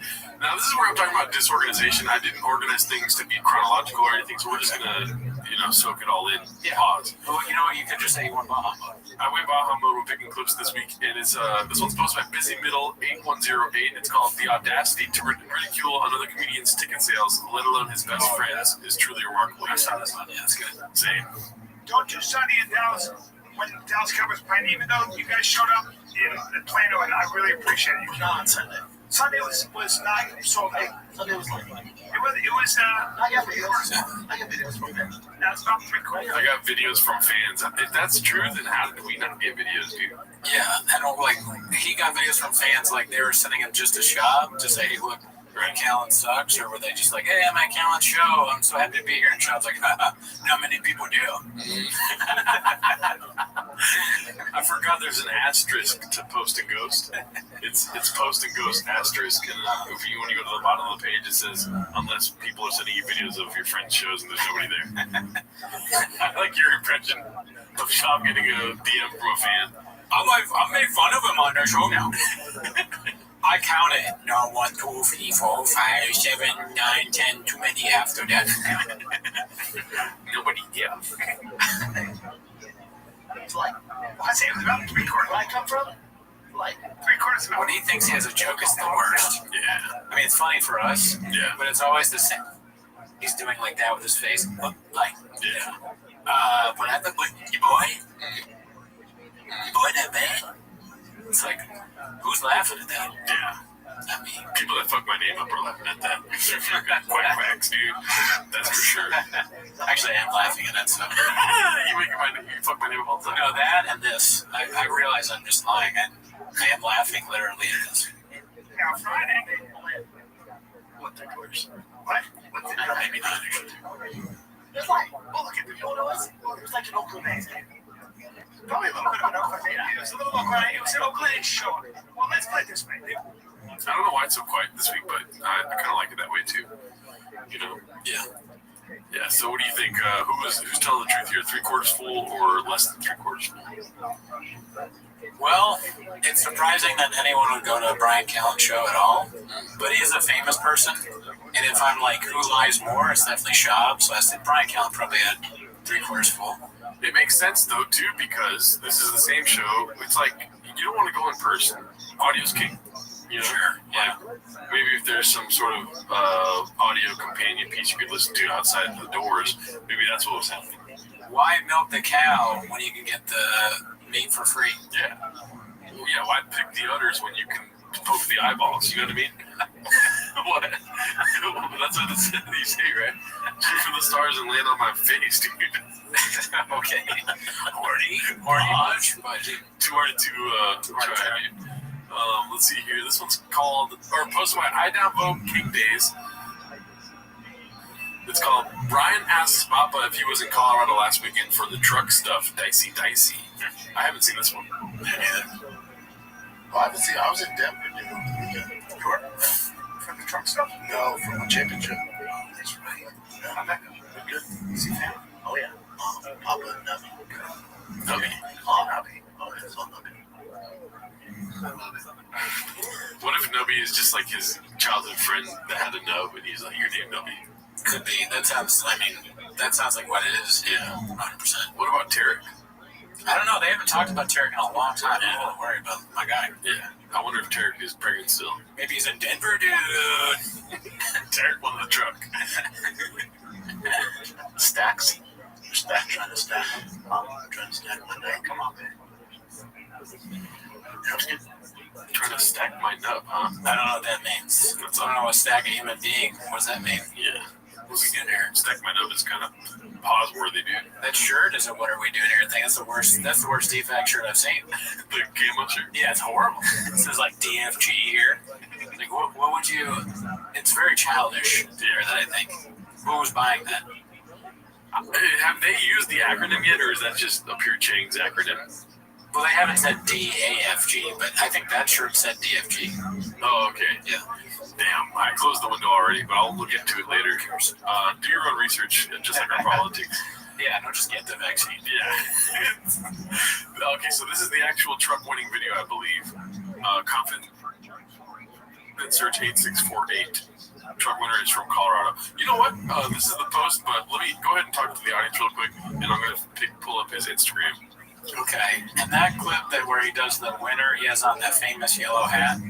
We were saying before that we thought maybe Joanna's making the clothes, and that's why he's so weird. Yeah, maybe it's just like he's a good husband. That could be a huge stretch, though. You never know. Yeah. If I won the truck, which I guess I officially now not won the truck, I feel bad for you, bro. I would fucking. I don't know. Part of me is like, well, you know what? I don't think I would sell it. I think I would use it for the show. We would do bits in the truck. Maybe have some sort of weird promo thing at the beginning of 10 Minutes to Shop in the truck. I agree. I wish we could shoot a Timos in the truck, dude. That would be amazing. Maybe we could hit a wheelie. Me winning the truck, though, that means the shop is accepted as Rebel. Yeah. Because I didn't, he'd call me. We're the law firm, at least. All right, let's check this out, dude. Let's see. This is the actual video of the truck giveaway. Will, what's up, brother? It's Brendan Chop. Hey, man, how are you? I'm all right. How are you this morning? I'm good. Where am I calling you at? Where are you located? I'm here in Montrose, Colorado. Montrose, Colorado. You're a Colorado boy. Yeah, born and raised. Born and raised, dude. Sir. Well, you won the truck, man. Dude, awesome. That is so cool. Sweet. Sick. I was excited for the shirts, but now I'm really excited. I was excited for the shirts. No way. Already, he ordered like 100 shirts. He has like a room full of Drive Fast All Gas merch. He bought a bunch of shirts. He's like, man, I hope I don't win the truck. I bought a lot of merch, dude. He's happy that, I think he's happy he got the truck because now he has someplace to put the merch. Put in the bag. He's like, no, I just need a driveway. He needs a house. Let's see. Oh, yeah, man. Tell me you're going to use this thing for what it was built for, man. Tell me you're going to take it out. Yes. There's so many trails around here, and, there's a lot of off-road series that I want to jump into, and yeah, I'm looking forward to it. I'm so excited. I'm pumped. Well, brother, the team will be in contact. We'll figure out the logistics. We'll get the truck to you. We'll get you out. I don't know if I want to put the team on something this important. Yeah. I think it'd be funny if it was like, it'd be clearly real if the guy was crazy. That would be funny if he was like, I'm just so happy that I won this because it gives me the opportunity to talk about, the Jews and the vaccine and they're making our kids vaccine. Brendan, I'm going to drive to New York and figure out what happened with Building 7. Yeah, he's like, now I don't even have to tell you this, that 9/11 was orchestrated by It's not how they told us. And another thing. What about the truck? He wins Alex Jones' truck, too. Alex Jones doing the truck giveaway? No way. Oh, yeah. Oh, fuck. I don't know if it's another post on Chang's, but yeah, he's giving away a truck now. As soon as they give away this one, Alex Jones is giving away a truck. I bet Alex Jones' truck thing is more successful. Probably. Yeah, you gotta buy like Alpha Brain and stuff. And, Oh yeah, how do you win? 40x entries. How would you win Alex Jones' truck giveaway? I don't know. We can look into it, but let's see. And this is going to be fun, man. Dude, you got a great point, though. Why give it to the team when the team keeps fucking up, dude? That's a big responsibility. Oh, the team flipped your truck. Yeah, what are you thinking? This is really a bad move. Yeah. And I can't thank you enough for participating and could have picked a better winner. It's insane here. Couldn't have picked a better winner. Oh, fuck. I didn't pick up on that, yeah. He also doesn't know English, though, so let's not take him for his word. Yeah, it may just be messed up. He messed up words. Yeah. We've all been there. Like always. But it's funny that he said I couldn't have picked a better winner, and then Brent and Brian in the other clip was like, the truck stuff when he said Denver. What's that? Oh, so you got the truck stuff, right? The stuff you thought you were, being 100% legit about, but really you're just giving it off to some dude in Denver. Yeah. That stuff. Yeah. Couldn't have picked a better winner. Very strange verbiage. Colorado, man. It's awesome, brother. I'll be in touch. Later, man. Gotta check out this market. Yes! Let's go, dude. And he's gonna use it for Let's go. Yeah, so there. What are your thoughts? Brendan? Definitely it could be a fake phone call, yeah, from watching that. It doesn't seem like the realest, most authentic phone call, but who knows? And we'll see in another post, the comments were probably a lot of comments getting deleted, dude. A lot of comments getting gadooshed by Zuck. You know what I mean? No shit. Maybe Zuck's behind the giveaway, dude. Well, they are good friends. Yeah. First biggest comment on here on Chang's is Grand Bullfrog. Well, the guy on the phone sounds like he's been caught completely off guard and is super fucking excited to talk into this door star after entering a raffle to win his truck. Does not sound like they discussed this conversation beforehand. Joe is tall. Yeah, that's what I'm thinking. Yeah. Anyways, painted narrative, if you ask me. Let's see what else we got. Okay, let's take a little break from all that Papa stuff, dude. and watch Tony getting annihilated in the comments. But I mean, that's a painted narrative. He's totally annihilating somebody in this clip. So let's see. ASAP Rocky. I went off on this one guy in an all-black show. Like, I mean, the super black show one night. I do a Michael Jackson file joke. And some guy with a grill and, you know, just give a picture. Stands up and goes, you don't make fun of Michael Jackson. Fuck you, homie. And I go, fuck you, you broke bitch. And, like, I just start going in on him in the crowd. Boom, I'm smashing this guy. Destroying him. He's like, oh my god, he was like, you know how he's black, he was just as afraid of me as he would have been the cops. Boom, is joking and joking and joking, all directed towards this one guy. I'm smashing this guy. I go, look at your tinfoil bitch-ass grill. Sit down, you fucking broke-ass bitch. You spent all your money on the outfit you wore out tonight. The crowd's just roaring. And they were roaring a little bit too loud, but I didn't really notice why. I didn't think anything of it. And I'm running late to my spot at the Comedy Store. I get a call from my manager, and I take it. I go, what's up? I just had a fun set at the Black Show. The Black Show. Yeah, so this is the funniest part to me is when he's talking on the phone with his manager. Right, the real conversation that happened. I just destroyed Tupac. Yeah. Like when I call you, I go, "What's up?" I just finished uploading an episode that was very successful. And his manager has the same voice as him. Oh my God, Tony, you won't believe who it was that you were making fun of. Mm-hmm. Tony, you're tall. That's in the comments. You're so tall and handsome, Tony.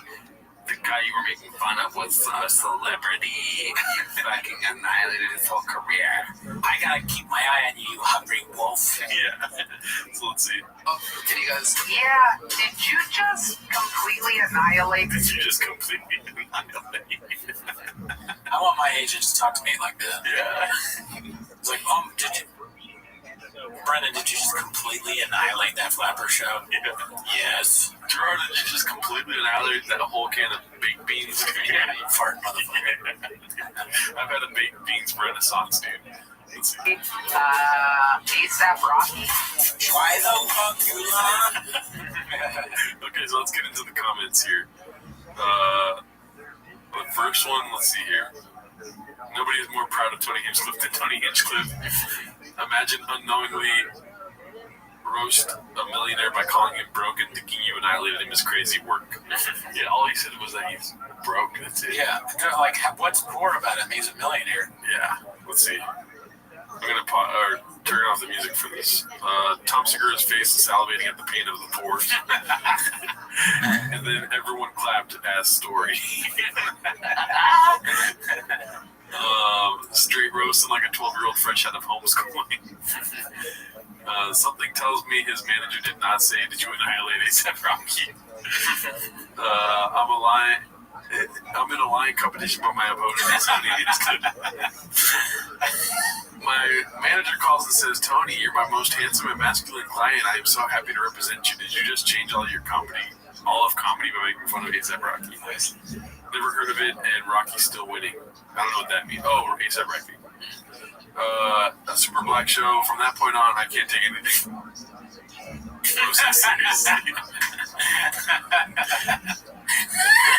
Sounds like a great chapter of things that never happened.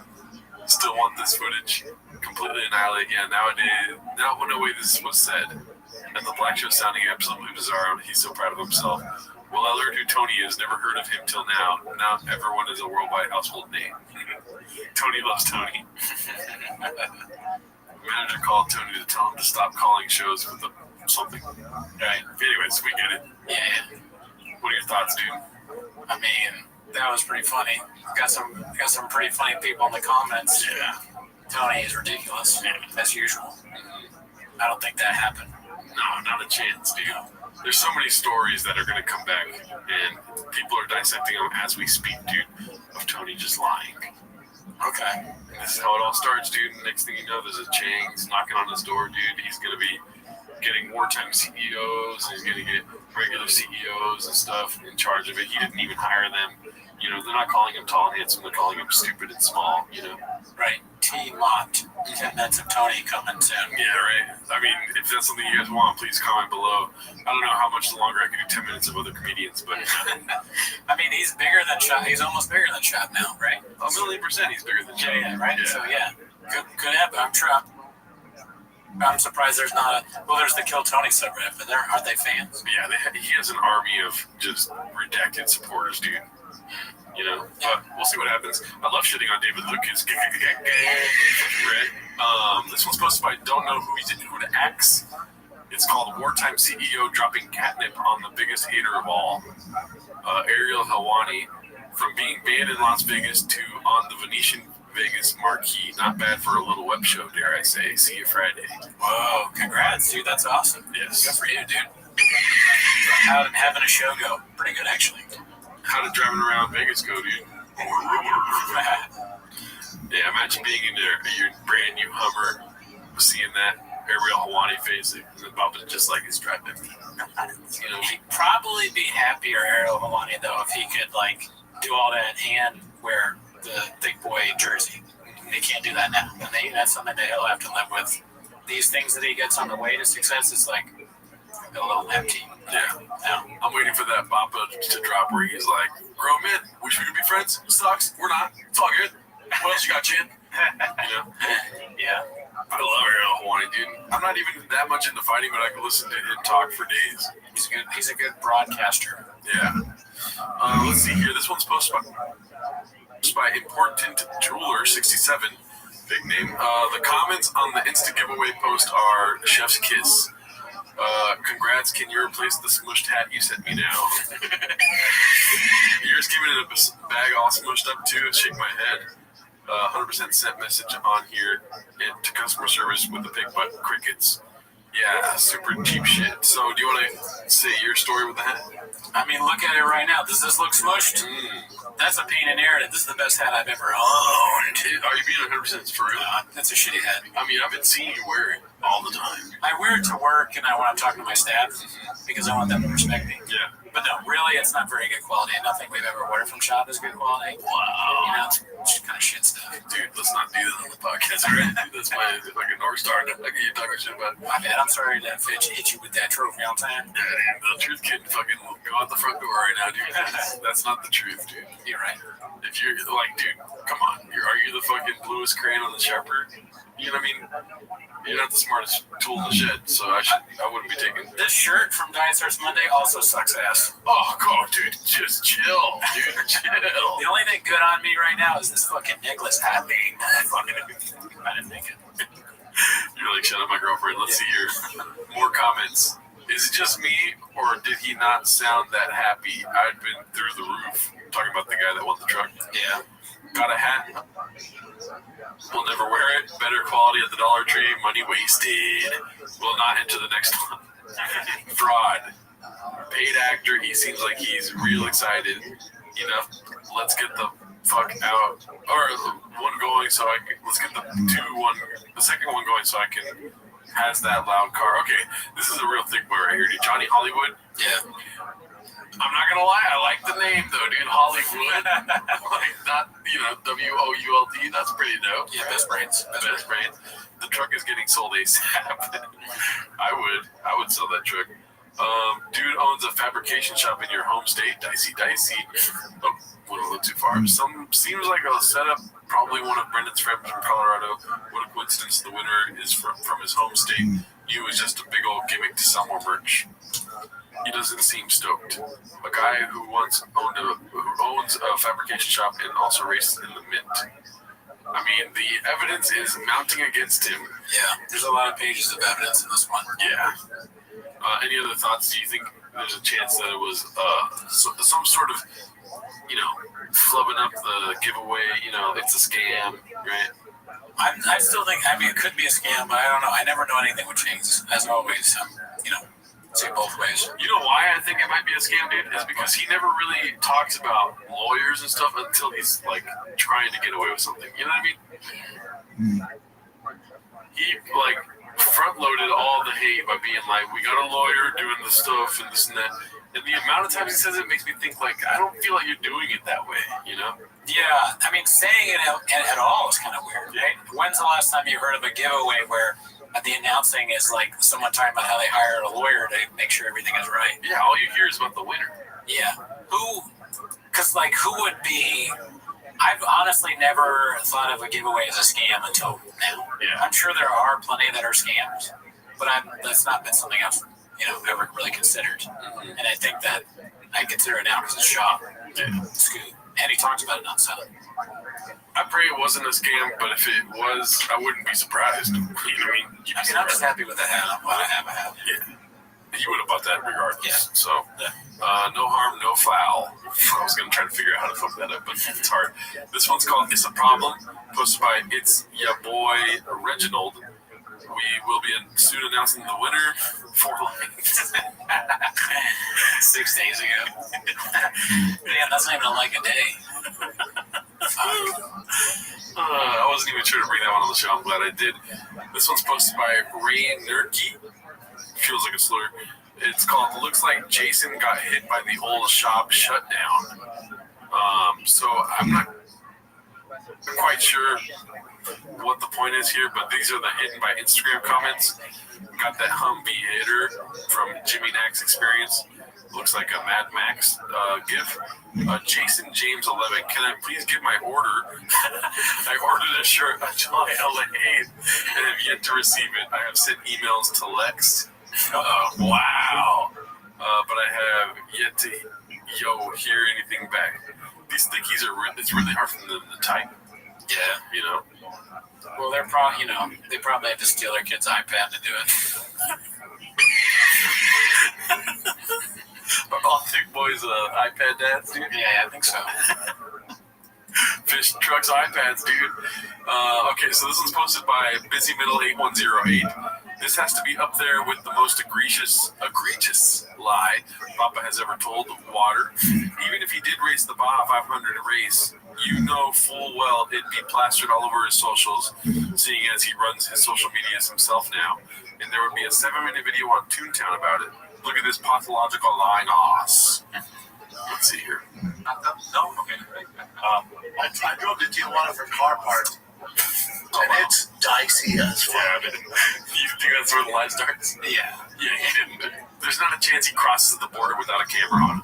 Well, there's just not a chance he does that anyways. But yes, definitely did.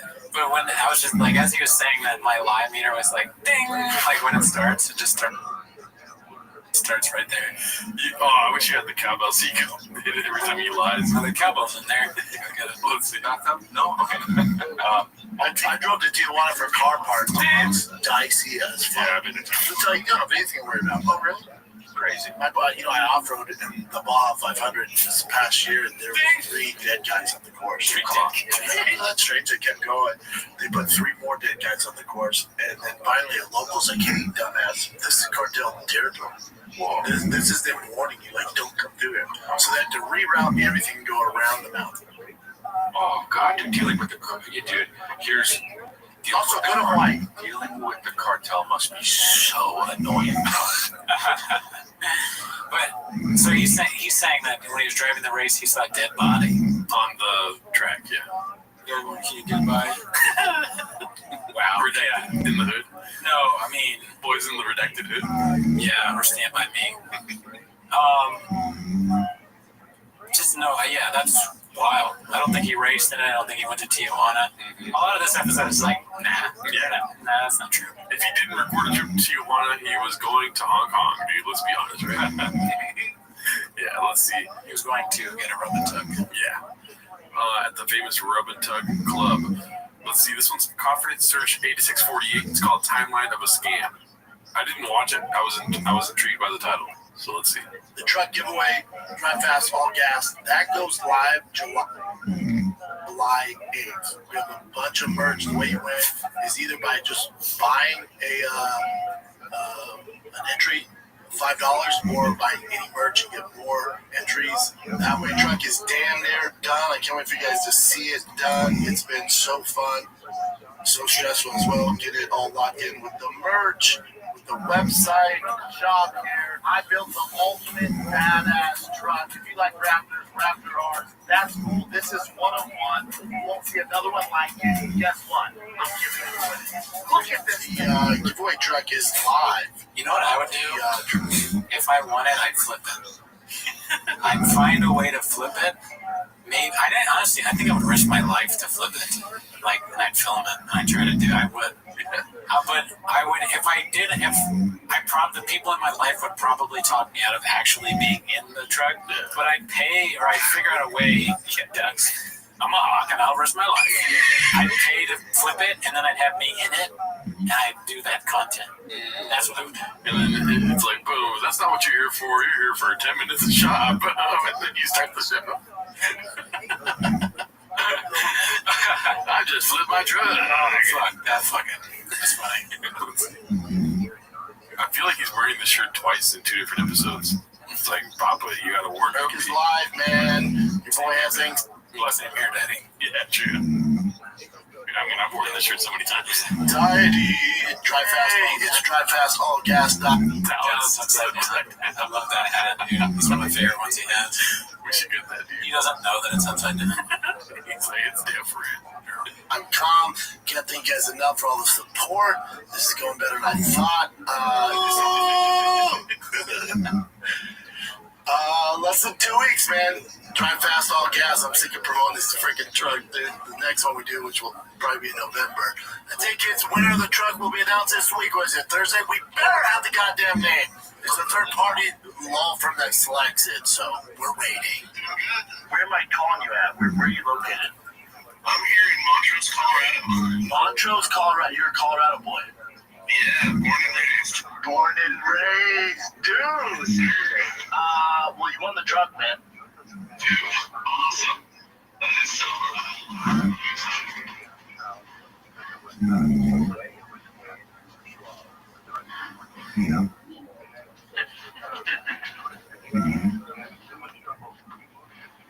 Yeah. It's calling it a scam. Be cool.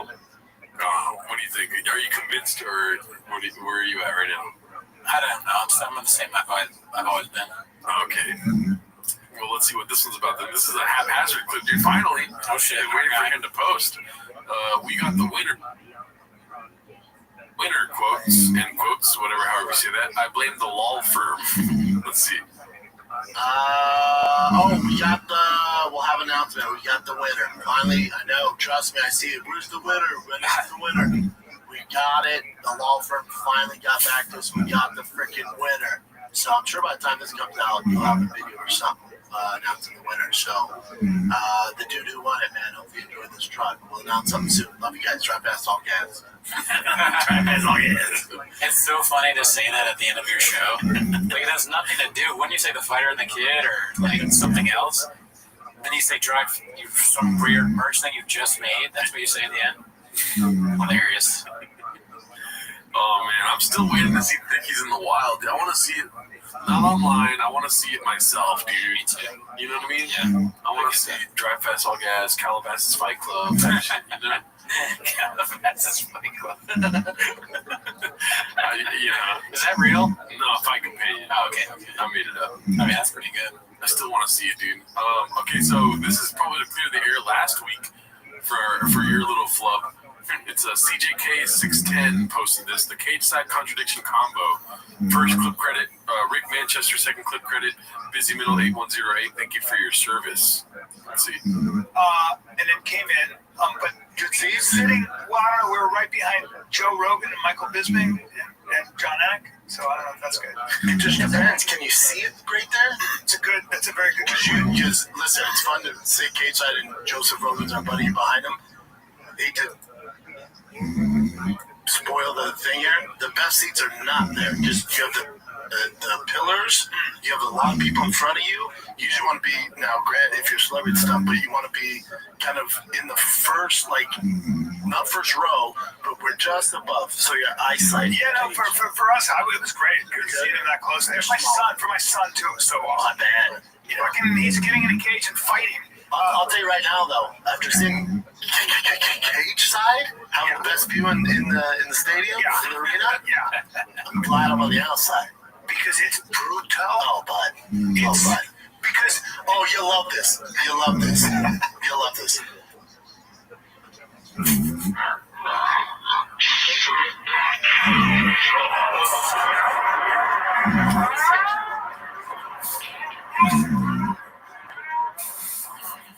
It's packed in there, dude. Packed. It was a fun time. Fun time. Where were you sitting at? Cage side. It was fun. Cool. Was it easy to see stuff, or was it? Oh, it's great. Yeah, great. Yeah, it was great. So, what are your thoughts now, dude? I still think the same thing. What? I think Chin, well, maybe it's a little bit different from what I thought last time, but I think Chin is saying that because he's like, well, you said before it was hard to see, so he's just checking, like your friend, like, oh, you're a case study, was it hard to see though? He's just not, I don't think he's trying to like check him or anything. I just think he wants to know, like, was this time different? Yeah. Honestly, don't think he's doing anything. But Brennan is ridiculous. Yes. He just says whatever the bit is in his mind, he does it. And then there's no accounting for, the future where he's going to do the opposite. Dude, there's malintent when he does it, dude. When he's like trying to be like, okay, that's the best. He's trying to make your experience worse. Yes. And then when he has the experience, he's like, that was great. Yeah, no, that's I agree with that. I think it's like, to him, the bit is, like, with his humor, kind of like what Mark said in the original interview we did. His humor is just like, you're dumb, or like, you suck. Yeah. But I don't even think he means you suck. I think that's just his humor. You're gay. you're fat, though. Oh, you're fat. But it doesn't matter. It's like when you come back from work, you're like, I stopped by Lucky Boy. I was like, dog, dude, did you get the breakfast burrito? That's disgusting. This is the worst thing, huh? And then we go and I get the breakfast burrito. Yeah, no, that's a pretty good analogy. Yeah. All right, so this one's Chin's second balcony. It's called Papa's Confident Incorrectness Gets Gadooshed by the whole staff and don't like it. Let's see. But isn't, like, the whole point of the sphere is, like, it's a giant wall of, like, LED TVs, right? Yeah. Isn't that kind of weird for fighters not having That's what I'm saying. inside? Well, for the fighters, the distraction. Like, I don't know what's going on when they're fighting. It's not going to be just black, is it? And how weird only to get sound from, like, one side. I don't know. No, it's a circle. Oh, it is? Okay, but I don't think sphere, right? It's round. The fear in his eyes when he's trying to make sure that his fear is a circle. Like, it's just so funny. Let's see it. Let's see it again really quick. And how weird only to get sound from, like, one side. I don't know. No, it's a circle. Oh, it is? Okay, but I don't think sphere, right? It's round with seating. Yeah, the octagon would be in the middle. Yeah. Not a chance. That's what's not sending right now.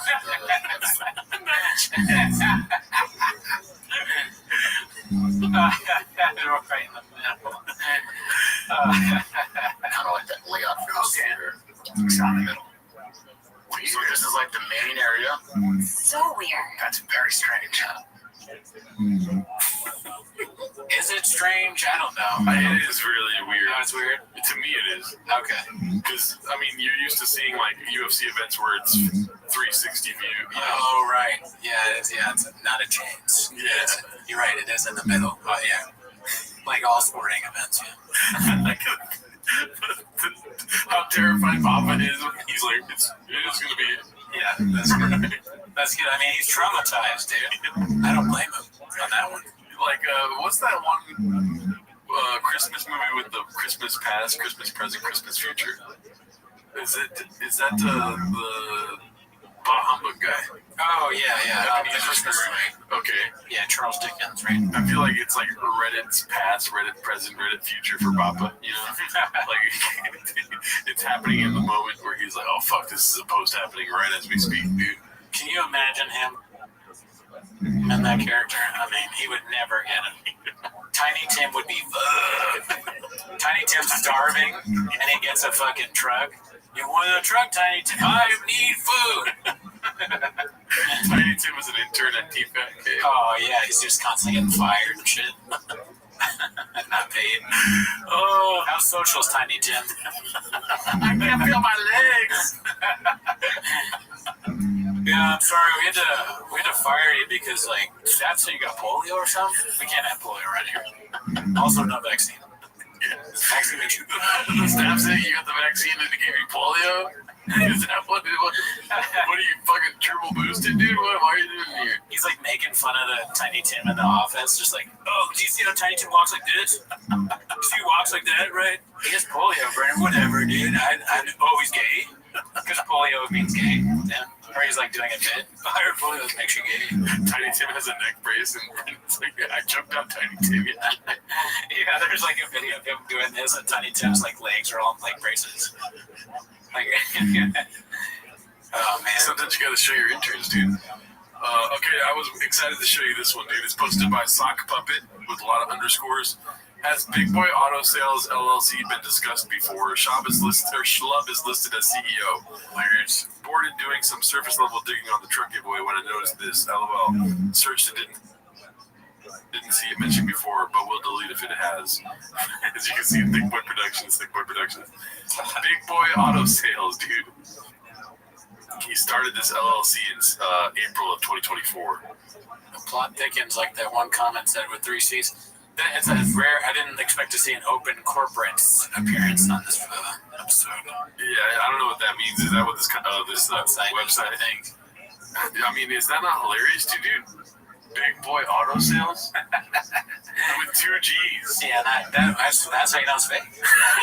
It's not shop, dude. It's not, yeah, no chance. There's no 3 C's. It doesn't have 3 C's. Okay, nice one, dude. Cool story, brother. I wasn't born tomorrow. Dude, Big Boy Auto Sales. That's so funny. There's gonna be commercials of him selling vehicles with Big Boy. That's the logical next step, right? I think you said that in one of the episodes. He owns a dealership. Dude, talk about scam artists, car companies. Crazy, man. Crazy. Anyway, so this is another truck winner giveaway. We already watched this, but fuck it. Confidence Search 8648 posted this. Truck winner announced this week, but don't worry, he's sick of it too. Let's see. All that. One championship. Thanks for having me. Congrats to Mighty Mouse. Love you guys. The winner of the Truck Drive Fast All Gas, we find out either today or tomorrow, so it will be announced this week. I can't wait. Trust me, I'm sick of it. Sick of it as you guys are, but the winner will be announced this week. All right, kids, that's it. Sick of it. He's furious, dude. He fucking sucks. He has to promote it every week, every need. I'm sick of it, dude. Buy more merch. Yeah, so let's see. This is alright. So this one you were laughing at earlier because I accidentally had the audio playing. Yeah, it's posted by Chin Second Balcony. It's called Drake's Girls cover story for some of her Vegas cloud trips is discussed. Who's Drake? Just Drake. I think probably Drake. Okay, let's see. Are you guys celebrating the big holiday this weekend? Oh, dude. What holiday? Mexican Independence Day. Goated holiday. Are you having a big thing? My wife is. She's like going to Vegas for it. Every year they celebrate. Wow. My kid's like, what are we doing for Mexican Independence? I'm like, nothing. Wow. Hold on a second. What does going to Vegas have to do with Mexican Independence? It's like the Mecca, so... Come on. Be cool, dude. Be cool. You don't have to say anything. You don't have to say anything, but like, when you see truth, you see truth. You know what I'm saying? And they didn't edit that eggplant in. It was there. Canelo fights there. UFC matches. All the big bands from Mexico go there. I don't know, but they all legally get here. Right? Kamala's like, come on in. Come on in, everybody. Downtown LA is more Mexican than Mexico. The lot.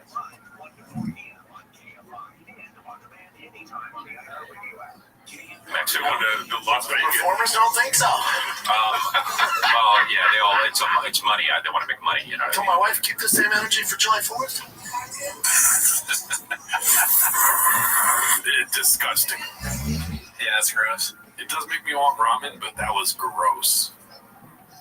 Keep that same energy for July 4th. I think he's just doing a bit. He's just like, Brenda's doing bits. He's not using seriously. It's just a bit. Yeah. But let's be honest, the wife knows. She knows that she was being cheated on many times, right? Sure. Let's just play that world where she knows and she accepts it, right? Yeah.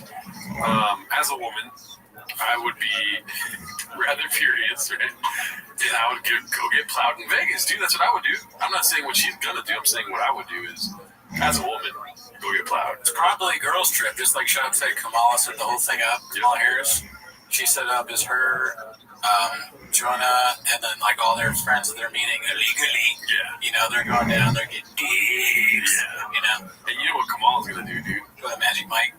Dick all day. That's all. You know what I mean? Drive dick all dag, or all back or something. Drive dick all dag. Drive fast all day. We interviewed a Trump voter today.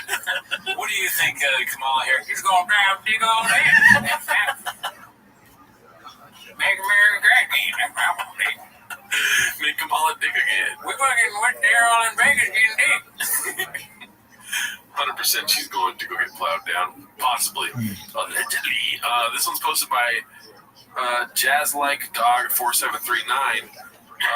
Just a quick little chin, dude. We've already covered this, but I find it to be hilarious, and somebody putting a compilation of it together is very much appreciated. Time to spill the beans on these motherfuckers. Let's see.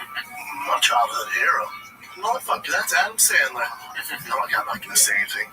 And then he looks over at me. I'm waiting for my girl she's in the bathroom. I'm waiting for her. He looks over and goes, "What's up, bro?" I'm like, "No, what's up, man?"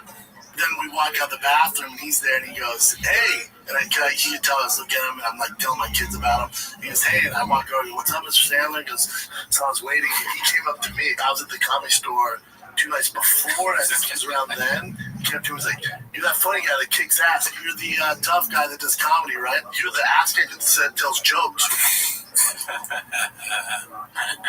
So embarrassing, dude. Yeah. How dare he? Right? He ass kicking the jokes. Yeah, and I was like, He knows who you are. I was like, barely. His kids were there. He knew you. Everyone's saying. They're flabbergasted, dude. What? That'd be funny if one of their headaches literally exploded. Dude, Sandler needs to come out and say whether or not he met Shaw. We cannot trust Shaw. No, yeah, you're right. He's too nice a guy, though. That would be epic if he came out and was like, "Oh, that white guy that kicks ass, dude." Oh, that white guy that gets knocked out a bunch. Something like that. Yeah. Yeah, like David Spade's dope. I never met Sandler, but I adore him. I've done a couple reading. So bad, dude. Yeah, he never met him. Is there somebody that you would do that for? I just like make up that I met them. Yeah. Isn't that so crazy to fucking on multiple shows to talk about somebody you've never met? Yeah, I mean, legs probably. I could see. I want to meet legs so bad I could see myself making it up. Yeah, I don't know. Or Tarek, maybe. Tarek, yeah. I talk about Tarek already all the time. You met him. Yeah. He was like, "You're like fucking." I adore him. Yeah. All right, so this one's pretty great. Posted by Poppy Choo Choo. I don't know why I sound like that. It's called Guys. Like trying to be like, guys, gather around, right? This is a narrative that is being painted on the subreddit. Anything you notice here? They're about the same height. They're about the same height, dude. Do you know anything about weigh-ins? Like, what shows how much you weigh for the fight, you mean? Right. But how do people usually go to weigh-ins? They're wearing not much clothes. They're not wearing shoes. So they're, they're claiming that Joe Rogan's in platforms. You know what I mean? Okay. Probably adding 6 inches to his height. Sure. And she is 5'5". So, what do you think? Well, I mean, yeah, he's probably short. There should be a segment of this podcast called Guess Joe Rogan's Height based off these posts.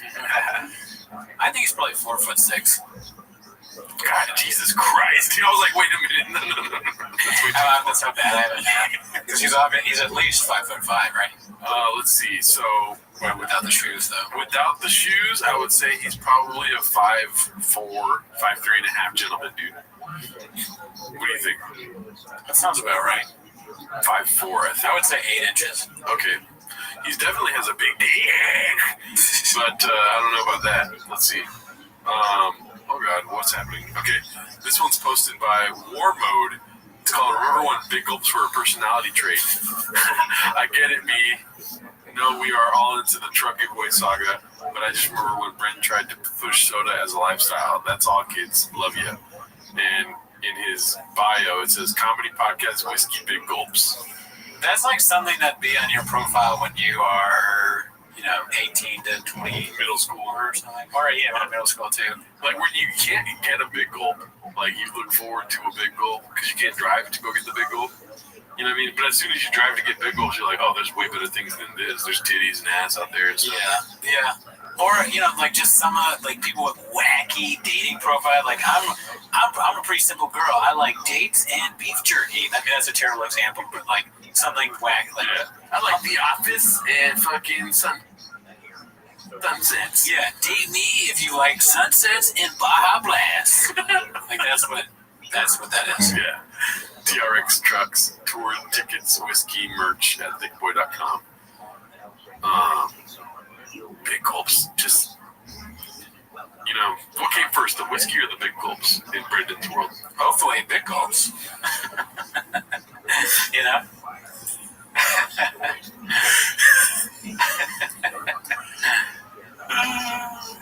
Whiskey coming first be a problem. Yeah, we got an alcohol problem now.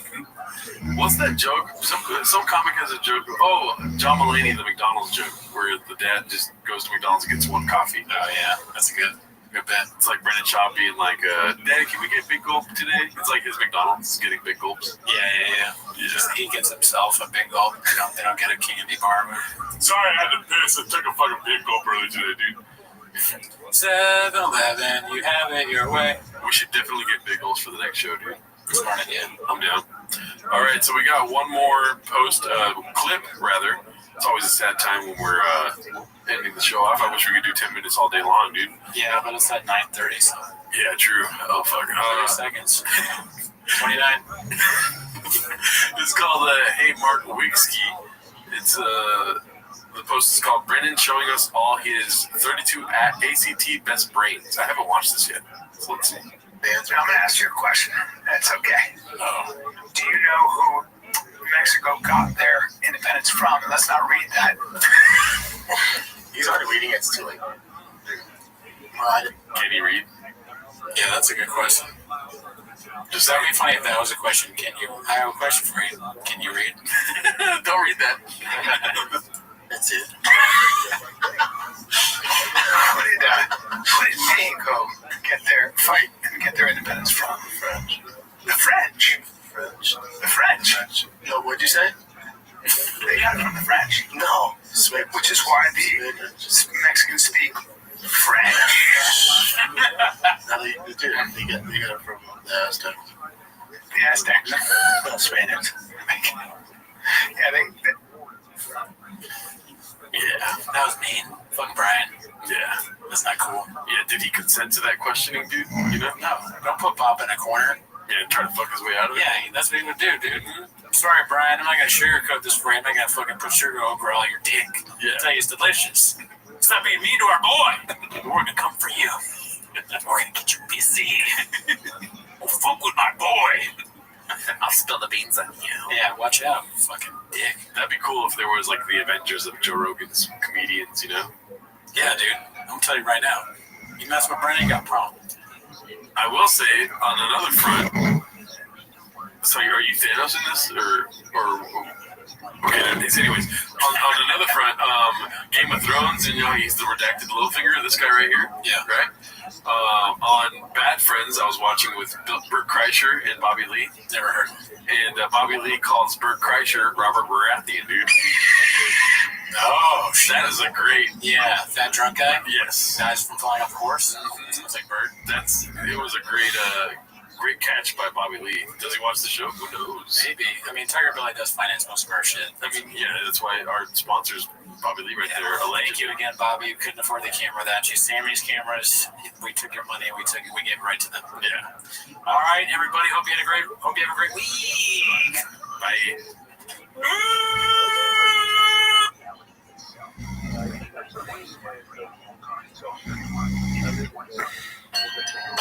Robin Tuck, real quick, boy. I went the wrong number. Such a lucky boy. It's time for my favorite time of the week. When you get here, Papa tries sweet. Release surprises today. Better watch 10 minutes of show. Welcome back to 10 Minutes Tim's Shop. Thanks for tuning in. As always, join the Patreon. Never heard of it, right? Join it because tonight we're doing our first ever live stream of the Patreon. It's going to be of the political debates. A little bit of Trump, a little bit of Harris. Never heard of them. Mm-hmm. Little Kamala. Or is that like our Alamac backwards? Yes, it's Kamala. Yeah. Wait, what do you... You're saying, yeah, that sounds like Guadalajara. Blue Dobbs, ever heard of him? Yeah, and if politics isn't your thing, then we have special reviews there. You know what I'm saying, Daddy? We're out here making sure these streets are funny, bro. Yeah, we got those 7 times a week. Yes. Many good ones in the stockpile. Also, the Reddit is booming. You know what I mean? Join us on live streams Wednesday night at 8 p.m. Pacific Standard Time. You know, because we live in Seattle, and then Reddit, Discord, all that fun stuff, Daddy. Join the chain club. Come on, be part of it. Anyways, but that's not where they're going. They're here to watch Tim at the shop. So start the timer. Play the chain clip. Okay, we got plenty of chips to play, dude. So this first one is not a clip, but it's more of a sad post. We've got another one of the Roganites crying on earwaves, dude. Oh man. Posted by Bappo12345. It's called "I'm so tired of this dude." Maybe more than Brendan. Look at that, dude. That's just nobody wants to see that, right? Yeah, that's a real bad face. That's a problem. It looks like something you'd see in a medical office. It's like the symptoms of some kind of disease. Or it's like you see it up on the wall. You say, oh, or like when you're like searching. When you look, or maybe you don't see it in a doctor's office. It's when you're looking up symptoms of like, what is this bump? Or red bump on face, but it's his entire face. Yeah, hippopotamus. It looks like he just walked out and they told him he's positive for monkeypox. If I saw somebody like this and I was like, "You been drinking?" and they said no, I'd look at them with skeptical hippopotamus. He dropped his daughter off and he'd been drinking. Yeah, I don't know. A little salt and pepper beard to go with the crying, dude.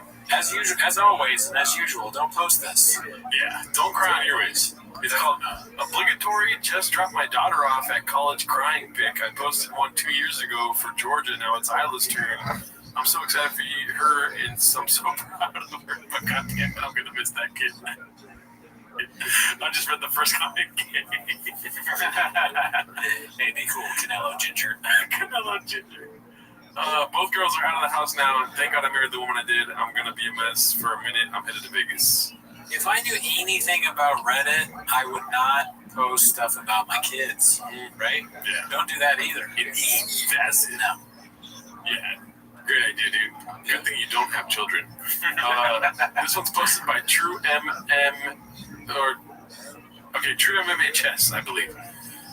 Never forget that this guy is genuinely a piece of shit who views poor people as lesser humans to himself. He is an untalented, unremarkable garbage. Okay, that deserves all his failures and humiliation. What do you think about that? Just that title alone. Well, I remember this clip well. This is the one where he talks about homeless people. I think it sums it up pretty good. Yeah. It's a little harsh, but Bappa made you feel this way. Yeah. Is that your takeaway, dude? Mm-hmm. I got actual. This is a new joke I learned. I actually have inside information from TFK. Okay, and you're absolutely right. Shout out to it is what it is. Michael Irving. That's such a good joke. You're absolutely right. That's good. Well, let's see here. Oh gosh, it's so hot in here. It is very hot. Why isn't it playing? Got to get a fan. For the people that are negative or are on forums and are create troll accounts. Yes. I view those people the same I view a homeless guy. What about people with big red chairs? Do you view them as brothers? Right. I'm sure I'm homeless. I can afford 2 red chairs. How many homeless people you can see about this many stickers, Jen? How many homeless people can get art? What's the word when you do commission? How many homeless people can get art commission? And this is not me hating on homeless people. This is not me hating on homeless people. How many homeless people have bobbleheads, dude? That agree with everything you say. Yeah, look, I mean, you can't see these cameras, but they're pretty good cameras, okay? Yeah, dude. So, cool story, bro. Watch yourself, Shop, Scoob. Oh, fuck, it's not playing again. One second. Critiquing my art or critiquing my art. Yes. they do not matter. It does not matter. He's like a seething cope or whatever. This is seething cope. The guy with the face in front of it. I mean, that's what he is. This is the evolution of the C-Clap too. At first he started like, praying for Jesus and stuff, and then it slowly turns into this. Not unlike Mr. Doom. Like, I'm sure Mr. Doom was at one point a good guy. Yeah. He fucking got the green thing. He put on the mask. Yeah, until he met Superman. His heart went like this. Who would go out of their way to create that account or to live in their mom's basement or whatever job they're working, could not even fathom the amount of work it takes to pull off something, whether it's a set or a good podcast or a business or merchandise or, it does not matter, and I hope my son and I hope other people, they start to discredit those people even more.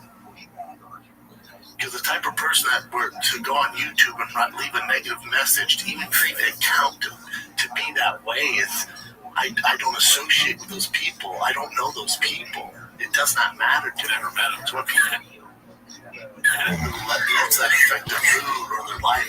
It's mind-boggling. We've talked about this before, right? The zebra head. What is that about? Oh, yeah, no idea. It must be someone else's podcast, right? And they get zebra decorations. Dude, somebody's drinking an oil can behind it. It looks like RoboCop's drinking an oil can. There's a taco. Where do you... Oh, man, I missed that. I don't think we've ever fucking seen comment on that before. That is very strange. Drive fast. I'll get it, Daddy. The superhero is drinking... Oh, it is RoboCop drinking... Because I guess he's a robot. I think he runs on gas. He runs... Because, he runs on gas just like all things good. Yeah. Drive fast on gas. RoboCop, obviously. Yeah. I'm both. He's not doing electric cars. The zebra has an Oscar, which is something I hadn't noticed until now. Yeah. Did you notice that before? That zebra's looking homeless as fuck, though. He's not happy at all with what I'm about to say. It's pretty corny. Yeah, the zebra's rolling a skeptical hippo. It's corny to have one of those fake small Oscars in it. A little bit. I don't should get one. Yeah, we'll probably have one. What I noticed about what Bappa was saying is that he is talking about being proud of merch. And I'm not sure if I would ever be proud of merch. I'd be happy if people bought and they liked it. Maybe it was really funny. But some, doing the thing where I say one thing and say the other thing. But how could you be proud of something like this? This is poor quality. Yeah, it was very sweaty after I took it off. It's been washed shit. Yeah. But, it's just not very good quality. They sell it for like half off of half off, if you buy things. We bought the golden jackets. Yeah. Somebody commented, you idiots aren't even wearing the golden jackets. Oh, dude, it's so hot in California, or say Seattle. It's 100 degrees where we are. I have the AC blasting. It's 10 p.m. at night, 100 degrees. Dude. Yeah, dude, give us a fucking break. I told you, too, as soon as we bought the jackets, I was like, this is the worst time to buy the jackets. It's the middle of summer. Yeah, I guess, but they're the best jackets we've ever had. And then you were like, should we do it? I'm like, yeah, dude. Yeah, I got some more information in it. You're absolutely right. Crazy. Kid, it'd be the same as if a cat created a profile. That's a good example. Who cares? That shit made me laugh so hard earlier, dude. Even a homeless guy. That's very funny. A homeless guy was just creating a profile talking shit. It doesn't matter. Because they're all the same. So yeah, I don't know. Anyways, I like how these old chins get reheated and are like the most liked things on that week, Yeah, the classics, everybody likes the classics. But let's go to something that's happening currently. This is posted by Active Paprika 51. The shop shutdown is coming soon. This is not me for the comments. Brendan Schaub is just as informed about what jiu-jitsu needs as he is about driving trucks. Let me guess, you have a purple belt and got it all figured out. Bring your fat ass down to LA so I can, quote, inform you. Let me know how it goes for you, big guy. I don't understand the logic there. If he comes down and he sees you, why would he have to let you know how that goes? Yeah. Wouldn't you know? Yeah. You beat him up, right? You beat up this guy who did an internet comment that's not even really that mean. Yeah. And then he responds with, no need really. I already saw your match with Cyborg and your post-match analysis trying to defend your wasting of everybody's time, big guy. It sounds like he has down his big goal. Yeah, that's a man. Big guys. That's a man who had to rush out of the house, didn't have time to stop and get a large Dr. Pepper. This one's posted by the Dirk Fiddler. It's called Brendan's the Dirk Fiddler.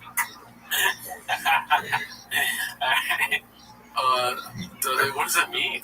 I don't know what the Dirk Fiddler. It just says the way you said it. You're like all serious. Like this next one was like the Dirk Fiddler. Like there's no comedy in your voice. This one's posted by the Dirk Fiddler. It's called Brendan's response when I said he is on Ozempic made me laugh. He also made it so I couldn't tag him immediately after saying that. LOL, what a soy boy. He also says, couldn't get your shit together. I mean, I'm not the one using peptides to get my shit together. LMAO. Goddamn. Let's see here. So, looking lean, brother. What's the new diet program? Lots of running, keeping up with the kiddos, good protein, and peptides from HRT something. And just end this fucking weird plug for some random company. Transcend HRT. You mean Ozempic? And Brendan laughs. I think this is the next slide. He laughs and says, Ozempic makes you jacked? News to me, but a ton of soy boys see a dude in shape and chalk it up as Ozempic because you can't get your shit together. LOL, I get it. I get it. That's so funny. He wrote all that and he was like, got it. Yeah. Post. And then this guy responded, I wouldn't call you jacked by any means. Skinny and Ozempic looking for sure, though. Isn't it funny how there's random people getting mad skinny right now and they're upset when people suggest it's Ozempic? Yeah, I mean, well, if I got like super jacked, you know, or like in really good shape, and someone was like, Ozempic, I'd be hurt too. Really? Because people say that I'm on Ozempic when I lost weight. It's like, it's just not true.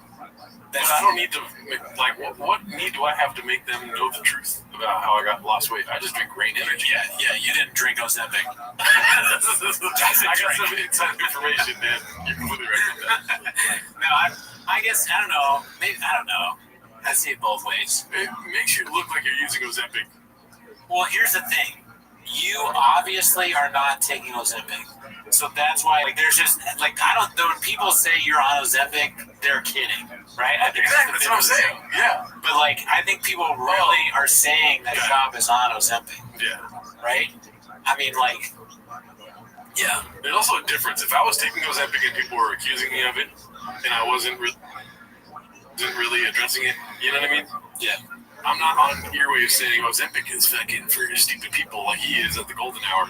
Oh, yeah. Did you say that? Yeah, there's a time right before you got skinny where you started shit about people on Ozempic. I don't understand why anyone would care that someone's on Ozempic to begin with, but I do think it's ridiculous to go on it and then be like, what?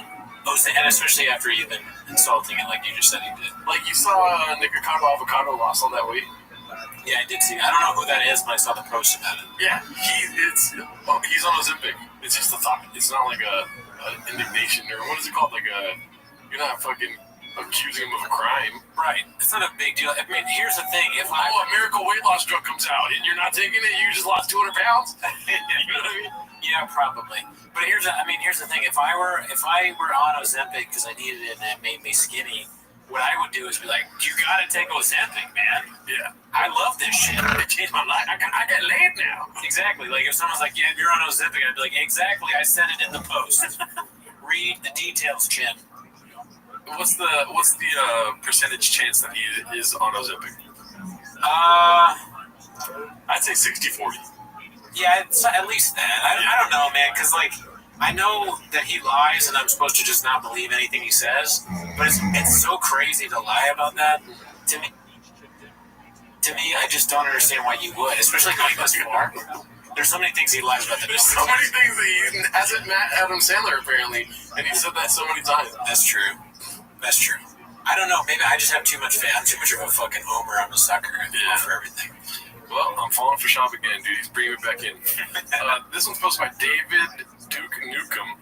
It's called Big Brown Destroys a Giveaway Casual in the comments section that he never read. I like that he's responding more. This is good. Yeah, define good. Let's see here. I mean, for us. Good for us, you're right. There we go.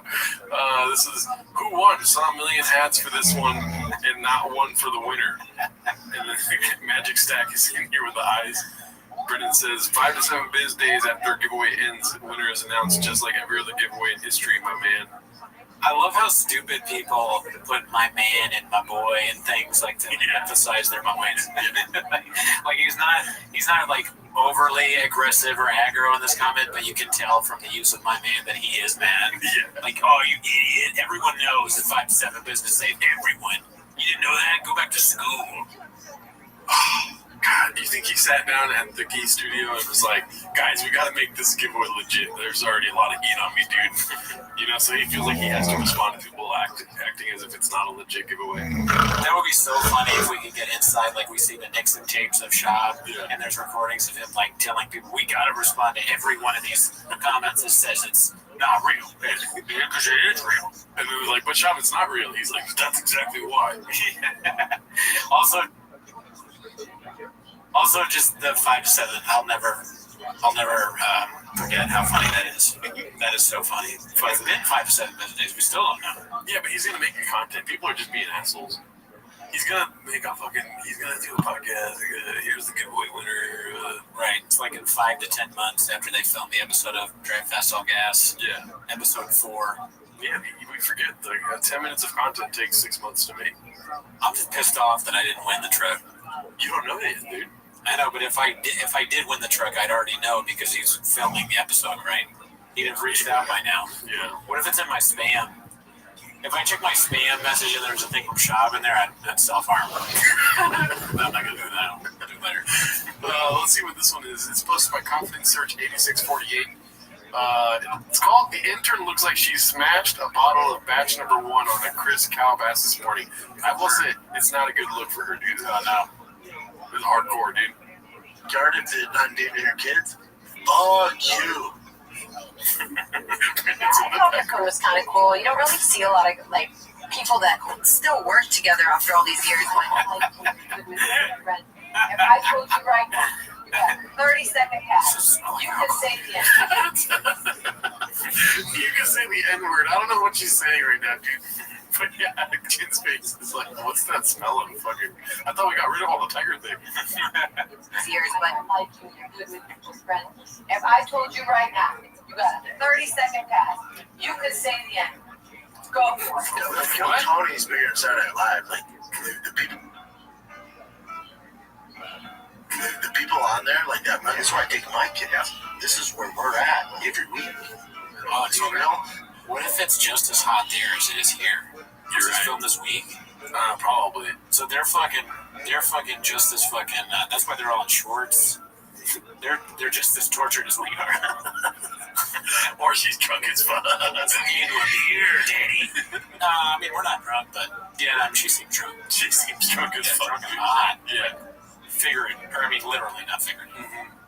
If the Hells Angels are going to do this, they're not going to announce it. They just show up. So this begins circulated. I don't know if it's real because Hells Angels are like, those boys are killing it. Do you have seen Alan? Really? He looks like a great Hells Angel. Now, I don't know what his hour's like, but for one not Kill Tony, he's all leaning forward. He's so fucking funny, dude. That's great. Oh, you've never. It's very different when he's doing his actual stand-up versus when he does the roast stuff. His stand-up is really awesome. And also that Cam Patterson guy sucked. I think she just smelled her fingers. Dude, his stand-up is really, really awesome. And also that Cam Patterson guy sucked. I saw him yesterday with Nick. Oh, he's so funny. So Nick got me tickets. It was him, his girlfriend, and Kev from Golden Arm. Subscribers. Additional NFL Plus Premium terms at NFL.com/terms. Did DraftKings pay for that? I know I always ask that, but like, what the fuck? Oh yeah, that's a whole nother chin for later on. It's a weird ad read, but what would you do if I came fucking smashed to the podcast? Oh, I'd be so worried because you're sober. Still worried you got the wrong stereotype. You don't have to be so. The quality would go down so bad because I don't know how to do anything. You'd be drunk. I mean, you drunk is probably better than me sober. Instead of the intro with Brendan Chop's face sliding in, it's time for my face. It's just me shotgunning beer. That song is playing, but it's your meltdown. Welcome back to the podcast. I don't know what the fuck that bald asshole is. Just telling me bullshit. I'm like, listen. Hey guys, go see on the live chat. There's no live chat going on. Can you say fuck me girls in the chat, please? Let's see here. Okay, so we watched this on the live stream. We stream every Wednesday, if you're wondering. It's called "These Civilian Looters Will Light You Up." Posted by Jabronified. You know, we already saw this. Yeah, looks like it's been looted, and I guess these just come in and take whatever's expensive and just fucking walk out with it. This is crazy. Hey guys, I'm here in Reddit where a couple days ago, legendary comedian Rick Crusher, you know the guy who does that one joke where he takes his shirt off. Oh, and that guy, what do we think of next? What do we think of next? Man.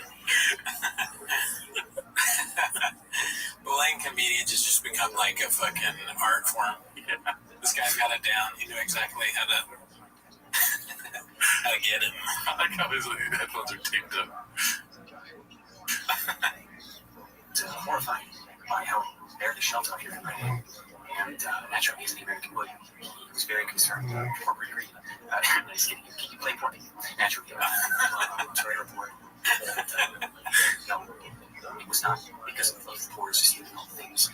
It's because Reddit is closing stores. They're in the process of filing the bankruptcy. And of course, they're stealing inventory. And it does take genius to figure this out, but we're pressure.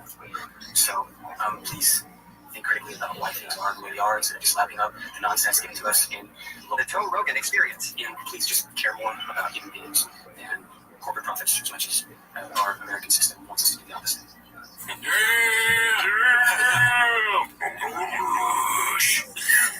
Bert Kreischer didn't read a book in his life. Bert Kreischer doesn't read the news. Yeah, right? He's going away, sadly. And I know it's Bert Kreischer's career, apparently. Oh, yeah? Yeah, he just filed Chapter 11 bankruptcy on his career. Oh, I didn't hear that. Yeah, I have inside information, dude. Oh, okay. And I'm 100% right. Yeah, it was a joke, Cooney. I know, it went over my head, dude. I was doing another joke, but I pretended to be Joe Rogan. Keep with me. Don't lose me. We're deep in the Papa first, dude. Yeah, we don't know what's real and what's not. Yeah. Anything else about Rite Aid closing down, dude? I mean, the full clip where he says that he used to hang out there all the time, like all day long. I just think that's so strange. No, that's bullshit. There's no way. What do you do at Rite Aid? Okay, so you're walking around. You're looking for a drink or something like that, or maybe some snacks to bring home. You go to Thrifty's and get some ice cream. That's at the most 30 minutes. Yeah, you gotta go to get your prescription. They're waiting in line. That's longer. You know what I'm saying? You get your prescription. You take some fucking Addies. And then next thing you know, there's some baddies that walk in. They're just chilling at the Rite Aid too. And then you gotta get deodorant. That's my number one place to go to get deodorant is Rite Aid. Okay. You know what I mean? And then you go to Thrifty, like you said, get a bottle of water, a bottle of some motherfucking tequila, dude. Right? And then next thing you know, you're there for 6 hours. But that's all gone away now, dude. That is an interesting. I like the way you map that out. But can you imagine seriously? You have somebody go to Rite Aid with you and you go, let's make a day of it? No. What are you doing in Rite Aid for that long? That's the last day, dude. Rite Aid day.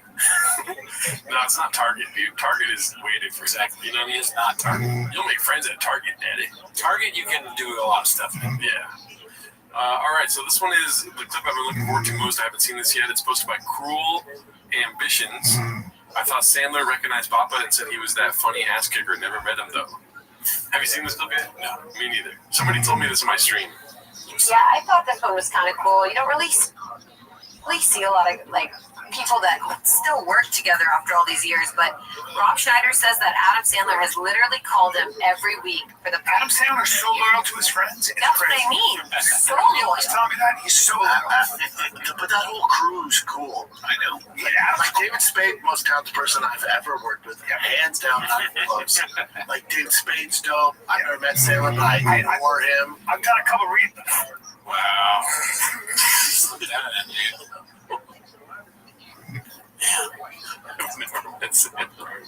Chub's like, I've forgotten more than you remember. That's crazy. My memory remembers. Reading Rob Schneider's cool. Sandler, he's great. But Rob, I know really well. Rob, I talk to periodically. Rob. Damn, he cut Sandler out, dude. Sandler's out. Mm-hmm. Sandler was a thick boy's intern. Had to let him go. But he's he's all right. He has to go through some shit. It's almost like he never knew him, just like Bobby Lee. Yeah. Schaub just cuts people out. It's gonna fuck up. It is. This one is something I've been asking for a while. It's posted by P.F. Chang's official. Actual Thickie in the wild. Didn't see the beast of an automobile this thick boy drove, but next time I see him in the grocery store, I sure hope he pulls up in the red truck. Dude, I'm not at all for like harassing or bothering strangers. However, if you see somebody with this on, I feel like you should at least go, hey man, do you fan of the shop or what's the bit? Just to find out. And then if he says yeah, you say, can I, know it's totally fine to answer, but can I film you like saying that you're a big shop fan? And then you put that stuff on fucking Change.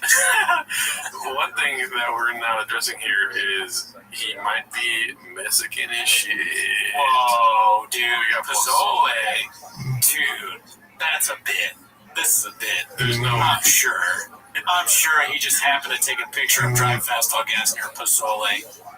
I'm not saying it right? Pozole. But, he sniffs that from left field like Theo Von Coke, dude. Yeah, this is a cat. No, this has got to be real, dude. Everyday low prices. That's a shop thing right there, dude. Everyday low prices, then Tiger Thick should be on it. Yeah, I'm surprised.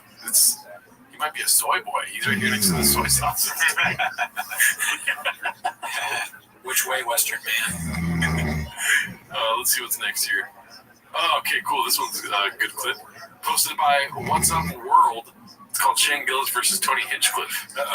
Master roaster Shane Gillis. Had a vodka cranberry in 20 years. Ric Flair made me up like 8.5 earlier. Yeah, no. It's Ric Flair's drink of choice. By the way, you're drinking the gayest beer of all time, Shane. Shut the fuck up. You're gay. You're really gay. You're actually a gay guy.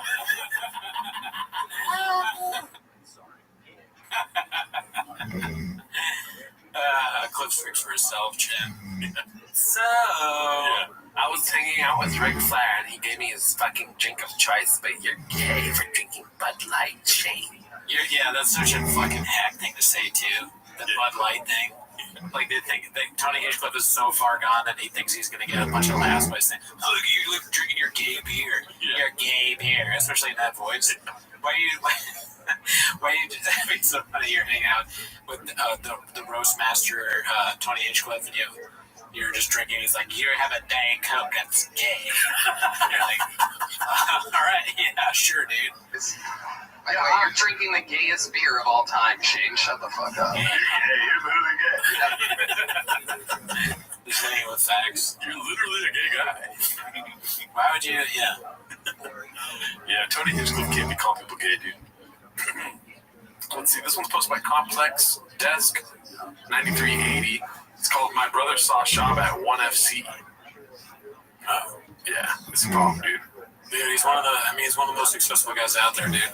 I mean, just look at the lighting, Daddy. Lighting's bad, but he's got a great hat on. Lighting is great. What are you talking about? This is a model. To me, he looks like if Joe Camel were the world's most interesting man. You know?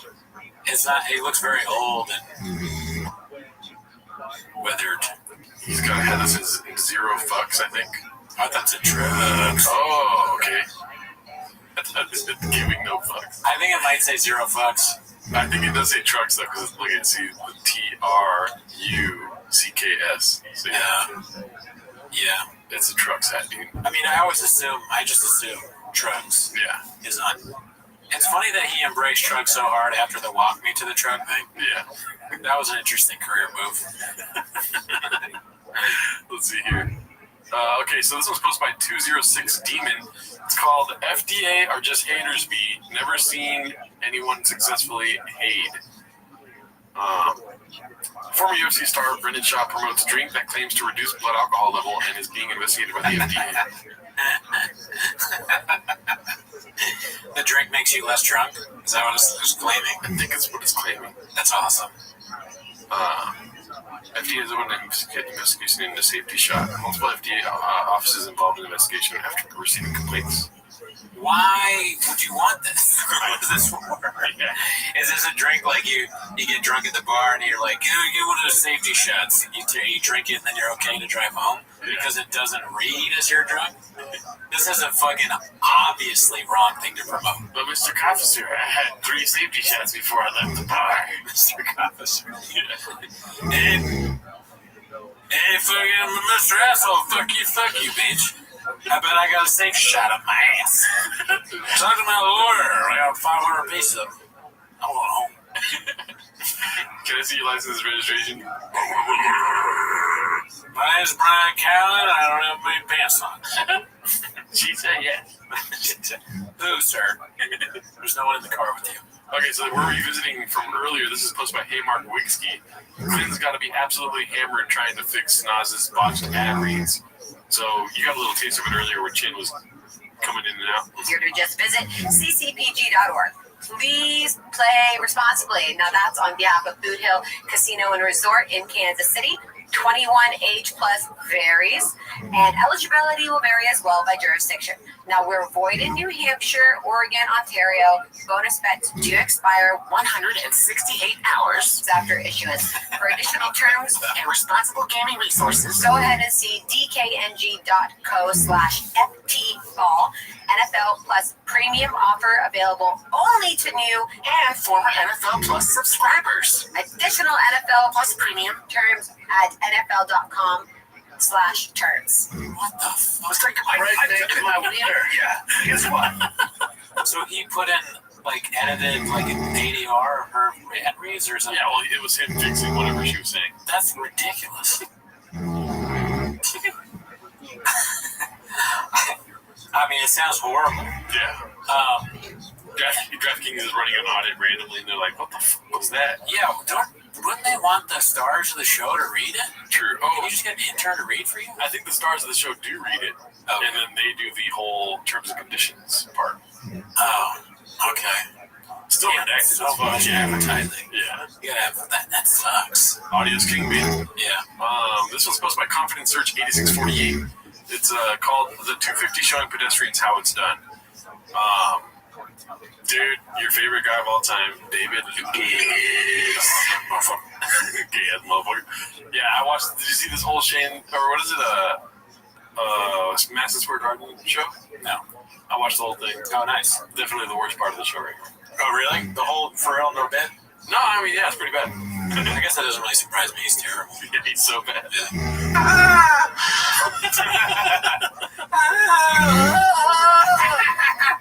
After, like, the worst joke ever.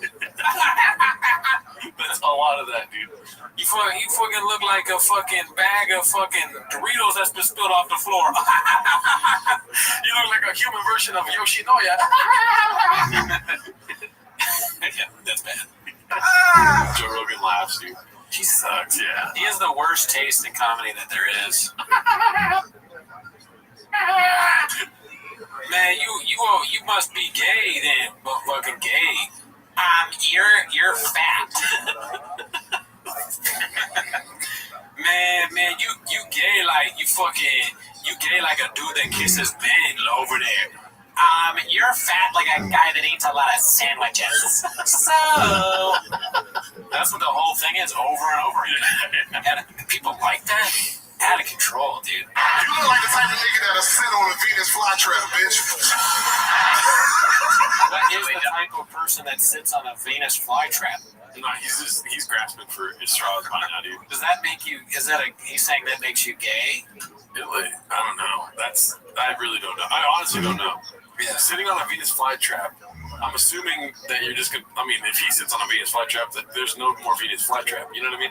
You looking like a motherfucker that be putting his asshole on quicksand.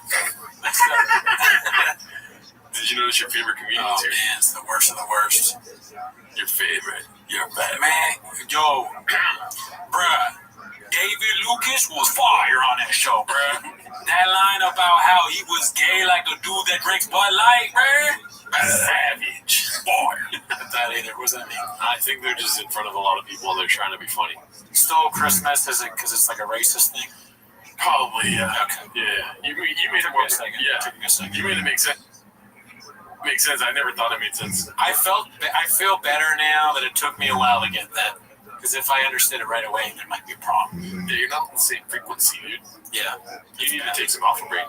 Maybe these guys are just hammered drunk and we're being too hard. Like, if we're hammered drunk, we might think that Rhinoceros ass booty was funny. You look like you sit on a Venus flytrap, motherfucker. The sober mind that just doesn't kick. Not a good look for Shane, dude.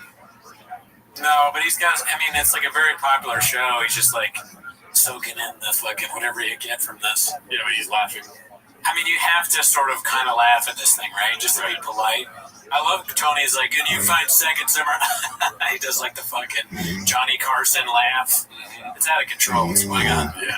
Greatness. Man, Greatness. Fuck. That made me angry, kind of. Are you going to quit comedy? No. Oh, man. That made me quit comedy. It's just going to make me podcast that much harder. Looking like a motherfucker. Looking like a... Yeah. That's all they say. Yeah. And it's never anything that clever. No. There are some things that are funny. I can't think of any off the top of my head, but I've definitely heard some very funny look like, Yeah. Like what? What do I look like, dude? looking like a fucking Gerald ass fucking. See, I'm not good. I can't do it. Yeah, you're looking like a red hat wearing green shirt. Shirt having beach. Oh, I see you're doing David Lucas. I see. Looking like a motherfucking guy that be sitting up in a red chair, Gabe. You look like you got shorts on, Gabe. Anything that we do, yeah, it's like that we're gay. That's the punch. Oh, headphones in your ass, gay. Yeah, you look like the kind of guy that brings Diet Cokes home from work every day. You know what that is. I think I hit side of a mention you do. Bro, it's so funny to say people look gay, though.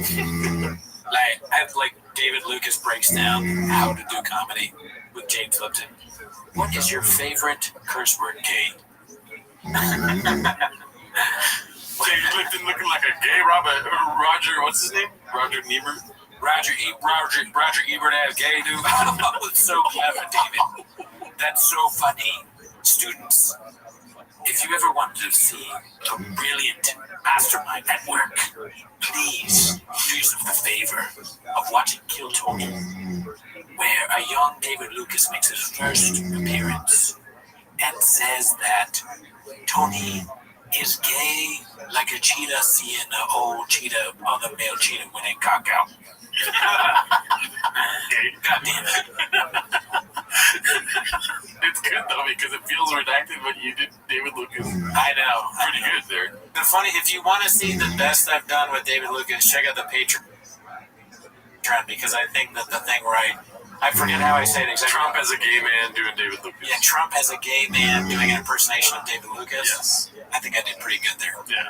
Solid shit. Let's see here. This one's called Batty Sent Me This Deal Breaker Beat, posted by Environment OK 6384. Matched with the baddies on Hinge. Matched with the baddie on Hinge. Moved over to text and sent me a pic of her apartment. I can't swim in these deep waters. Yeah, that's a no go. Yeah, I can't take that ride. It looks like a nice place, but then there's that. Yeah. I like the candles. Candles are nice.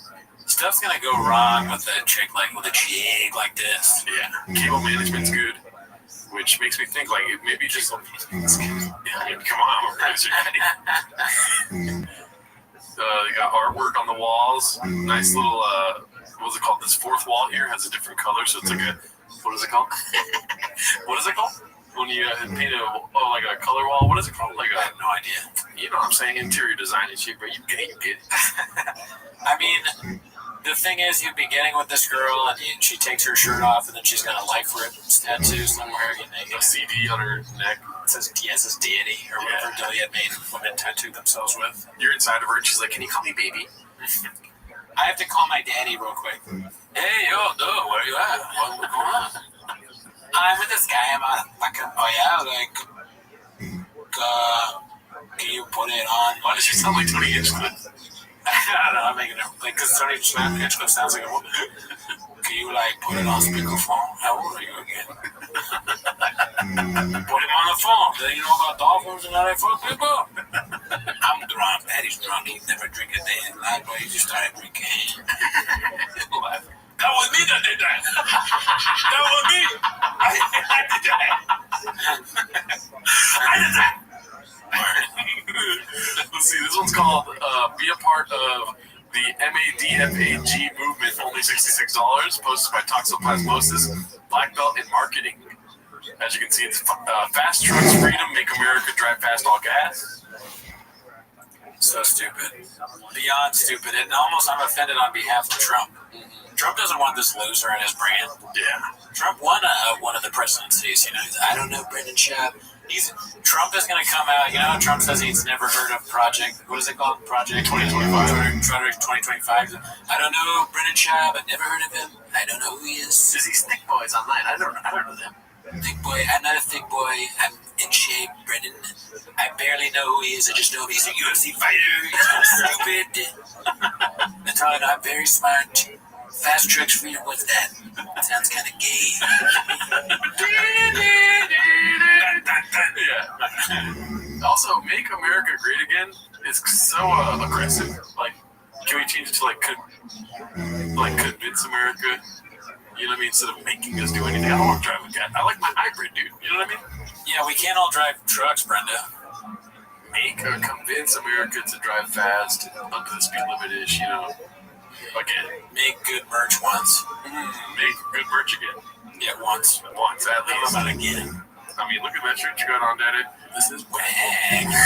Fast Trucks and Freedom Bundle, white and blue, $66. That's so expensive for a shirt. Yeah, no way. I bought merch this last weekend for Buddy Guy. Went to a concert, Buddy Guy, great guy, never met him. And it was $40. I'm like, dude, what the fuck? Come on, you know? He's that money, dude. And then he called me gay. Oh, I got his grandchildren. Another Ozempic claim here. Posted by Ryan. I can give a fuck about his grandchildren. His grandchildren should learn to play guitar if they want money, dude. It's called Papa, I don't take Ozempic, I take peptides from Transcend. Posted by Ryan Pilskin. Semaglutide is Ozempic. Fluids and Fluids B.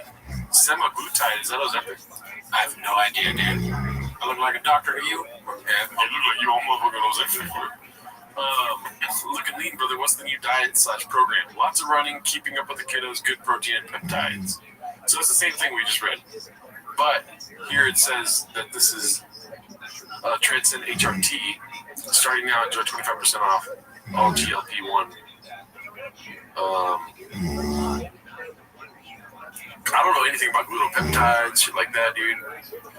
I don't know what any of that stuff is, but I know that Brendan Schaub, if he's taking it, I don't want to take it because he's so stupid. I'm worried that it affects your mind. Yeah.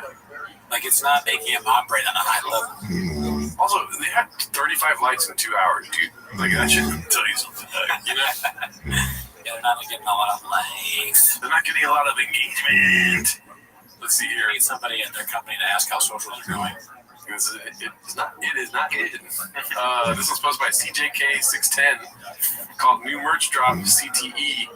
Los Angeles Motor Company Drive Fast All Gas Ozempic Semaglutide injections. So I think the accusation from the last one was that he's taking something Ozempic related. Oh, okay. Yeah, that's what I figured. It's funny when something goes on in chains, they kind of flood the market like politicians do.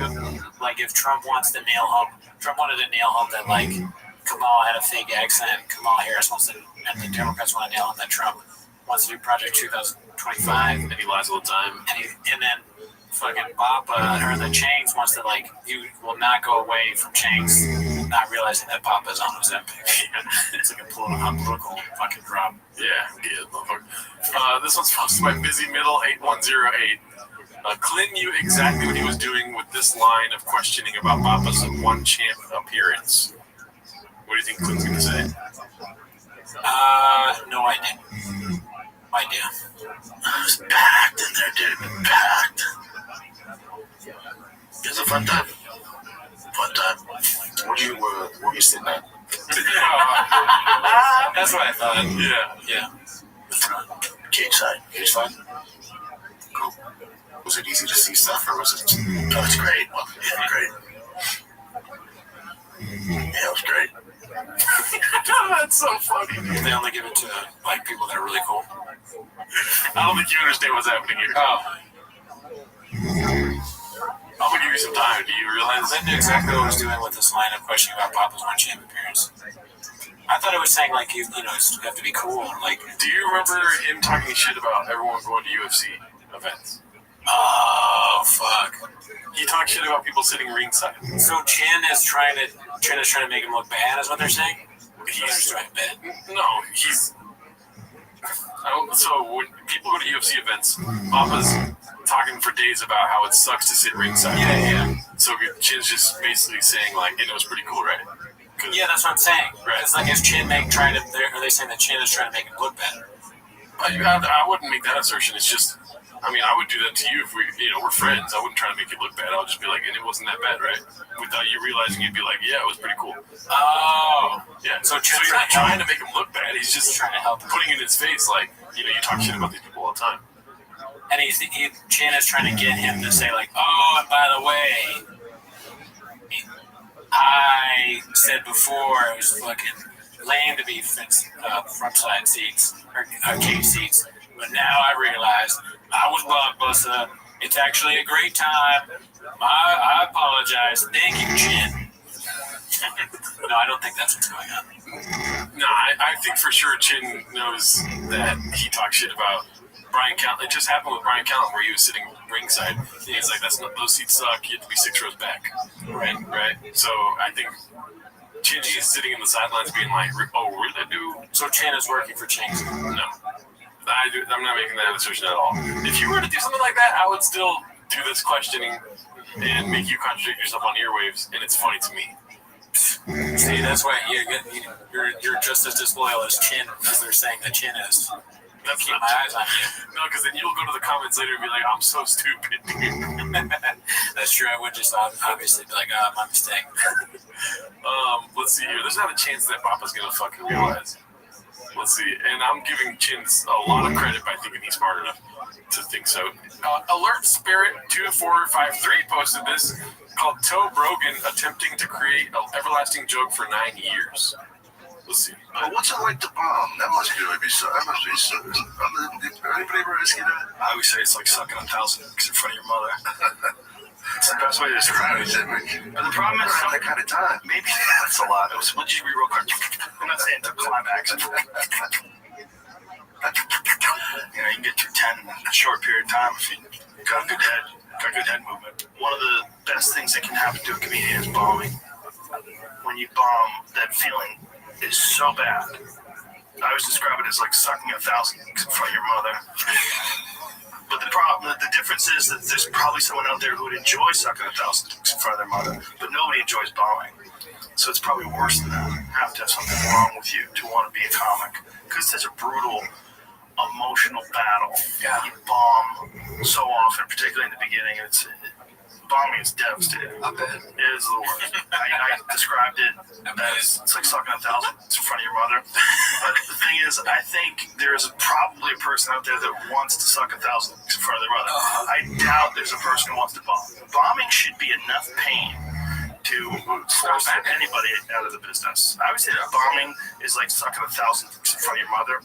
But I think that's not true, because there's got to be a guy out there who would like to suck 1,000 in front of his mom. There's got to be a guy out there like, see this, Mom? 999. This one's for you. You raised you wrong. But no one wants a bomb. I always say that bombing is like sucking 1,000 in front of your mother. The problem is there's a guy out there that would like sucking 1,000 in front of his mom. It's like, this is what I do, Mom. You love me. Number 99, Mommy. Baby, just sucking them down. This is like bombing in comedy. Like a depression? Bombing is the sound. I always say it's like sucking. It's so funny that he's like, thank God I could do my bombing bit. You're setting him up for this. Is kind of like the what has been unburdened by what has been, or whatever. Yeah. What is the thing that Kamala keeps saying? This reminds me of that. But at least with her, there's nobody until now telling her that it's lame. Where people have just been humoring him the whole time, just laughing at this. And maybe we've just been too nice to Rogan. Everyone is too nice to him. Somebody should have been like, nah, that's not funny. Or like made fun of him. Like, what are you talking about? Sucking 1,000 dicks. Is that your takeaway, dude? Yes. I'd say let him cook, dude. Right. Yeah, I think he's onto something here. Okay. But the thing is, I love bombing. Do you like bombing or not? No. I'm just kidding. I like bombing sometimes. Not all the time, obviously. It'd be hard for me to bomb every time. You know? Right. No, I mean, bombing sucks. I always say that bombing is like sucking 1,000 down. No, I just like, it's just not funny. I'm sucking 1,000 dicks. Yeah, what no, is this funny is about not funny though. Yeah. Well, that's not even what I'm saying. I'm just saying I enjoy bombing. When it happens, especially when it's random, or you think you have it in the bag, and then you bomb, and afterwards you're like, God damn, I really thought I fucking had that one, dude. Why? When you're continuously saying that you like bombing in this context, it does sound like you're saying that you want to suck 1,000 dicks in front of your mom. Your mom? No, but that's also I give credit to this guy, dude. No, I fuck this guy. He doesn't even know how to do stand-up comedy. I don't think that you do, but it does sound like that. Right. Yeah, because you're a fucking homeless man with a cat's profile picture and doesn't know what you're saying, dude. Right. You shouldn't pay attention to me because I am those things.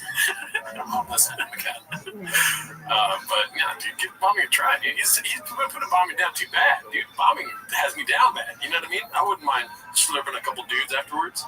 It's certainly not as bad as performing fellatio in front of your mother. No. I don't see that. Bombing's like getting the wrong order at McDonald's. You're like, God, I fucking did it. You know? It's like, I wanted 2 McDoubles. I got 3 large fries. You're like, well, I'll just eat the fries and then go home. It's worse than that because you get fries in that scenario. You just got the wrong order. Yeah, but when you bomb, you got stage time. Stage time is valuable, dude. You know what I mean? Give me the fries. 1,000 in front of your mother. But I think there's someone out there that probably likes sucking 1,000. I gotta do this because of you, Mom. 99. 100. No one likes bombing. No one likes that. It's just utter failure. It's a tricky thing because it seems like you're just talking, but there's a lot going on. It's very complicated. It's hypnosis in a way. You're hypnotizing people. Yeah, you're dragging them into thinking you're funny. Into the way you think about things. I always say bombing on stage is like sucking 1,000 in front of your mother. I think somewhere out there is a guy who wants to suck 1,000 in front of his mom. You know, someone out there, you watching, Mom? Can you watch? Oh my God. The only thing that would make that clip funny is if well, the clip itself is funny, it'll all cut together and you're just saying the same thing over and over again. But if it was in front of more intellectual guests, I don't know who Constant is, but if it was like fucking I think Chuck Palahniuk which is one of them. That's one of them. He's a good guy to do that. Yeah. Right. To see his reaction, yeah. Because it's kind of like his writing. Scientists. Oh, you mean because he does he writes that sexual stuff, like Snuts or whatever, Snuff or something like that, whatever that book was. Yeah, there's a lot of sexual stuff in his books. Mm-hmm. This one is something we watched in the live stream, but this is the clip that's more, what is it called? It gets it all in one. It's posted by Breck Bread, called number 249 of 250 comedians, universally KOT. What is the O for? Kill Tony, I think. It's just KT. Yeah, Hall of Fame roaster versus 17-year-old podcaster think. Some context, this is halfway through a 40-minute pod where Lucas can't handle being trolled. He literally resorts to the tactics of a 5-year-old. This was also the 4th time he tried to control the podcast. Apparently Sam Hyde, who was not affiliated with the podcast, set up Lucas saying they would pay him $10,000. The interviewer, Matan Evan, is like, what are you talking about? I never text you, so up to this point, Lucas has been apparently calling goons to the studio. I highly recommend watching and posting your fave clips because there are so many. This was just something I thought I had a bit of everything in the interview. I'm still finishing it, but had to get the fryers ready. I feel like y'all can spend some more money on the fucking. This is an awesome set. Like, You have a podcast. You have a podcast, right? I got a couple. Yeah, but yours is even less money on the set. You just film in the lake. In the lake. With the fishing? The fishing? Correct. Oh. Sound like him. Oh, yeah, I'm gonna get him, boy. I'm sweating too, nigga. Put a sentence together that makes sense. On you now. Say something. Oh, them shoes hard though. Don't forget to watch ass and make them smell it. The Reeboks. Huh? The Reeboks. Reebok? Well, what is your workout routine? A couple of white bitches a week. I thought you said you like were in a relationship. You almost broke your phone. You standing? Yeah, I feel like a rock star. Tables are about to collapse. I'm gonna back up from this. Earthquake. I'm about to fart in this nigga face.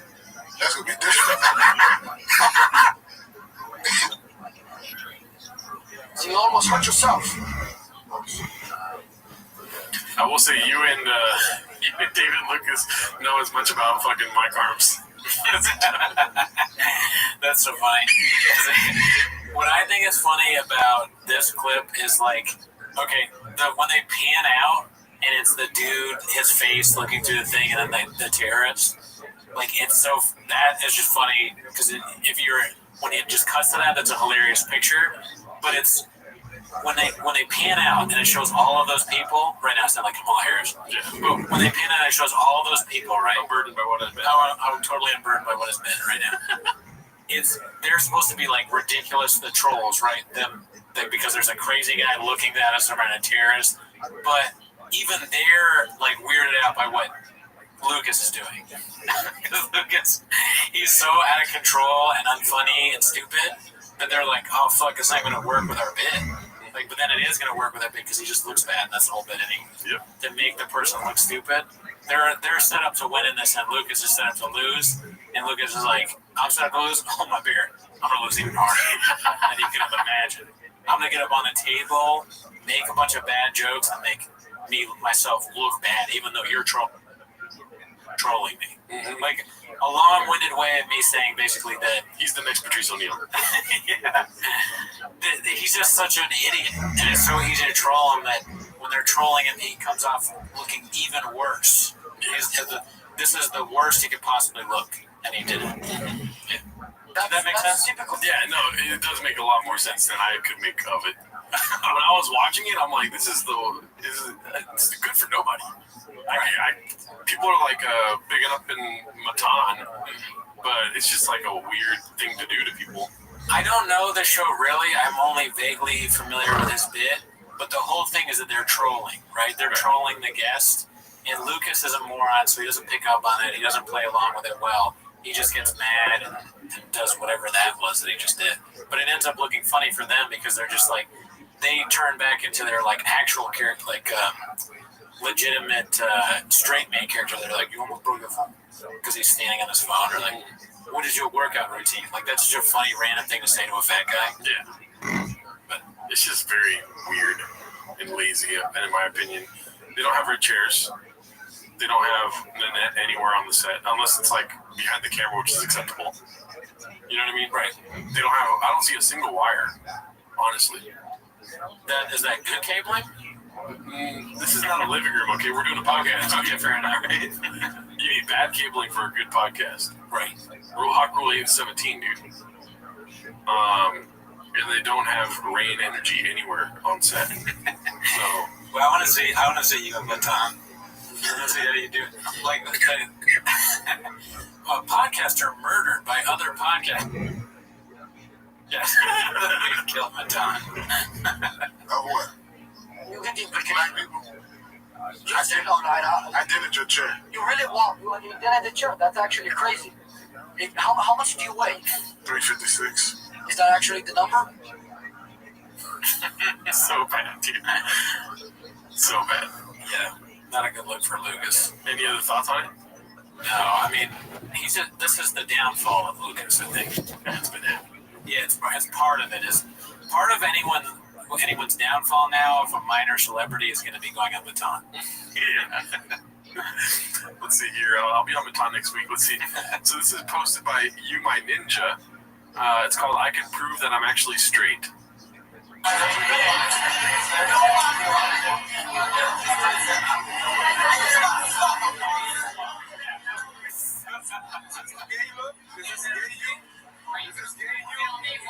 Is that gay you? We didn't follow Tony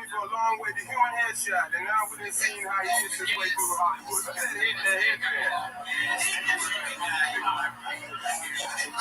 Anything you want to say to the American public?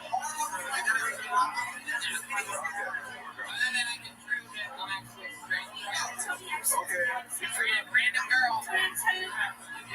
Oh my God. Hey, you got a problem a little bit. She actually does go both ways. Straight, man. Yeah, so any thoughts on that?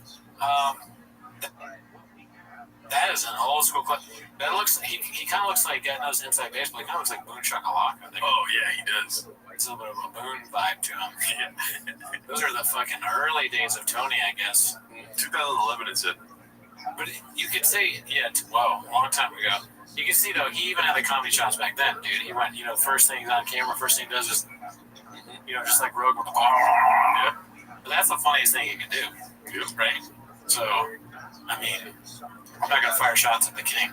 Nah, I'm the best roaster. So, I'm a good maker funner of people. I'm gonna make out my girlfriend to prove I'm not gay. Get over here, Esther. Is it true that you go both ways? And then get over here, just some random girl. I love you, girlfriend. Random and disgusting. He goes right back to blowing that other guy. This one's posted by Mr. Eisenman. It's called BCEO and Luke going back and forth cooking up a tasty dish for Chang's. Yeah. Dude, don't you dare disparage Batman. Reef is where it's at. Shout out Reef. No, how much money I've spent on Batman. Alan Dawson took me to a place in Vegas near Fremont, near where all the homeless area where it's just streets lined up with it, where they have this outdoor place where they have a live comedian. They got some food trucks, and you can buy J's and smoke them right there, and you can get cannabis-infused cocktails right there. I'm going to guess those comedians. They probably have podcasts that are also. Yeah, the Point Network.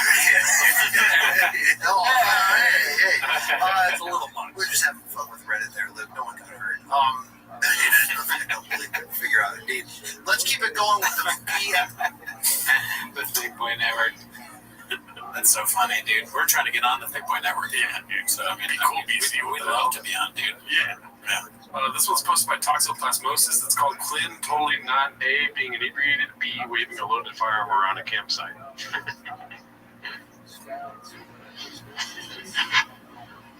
The song might get fucking produced. Oh, yeah. Bite a watermelon, puff a ciggy.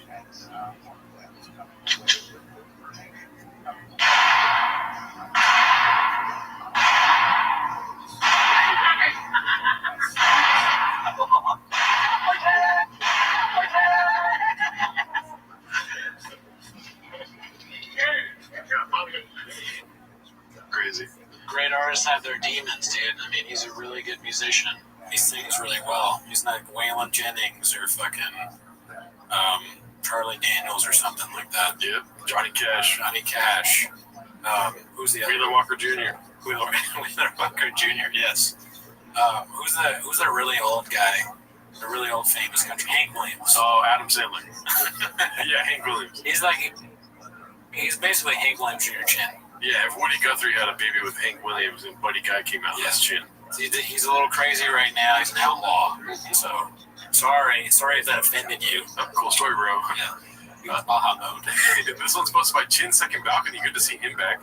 It's called Papa Describes Himself. It's weird to me, like, I post my jerky, some people like, oh, my TRX or my Raptor beat the shit out of yours. I'm like, you dead Henry Ford? Yeah, I'm sorry, I'm confused. Is your dad Henry Ford? I'm sorry, did you build the truck? Yeah. Oh, no. You just paid a mechanic to do it? Yeah. I don't care. This is your bag. Do we have to do it? Your Dodge Demon's not being. Do we have to do it? It's 1,200 horsepower. Yeah, it's tuned. Yeah. And that's the car you've ever been. No. My Dodge Demon will beat it, and I'm actually going to race it. That's adorable. I promise you will. No one knows better. Okay. He makes a living doing it. But he's one of the best. Yeah. And when you have What's he doing?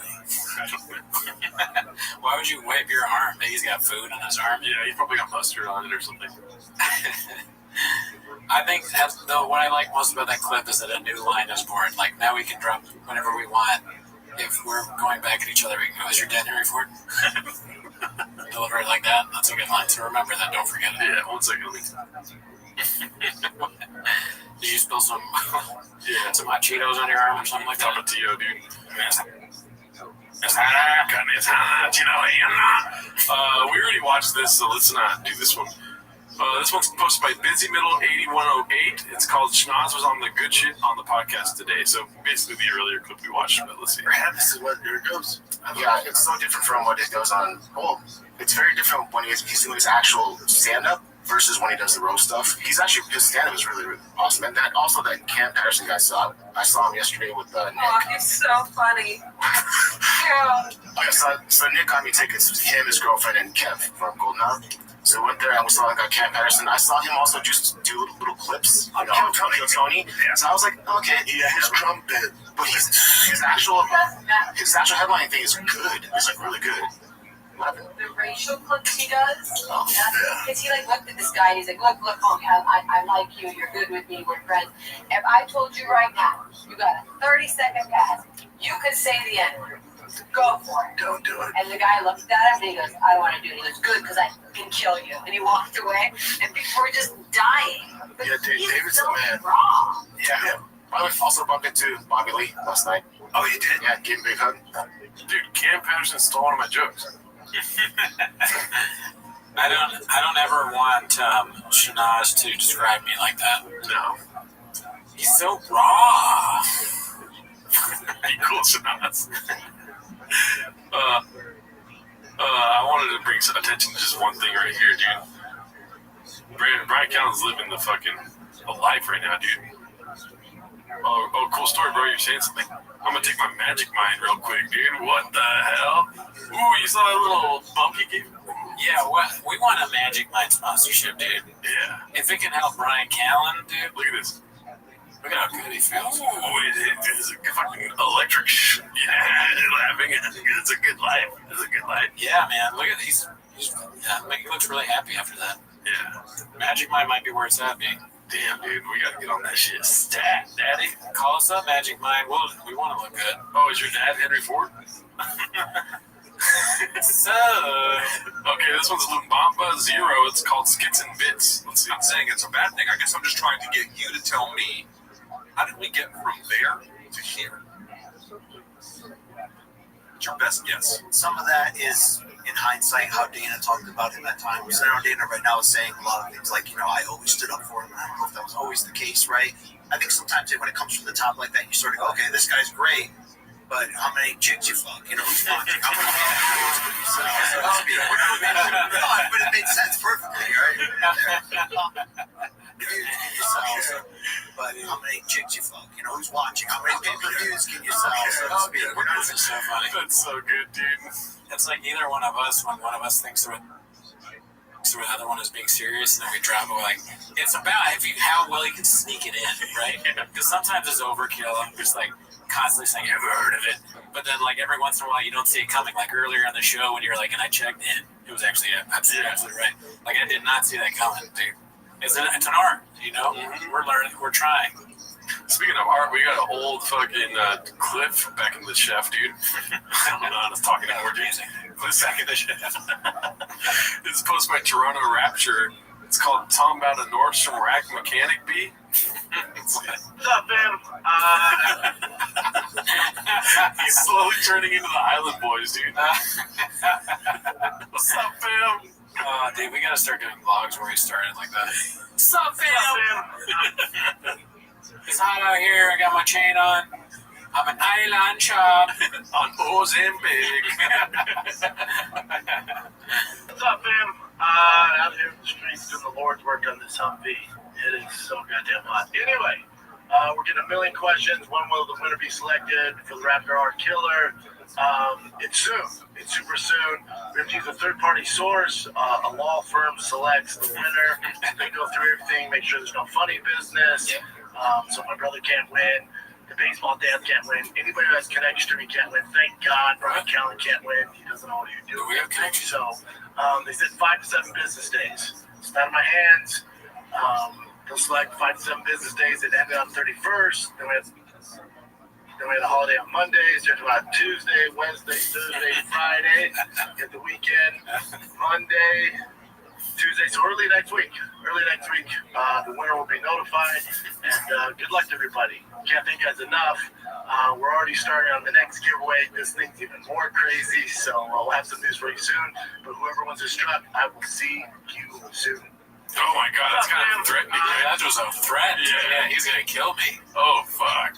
No, so I don't think we're connected to him at all, right? I hope not, because I want to win the truck real bad. But you know what that clip reminded me? It reminded me. I think you probably remember. Do you know what I'm thinking? 30X entries. No. What it reminded me of was the Tito Ortiz thing, where he's like, "We're open every Monday through Thursday, 12 to." It doesn't make any sense because like the times are wrong. And then Bob accounting, he's like, "So that's a Monday, that's a business day." So in Australia time, we'll fucking get to a truck beat. He's like, "Carry the 1. It's only a few days. Yeah. Then you subtract by 5. I'm an island chop. Truck giveaway. I like the island chop, dude. It's a good bet. Let's see here. This was posted by Zach Magnus. It's called Pot Savagely Roasts Kettle. Well, like them, I get like where there's egos involved. They put a lot of time in the cars, trying to figure out, the fastest quarter mile. I get why they get all into it. It's weird to me, like, I post my truck or something. People are like, oh, my TRX or my Raptor beat the shit out of yours. I'm like, oh, this is probably your dad's Henry Ford. His face is funny too. Huh? Yeah, I'm sorry, I'm confused. Is your dad Henry Ford? I'm sorry. Did you build the truck? Yeah. Oh, no. You just paid a mechanic to do it? Yeah. I don't care. This is Henry. You better Google that. This is Chris. This is vintage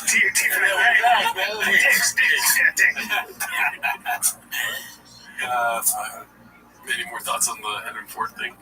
No, I mean, it's a great line, and I'll try to remember it, but just at the very end, throwing in greatest hits is Chris, like Diggs. Yeah. Diggs. This one is posted by Competitive Use 7107. No title needed. Deport Californians make Austin great again. Outside of an HEB, dude. See this? Thank him. Right? Yeah. This next one is another reheat posted by Confident Search 8648. He really was bad at comedy. I would think showing Brendan's vagina on this podcast would demonetize. Don't you think YouTube's going to demonetize that we show the vagina? I don't think so. It's kind of a woke movement. You don't know my pronouns. Yeah. All right. The silence, dude.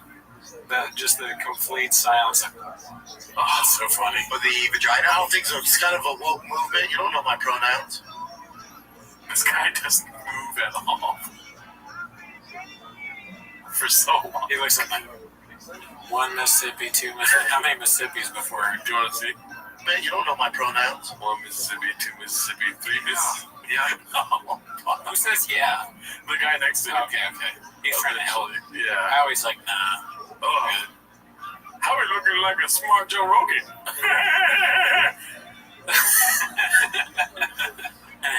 Sometimes silence is the best comeback.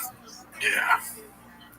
For a comedian, dude, is the only comeback, dude. When somebody's trying to be funny and you're silent, it hurts my feelings, dude. Right? Yeah, like just utter silence and disgust. That's why the live streams are so rough sometimes. Because you do a joke and there's just no silence.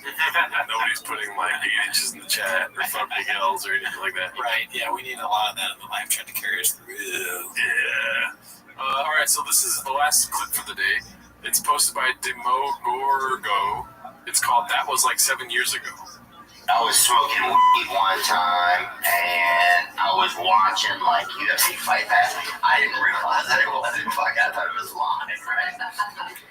So I started tweeting. Good fight, right? Hashtag UFC 160. On the next day, I pick it up, and I'm like, I was texting British, I'm like, dude, that fight was fucking crazy, right?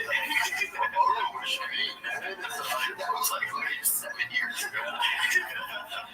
I look on Twitter and somebody replied, oh man, I've been high, I call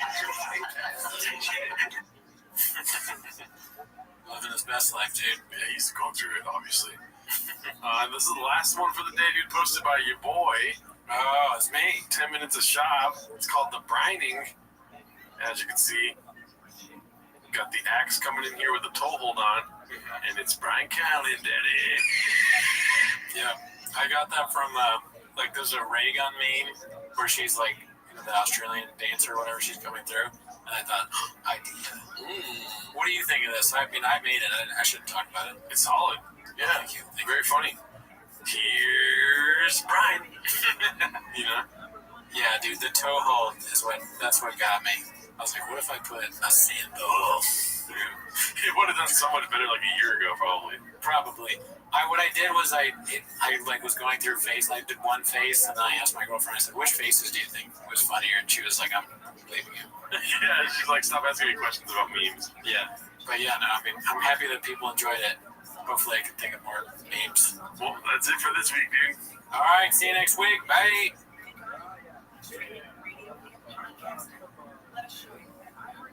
Zeg schat, die antieke vaas van jou, hè? Die duur. Ja? Was je daar erg aan gehecht? Hoezo? Oh, laat maar. Schade is al gemeld. Bij Allianz Direct is het makkelijk en snel geregeld. En als je naast je autoverzekering ook een woonverzekering afsluit, krijg je direct extra korting. Allianz Direct. Makkelijk en snel. Bekijk de voorwaarden op allianzdirect.nl. It's now on Netflix. Come to my truck. Milk me my body. Walk me tonight. Tomorrow was pain your life. It's now on Netflix. My truck won't wait. When I first saw you with your sweaty pity, my dick was juiced up, my drug flipped over. It was a special time, waiting for the tube time. Now that you're here, the time is here at last. It's now on Netflix. Walk to my truck. Come with me, buddy. Milk me tonight. Tomorrow was pain your life. It's now on Netflix. My truck will wait. One take. It's time for my favorite time of the week. When you get near Papa, try to speak. Release surprises today. You better act or watch 10 minutes of show. Welcome back to 10 Minutes of Show. Thanks for tuning in. As always, join the Patreon. We watched Chris D'Elia's new special, Grow or Die. Allegedly. Yeah. It's a secret. Keep it a secret. Yeah. Join if you want to see it, because it is behind a paywall. Never heard of it. Yeah. But that's really not why they're here, though, right? No, not really. I don't think so. We also do lives on Wednesday. Wednesday at 8 p.m. Join us for a live. We recently did Joe Rogan's comedians tier list. Oh, yeah. That's where we took all the comedians, or most of the comedians that have been on Joe Rogan, the JRE experience, and we put them on a tier list. Tier list, yeah. But anyways, that again, that's not why they're here. No, not a chance. They're here to watch them as a shop, so start the timer, play the chin clip. Alrighty, hopefully this episode don't go too long, but you know how we do it over here. We go Baja mode, daddy, turn on some traction control and buckle the fuck in, or what do they say? Strap the fuck in. Yeah, strap the. There's a lot of dishes, is what you're saying. Yeah, a lot of dishes. The first one here is posted by Ryan Rudd. 85. It's called Aw, Little Toe Got Angry. So Elephant Graveyard made this video about Burn the Boats. Yeah. And it got taken down for like a couple days. Oh, fuck. And then it got reinstated now. Oh, I missed that. I mean, that video, that was Sam. Farm. Yeah, I really enjoyed it. That's crazy. So he got it taken down by what? Ben Pixels? I'm assuming. See, that's so lame. Yeah. That's the opposite. He's all like free speech. I mean, everyone else says, but he's very free speech or whatever. But then he gets criticized a little bit for his terrible special, and then it's a different story, right? That's what you took away. It's my narrative. Yeah, that's your narrative. People should stop talking shit about Joe Rogan. Oh, yeah? Yeah. He's going to keep you busy. Okay. Yeah. Just because of that? I'm not saying it, but you know what I mean? Right. It's one of the funniest things. I'm laughing just thinking about it. Sorry, I can't. Now that you're saying that and me realizing that our stuff can be taken down in the same way, I mean, we're even smaller. Now I see that Joe Rogan had the greatest special. Yeah. I mean, it was Netflix. You can't take anything of ours down, dude. Not a chance, dude. He wouldn't know. Yeah, ours doesn't matter. This is like 3 million views. Oh, okay. We're over here pushing 50 if we're lucky. I'm not a numbers guy, so I thought we were at 50 million. You just said I wasn't even listening. Every week you're like, what are the views? Like, I'm like millions. You're like, got it. I just listen to what you say. Yeah. I'm so stupid I can't read on YouTube views. You don't speak YouTube. This next one, I put these at the beginning. Dana White's mom posted this. It was getting Gringo Poppy numbers. Comedians are the most sensitive people on the internet. As you can see, 2.4 mil. Oh, comedians are the most sensitive people on the internet? Well, fuck you, Dana White's mom. Yeah. I'm not sensitive, you fucking bastard. What if somebody sends just you saying fuck his mom to Dana White? Oh, yeah. He's like, who the hell are you? Who the fuck are these guys? Yeah, I mean, that would be good for us if Dana White got mad. Yeah. We're not trying to get into UFC. Yeah, please come on the show and choke out Brendan, dude. Yeah, please do. Okay, so this one is posted by Ryan Rudd 85. What/who killed the drunk Schwab area? Before I start, I do not condone or support alcoholism, but I've been thinking about this special time in the Bopaverse recently. We had the 9 a.m. Quisp Calabasas mornings, the failed Shui Vasa attempts, the extended pinky when he sips on that sweet, sweet nectar, Tiger Thick. Great times with some great content to look back at, but who/what really forced Papa to make the change? You want to make any assertions? 8 inches, first of all. Yes. I mean, that's a really good question. I'm going to go, and I know you guys, you probably want me to make fun of Shop, but I'm going to say it's Shop. I think he took accountability, he bet on himself, and he was like, look at me. He watched these clips, and he finally was like, I said, Chris morning, I look like I'm fucking so drunk, you know? This looks like someone who's at a bar very late at night, but it's at 9 a.m. or whatever, or after the rub and tug. This is like those movies where there's like an alien invasion happening, and then it shows a shot at the bar, and everyone's looking at the TV like, you know? And one guy's just like fucked up. He's like, fuck it, they're here. Rogan warned us about them. All right, he said the aliens are coming. Nobody listened to me. And I can't do anything. All I got is fucking, we got an alien problem, y'all. Or this is like him about to take a drink that he ordered, and then seeing a shoe and being like, wait a minute, there's a better way to do this, you know? Yeah, or don't need to defeat the... No, the aliens are out of the... He just saw a shoe, and he's like, I should put this drink in the shoe. That reminded me, I think of another scenario, is he's drinking like that at the bar when the aliens are invading, because he thinks it's all on him. Like, he's like, fuck it, that last one, I'm going to do it a few aliens. Just like I did the Starbucks guy. You make my cappuccino, bitch. We make fun of Shop, but then one day he's going to save us all, dude. Yeah, true. Let's see what the next one is here. There we go. Okay, now a little chin clip. This was posted by Confidence Search 8648. It's called A Hungry Wolf Explains What It's Like in the Dark World of Comedy to a couple of normcores. Normcores, does he say normcore?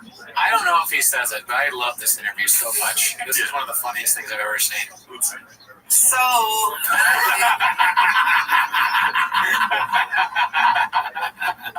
yes, play it again. So, that's like he's speaking in auto-tune right there. Dude, how is this cool now? Like, this is insane. We've had to eat people telling us things are cool that are out of control. Nothing more than this. A guy that talks like, so. It's like, come on. What are we doing here? So. Oh my God. Look at who he's wearing. Yeah. The hat, the fucking weird members only jacket. He looks like he's on a boat. Yeah. So, we're planning, and I've always done. I was built in the darkness of the comedy Burberry. I was built in the darkness of the comedy store. And that's where I got this hat. That's where I got fat. I got fucked every day. Tommy Vera put his penis inside of me. I had to work the door and tell comedians where to park. Sometimes I had to park their car, and that's why I'm a genius now. I worked at the Comedy Stars. So, Guadalajara. That's where I get this bomber jacket. I have a bomber jacket now. He sounds like the voice I do for the Green Goblin. Yes, harassing bar. So, Tony. The Green Goblin harasses Tony too. So, Tony, put on the glasses, Tony. Put on the Burberry. All right, Tony, you need Tom Ford's next interview. Tom Ford moved to Austin, Tony. LA at a very dark time. So we're planning, like I started constructed as a comedian was so dark that I was a maker funner of people. A roaster before that was even a famous word. Yes, These guys. It looks like a sketch, dude. It really does. They look like extras. He looks like the drummer from the Black Keys. And this guy looks like Christopher Reeve after the accident. You know what I mean? Okay. Be cool. No, well, you see what I'm saying? I said be cool as a joke. Yes, so they were fun to see, especially I think a Texan, which made the story more interesting to them, whereas just a year or so earlier, I was a Californian, and I'm one of those like Joey Chestnuts type of characters, you know, the hot dog eating champion. Kind of, but I'm just Go on, what's that? Well, there's a hot dog eating contest on the island. So, I mean, and I watch it, and I get a little horny. Yeah, like a couple of glizzies. I kind of do that. You know, when you're wronged by everybody and everything, and having a fucking great set. I'm gonna show you motherfuckers that this isn't like, you know, this is so we're planning. Nothing ever goes wrong over there. We would love to get back in the Tony Hinchcliffe business, and I cannot tell you. I cannot explain to you how much fucking joy it brings me. This is a fucking cautionary tale. If we ever get any kind of real success, we cannot gloat at all. Yeah. Watching this is like nailed home that point. I mean, maybe the most I'll do a post when we get to certain milestones, like 10K. I'll do a post. Yeah. I am not talking about how much I like it. So yeah, this makes me have fear. I mean, we're so far away from success, but I was built in the darkness of the podcast game. So we were watching the Gringo Poppy, and so we got a lot of views from that. And just after that, I mean, they really wanted to be in the Brendan Cooney game again. They wanted to get into the fucking Gerardo business. The belt buckle shit is out of control. Yeah. Because that just reminds me of when Othman was like way back when we were younger. He's like, dude, belt buckles are in. And he got like a Nintendo game, like, you know, the game controller thing. It was like a Nintendo button. I was like, dude, you're gonna get so engaged on that. And I was like, I need a belt buckle.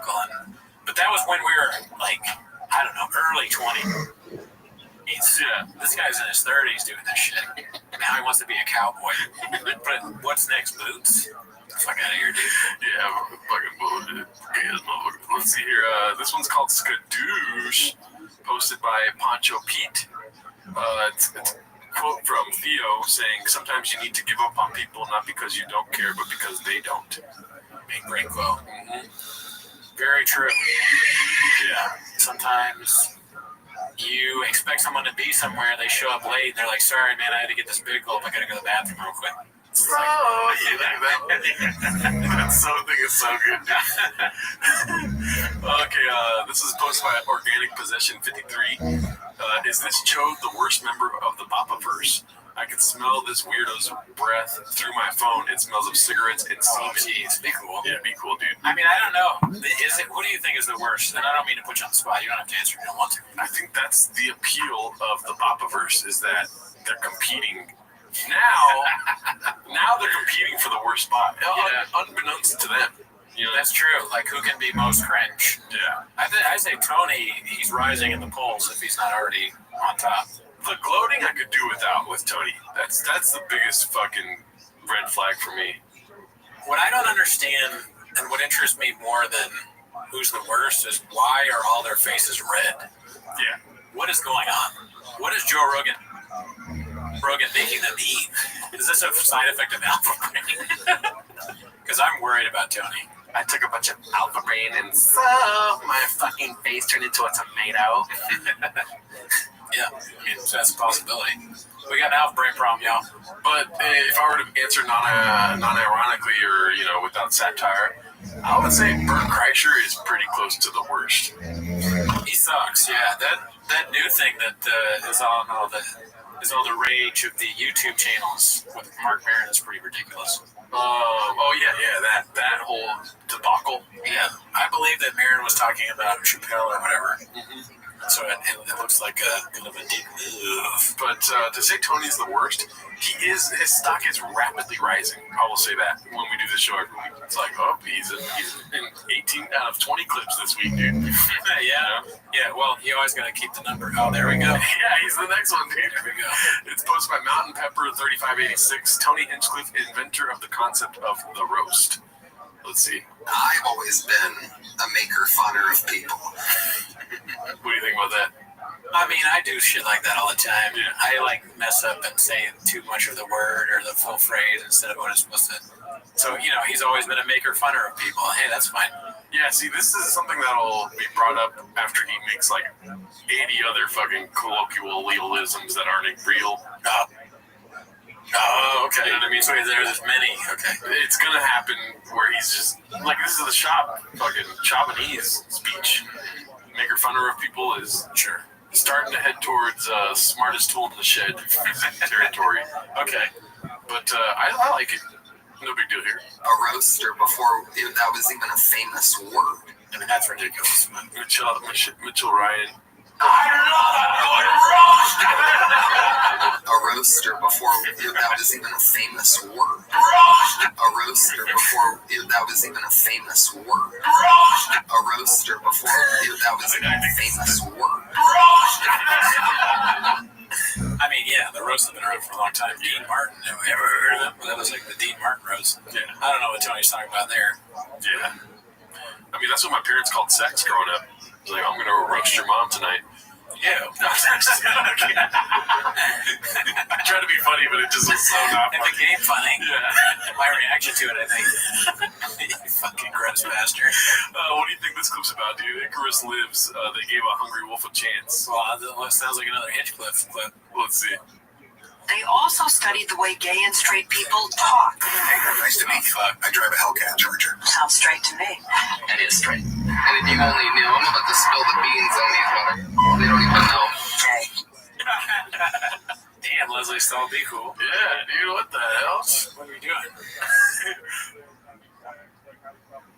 That was a great clip. This one's Icarus Lives. I watched it 3 times. Hopefully it doesn't get gadooshed because it is footage from The Matrix. But if it gets gadooshed, sorry. This is the world as it exists today.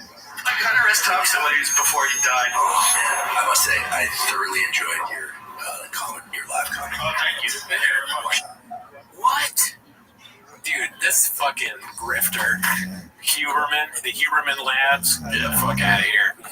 Fuck this guy. Scientifically, your special was hilarious. I really enjoyed all the great jokes in it. That's my favorite. What was your favorite joke? Oh, you know the one where you're talking about being a comedian and all that? You wouldn't have an example. The way that you question your homosexuality is very enticing to me. The only 3 times. I watched it 3 times. 3 times? Yeah. Oh my god. This is nature. 3 times, dude. I don't think so. That's crazy. That would be crazy to say about almost a good comedy special. Yeah. I watched the Adam Sandler special, and let me tell you something. I'm probably going to watch it 3 times, Daddy. Really? Yes. Okay. I'm excited to see it. I don't mind being redacted on airwaves, as you guys all know. That special Dude. Nice. It is a cinematic event. Well, it's good to hear that there's good stuff too. You know, we watch a lot of stuff that's blockbuster. So I'm happy to hear that something Netflix is out for people to consume. And we're going to be reviewing it this week. Oh, hell yeah. So check out the Patreon and see what I think. Let's see here. This one's called Slojo Better Keep an Eye on Mr. Gimme Gimme, posted by CJK610. And it's the famous meme. Great meme. Never seen it. Yep. Thoughts? I mean, I think this is the cats having a little bit of fun. I doubt there's anything there. Hopefully not. I pray to God there is. I'm just kidding. Because I always want my boy to get his neck wet. This one's posted by Appropriate Duty 930. It's called Rogan Buried Greg. Okay, Rogan buried Greg's son's Taekwondo junior black belt. So let me know if you want to pause it. I know you like Greg Fitzsimmons, so he's a great guy. My son, he was having trouble when he was in preschool. He was biting kids. He was like crazy. And so the teacher said, there's this place called Marina Taekwondo in Venice. Great program for kids. So he started preschool and he went all the way through 8th grade. He got his black belt, his junior black belt. And it changed him. Fucking changed him. He became disciplined. It calmed him down. He used to go like 3 or 4 days a week. When he got his black, I don't know if they always do this, but when he got his black belt, most people would be like, "Wow, that's impressive! Like, well, great job for your son." Joe's like, "Yeah." He's like working out the details in his mind. I know karate, skeptical hippo eyes. I know taekwondo. I think your son's a bitch. I'll fuck your son up, dude. Actually, people don't get 8th grade black belts. Yeah. Okay? I don't. How much alpha brain is your son taking? This is exactly where it's going to go. Really? He had to do, certain, what do they call katas? Is that the? It depends on the kata's a Japanese word. Yeah, he did his katas, and then he had to break some boards, and then he had to do whatever, and then he had to fight 2 black belts. Like at the same time, and he had to go like 3 rounds at the same time. They fucking sicked him on him, and Mr. Keith Jones, shout out, and it was tough. It's just like he's so happy for his son. You know what I mean? Greg Fitzsimmons is a small guy, but he seems like kind of a badass. Like he tells stories about fights he was in college. So his son the apple doesn't fall far from the tree, right? Smartest tool in the shed. Yep. They came out and he started crying. And Mr. Jones sat him down and he goes, "You're going to get back in there, you're going to finish this." And he went in and he wiped his tears and he fucking finished. And then he got his black belt. It's badass. Yeah. How old was he? We started in kindergarten, so this would have been in like, Trust but verify. 7th grade. It's kind of crazy to give a kid a black belt. Yeah. Little kids. Yeah. Because it's not real. Yeah. Your son is like different schools have different requirements and different belief systems when it comes to that, but somewhere along the line, that's where the term McDojo comes from. Somewhere along the line, they developed these strip mall karate places. Like McDonald's, I'm thinking like it's like a Mickey. Oh, it's like McMansion, McDojo. I mean, he already said like he was disciplined after going. It's like that's the whole goal of him. He's not trying to become Alex Pereira, dude. Yeah, he's just complimenting his son's change. Yeah, positive. Fucking Mick Rogan over here. I know, right? Make a podcast, dude. That would they would graduate children all the way up to black belt, and they would also they made it real easy for you to do it where you didn't spar. It's Taekwondo. I quit Taekwondo. I think most people. I tried this bit where I'd be like, Taekwondo. Do you know what that means? That's Korean for I quit. Because everybody quits. Yeah. Most people don't get black belts like Greg Fitzsimmons' son. Shout out to him. Thank him. But it's like me telling you a story about a sandwich and you're focused on the bread. It's like, come on, dude. I was just trying to tell you how to good sandwich, you know? Yeah. Like, there's a lot of gluten in that kind of bread. Yeah. It's like, dude, You ruined the sandwich. Story. Yeah. I ruined the sandwich for you. Yeah. I wouldn't eat sourdough with turkey breast. This is posted by Big Shoots. It's called Coffee Business. How'd that go? And I didn't know he had a Black Rifle Coffee Company flavor, Big Brown. What? Yeah. I can't imagine that sold very well. Black Rifle was like, what are we doing here, dude? Yeah, someone got fired. Yeah. Abbott Kinney Fight Club on his shirt. He looks so fit right here, dude. What the hell? Back when he was going to Venice, that roll. Yeah. This one's called You Should See Your Act, posted by Icarus Lives this week. A lot of Joe Rogan, dude. So let's see what this is about. Philly's blown outward. Like, it's blown out. Now, I'm obviously not a fucking bomb expert, but I talked to one. Head of your act, head of your act, head of your act. And I fully support your right as an adult to do whatever you want that makes you happy. I believe in freedom, and I believe in love. I also believe in crazy people. And here's the thing. Somehow or another, I got left out of the equation. All of a sudden, crazy people just went away like the flu during COVID. Like, they just got absorbed in the numbers. Suddenly, every man in a dress is stunning and brave. It's like, I'm bomb expert. Trans women are women. How about most? How about almost all?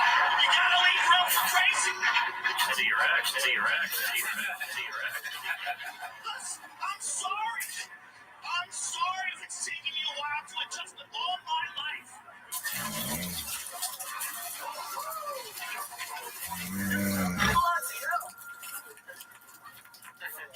I went pretty hard on Norman on the live, but that was funny. See your act. Yeah, that was good. Yeah, I take everything back. I said, yeah. When you go that hard on a comedian, I'd never fight back. I'm like, the last thing I want to say is I found him funny before, and then I feel you're gonna stab me to death, dude. Yeah. Well, that's just because you're weak. It's because you enjoy life too much. This one's called Oh No, Not Luke. Posted by Altruistic Mistake 39. It's a nice little donation here. Keith says, "Look, we get it, bro. You live in DZ. Oh, how many chicks you better? I was gonna send me those. Actually, both of us sent it to. Okay, that's funny. I laughed. That's funny. Nice. Funny. Thank him. Well done. Well done. This one's posted by Guild Guitars. Or as you always know, this guy's making frequent appearances on our show here now, dude. It's called What Are You Afraid Of? Let's see. What have you been on InfoWars for? Mostly talking about free speech. I think that's one thing that is critical in alternative media. Is to fight that's a frontline issue for me. Yeah, this demonetizing of people's videos and trying to censor messages, and even how in Twitter executives recently admitted in front of Congress how they were suppressing negative Hillary hashtags and stuff. Yes. I mean, that's crazy to me. Yes, I think so too. Well, you're manipulating people's ability to feel and change. So as an artist, I think our democracy is better for it. And that includes people who say things that I don't approve of or like. I'd rather have them say it than not say it. I agree as well. I think it's very important that if people do say those things that you don't approve of or like, that other people express why they don't approve of those things or like them. And the only way that happens is if you hear the initial thought. I agree. If you're so sure of an idea being true, what are you afraid of? Why can that be not withstand the dirtiest fucking sketch? Yeah, This is amazing. Yeah. Most scurrilous thing that can be thrown at. Yeah, it's one of the more uncomfortable things about people on the left today is this newly embraced idea that you should be able to suppress ideas so you don't agree. Suppress ideas so you don't agree. Yeah, it is terrifying. I agree. Oh, really, dude? I knew it was coming. I hadn't seen it, but I knew it was coming. Dude, that's fucking scary.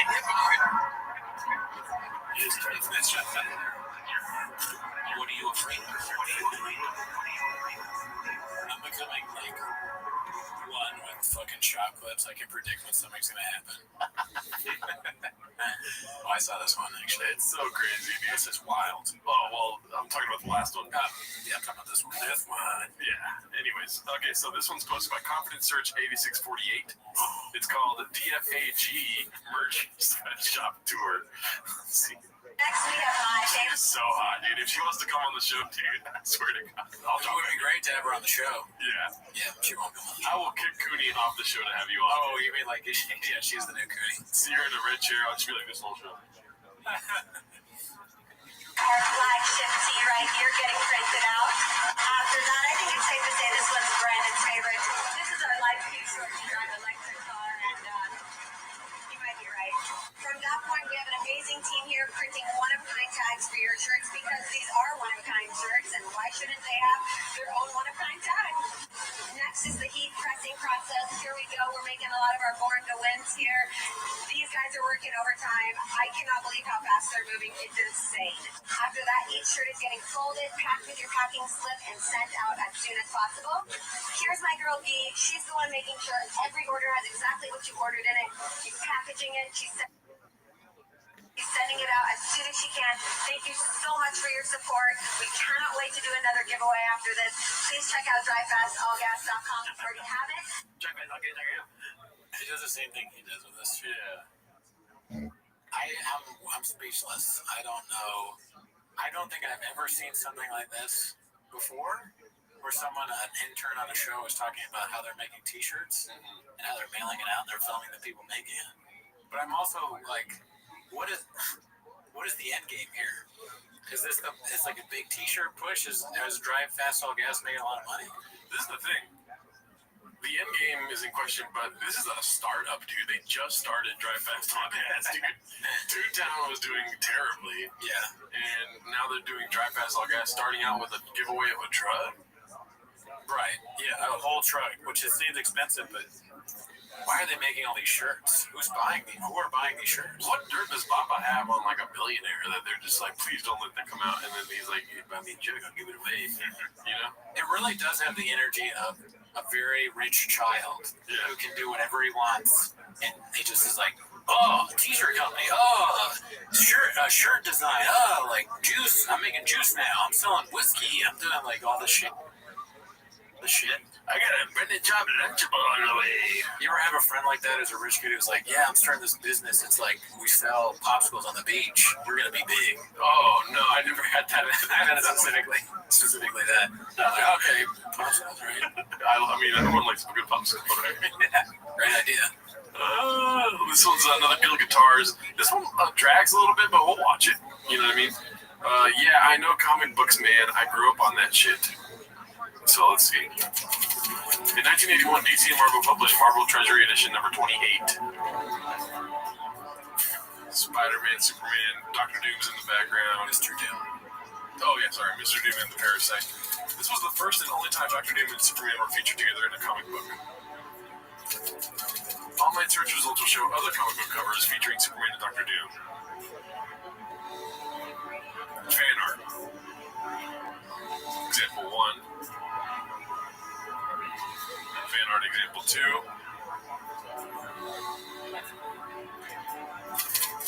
However, these are examples of fan art and are not real comic books. Boom. I know Dr. Doom. Yeah, I know Dr. Doom. Villain, Superman. Really,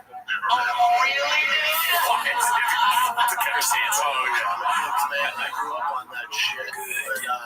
But Jay was saying we're getting some emails because we're talking about Dr. Doom. I said how he was with Superman. Grew up on that shit. Dr. Doom's from Marvel, right? Yeah. Superman's from DC. Yeah. He was like, one's Marvel, one's DC. Brendan's so wrong.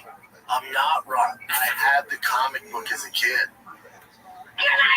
Yeah, my memory remembers certain things. My memory remembers that comic book. I remember. You see the action one? There's a few. Oh, really, dude? There it is. Shit. Shut up.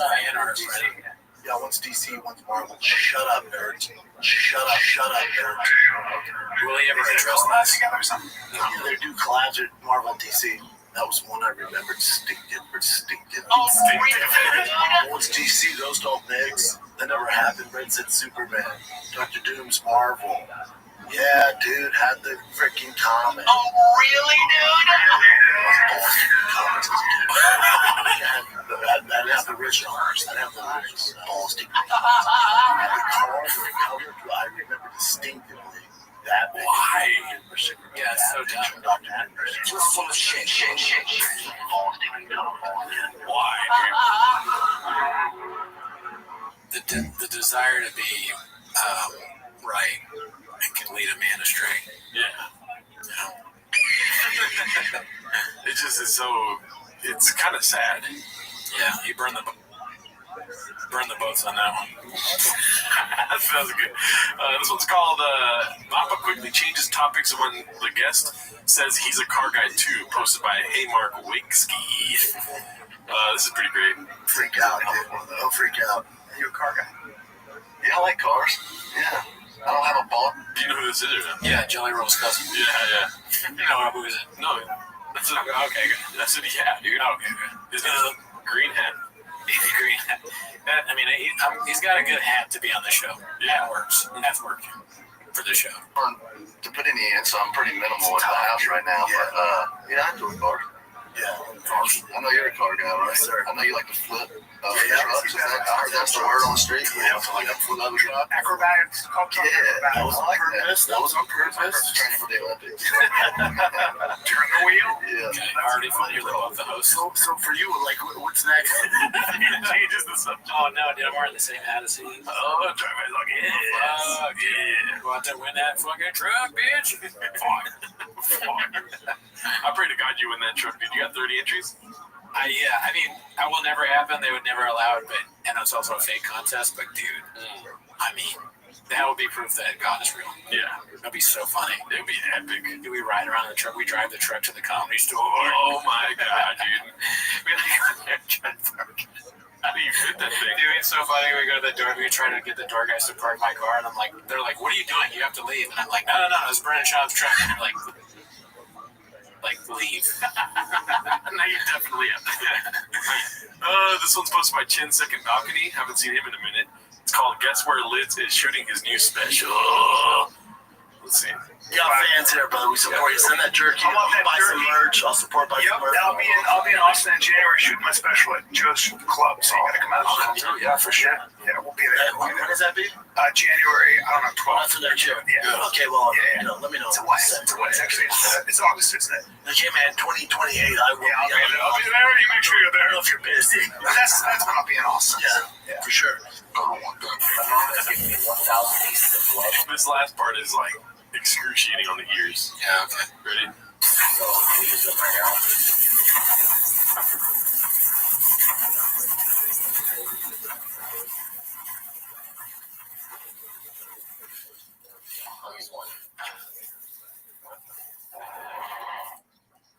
What is that noise in the background, dude?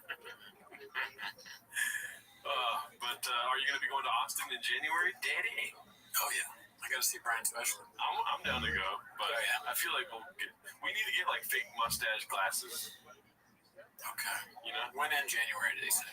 I mean, come on, dude. It's like 2028. Yeah, give me an option, dude. I don't know. We gotta keep our eyes out, though, dude. This one's called Papa Destroys the Haters in the Comments. Posted by Haphazard. It's a strange thing. It's so weird how he just watches his own content on his own show. Right? Yeah. You should watch like 10 minutes of another comedian. Yeah. Yes. There's so much. He's watching himself. Spot on, Arnold. It's the only impression I have. It's so funny. Come on, do it. It's so funny that he's like spot on Arnold watching himself, and then he's so used to people being like, "Oh, then do it for me, then." And so he was like, they want it. Now that I said it's spot on, they want it, dude. Do it! Man, that's exactly what's going on. Every night, pinches. Come on, kill me! It's not even that good, dude. No, it's not good. But for him, I'm surprised he can do anything. So yeah, spot on. Comic books. How did that go? I'd love to see Schaub do impersonations of people. Yeah. Impressions. That'd be great. Tio's turn on the radio. I go, radio? Mock, yeah. I don't know what that means. Lemon number. Oh, clock, yeah. Ink, yeah. Bird, yeah. Oh, it's been so long. Yeah. Hey, man, they're forced just to chat the day away. I love that they're so slow, though. Hummer. I mean, that's not what they're for, right? Military, they're not trying to have 500 horsepower. But I get some plans for that thing. I got some plans. It's a work truck. I'll put some Drive Fast logos all over it. Put that Polaris on the back. Take you to the practice track. Take you to the races. That's the plan for it. It's so slow though. It's frustrating. BR87 _. You gonna flip it? Oh, dude, that's so original, man. I never get that comment. It would be literally impossible to flip that thing.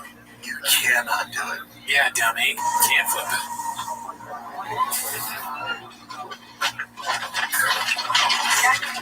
It's so aggressive, dude. What a boring thing to talk about. Yeah. On the show. Just like watching. Yeah, I got a car and it's pretty slow, man. But I'm gonna put drive fast on gas stickers on it. Go Baja mode. Nothing like special about the car. He just says that it doesn't have a certain amount of horsepower. It doesn't say how much it does have. Yeah, so even a car guy watching will be like, well, how much does it have? Yeah. On the edge of his seat. Yeah. Can you go further? No. The answer is no. This is a jump scare. It's called Just Two Guys Meeting Up One Time, posted by Air Pumper. That was a special time back when they were fucking killing it. Back when they were balls deep in comedy. This one's Burn the Barstool is posted by Holiday Toe 5779. And this is expert math. Honestly. You got this bar stool, approximately 71 centimeters tall, and then the other bar stool here. So, according to this math equation, we're talking 5'2". That's different. That is kind of funny because the stool that you got in your place is a normal stool. And it's like so small that it doesn't even get to the camera. It's like on my knee level. So Rogan is short, yes. I went to an open mic last night where they don't have a stool, and one of the comics was like jokingly kept bringing it up, like, my set would have been better if we had a stool, a little internet. Yeah. And then I was like, I could bring a stool next time. They're like, yeah, you have a stool? I'm like, yeah, I fuck it every night. Nobody laughed. Oh, that sucks. It was a very strange thing to say after knowing what the result would be. So now I'm just the guy that fucks a stool in his apartment. No, they're Dutch. You're hawking. Yeah, thank you, dude. That's what I needed to hear. And that's true, too. So this one's posted by Hey Mark Wigsky. Podcast host insults guest and his entire genre in incoherent ramble. I didn't watch this one, so I was like, yeah, that's that title enough. I was like, it'll keep us busy right now. That's a great title. To get to watch the genre grow the way it has, man, it's been super cool. And I think you had a huge influence in that, where you see people jumping over, because there's like country, right? Like Johnny, the Johnny Cash and stuff like that. It's country, and then the crossover, where it's a little more like the melodies and like a little more catchy. Like you had a lot to do with that, right? There's definitely. But then also there was a thing too. Like I've been rocking Florida Georgia Line for a hot second, and who put me onto it was Tim Tebow. Yeah, so he put me on like, this is great.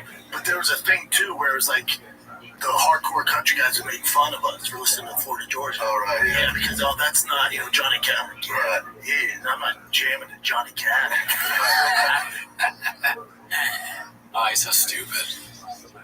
Why talk so much, dude? I know, it's the kind of thing, maybe if you talk too much, you kind of, eventually you're going to sound dumb with a guest. You have a guest on to talk to him if you're talking the whole time. I don't want to cut you off, but it's the hat is cool and all, but it has 2 B's, not 3 C's. Yeah. He's doing that. That's what he does every interview. It's such a weird place to put your guest. You know what's funny? Part of sign of the show being bad is every time we watch them interviewing somebody, they never acknowledge anything about them. Like, it's hard to tell. We're like, who is that guy? We never know, because they don't say their name or what they do. It's just Brendan talking bullshit. Bullshit. Baja mode incarnate, dude. Okay, so this one's called Without a Doubt, this is one of the most outrageous things he's ever said. The fact that he actually made up this story and was foolish enough to share it on the podcast is one of the wildest things he's done.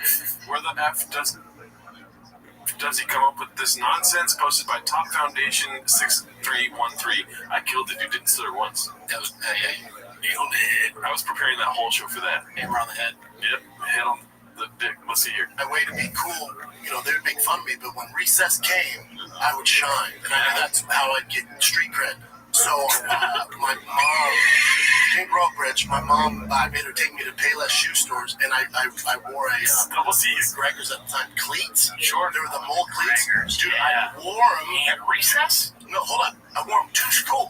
So I'm walking through, everyone's making fun of me. It's going clink, clink, clink. That's right. Wait till recess. That's why I went, all right, bitch. I'm about to flex on you. Yeah, I know it's 8 a.m. Wait till. All right. I look like an asshole in chemistry We'll see class. what's up. Yeah. We'll see what's up. So recess came, no one had like good footing because he's like, your boy here, This guy's dude. crazy. I was Barry Sanders in 4th grade, dude. It might have been the cleats, but then the other dope thing my mom loved is because they're mold cleats, I'd wear them on black top and all over. Is they wore out over time, so I didn't need new shoes.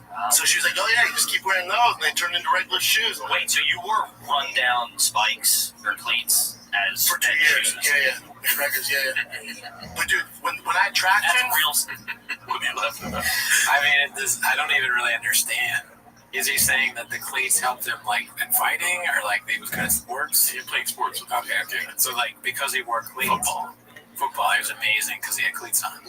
And then they wore down so that it was, like, a way to... Because he was wearing them at school. Yeah. There was a way to not have to get new shoes because the cleats just disappeared over time. Are you saying it doesn't make sense? Yeah. What the fuck is the matter with you, dude?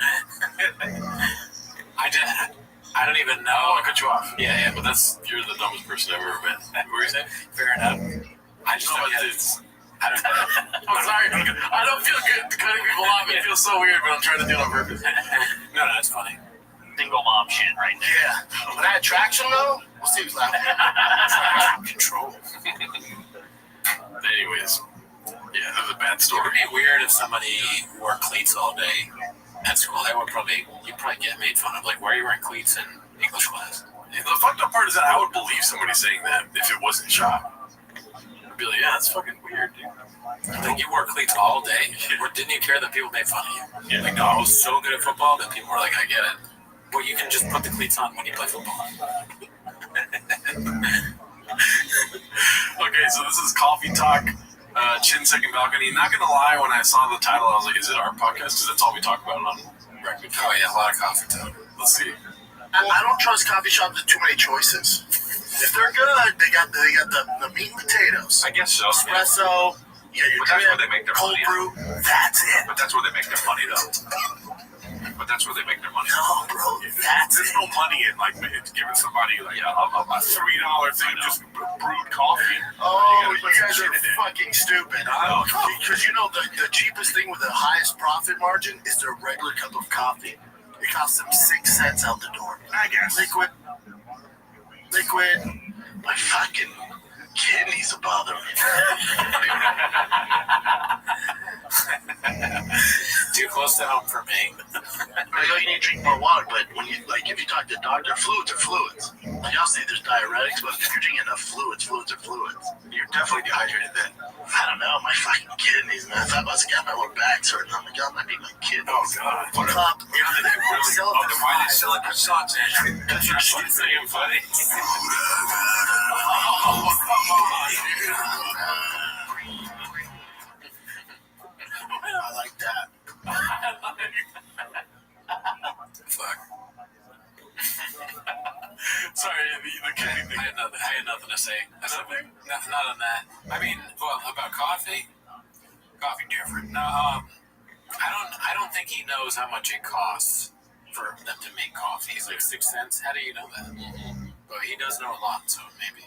Dude, growing up, he was in the coffee business. He would sell coffee out of his mom's closet, dude. Instead of a lemonade stand, he had coffee. Yeah. Making it fucking coffee. It goes cold. People don't buy it. No one wants to buy a coffee. I'm doing a coffee giveaway, free espresso to 30 giveaway or 30x entries when you buy lemonade. He hands someone a coffee and he's like, "That's 30 entries for you." Well, what? You get a big coffee and then right here to give me what? I'm giving away this comic book. This was posted by El Teeth. What is that name? What does that say? El Tefler. El Tefler. It's called Cracked, which this made me laugh. Let's see what she do. And when she walked her to your grandma's, it was you, your brother? That is me, my brother, yep, me and both of my brothers. Oh, so you got two brothers. You know, You're the oldest. No, I'm the middle. So I have an older brother and a younger brother. Gotcha. And so that's the family circuit. And then this one, my younger brother got killed. Correct. Yeah. Correct. Bigger brother got Correct. What?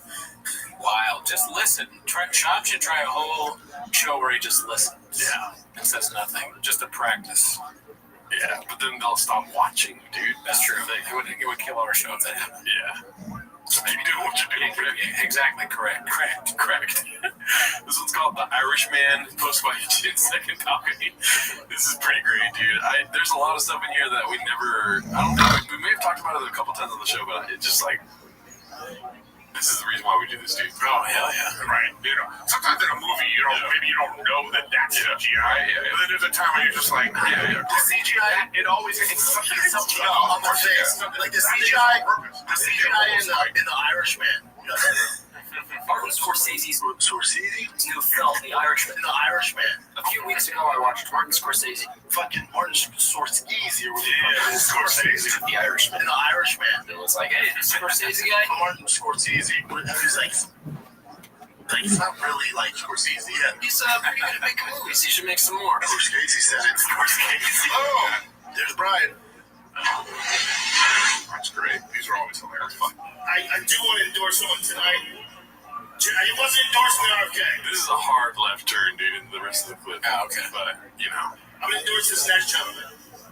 One of the greatest people that's ever lived. Ladies and gentlemen, Joey Diaz.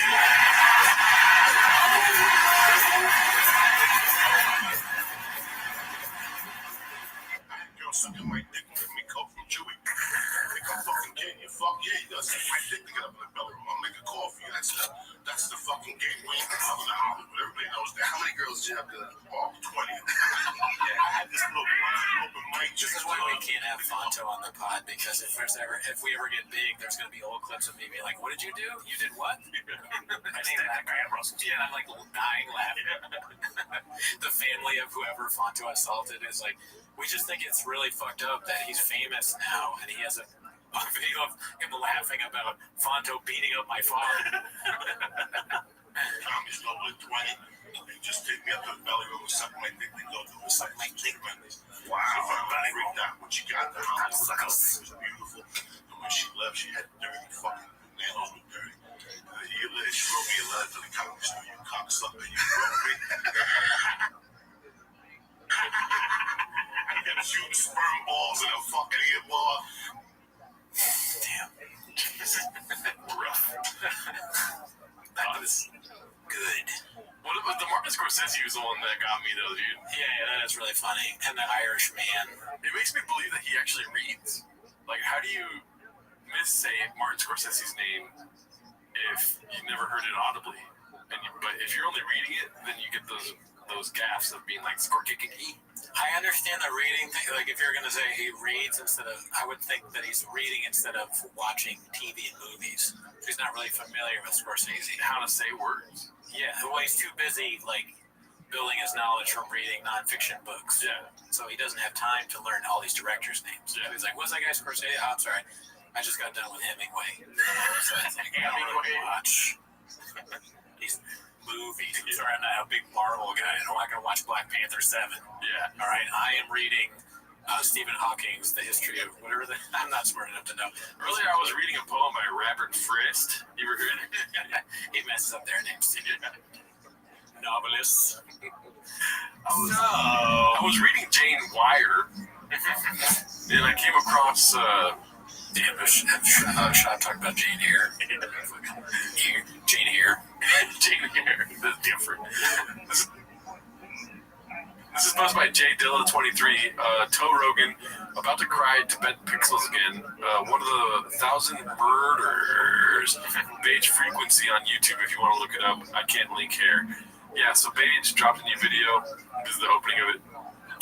Joe Rogan's new special, Burn the Boats, might be the worst comedy special I've ever watched. That sounds like a bold claim, given some of the specials that I've reviewed for this channel. I've watched Amy Schumer, Brendan Schaub, Chris D'Elia, and Joe Rogan himself, just to name a few. By the end of this video, though, I believe I will make the case that Burn the Boats deserves to be ranked among the worst. if not the worst special ever made. Damn. Yeah. That douche. You got any clapbacks for Beige? No, I mean, I agree. It's pretty bad. Worst special ever, though? Brian Callen, all of them are worse than Burn the Book. Grow or Die is, I said it on the Patreon, probably one of the worst specials I've ever seen. It's almost not a comedy special because half of it is just male Nanette. Yeah. If Nanette was canceled and had long hair, it was creepy. Yeah. He's talking about how his dad's getting older, and then he starts going, I did that! I did that! Yeah. The I did that thing is the worst part, probably. Yeah, so Beige, you gotta watch Grow or Die, Daddy. This one's posted by Celery Alarming 1561. It's Papa Could Never. It's a video of Alex Pereira in a mechanic shop, it looks like. Let's see. Putting the rubber on the rim.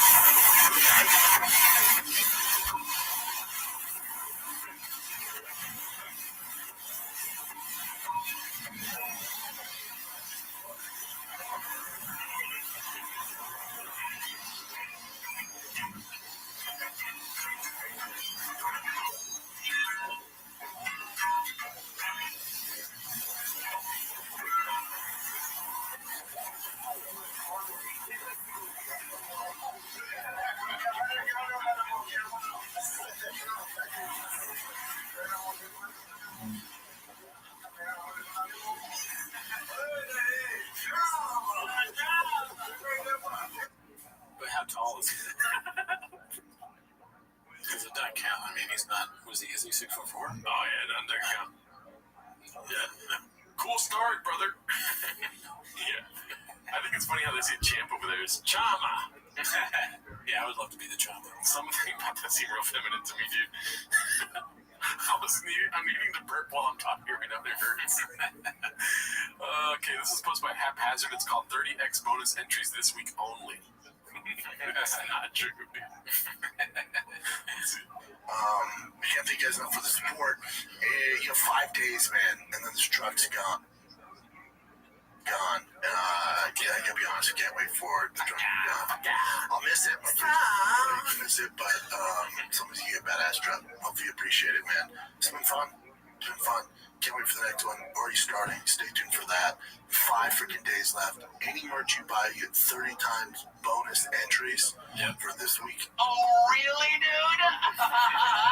This week only. Any merch you buy on the site, you get 30x bonus entries. This week only. Yeah, it's dope, man. I'm proud of what we've done. I have a goal in mind. How many sales I want to hit? We're close. And I shoot for the moon, man. And we're close. Yeah, we're fucking close, dude. Sick. I'm pumped. We're close. Me too. We're close. We're up 500 orders away from where when we started this project. I said, man, if we hit that many orders, this would be a grand slam. We're fucking close, dude. I can't thank you guys enough. Love you guys. I better see some people in some fucking Drive Fast All Gas merch then. Yeah. Unless he's lying. How many people in Calabasas, like per capita, do you think have Drive Fast All Gas merch? Like 5 million. Every single person in Calabasas. Probably. Yeah. Most. Is it illegal for like your family to get entries into something? Yeah, if one of his family members wins the truck, that's fucked up. Dude, it's insane if that happens, but you know, he's done crazier things. This is posted by Icy Fondant, 8441. Quote, stool fucking, if it's the right bit can be funny. Wait for Togen's reaction. This is so good, dude. Having sex with a girl, they'll do a joke. Oh, I was having sex with this girl. They'll act it out on the stool, you know? Be like, I was having sex with this girl. I was fucking this girl. I was like,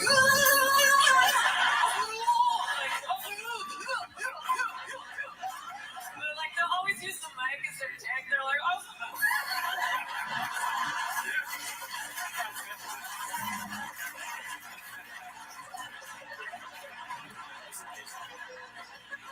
I was just so blown away by their creativity.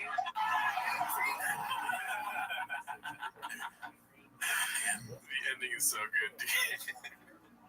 That's Chelsea Peretti, right? Yeah. Shout out to Chelsea Peretti. Shout out to her. This is posted by Cheese Ram. Started Baldur's Gate 3 and accidentally created this. God, dog, I nearly threw my controller off the movie.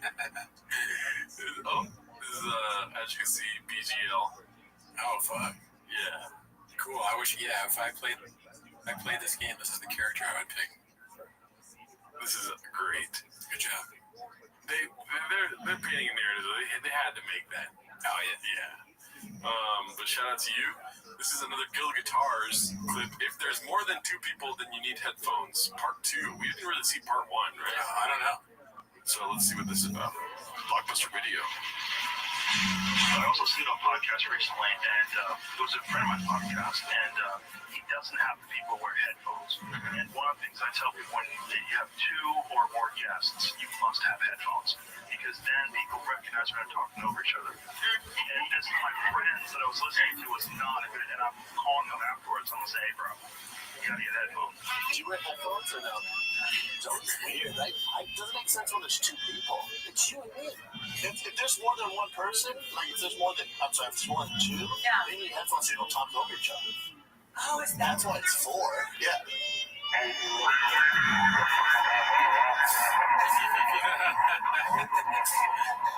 I was such a. Can I my own thoughts? How about the village exist? That's part of the Azerbaijan, Armenia, Dagestan, Turkmenistan, whatever it is. Yeah, They all live up in the mountains. The altitude is 7,000, so they grow up living in the mountains. Just like, oh my God. You don't live anywhere else. I can totally see that. It's like wasting the whole village. Here's the truth. Like I tell Brian all the time, we're talking about Corona. Yeah. When the rubber if you poor guy. Hey, what's up, bro? He was like, where you at? Yeah, everyone like, so, right? Yeah. This was from, anyways, let's go shout out. Great story. Let's go shout out to the sponsors tonight. Manscaped, the visual electric trimmer. Anybody out? Anybody listening here? Incredible news. I'm not bad. So many videos of him without headphones. Yeah. And like just nods, you can't understand anything that's being said. I think we get it. I don't know if there's anything else. Yeah, implants from that. Straight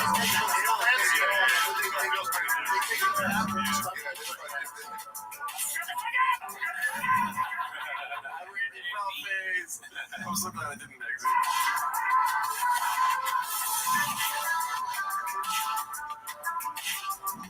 Nice, yeah.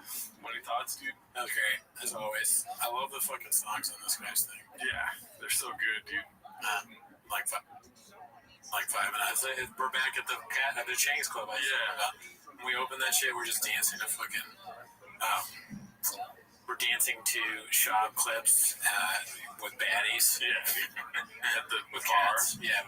Oh shit! Can you put on that one Gil Guitar one where it's like he's talking over people? Yeah. Trying to vibe.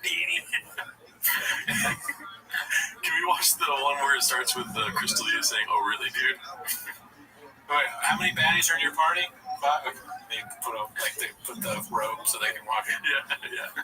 Jordo's over there. Okay, this one's called Toe as a Moron. We're hitting the home stretch here. Do we only have 20 more clips? This is I Downvote Cake Days posted this one. Let's see. I always felt like barbershops where guys hung out. That's all just for people who don't play pool. That was always my. I fucking forgot you don't have hair, dude. I'm sorry. Oh, fuck you. I thought. Like, I see what you're doing. Like, you're getting a guy's place where guys can hang out and just talk. Right. But this is not the way to do it. Because people come in, people you don't know come in, you can't tell some dirty story. It's kind of dumb, right? Yeah.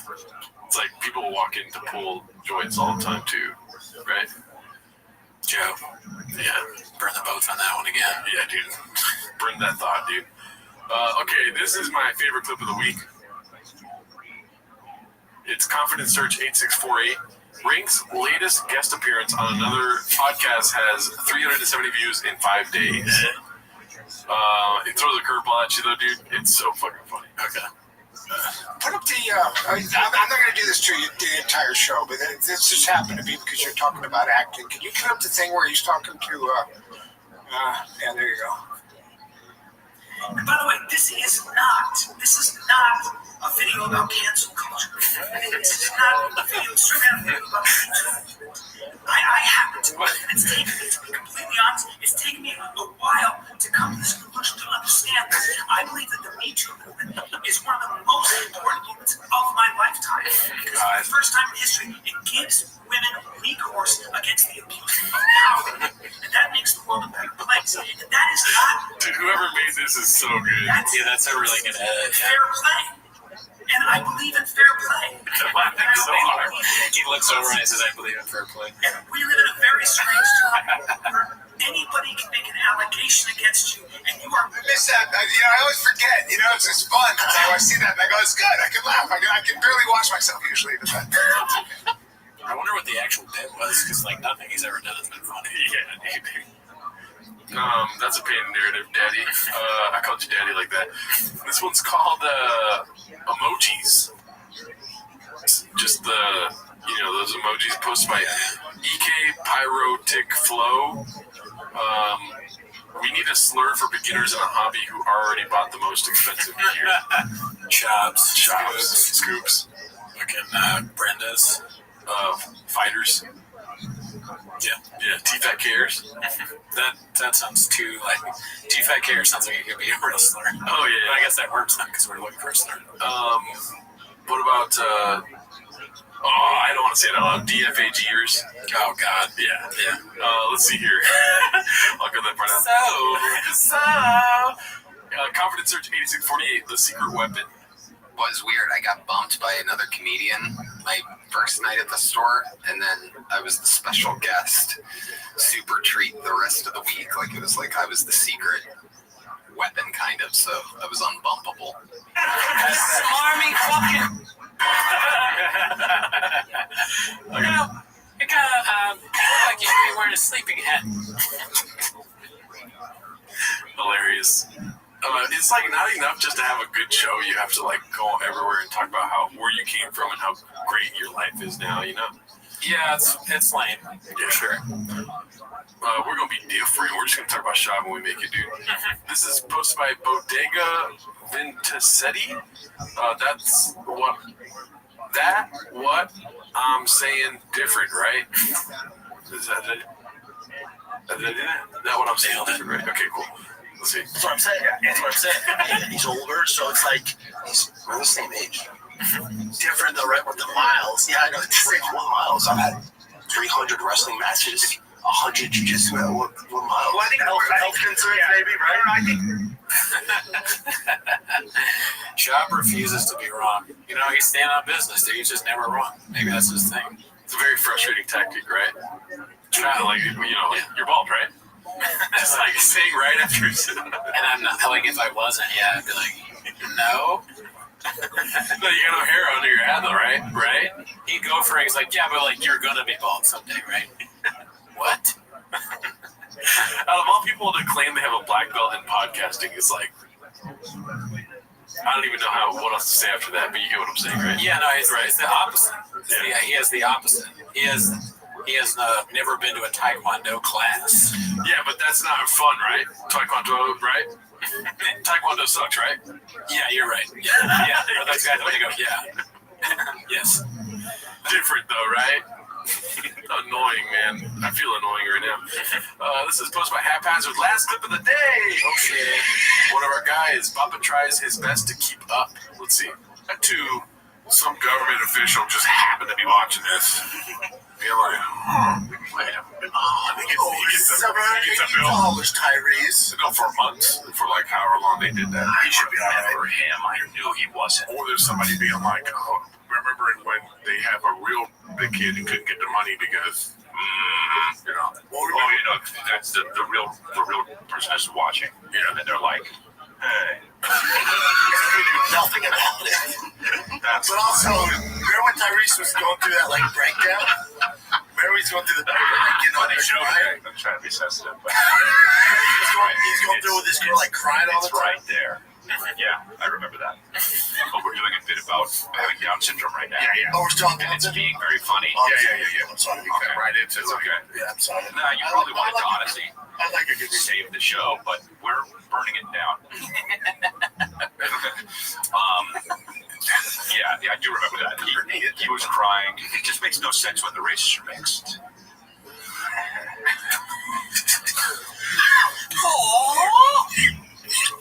So wild, dude. It's a bad show. What's the ETA on the ending of that show, dude? Well, Shab, it's up to Shab, I think. I mean, they're going to do it for as long as they can, even if they're shutting him down or whatever the fuck. They're not going anywhere. Unless Eric gets, Montez gets, real success. Oh, really, dude? Yeah. I know D'Elia thinks he's coming back, but we saw his last special. He ain't coming back. Not a chance, Daddy. No. There's only so many jokes you can make about your wife going, I did that. Yeah, he's So, that's the other show. Thanks for tuning in. See you next week. Enjoy your week.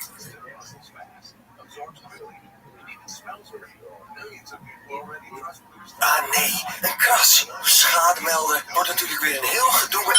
Oh, het is al geregeld? Met Allianz Direct is het makkelijk en snel geregeld. En als je naast je autoverzekering ook een woon- of doorlopende reisverzekering afsluit, krijg je direct extra korting. Allianz Direct. Makkelijk en snel. Bekijk de voorwaarden op allianzdirect.nl.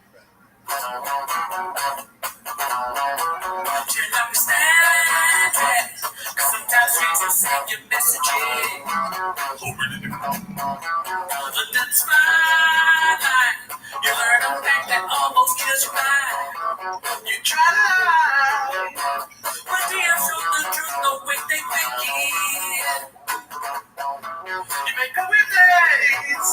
Every interrupts you on the show. You are canceled, 'cause it's a daylight, and no one's gonna save you 'cause you're a river guy. You're a daylight, and fighting for your life inside of a dealer. I've been texting chicks after my show and they're all Mexican. Stop by my favorite time of the week when you can hear Papa try to speak. Release surprises today. Better actually watch 10 minutes of show. Welcome back to 10 Minutes to Shop. Thanks for tuning in. As always, great to have you here. As always, join the Patreon. Gerardo, what have we done recently? Recently, we did Matt Rife's stand-up comedy crowd work special. Oh, shit. Yeah. Game Master. Loose Quotes Around special. Yeah. It was a crowd work special. Chris D'Elia's No Pain, and Joe Rogan's Burn the Boats. I'm sorry, there's a buzzing. I'll fix that while you're talking. Okay, well, yeah. So if you're interested in any of that, join the Patreon, Petey. Yeah. But that is not... Oh, also... we go live on Wednesdays now. So if you want to see us live, every Wednesday we're live. Yes, and it's fun. We were wearing golden hour jackets last time, dude. Yes. It was pretty litty. And then I stream on Twitch at twitch.tv/Gerardo Comedy. Random schedule, no schedule. We don't matter, but thank them to the fans that helped us crowdfund those horrible golden hour jackets. They literally say GH on them like glory hole. Yeah. But we wore them, Danny. Anyways, that's not why you're here today. You're here to watch 10 Minutes of Shop. So start the timer and play the chin clip. Alrighty, well, we us here at Timos, if I had a stack of papers right now, I'd go like this and line them up, Oh, yeah? Yeah, because we're very organized here at Timos, dude. And so I put up the chins all commented dude, and so they're all in order where they're supposed to go. Good. And this one here is posted by Cha Wows. Why does it show it weird now? It shows it weird. Is it a different what do they call on the updated website? Oh, an update. Hell yeah. This one's called Dracus Duplessis. Is that how you say his name? I think so. I call him DDP because I don't know how to... But then I feel like I'm talking about a porn. So DDP names the waters after his own win over Adesanya. Dracus Duplessis. Duplessis? Yeah, Duplessis. Duplessis? Yeah. It's him saying, Dracus Duplessis tweeted, Brendan Chop, great prediction. You has been. JK, you've never been. Oh, yeah. You know that what I'm is saying? harsh as hell. Yeah. Jeez. Remind me never to insult DDP. All these UFC guys are douching the shit out of Brendan recently. Yeah. Who knew that they're so good at the comments? But then Brendan's trying to be like cool with Sean Strickland. He's like, really? Should we sharing your Sean Strickland's post? We're all buddies. Yeah. Oh, dude, you got me this time. I'll get you next time. And then he does something that doesn't work. Yeah. You probably don't even have a favorite shoe. Freaking loser. That would work on me, Daddy. This one's called Great Prediction Never Win 'em, posted by Zudin8. It's Brendan Schaub, Great Prediction. It has been, never been. And I don't know if there's something else we're supposed to see here. Always had your back for this fight, brother. Save catches some fan. Okay, so it's the same post, but they're the most liked picture posts. Could have been like a famous UFC guy or something. I don't know. Yeah, it looks like a fan. Yeah, nobody knows who you are, B. Okay, so this one's posted by Showman16. It's called He'll Light You Up. And yeah, see, he's just fair play. I'd be mad too. Dude, he's a monster. Hey, yeah, dude, I get it, dude. I mean, this time I was wrong. DDP is the man, and we're buddies, and he's not making fun of me, so calm down, haters. I didn't read it. I'll light him up, though. You know, if I was in the UFC, I'd beat his ass, bro. Yeah, dude, if Brendan wanted to, he could kick his ass and defeat him mentally, but he's decided not to, which is why he's a king. Yeah. Right? And if they did some sort of like decathlon, you'd win academically also, you know? 34 on the ACTs, dude. 32. Don't touch it with my gun. This one made me laugh very hard, dude. This is the Ronda Rousey brutal AMA that took place, I want to say 2 days ago. This morning on my Twitter was the first post where Ronda Rousey was apologizing for her thoughts on the elementary school that got shot up by that guy that Alex Jones got gadooed for. And it's pretty funny. We don't have to go through the whole thing, but let's just highlight what's happening here. Sure, pull up the checklist. So the AMA. Hi everyone, this is Ronda Rousey. I recently launched a Kickstarter for my first graphic novel called Expecting the Unexpected. Bunch of stuff, right? Sure. It's her, I think it's about some, from what my research is like some pregnant lady in a comic book, basically. Expect the unexpected, you know, like when you're expecting a baby. Oh. Yeah. Did she just have a kid or something? I know you don't know the answer to that. I think so. Oh, shoot, okay. But I just know that the lady looked pregnant in the graphic novel. I see. So she's she's kind of like living Brendan Schaub's dream in a way. She's making her own comic book. Mm-hmm. I wonder if her character's ever going to meet Mr. Doom. Brendan Schaub's like, I would never buy that. It's not going to sell at the store. Yeah. He's inexperienced still. Good luck. I mean, I've sold comics, so I know what sells. Good luck with that. So, first one is pretty hardcore. It's just over a decade you tweeted this thing about that event. Right. And then the other comments just start rolling in. This is what I don't like about Reddit on the computer is that you can't really navigate to. Okay, so here, let's just go down here. Nice. Hey, Rhonda, big pro wrestling and MMA fan here. Thanks for taking questions. Who's your dream male opponent you'd like to work with? And do you regret spreading disgusting conspiracy theories about this? Do you still find them interesting? What a great turn. The best comments are the ones where it starts one way and then it hits them hard because they don't expect it. Dude, if you want to spend like an hour going through, there's so many messages exactly like that. Really? Just complete 180 things. I wonder who's writing them, like who specifically. Cats or people who are pissed off about that, like somehow connected to what happened. I'm assuming there's a large community of people that don't like, you know, the spreading of misinformation about an elementary school getting shut up. Yeah. Do you plan on firing your PR team for this dumpster fire? Hey Rhonda, big fan. One quick question I've always wanted to ask. The funniest way to start. Do you find any irony in your acting performances in professional wrestling in light of the fact that you were a vocal denier of that massacre and made claims that those involved were hired actors? Just going on and on. It's honestly a really good read. I laid in my bed earlier just like laughing at this shit, dude. This is like the end of when you scroll all the way down on a bad special. Remember how we found out you have to go to the bottom? Yeah. Because like people have either they pay or they have all the good comments go on the top. Yep. So you gotta if you hate a stand-up special, you gotta scroll all the way down to the bottom. That's where you get the good stuff. Yeah. That's just a tip. That's why Reddit's so dope, because on here, all the downvoted stuff is actually them answering questions.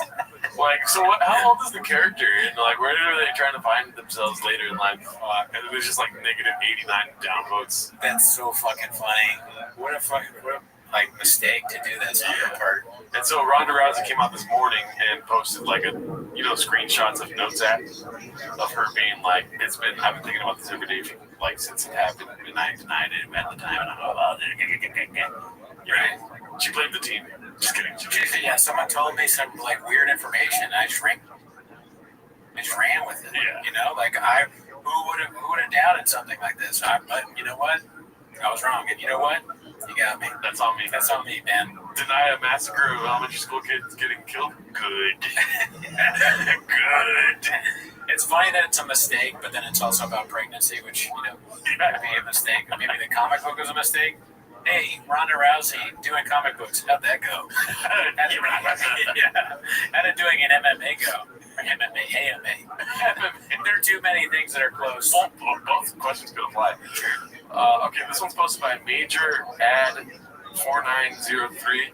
It's called Theo Still Figuring Some Things Out. And, he's got Donald Trump on the podcast that day. You know what I'm saying? Right. Classic. Great episode. I think there's some clips from it. I could be wrong, but it'll be later in the episode. Here's another one posted by Cold Guess. It's called Some Catnip from Our Beloved CEO of PhDs. It's Brian Campbell posting the Eiffel Tower. You doing a comedy tour in Paris? I used to work ethnic B. Brian Campbell said, canceled, kids have baseball. Kids have baseball. The added diss of it not being T-ball, exactly. It's like even more of a gadoosh. Yeah. It's a clever man, that Brian. This one's just funny. It's posted by Krakinski76. The Netflix special was so funny, laughed out loud. It's his face. God.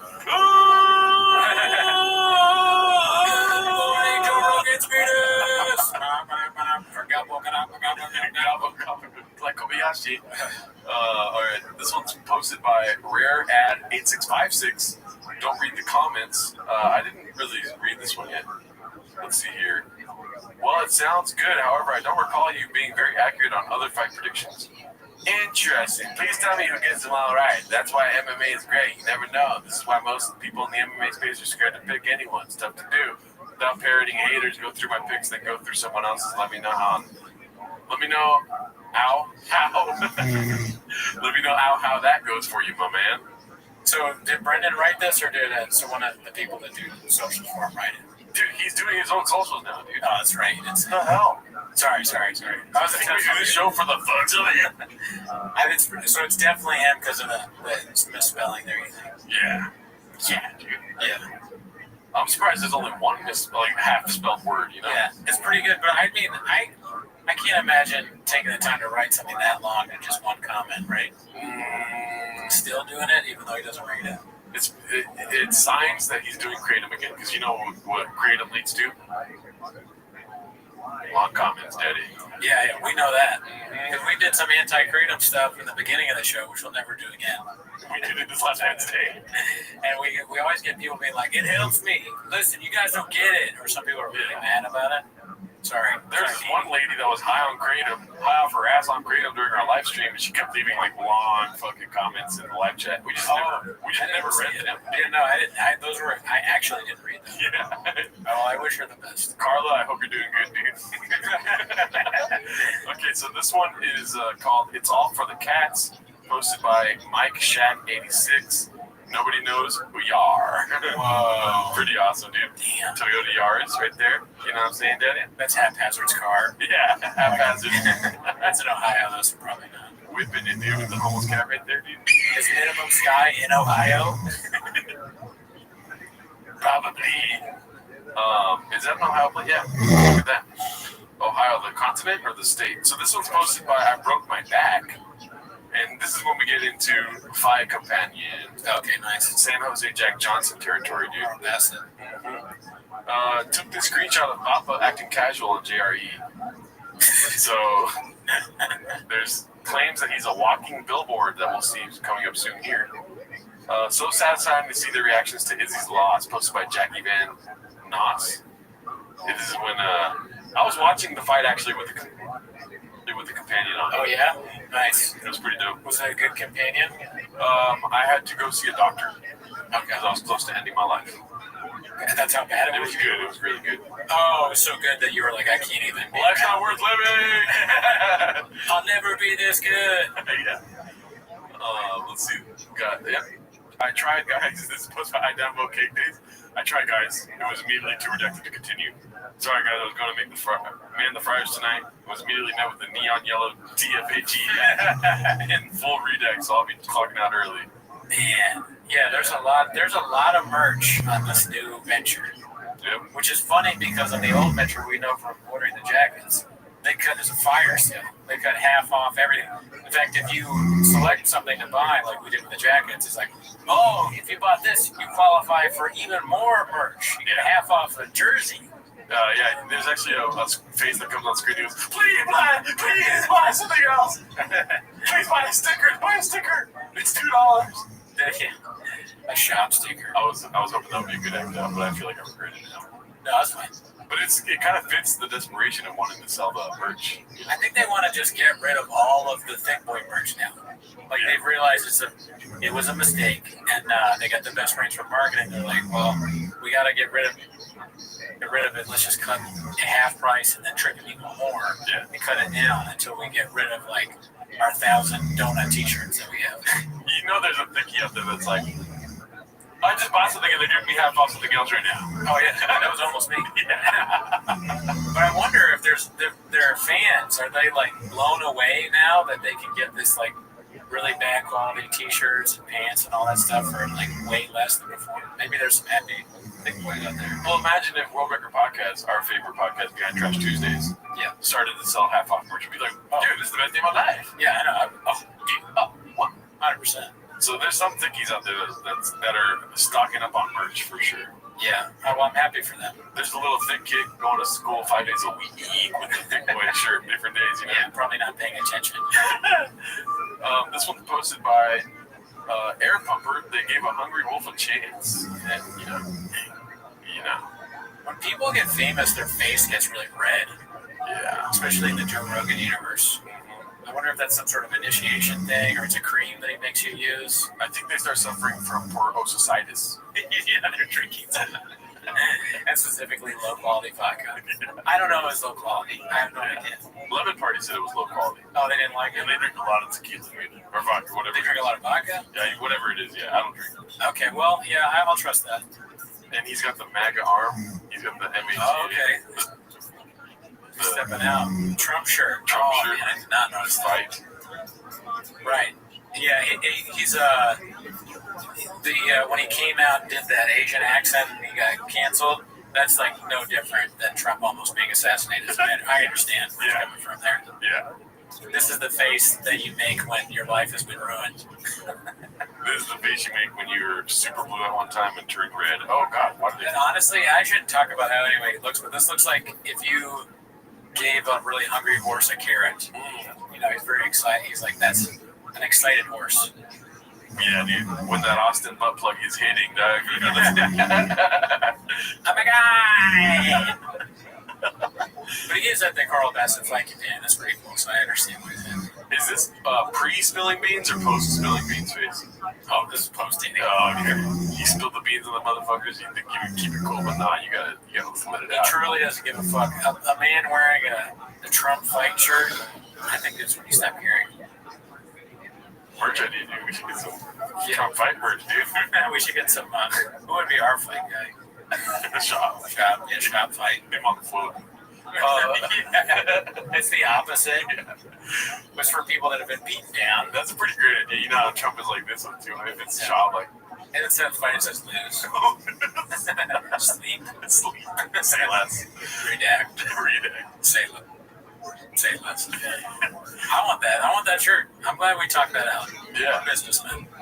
We did that comic book thing last week and they made it for us, you know? Oh, yeah. Hell yeah. Shout out to y'all. Make us merch, too. Haphazard posted this. He's a walking billboard. Yep. Pretty much. Well said. I think he looks like very distinguished. Like, I would be like, oh, this guy's smart. If I didn't know Brendan Chop, if he was on Joe Rogan and looked like, wait, no, I take it back. It's a yellow hat. Yeah, it's a bad hat, and it looks kind of poor quality. And the shirt is it's just so random. Yeah. I think if you want to promote your merch, you should only wear one item, if not at all. Like wear something else and just talk about your merch. It's kind of like Caleb with the flip-flops. But sometimes, and you don't have to follow me if you don't want to. Sometimes our ladies dress this up, right, dude? Sure. Do you think Slow Joe has anything to do with this? Babe, if you're gonna be on there, it's a lot of people. You gotta wear all this. He's like, babe, no, I'm gonna wear my. I want to wear a fucking. What does Shop want to wear instead of this? Probably something even more. Babe, I got a new donut shirt. I want to wear my donut shirt. She's like that. That's really funny. She dresses him, and there's all of this hilarious, all of this like embarrassing shit that he wears. It's her fault. So like he has some totally normal shit on, and he's excited to go to the Carl Bassett fight companion, and she's like, babe, I picked out your shit for Joe Rogan. He's like, fuck. He's trying to sneak out of the house so she doesn't see him. She's like, babe, where are you going? And she's holding up a shirt that says King on it, and he's like, all right, fine, I'll wear that. Thanks. And then she's like, oh, don't forget. And she pulls a fucking yellow hat that says dry. I just designed this one. Yeah. You gotta wear it on the pod. He loves her so much because he's a good guy. Yeah. But he's like, fine. 30 entries. 30 entries. You got 30 points. Those are ideas of fucking stupid entry thing. He's like, oh my God, when people see this yellow hat, they're gonna die to like win that truck that you have or whatever that you drive around somehow. And you drive. That has 60,000 miles on it already. Yeah, you get the truck and he's already driven it all over the place and it's got stains in it. Fucking kratom. Comes with his fucking rags. And then she's like, hey, one more thing, don't cheat on me. Yeah, I'll say this. He looks healthy. Good. He looks healthy there. Yeah, he looks like he had 4 rubber tugs that day. You know what I mean? It's not a bad picture. Okay, and then this one posted by his 08730. Oh, he's hurt. Same picture as the last one we watched. When you watch your new stand-up special and realize you did in fact steal from Joe Rico Papa. Did he steal from it too? All 3? No, just Joe. Okay. This is how they do the fight companion. They have the 4 screen. Oh, right. And then now let's get into some Chin's clip. There we go. So this is my favorite moment of the fight companion. And this clip kind of like cuts it off before the whole moment finishes. Oh no. But so funny. They're doing like a clip from another fight companion and then the clip from this week's basically. Okay. So check it out. Oh wait, what is it called? Bradley, we just want to keep doing our thing. We just want to keep doing our thing, Bradley. Confidence Search 8648. Nice. Watch this. That top Is there like a chat? Yeah. Is there a chat? Oh, Sean's got hit. Yeah, I want to see the chat. You don't want to see the chat. I want to see the chat, bro. I love the chat. This kid's got a chin. Want to interact? Oh, give me the chat. Oh, don't tell us so we can just keep going. Okay. Don't just tell us because we just want to keep doing our thing. Bradley, don't tell us we want to keep doing our thing. I don't be. Yeah. Don't worry about it. Don't tell us. You're going to decision. Oh, y'all don't do live comments? What? What are you doing with this stuff? Oh, YouTube. Let's be with all the people in the room. Let's not connect with folks outside that have nothing to do with us. You're watching us on YouTube? Yeah, what are you doing? I'm just keeping up with the zeitgeist. That made me laugh so loud when he said, I'm just keeping up with the zeitgeist. Yeah, two plus or 2 tops people understand that. Or tops 2 people, Jesus. Today, nobody understands that. Understands that guy's in the room. Yeah.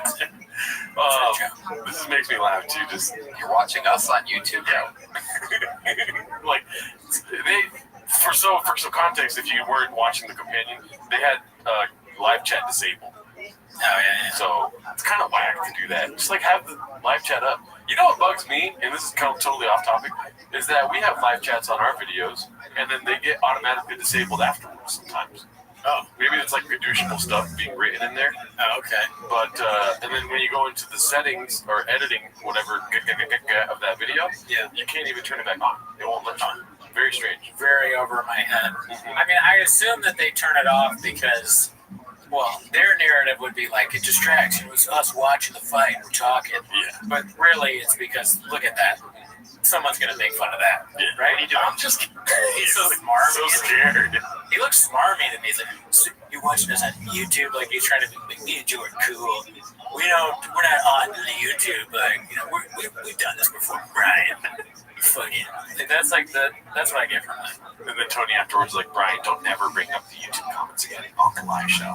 Act like you've been here before, okay? Yeah. You're not famous enough to bring up YouTube comments. Leave that for people like me and Jim. Yeah.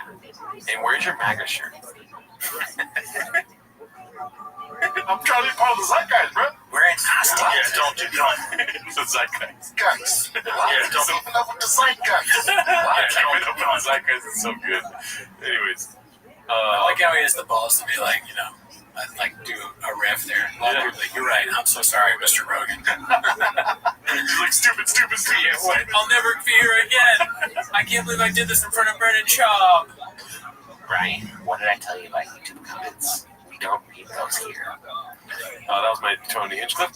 So this one's posted by Mitchy Slick LBC. Proof that Rogan now steals from our boy. You know, they're painting a narrative. Rogan wrote that whole special. Yeah. He's not on Chop's level, too, so ready. These people who 10 minutes, 5 minutes earlier had no idea they were going to be on the biggest stage in the world. They've been waiting for hours. They signed up. They waited out. He's talking about Madison Square Garden. Oh, yeah. And a couple of them, it's the first time they ever went on stage. Yeah. Wild. Yeah. Wild. The wildest. That's gotta be. The wild. Oh, I see.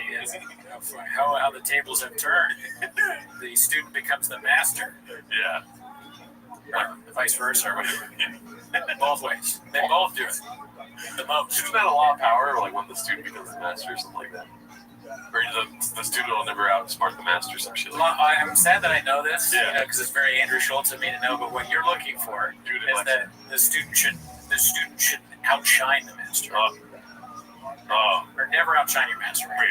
Yeah. That's one of 48 Light Brick. I know that because I'm a savage. That bag helped me.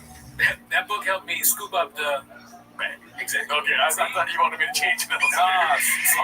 I'm teaching you right now. I'm schooling you, bro. And by no time you'll be able to look at a Latina and be like, she pregnant. Mm-hmm. She got a cum on her bag. This one's posted by Basements called Tony for the whole of the fight companion. So I'm going to be honest with you, Cooney. This clip was pretty boring.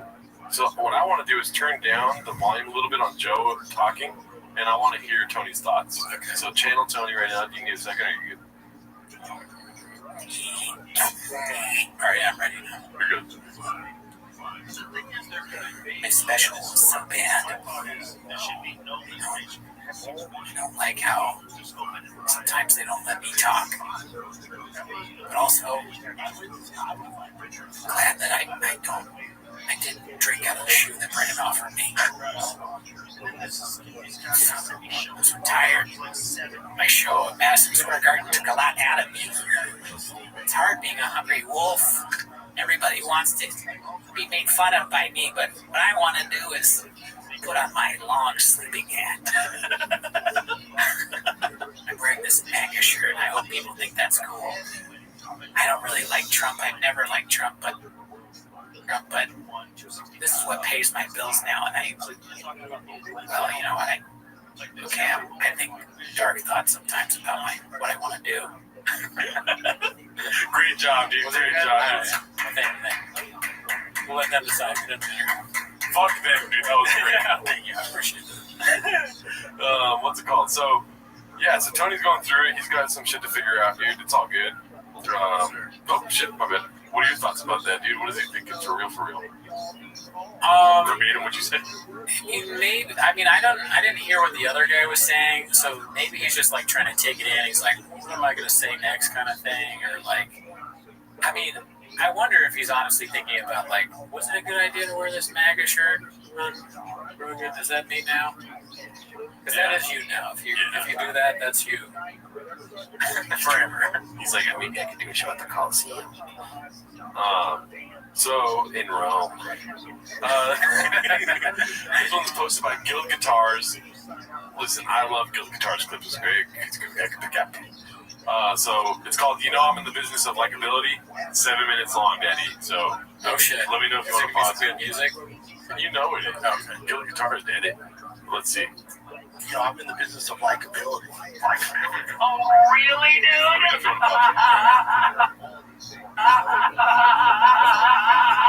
It's a masterpiece. This is Nick Kicks. Who cares? So his kids suffer from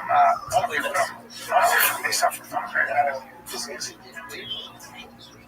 Click on the one of the with him with the glasses, the nurse one. Brennan, the other one. Brennan.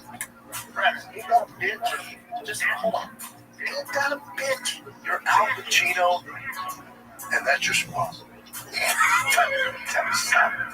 That way, you know what, Al? You got a good run, right? I'll give you the 2 August kids. I'm sorry.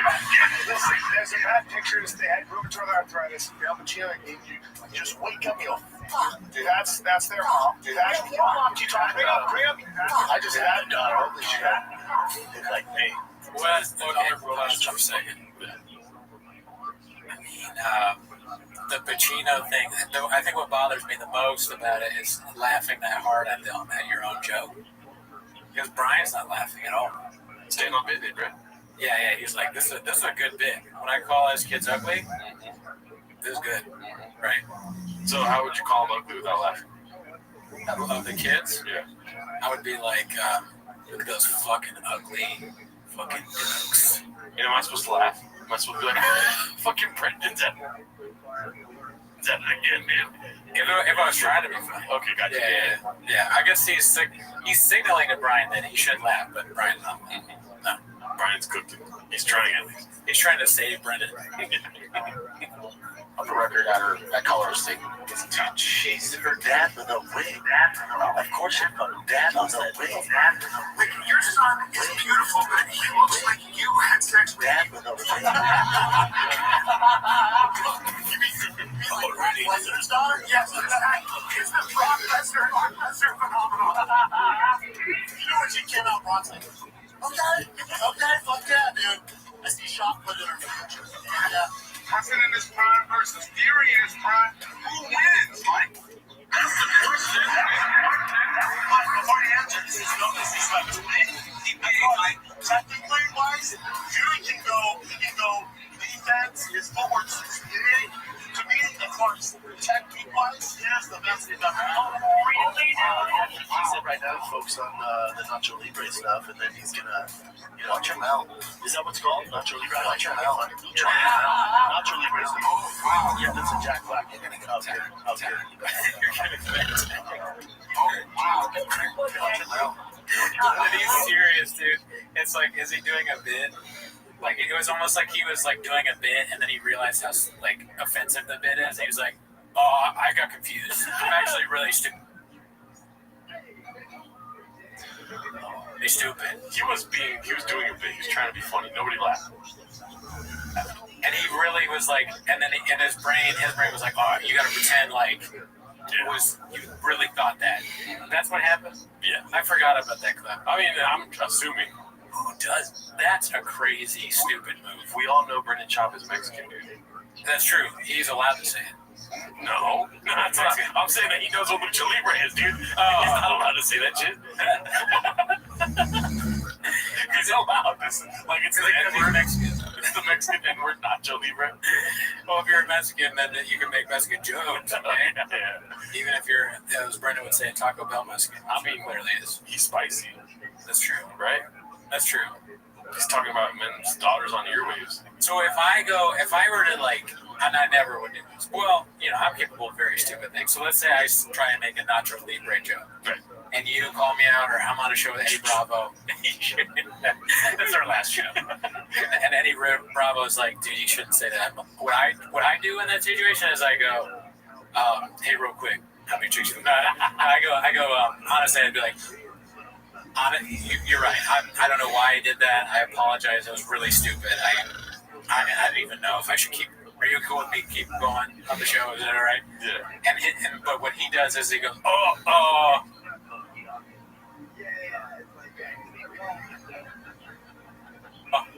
The movie, That's so funny. Who would do that? My problem is I was on a pocket, bro.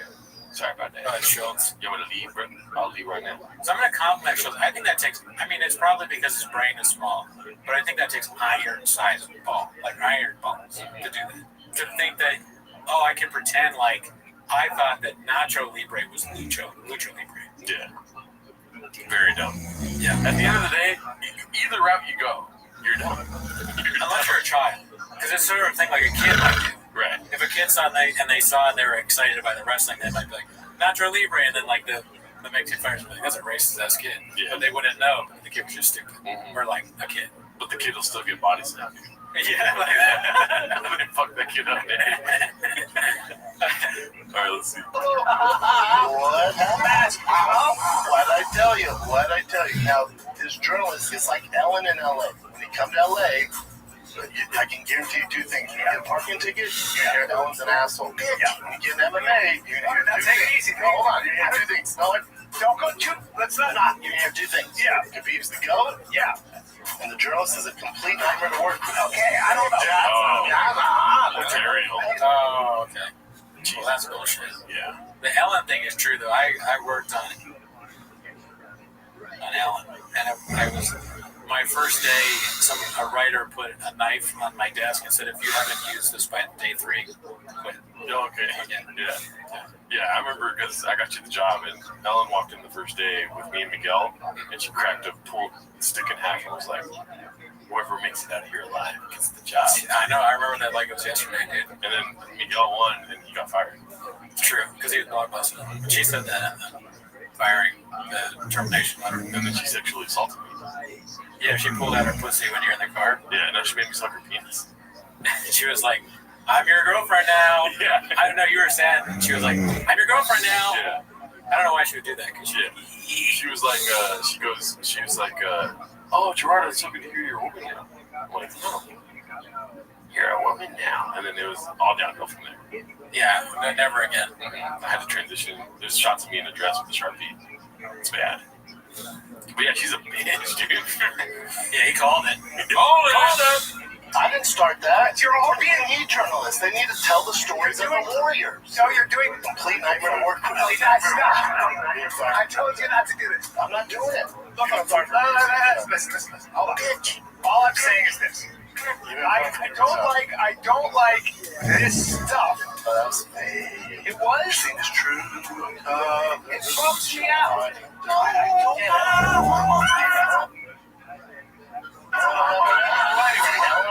I have not read where there's like the rumblings of like Ellen and Cosby for election. Same thing. Here's the thing. I don't. Cosby. I've not seen this. He's comparing Ariel Wine to Cosby. That's wild. Comparing Ellen to Cosby is pretty That's wild, too. Yeah. I went back to focusing on. He's obviously drunk, right? Yeah. He's got the thing in his hand. And I'm just assuming it's about Ariel. Yeah. Well, he had the beef with the journalist. Probably. I mean, he's got when Chop has this in his hand. He's got one of these going. Nothing's gonna make sense. Well, that's the target though for that motherfucking missile strike group. I don't like. No friends. With anybody, I have a thing. No friends. With any. No friends. My whole thing is it hasn't worked out. Did you not come up with something bad? Really, dude? Oh, Daddy. Daddy. Great. Really, dude? But he has to do it, so I get it. I get it, dude. Dude, that's gonna be the last thing we hear, dude. What? I get it. Oh, before he kills it. Yes. I like the like lower voice. Oh, really, dude? Yeah. That's fucking dated. What if Shab has no problem with us talking about him, but his biggest issue is that it's not 10 minutes? He's like, why is it called 10 minutes? Shab. Doesn't even make sense. What makes sense? I get it. And he doesn't like us because he's like, the red chairs do this art thing. Yeah. They're basically been seeing me. Yeah. They stole our chairs. He thinks that that's it. Even though he steals everything. Because the chairs are a joke to begin with. I was taking this as kind of like him, right? Because he steals other people's designs and whatnot. Yep. Right. Chris doing it back to him. We need to stop doing this. Well, it's not playing again. Let's move on. I just want to see if you're doing it right now. Stop it. What I do? I'm in Vegas tonight. Friends had it. I was like, he's never seen a show. He doesn't like my comedy. He doesn't like my comedy. Come see for yourself. Well, I don't make comedy for soy boys. I don't make comedy for soy boys. That would have been a great title for a special. Oh, yeah. I mean, that probably was in the running. Yeah. There's a lot of different titles that did. Not comedy for soy boys. Yeah. Or comedy for soy boys. Or comedy for, well, then that would make sense. Sarcasm. You know, honestly, that doesn't, like, here's two soy boys right here, and we're laughing hard. Yeah. What's that? No, I'm kidding. What's a soy boy? I'm down. And I think it's like eating soy instead of protein, like a vegetarian or something.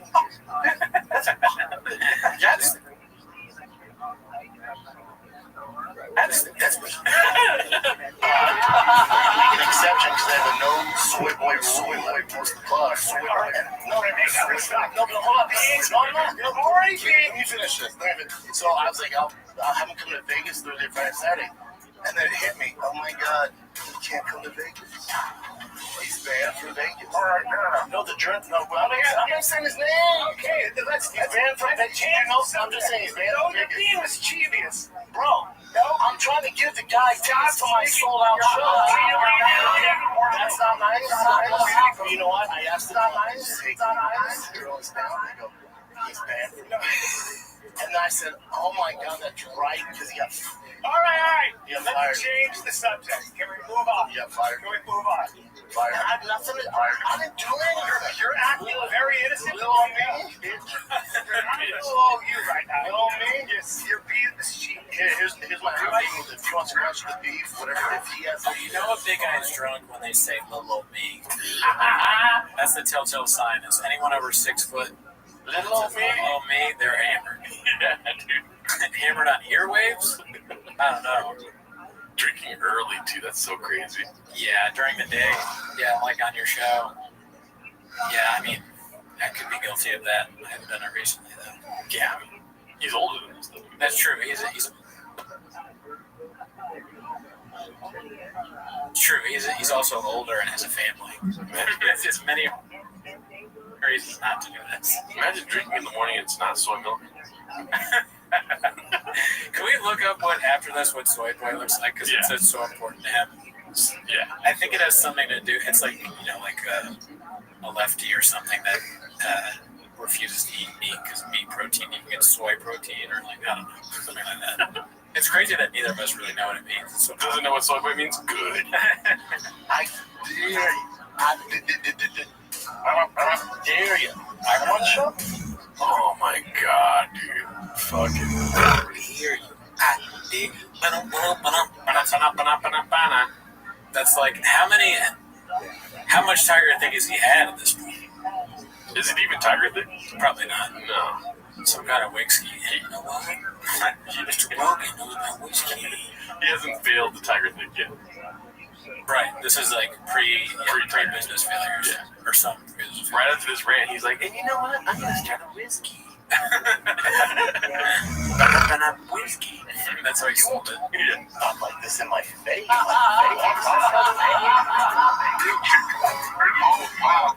looking lost. You're looking lost and innocent right now. Well, I'm not even talking about, there's no Brad here. There's not what we're talking about. But you want to talk about Brian, the kid Callan, the 52-year-old? Oh, really, dude? I can't do it. I can't do it, and I can't get it funny. But he said if he saw you first, you'd run.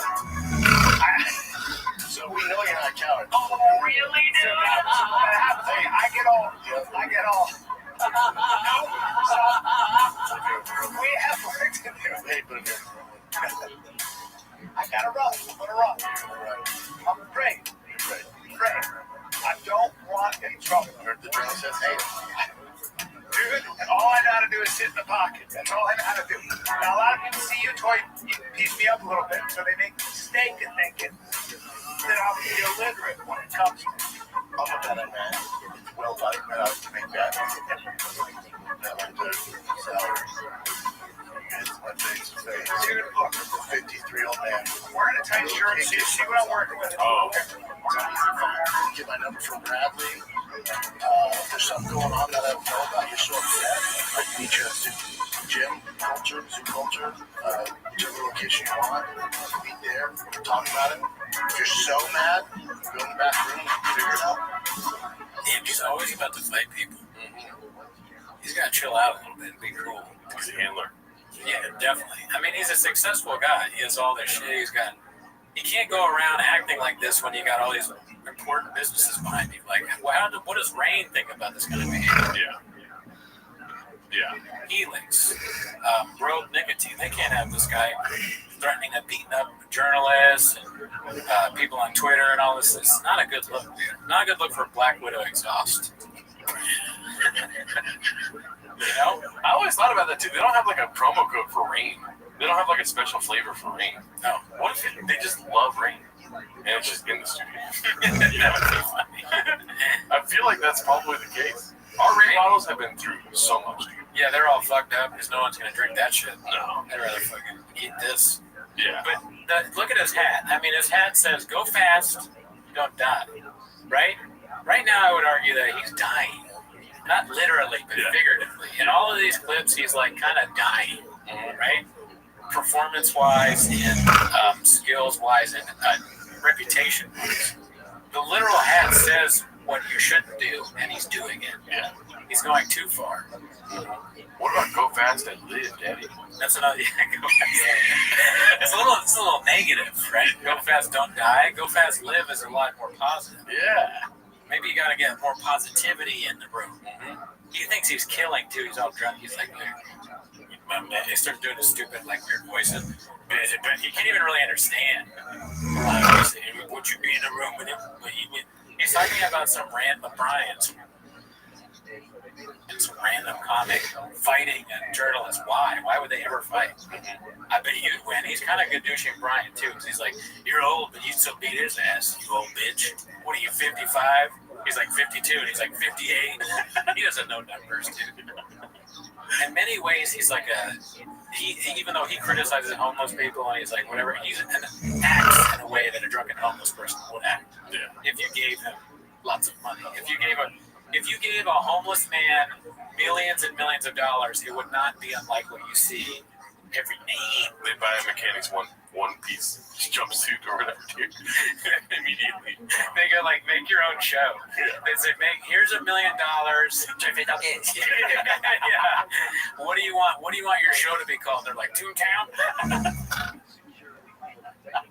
What's it gonna be about? I'm gonna give it to you. Yeah. I'm gonna get trucks and drive real fast and give them the food. And they're like, okay. And how long will that take you to make it?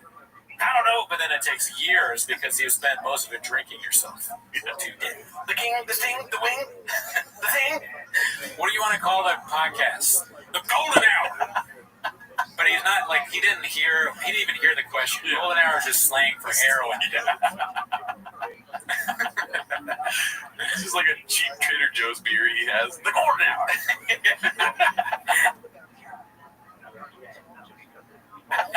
That's not what the beer says. Whatever is what I call it.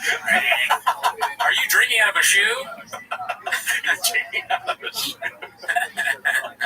I mean, a homeless guy that you gave lots of money would need a handler to make sure they didn't waste it and spend it appropriately to bring themselves out of poverty. His homeless wife is fighting for blood. Starbucks drive-throughs. He has to run over there with the shopping cart. My hero! He's killed someone. He's killed a family. He came here and he saved me from the evil family that were in my way. Take it out. Drive us on gas. Yes. That was great. You're not going to sue or anything like that. We'll figure it out. Like, I don't, you know what I'm saying? Like, that's how it's never. I'm on the side by myself. By myself. Damn. Myself. That might be it. This honestly, Gil Guitar shit could play in like a bar, like a club or something. Right. You would just like hanging out, cats hanging out, cats drinking, dancing, and it's like you see like a cat just like dancing with some chick, and it's like, oh really, dude? And that's going in the back. You're like, oh shit, this is like, you go up to a girl, and you're like, you want to dance? I dare you. But I dare you. You're feeling like your blood. She's like, you want to get out of here? I'm like, maybe after the next one. Or maybe after the next clip. Yeah, after the next gin, dude. And she's like, you're right, this is pretty good. Oh, I love this clip. Can you dance? You're damn right I can dance. Hey, babe, you want to go see Guitar Live at concert next week? It's just a big screen. It's him playing the guitar while Clip's playing. Yeah. Or like, he's a DJ. He's got the fucking glasses on and the fucking DJ shit. He's like Avicii. Yeah, big dick on it. Sorry about that. Let the beat drop. All right, so this one's called Rinks Gives Papa a Taste of His Own Medicine. He's hurt. I don't know why this cable decided to start bugging the fuck out of me right now. We got too many cables, Daddy. Posted by Hey Mark Wigski. Let's see here. This guy's very sweaty. And how do you feel? This is what fans don't get. I'm scared, dude. It is kind of funny. It's like, I'm going on TFK. Better have my shirt off. I'm not going to put a shirt on for that crap. He looks like Keith Soul or Keith Johnson. Or it's Keith Johnson. It's Keith Johnson. Okay. Yeah. I guess, and I'm like similar facial hair, I guess. Yeah, if he was bald, basically. He's not bald, right? I know, but it's like no one wants to even envision that. You don't know what it's like, okay? Don't even say that. I take it back. I'll cut that part out. Let's see. Their haters don't get. When like, oh, he doesn't deserve this. This should be Ankh Alive or this. It's like, hey man, you realize Khalil, he doesn't decide if he got a title shot. He got the chance. He got the shot, and you're like, hell yeah, this is what I've been working my whole life for. They don't realize that you have no control over it. They when do I talk? This is going to be another one of those clips where he goes, yeah.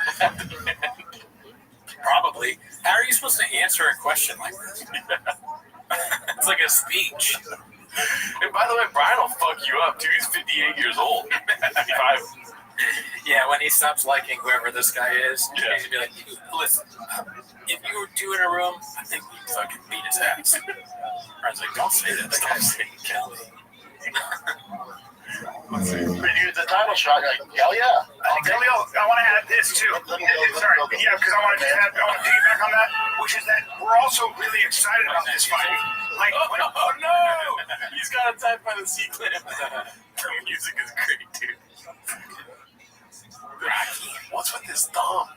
Every time he does the C-clip, his thumb is like in a strange position. Maybe he broke it doing bad things. Like that. He's like that. I can't even recreate it. Brian's hand's weird. When I heard it, everybody went, oh, damn. So, yeah, maybe ranking of 8 or whatever, but all of us were passing it between ourselves. We were like, oh, shit, look at this. This is scary. This is the one dude rugged enough to step, in that space. This is like, I feel like this is AI. Like, it's not real. Oh, yeah. There's always a possibility it changes. It's not AI. It's definitely from TFK, but it has that weird, surreal feeling to it, I don't believe anything in Shanks, honestly. Oh, really? They've gotten me so many times. The fish got you good. The fish got me, and then also things just fly over my head, as you know. Yeah. So, like, I'm always a little bit like, it's like walking into one of those, like, whorehouses, like the whorehouses where you, like, the Halloween houses. Yeah. You know, has that ever done that? What are they called? They're not called haunted house. Haunted house. Whorehouses. That was a shop bit. Haunted house. I didn't mean to say horror house. Yeah. Get me on all fours. That's so funny. Milking you. No, I did that. Just in your asshole, dude? Yeah, I mean, I like all the way there. But anyways, it's like going into a haunted house. I'm like, I don't trust what I feel. Yeah. It's the worst analogy I've ever heard. If you would have said haunted house, I would have got it away, I mean, it was not worth it, but I think it was worth it to do the bit of calling a haunted house a horror house. Yeah. Well, it's haunted. You know what I mean? Okay, let's I'm not reading the comments this week. with Hera, and we're excited to see what happens. Yeah, dude. What do you say? Yeah, dude. A couple things. How's he supposed to answer both of those questions? Oh, they did. And it's so sad, too, because they made fun of Ariel Helwani, and Ariel Helwani's show is so, easy to listen to, where he has fighters on, they're trying to pivot towards, obviously, right. Yeah. It's just, it's kind of weirdly, I think you hate this term, but poetic justice. Oh, no, I like that. Oh, okay, cool. Yeah, I mean, it's watching, a professional journalist who's good at their job and a, dog brain lunatic. Yeah, trying to emulate the same thing. Yeah. and not seeking any of the success. Alrighty, so here we go. This is the Theo Von Donald Trump interview clip. Big Shoots, I think, has posted this. Oh, my bad. Yeah, Big Shoots. It's called Ouch. Let's see what this is about. She's welcome to come on. I would love to get to talk to her. I'm sure she'd be very exciting. So you could make her exciting. You think? Yeah, I think so. Somebody said she's a good roller skater. That's what I heard, which is crazy. That's about it. Look, we're gonna wrap it up soon. Okay, is that what you're saying? Okay, done. Sorry. Is that a Shaivism? Did he say Kamala Harris is a good roller skater? I don't understand. I don't know. I think it might just be like it could be, but if it is, I don't know it. I think he's just kind of like saying "ouch," like I said, dude, a diss. Yeah, bet I'll just get it. Like that almost sounds like something I would say. Yeah. So I get it. Cooney, don't sleep on him. He's really good at roller skating. And he's voting for Kamala. This one's posted by Haphazard. It's called Bopper Responds to the DDP Controversy with an I Get It, dude. I haven't seen this yet, so I'm excited. Of course, got the King on King, dude. Yeah. He's got that D-Fag on King outfit attire right now, dude. Right. Yeah, I was wrong. And this is how it goes, man. I'll give you a hot take. There's a reason a lot of people in the space don't make picks, or they do, and it's not clip worthy, or it's just they'll pick the entire card from the prelims, the main event, so it's not that big a deal. I go hard in the paint. Anything I do, I go over the top. That's what I do. I go hard in the paint. Beanie guy, say something. Say something. He's going Bahama. Oh, we never looked up soy boy. Oh, okay, yeah. Yeah, I kind of want to look up what the definition is, because what if you look it up and it's just a picture of the beanie guy? Okay, let's look up soy boy. Soy boy. I want to know, like, soy boy slang. Definition? Definitely a pejorative. Maybe Urban Dictionary or something. It has its own Wikipedia. Yeah, soy boy is a pejorative term. What does that mean, pejorative? Lacking, bad, negative. Sometimes used in non-like ways to describe men perceived to be lacking masculine characteristics. So basically what I said, right? Yeah. Yeah, so just that. Yeah, mostly against liberals. Oh, okay. Okay. I was hoping it was going to be like Chan or something. Well, they tried to do that thing on Chang's, where if you look up images, that he'll pop up. Let me see if it does that. I want to go. No, he's not anywhere. Okay, guys, get on it. Let's get this. Let's get that up. Let's get these numbers up. And I want to say that we started the show after the soy boy craze, so we weren't a party to that. Right.